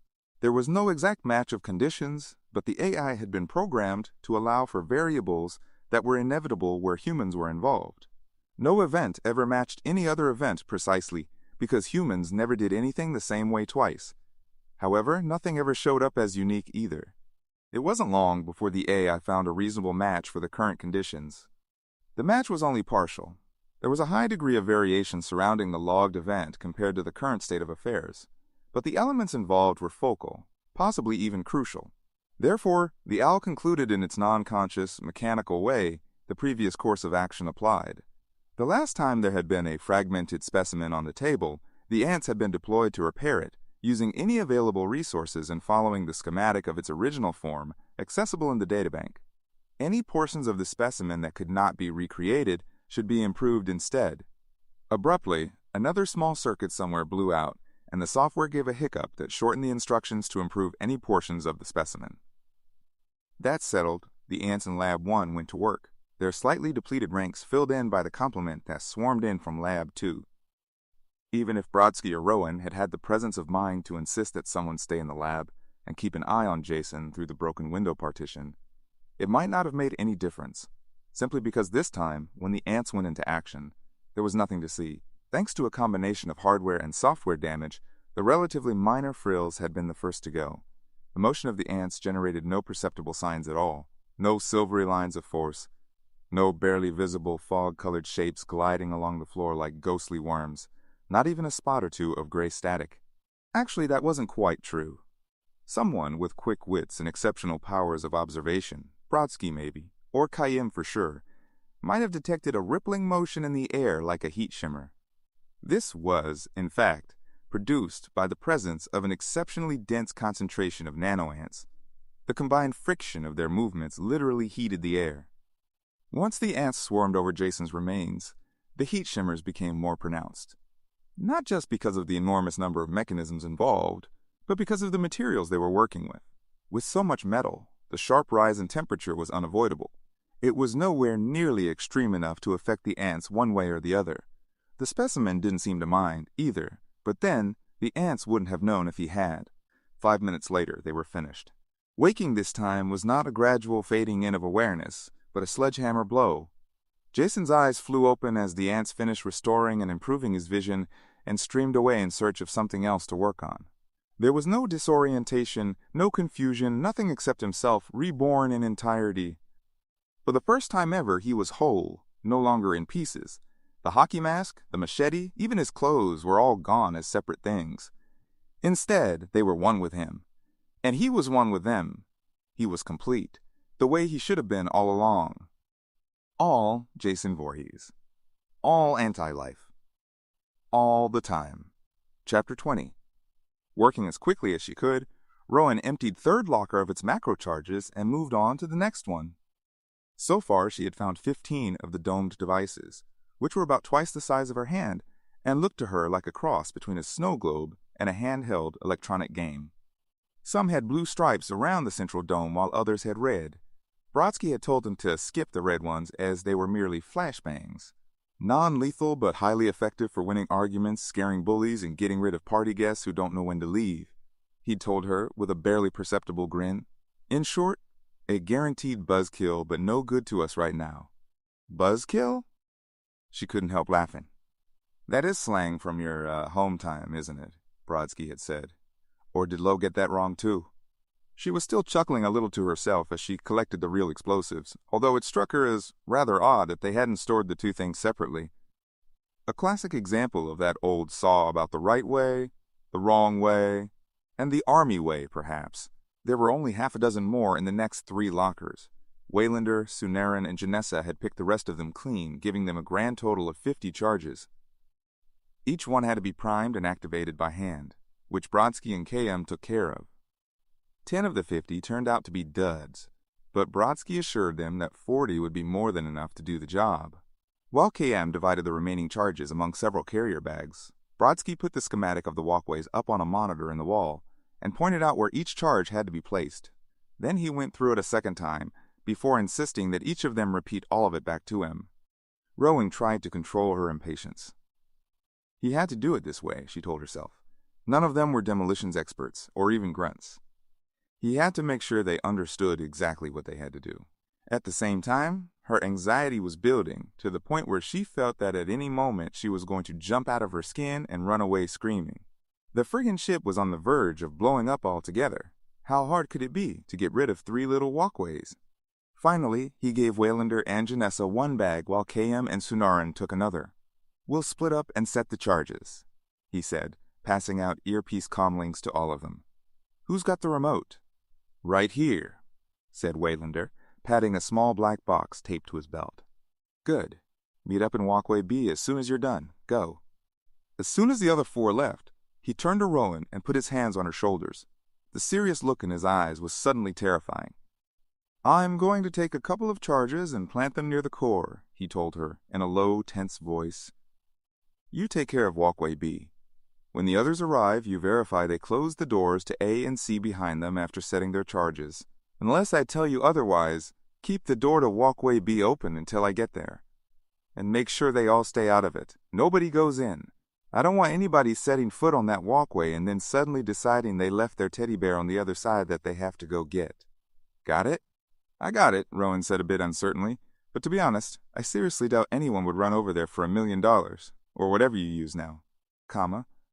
Brodsky gave a short, humorless laugh. "You'd be surprised what comes over some people." Pause. "If one of them does break out in galloping head bugs, you don't go after them, no matter who it is. You hear me? I'll go after them because that's my job," he added as she started to protest. "Okay."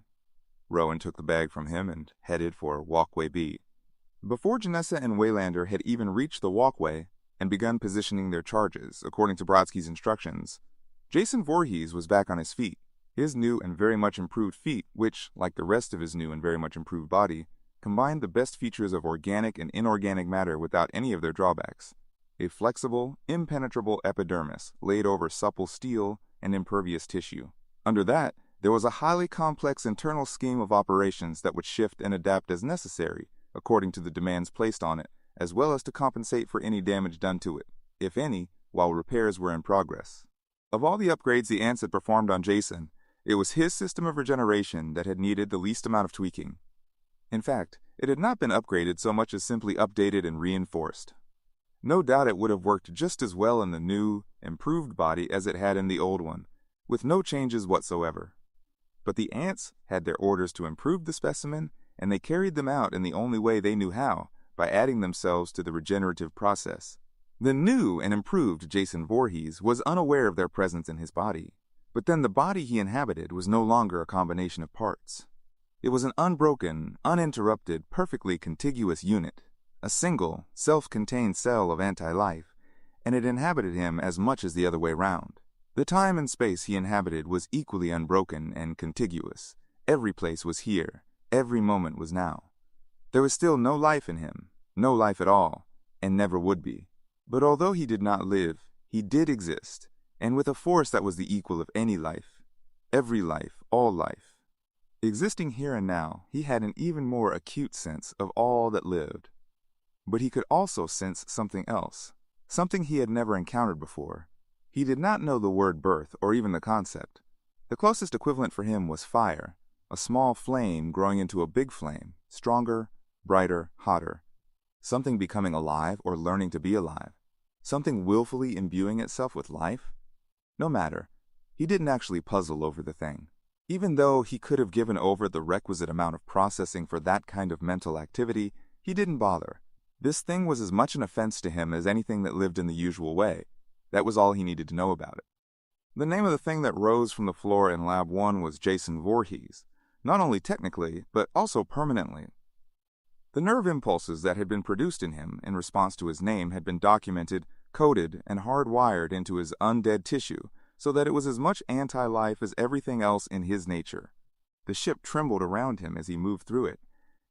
Conduits cracked and broke apart, some of them spewing poison into the air.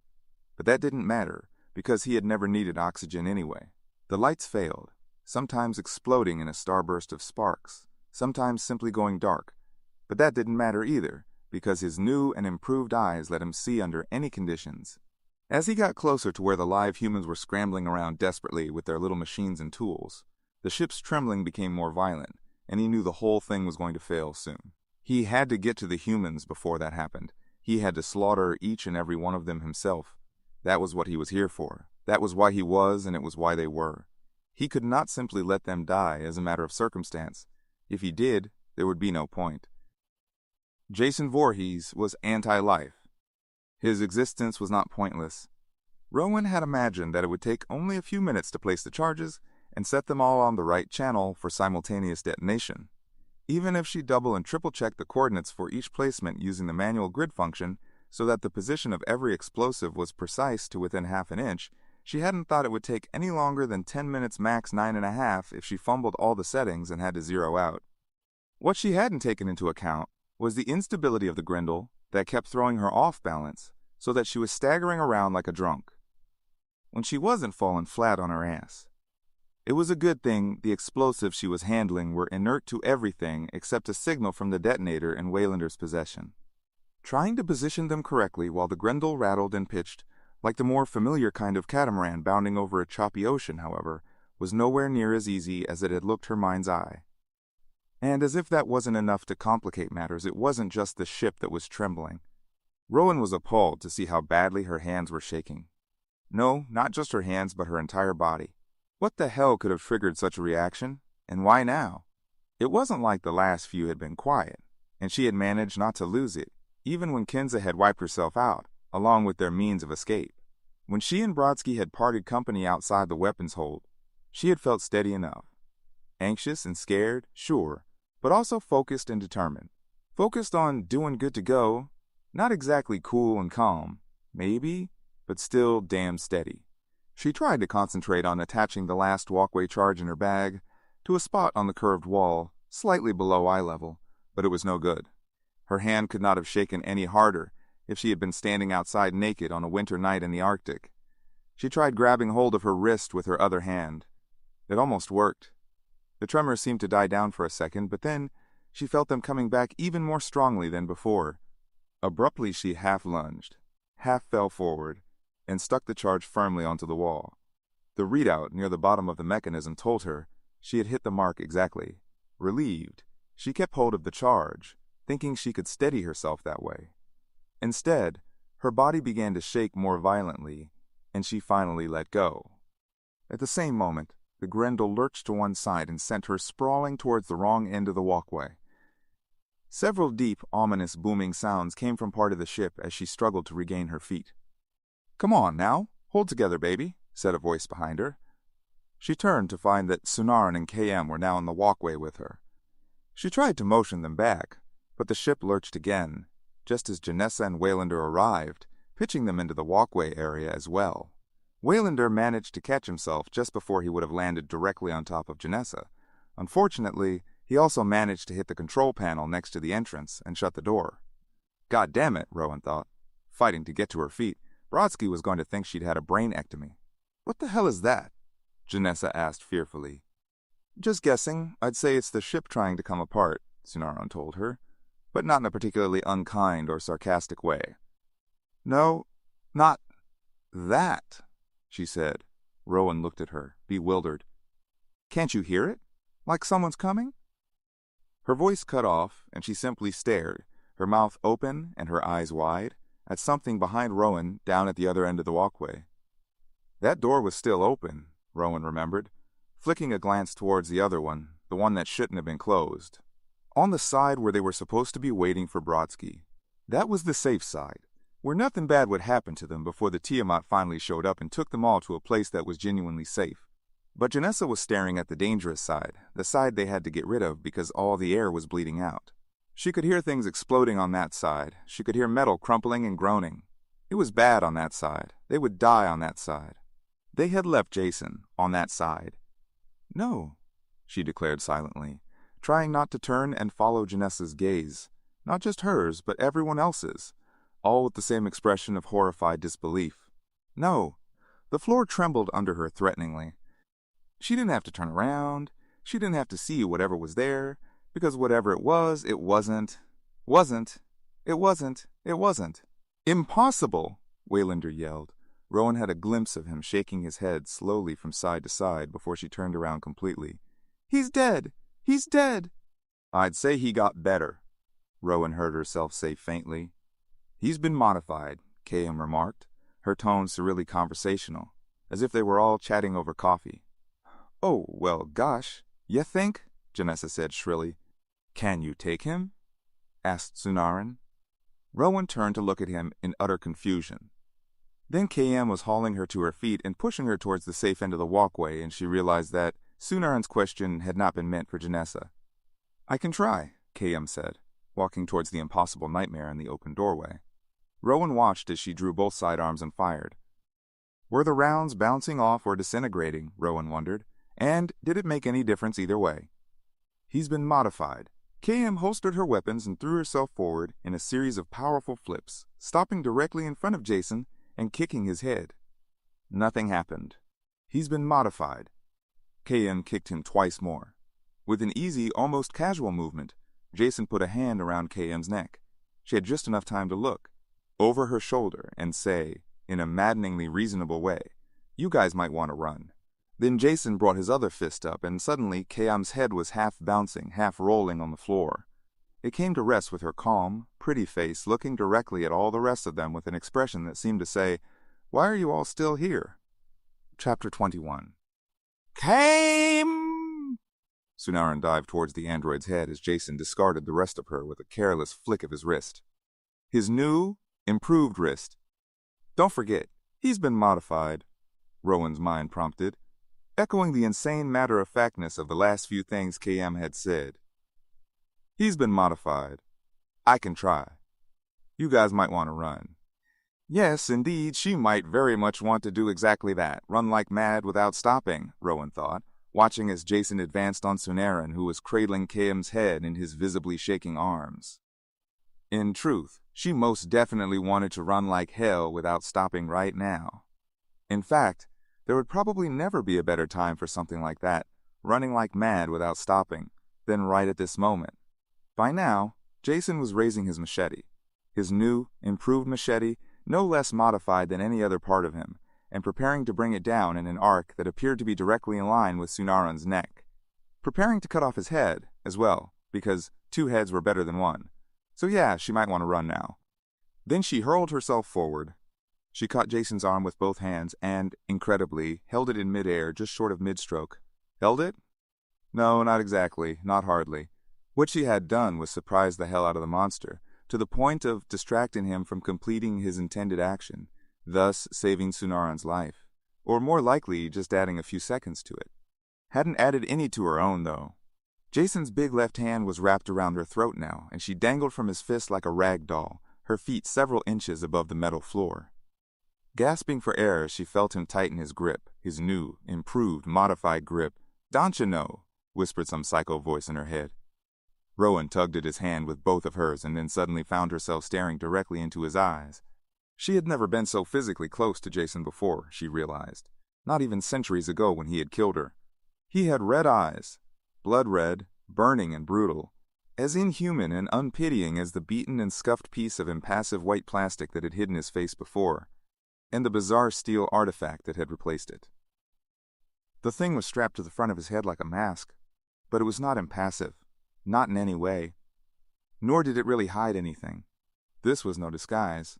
This was something from a nightmare realm of gargoyles and grotesques and grisly death. This was Jason Voorhees' true face. More than anything else ever had been or ever could be, even the flesh and blood features he had been born with. No, especially those.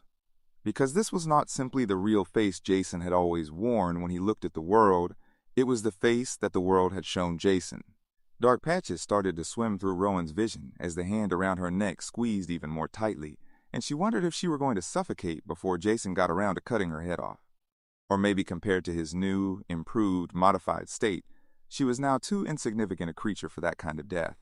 But even as everything continued to go dark around her, she could still see those burning red eyes glaring, boring into her. He remembered her. He knew who she was and what she was. Like all the rest of his victims, she was each and every hateful thing that had ever hurt him in any way and to any degree, whether slight or great. All at once she found herself flat on her back on the floor, holding her bruised throat and breathing in and out in great panting whoops. Somewhere behind her, Janessa was screaming something about running right now, and Brodsky, "Where the fuck are you?" and Waylander, "No, don't!" Rowan raised herself up on one elbow, holding her neck with one hand, and had a brief glimpse of Jason standing over her and struggling with someone who had grabbed him from behind. "Get out!" Waylander was hollering. "Get out now! Run! Run!" She pushed herself to her knees, her breath coming a little easier now, but the muscles in her throat so painful now that swallowing brought tears to her eyes. She blinked them away just in time to see Jason yank Waylander off his back and fling him away. Waylander flew several feet through the air, hit the wall hard, and slid down to the floor with the lower half of his body twisted around in a way that meant he would not be getting up again. "No!" Rowan moaned, and Jason turned to look at her again. At the same moment, someone grabbed hold of her roughly and half pulled, half dragged her to her feet. She tried to reach for Waylander, but he shook his head emphatically. "Go! Run! Get out now!" he shouted. Rowan was horrified to see blood glistening on his lower lip. Janessa was pulling her towards the now open door on the safe side of the walkway, all the while screaming for Brodsky. Even as they stumbled through the door together, it was closing again. Still clutching Khayyam's head, Sonaran dived through the steadily shrinking gap barely a moment before it would have been too small for him. Janessa had stopped screaming for Brodsky and was now simply screaming in wordless terror at the door to walkway B, as if she believed screaming would somehow fortify the door. "What's the matter?" Brodsky seemed to materialize in the midst of them out of nowhere. "What the hell is going on?"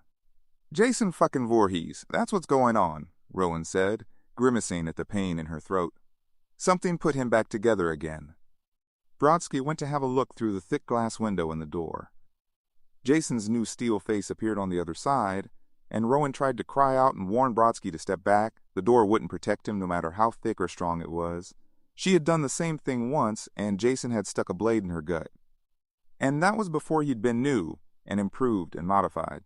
Something pounded against the door hard enough to send vibrations through the chamber they were in. "Blow the charges!" yelled Brodsky. "We can't," Janessa told him tearfully. "Waylander's got the trigger." Time came to a complete stop.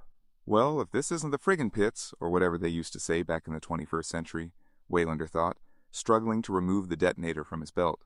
Good thing he'd only broken his back, when the big son of a bitch had tossed him at the wall. If he'd broken his neck, he wouldn't have been able to do anything except lie there and wait for things to wind up. Not that he particularly wanted to die at the moment. More than anything, he wished he could have been on the other side of the door with everyone else. But since things had broken the wrong way for him, so to speak, he was just going to have to make the best of a bad situation.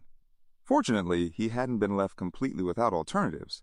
Even if he wasn't going to get out of this with everybody else, he still had a say in how things ended. He didn't have to just lie there in a crumpled broken heap and take whatever was coming up next. But goddamn, it hurt so much to move. even just a little bit. Pulling the detonator off his belt felt like there was someone wrapping barbed wire around his insides and then pulling it tight.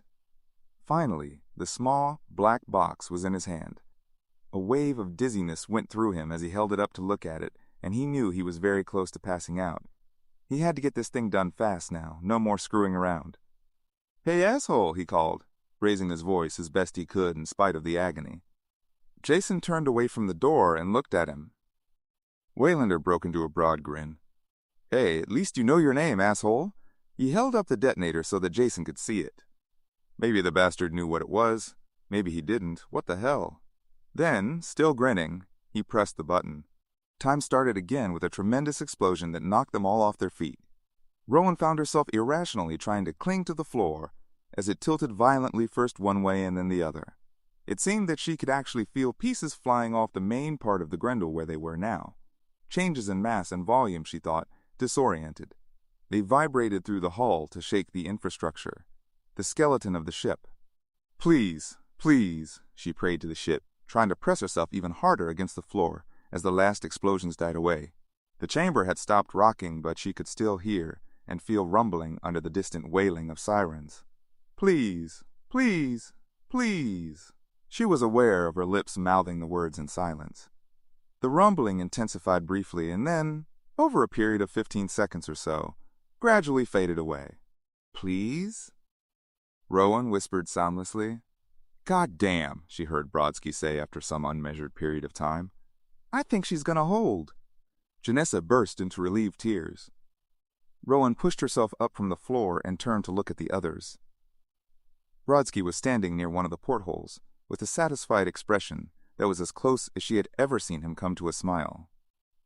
Sonaran sat with his back against the lighted platform in the middle of the chamber, blinking dazedly with a mixture of hope and disbelief. He still had Kayam's head cradled possessively in his arms, as if there were a real possibility that someone might try to take it away from him. "I think we're actually going to be all right," he said after a bit. He turned his head slowly to Rowan and gave her a long look of open admiration. "I'd clap if I could," Kayam added cheerfully. Rowan's gaze fell on Brodsky, and she saw that he was regarding her in much the same way as Sunaran. She felt a sharp surge of pride. Her plan had worked, and she had Brodsky's respect. Damn good thing, because if her plan hadn't worked...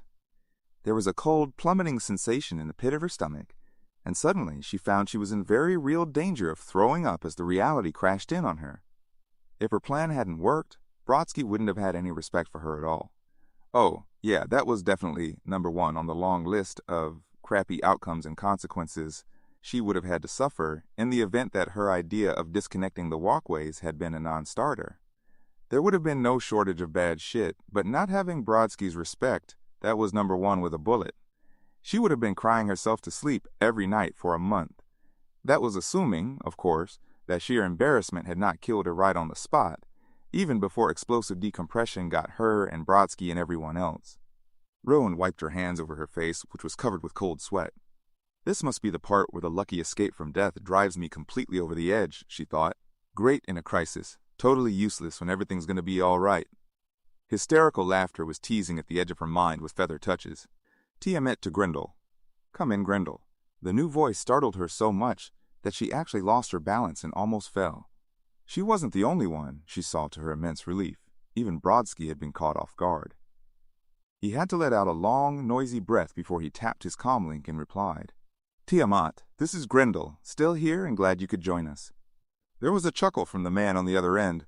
"We have you vectored for approach and emergency docking. Are you ready to get off that boat?" "That's a big 10-4, good buddy," Rowan murmured, unaware that she was speaking aloud until the words were already out of her mouth. Brodsky gave her an amused look. "Don't know if you caught that, Tiamat, but in case you did, I translate it roughly as, 'What kind of a crazy-ass question is that?'" "Yeah," Janessa sighed softly. "Let's go home." Another chuckle. "We copy you just fine, Grendel. Hang on." The rest of the communication was drowned out by a deafening metallic crash as something hit the outside wall of the chamber. The jolt from the impact was minor, however, compared to the change in the room's environment. All at once there was a hurricane raging in the chamber. That was the only thing that Rowan could think as she was knocked off her feet. The wind, the noise, the force. Janessa was screaming again at the top of her lungs, screaming and reaching out to grab something or someone, whatever she could hold on to. Rowan managed to follow her gaze and saw that she was screaming at the sight of an enormous gloved fist sticking out of the wall just a few inches above where her head had been. Rowan stared open-mouthed as the wind roared and shrieked and pulled at her with terrifying strength, while at the same time it started to feel strangely thin and difficult to breathe. In seconds, she was gasping, her lungs pumping like a bellows, and yet she couldn't move. The wind was getting stronger, pulling on her, on everyone and everything in the room, with more force than anything she had ever felt in her life. Towards that hand, she realized. Everything was being pulled towards that hand sticking out of the wall. The hand suddenly withdrew, and the force of the wind kicked up several more notches. Through the hole that was left, Rowan could see black space dotted with stars. Then she saw the hand return to take a firm grip on the edge of the hole, and then, incredibly, began to pull on the metal, as if to peel it back and make the hole even larger. Jason's hand. Rowan realized as she clung to a metal grate in the floor. That was Jason's hand. Jason Voorhees was still out there. They had blown up the damaged portion of the ship, but Jason Voorhees was still out there, and he hadn't finished with him yet. Chapter 22. "You've got to be shitting me!" Brodsky hollered over the roar of air escaping through the hole Jason had punched in the hull. His sidearm actually ripped out of its holster as he strained towards the corridor leading back to the cargo bay. "We have got to go now," Sunaran bellowed. Somewhat unnecessarily, Rowan thought as a small chunk of metal grating from the floor flew up, almost clipping the side of her head as it zoomed past and clanged against the wall. She turned to see Jason's hand pull the grating through the hole, enlarging it that much more. No, she thought desperately, and tried to turn back towards the corridor where Brodsky had anchored himself on the doorway with one mighty arm and was reaching out for her with the other. One of the sacks they had carried the charges in whipped through the air and slapped itself onto her face tightly enough to seal off her nose and mouth. Rowan paid no attention to it. Smothering was the least of her concerns at the moment. Her feet were starting to skid underneath her, so that every step forward barely managed to keep her in place, while the vacuum was pulling harder and harder. Suddenly, she felt something clamp onto her wrist and give a mighty tug. Pain screamed up her arm through her shoulder and all the way to the middle of her back as every joint and tendon stretched to within a hair's breadth of ripping apart. Then the bag flapped away and she found herself face to face with Brodsky as he hauled her into the corridor with one mighty arm. He pushed her flat against the wall next to which he had braced against the doorway, using his own body in an effort to shield her from as much of the vacuum as possible. As strong as Brodsky was, he wouldn't be able to do that for very much longer, Rowan knew. Why hadn't someone closed the door and sealed off the end of the corridor? The answer was like a punch in the stomach. Equipment failure. The door wouldn't work. They would have to fight the vacuum's relentless pull for the entire length of the corridor and hope they could close the door at the other end. Rowan turned to look and her heart sank with utter despair. They would never make it. It was an impossible distance. Worse, she could have sworn the corridor was getting longer right before her eyes. She turned back, feeling dizzy, and caught sight of Sunaran on the opposite side of the doorway from Brodsky had both arms wrapped around KM's head, pressing it tightly to his chest, but he was making no attempt to struggle up the corridor to possible safety. Neither was Brodsky. Rowan's dizziness intensified. Instead, he was anchoring himself against the doorway with his right arm and right leg while stretching his left arm into the chamber. The wind was screaming and screaming and screaming, and then she could see Sunaran screaming with it. "Janessa! Janessa!"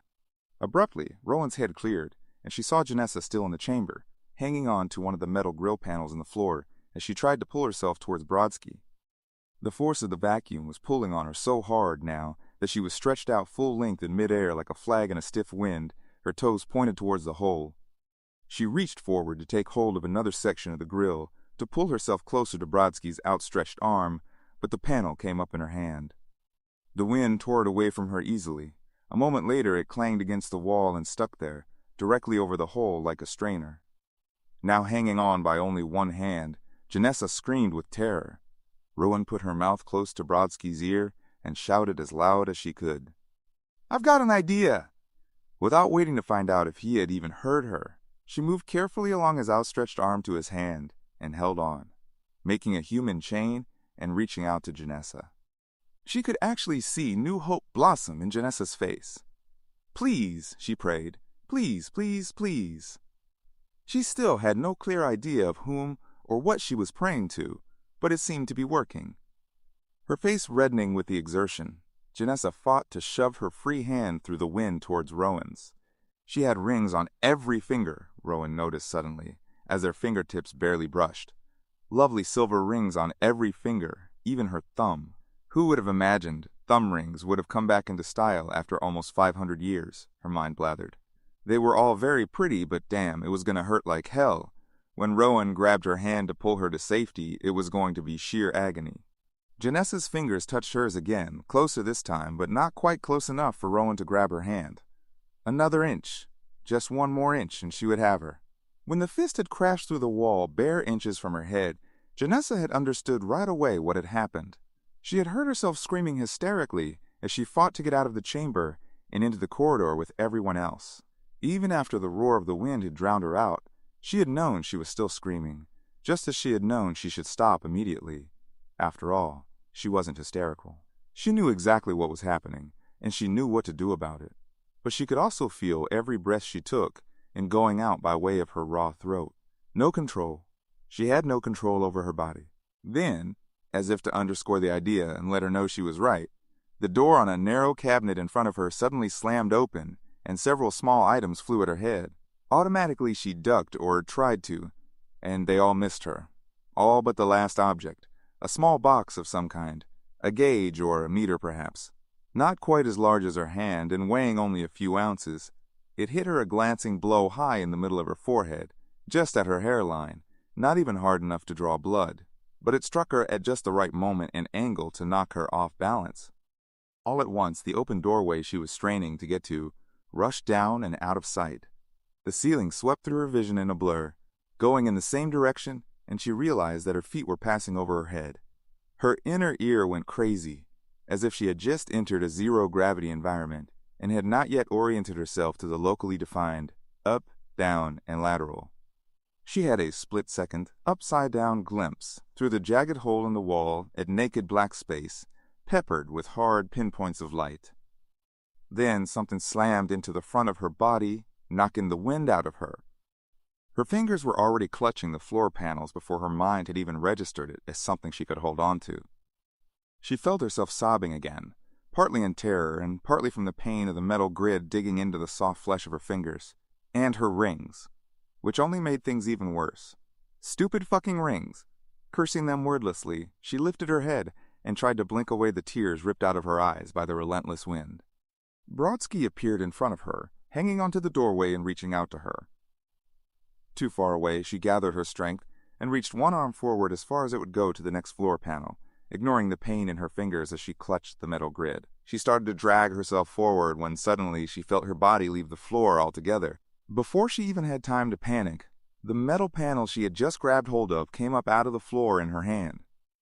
The wind tore it out of her grip, and she heard it clang loudly on the wall behind her. She tried to lower herself to the floor again, but the wind was too strong. It pushed her back a little more before she could even try to pull herself forward again. Brodsky was still calling to her, but his hand might as well have been miles away. New tears flooded her eyes, and she could feel herself sobbing even harder. "Take my hand! Janessa, look at me! Take my hand!" Her vision cleared, and now she saw that Rowan was hanging onto Brodsky's outstretched arm with one hand and straining towards her with the other. Yes, she thought with a sudden fierce surge of hope, and put everything she had into reaching for the other woman's hand. Their fingers barely brushed, and Janessa howled with terror and frustration as the pull of the vacuum began to overwhelm her. She could feel herself actually starting to lose ground now, and she couldn't do that. She was almost close enough for crying out loud. She was touching Rowan's fingers again. Really touching this time. All they really had to do was curl their fingers down so that they each were making a fist, and their hands would be hooked together securely enough to... But their hands were already sliding apart again. Janessa felt herself losing another couple of inches and grabbed the metal floor panel with her free hand. She had to try to pull herself forward again, she thought, panting and sobbing with effort. All at once she was aware of how the muscles in her arms were burning from the strain of hanging on. No, not just burning, weakening, fading. There was nothing left, no more strength in her arms or her hands or her fingers, or even her will for that matter. She looked up at Rowan, who was still reaching towards her, yelling for her to take hold of her hand. Suddenly, there were so many things she wanted to say. She wanted to tell them close the door, to beg them not to let her die, to tell Rowan she was the bravest person she'd ever known, to tell Sunaran that it hadn't all been just a game with her, that she'd actually started to develop real feelings for him, to ask Brodsky to remember her as more than just a sex goddess, to please, please, please do something. Couldn't the Tiamat save her somehow? Her fingers loosened, and she blurted out the first thing she could think of. Ooh, this sucks on so many levels. Then she let go. If Brodsky had not yanked her back into the corridor, Rowan would have seen it happen, and she knew it. How he had found the strength to drag her out of the chamber in one fiercely powerful motion astonished her almost as much as the fact that he managed to do it without dislocating her shoulder in the process. She had a glimpse of Brodsky's face in passing. The expression on it terrified her. Sunaran screamed Janessa's name, and suddenly the roar of the wind cut out almost completely, just for the briefest of moments. There was the hideous wet sound of flesh and bone forcibly ripping, cracking, tearing, shredding impossibly fast. Then the roar of air escaping through the hole swelled again. Unable to help herself, Rowan turned to look, and almost immediately averted her gaze. There was very little left on the metal grating. Only a few unrecognizable tatters of the very, very partial remains of a very pretty, slightly spoiled young woman, whose temperament had actually been a good deal sweeter and more vulnerable than she had ever let on to anyone else. All at once, the roar of the wind began to fade away, along with the relentless pull of the vacuum, as Brodsky closed the door.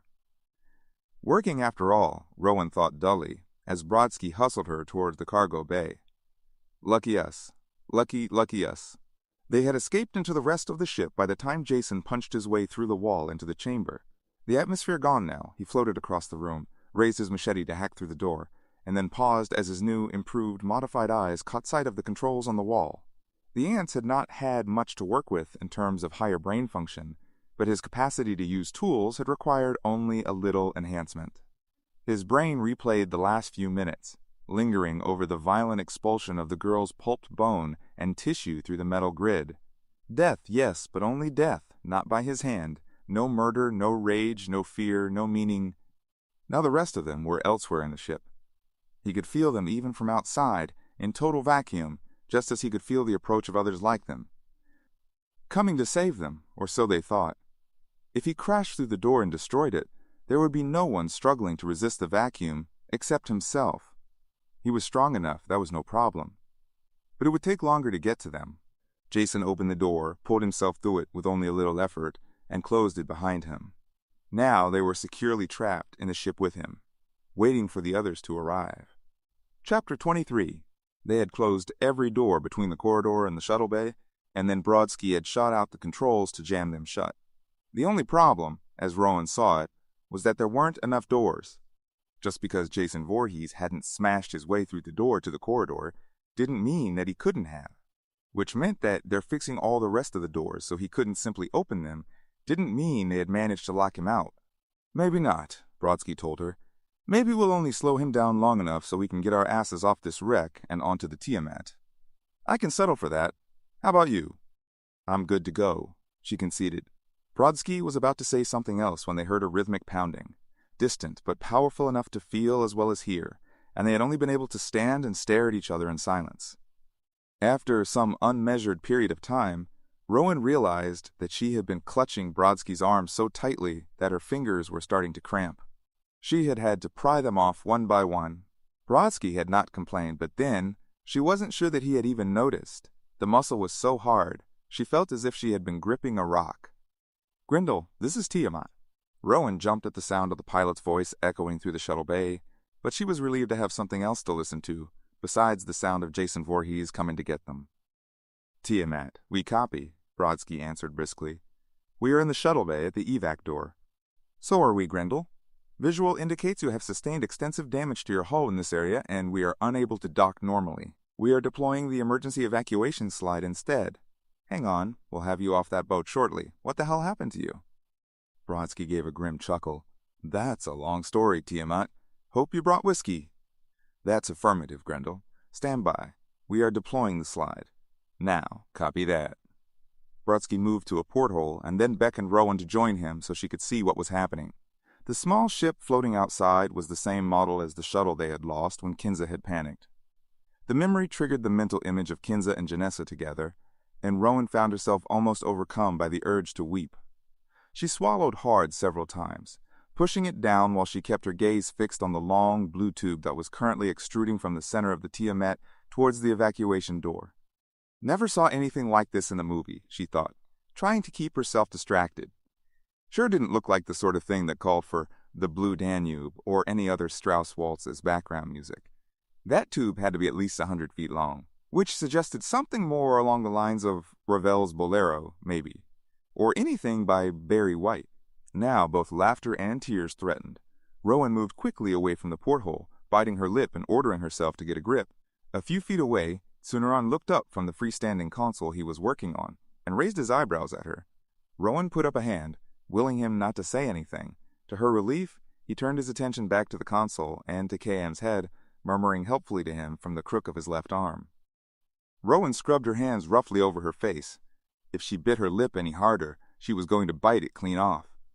If you can't keep your shit together for all the right reasons, then do it just to impress Brodsky, she ordered herself.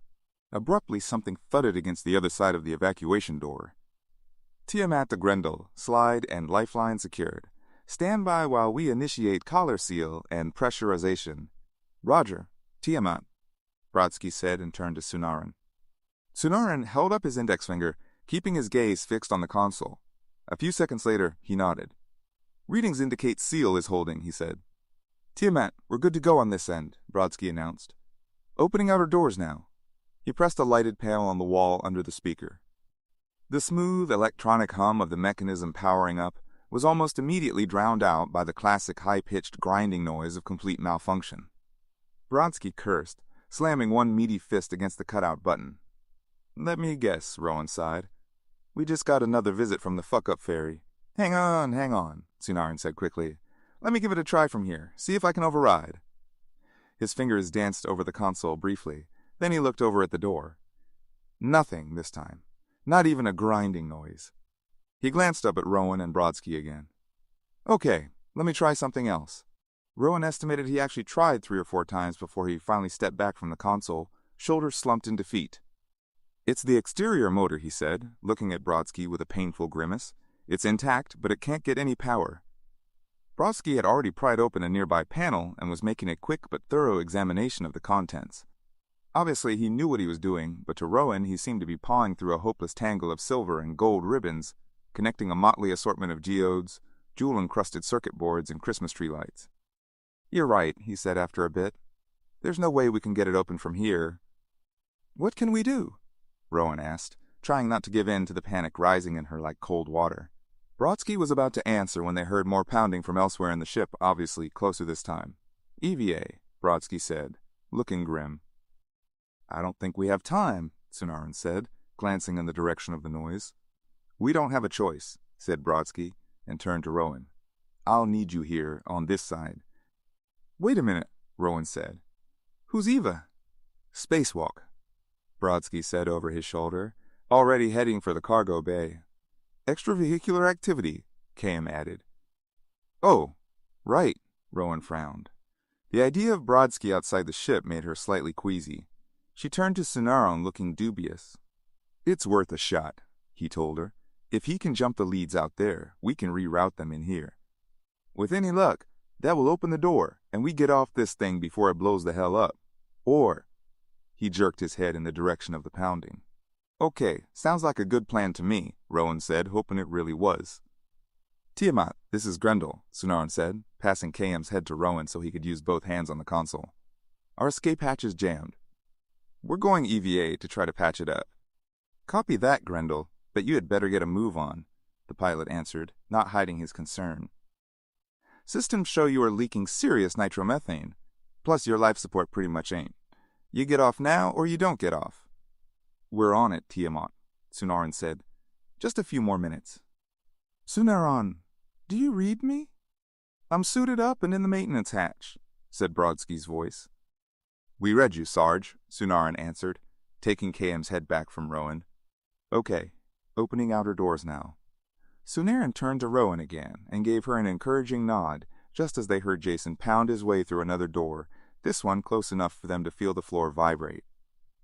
Jesus, Sunaran said. Those hatches aren't going to keep him out of here for very much longer. The son of a bitch is just kicking them down now. We need to buy more time." He cut off suddenly and turned to Rowan. "Hey, you were the expert on this guy, right? What are you thinking?" she asked. "A diversion," he said. "Tell me everything you know about Jason Voorhees and Crystal Lake." Rowan blinked at him. "You don't ask for much, do you?" "Okay," Sunaran said. "Let me rephrase that." In the end, Rowan wasn't sure whom she was more amazed at. Sunaran for catching on to the whole thing so quickly, or herself for being able to boil it all down for him. And KM, of course. When Sunaran had first explained what he had in mind, she had been completely skeptical. But then KM had chimed in with her support, and she shut up. Mostly because she suddenly became aware that she was arguing over the feasibility of a plan involving the use of technology 500 years more advanced than anything she knew, and she was doing it with the detached head of an intelligent android. Besides, Brodsky needed her. Or he thought he needed her, at least. Sunaran had assured her that everything looked a lot more complicated than it was. Brodsky knew the configuration for every kind of operations hardware so well he could have taken them apart and put them back together in his sleep. Once he started talking her through what she needed to do, it would all make sense, at least until the job was done and they got the door open. Make that if they got the door open, Rowan amended, silently. She wasn't sure whether Sunaran was overestimating Brodsky's skills as a communicator or her intelligence. On the other hand, she found it easier to believe that Brodsky would be able to talk her through a complicated repair job than Sunaran's planned diversion could work. "Okay, I'm out here and I'm in place," Brodsky's voice announced from the speaker. "Let's do this thing. Rowan, you ready?" Rowan picked up the long, thin glass tube Brodsky had told her she would need and went over to the open panel. "Standing by." "Okay. I'm going to bypass the main power supply unit and send it to you." Send it?" she said uncertainly, glancing over at Sunaran. He had just finished wiring KM's head to the console by way of the wires and cables showing in the stump of her neck. Even with no practical knowledge, Rowan could see most of the connections were improvised, and she suspected that a few of them were exercises in applied optimism rather than proven methods of making do. KM seemed to be coping, although Rowan wasn't exactly sure how she would have been able to tell the difference. "How will I know I got it?" "Just listen," Brodsky said, calm but firm. "There's a red wire next to a red and blue striped conducer. You see it?" Rowan frowned. She saw nothing but ribbons. Cautiously, she moved some of them to one side with her finger, and then spotted several strands of what she'd been thinking of as Christmas lights. For a moment, she thought 2 of them were red, but when she took closer look, she saw that one of them was orange. "Found it. Good," Brodsky said, and Rowan almost laughed aloud at the relief in his voice. "It's okay, man. I'm even more relieved than you are," she wanted to tell him. "Disconnect it and hold it free. Do not let it touch anything else." "Got it." Just as she took the wire between her thumb and forefinger, there was a spray of sparks from somewhere else inside the panel, and the lights dimmed briefly. Rowan cried out, startled. "Was that you or me?" Sunaran asked her. Before she could ask him how she was supposed to know the difference, there was an explosion at the other end of the Grendel, and the shuttle bay shuddered and rocked, throwing her against the jammed door. She cried out in momentary panic, thinking that either the wire had touched everything in the cabinet or she had ripped it out completely. But when the shuttle bay steadied, they were all still alive, and Brodsky was still talking to her. "When I tell you to take that wire and attach it to the terminal in the lower left corner, find it first. It has 2 yellow leads going in." "Right," Rowan murmured, poking around carefully with her index finger. Finally, she found what looked like 2 skinny yellow satin ribbons attached to a piece of onyx-like material about the size of a credit card. Tied 2 yellow ribbons around the old onyx Amex. It's been 4 long centuries. She shoved the thought away and checked to make sure there was nothing else in the immediate vicinity that could have fit the same description before she said, "I see it." "Good," Brodsky told her. "Now you're going to connect the red wire to the terminal. There's a notch on the edge opposite where the yellow leads go in. That's your hookup. All right?" she said, obeying. "Then what?" "Then you do absolutely nothing else," he said tensely. "Until I tell you. You got it," Rowan promised. Another explosion rocked the shuttle bay, this one definitely closer. "Tiamat to Grendel. Just thought you might be interested to know that was another part of your hull," said the pilot. "You are running out of time."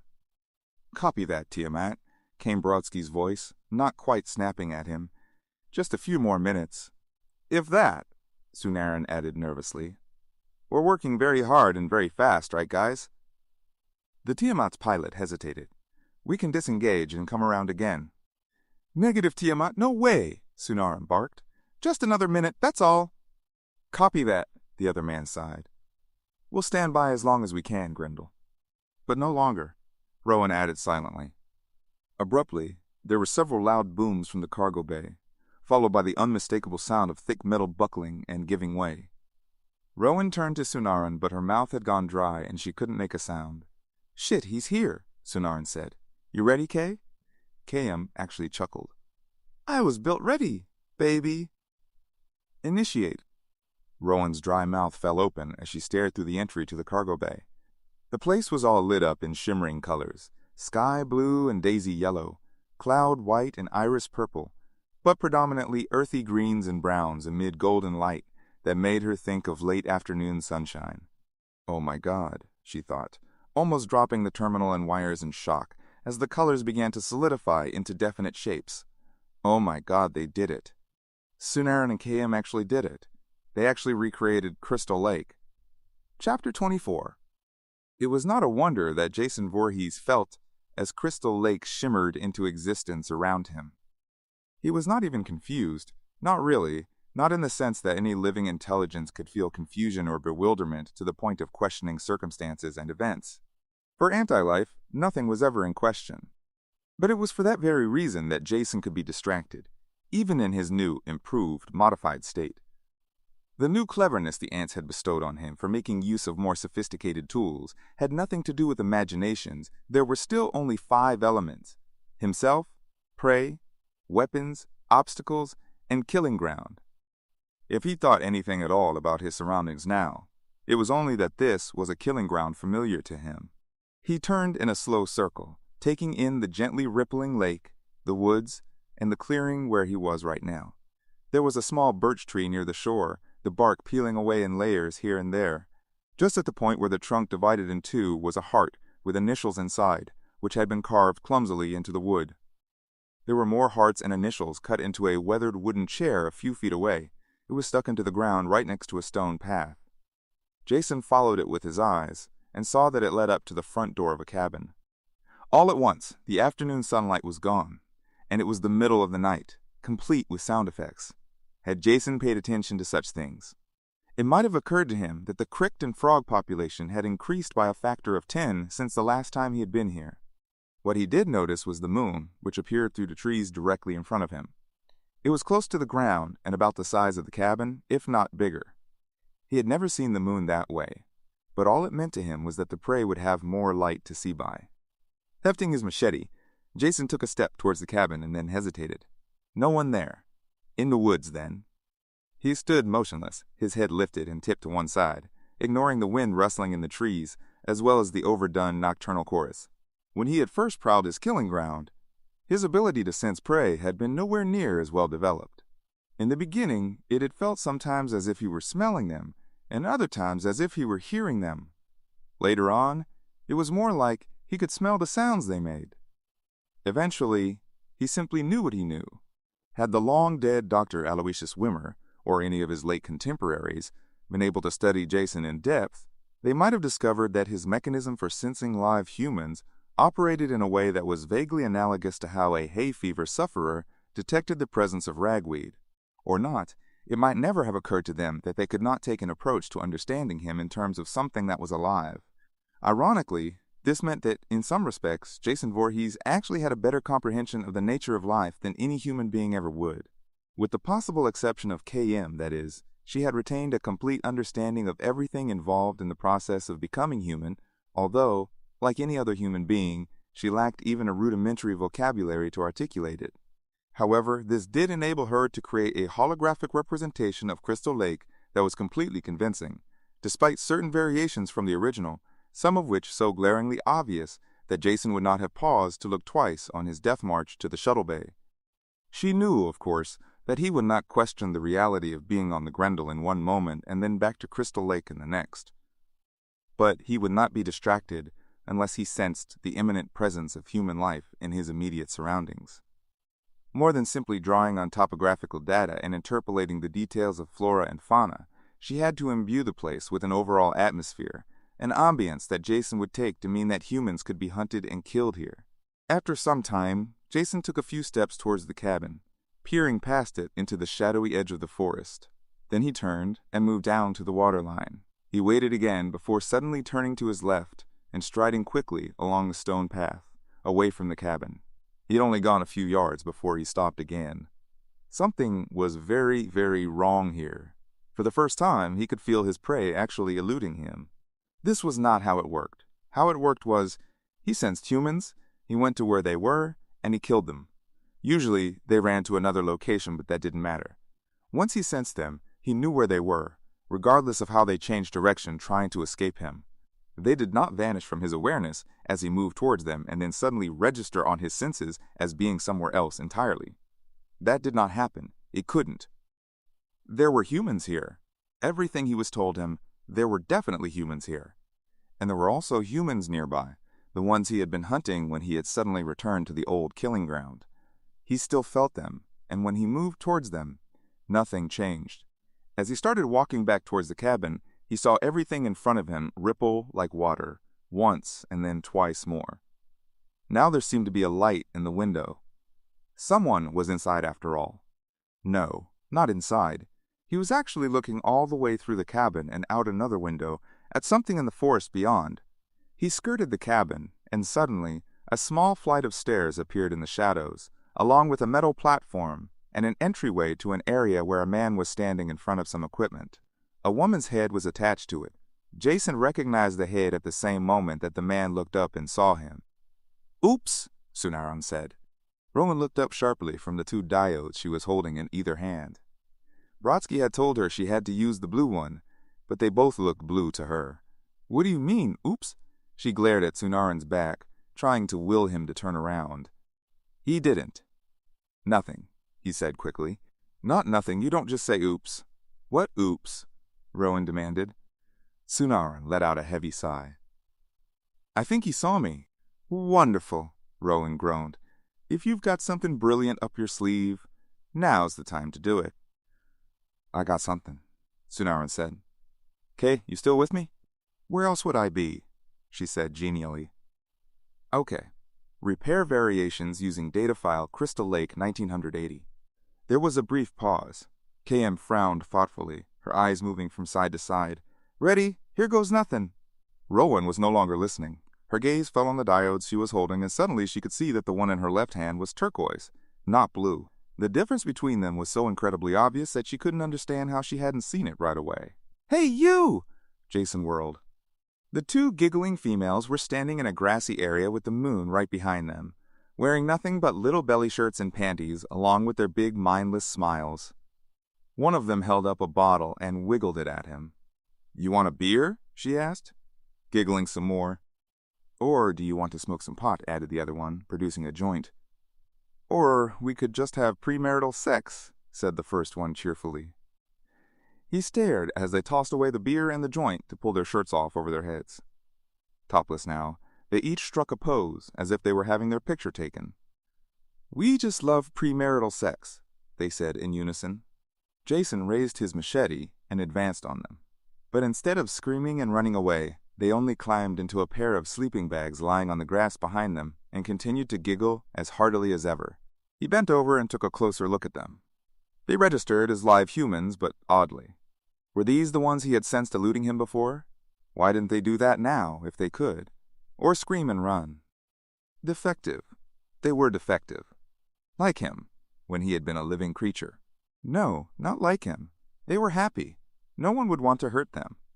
That settled, he zipped them into their sleeping bags and bashed them alternately against each other and a nearby tree.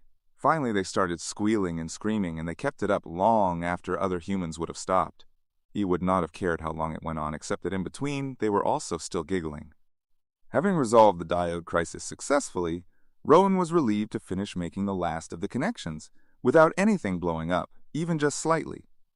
Brodsky had to be a genius to talk her through everything, but despite Sunaran's assurances, the hardware in the cabinet made even less sense to her than ever. but that was okay. Making sense was optional. All she really wanted it to do at this point was work. "All right, Rowan," Brodsky said. "Give it a try now." Obediently, she hit the door panel. "Here we go!" Nothing.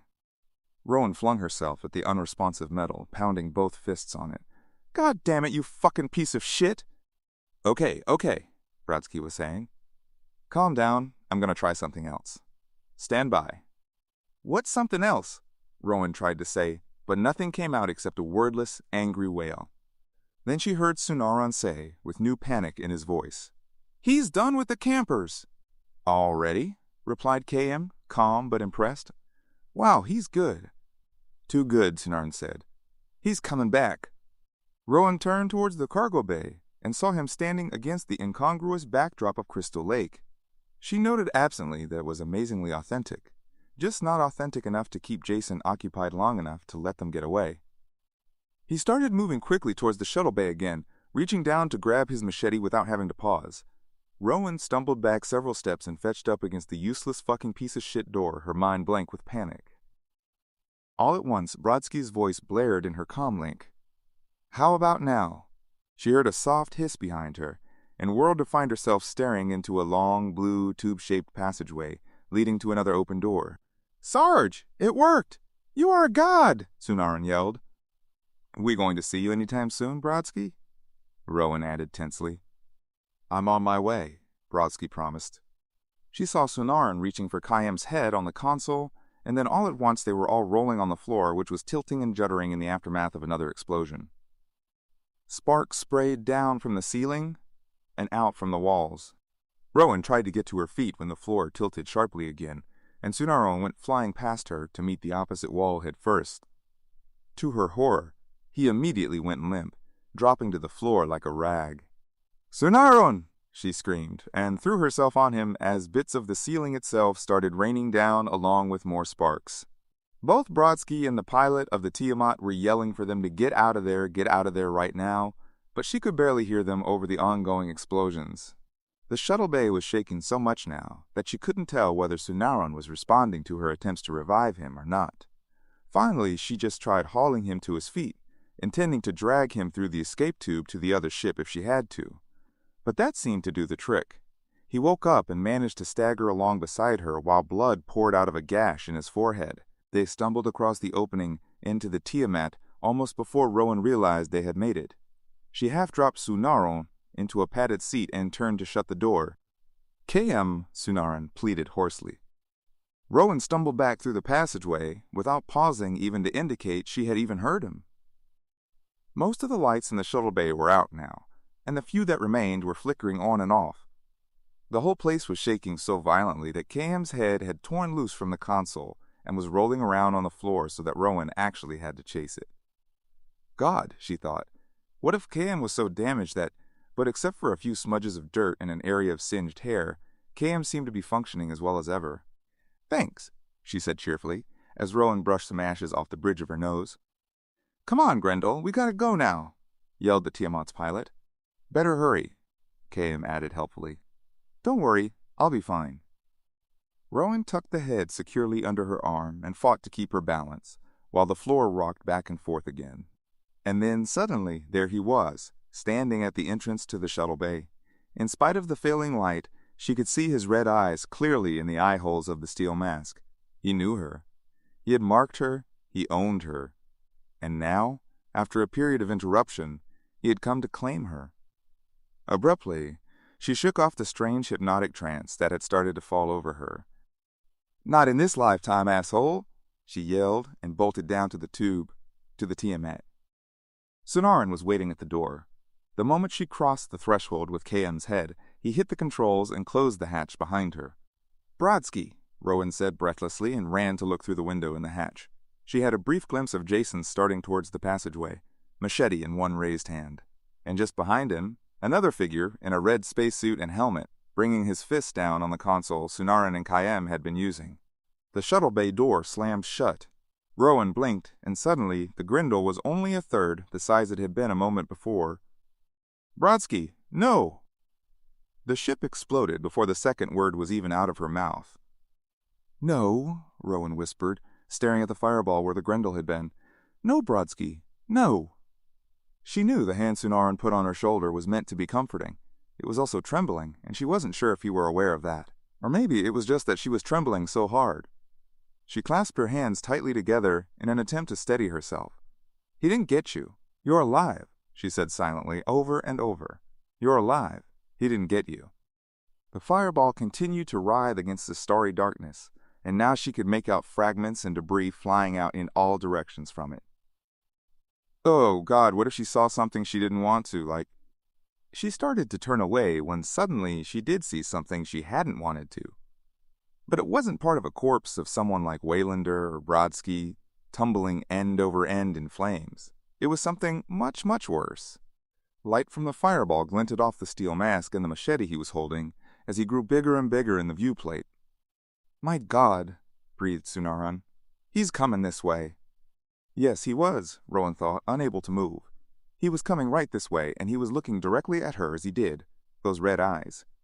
"Told you already. I know you. I put my mark on you. I own you. And no matter what, I'm coming to claim you."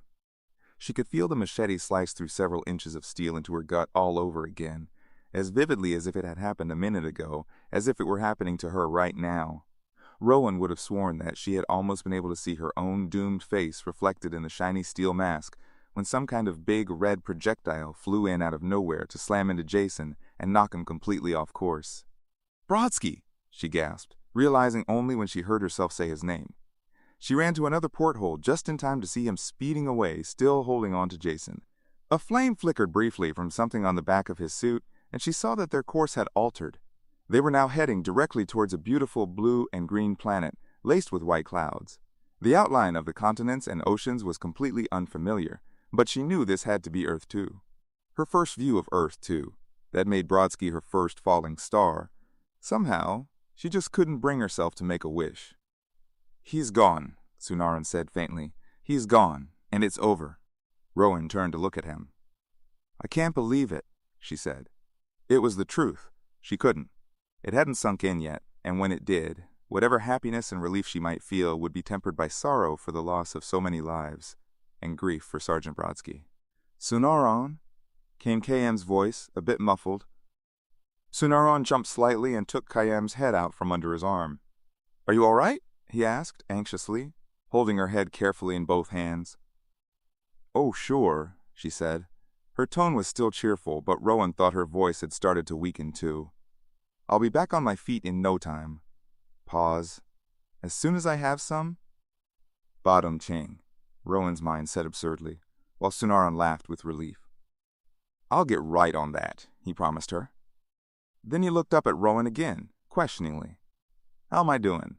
Not nearly so witty. I hope people still do therapy in this day and age, 'cause I'm gonna need a lot of it." She turned back to look at the planet slowly getting larger in the window. There would be nothing left of Jason Voorhees now. Nothing left to sully this new world. Nothing left to be afraid of. "It's beautiful," she said. Epilogue. Among the many things, both good and bad, wonderful and not so wonderful, that survived the great evacuation from Earth, were small traditions considered unimportant but immortal nonetheless. Some examples would include playing Loves Me Not with daisy petals, kissing under mistletoe, and making a wish on a falling star. The falling star that Rowan had not been able to bring herself to wish on did not go unnoticed or unused.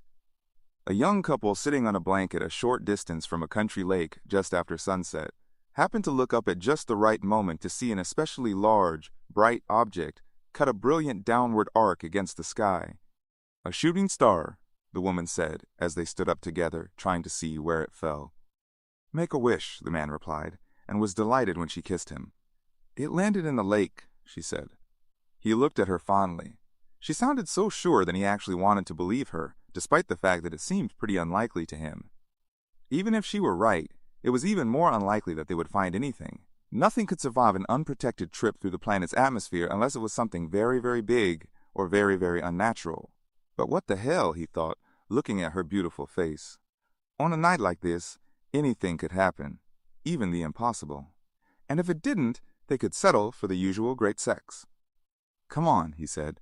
"Let's go check it out." The story continues on YouTube channel Patrick Predator in Part 2, Jason X, The Experiment.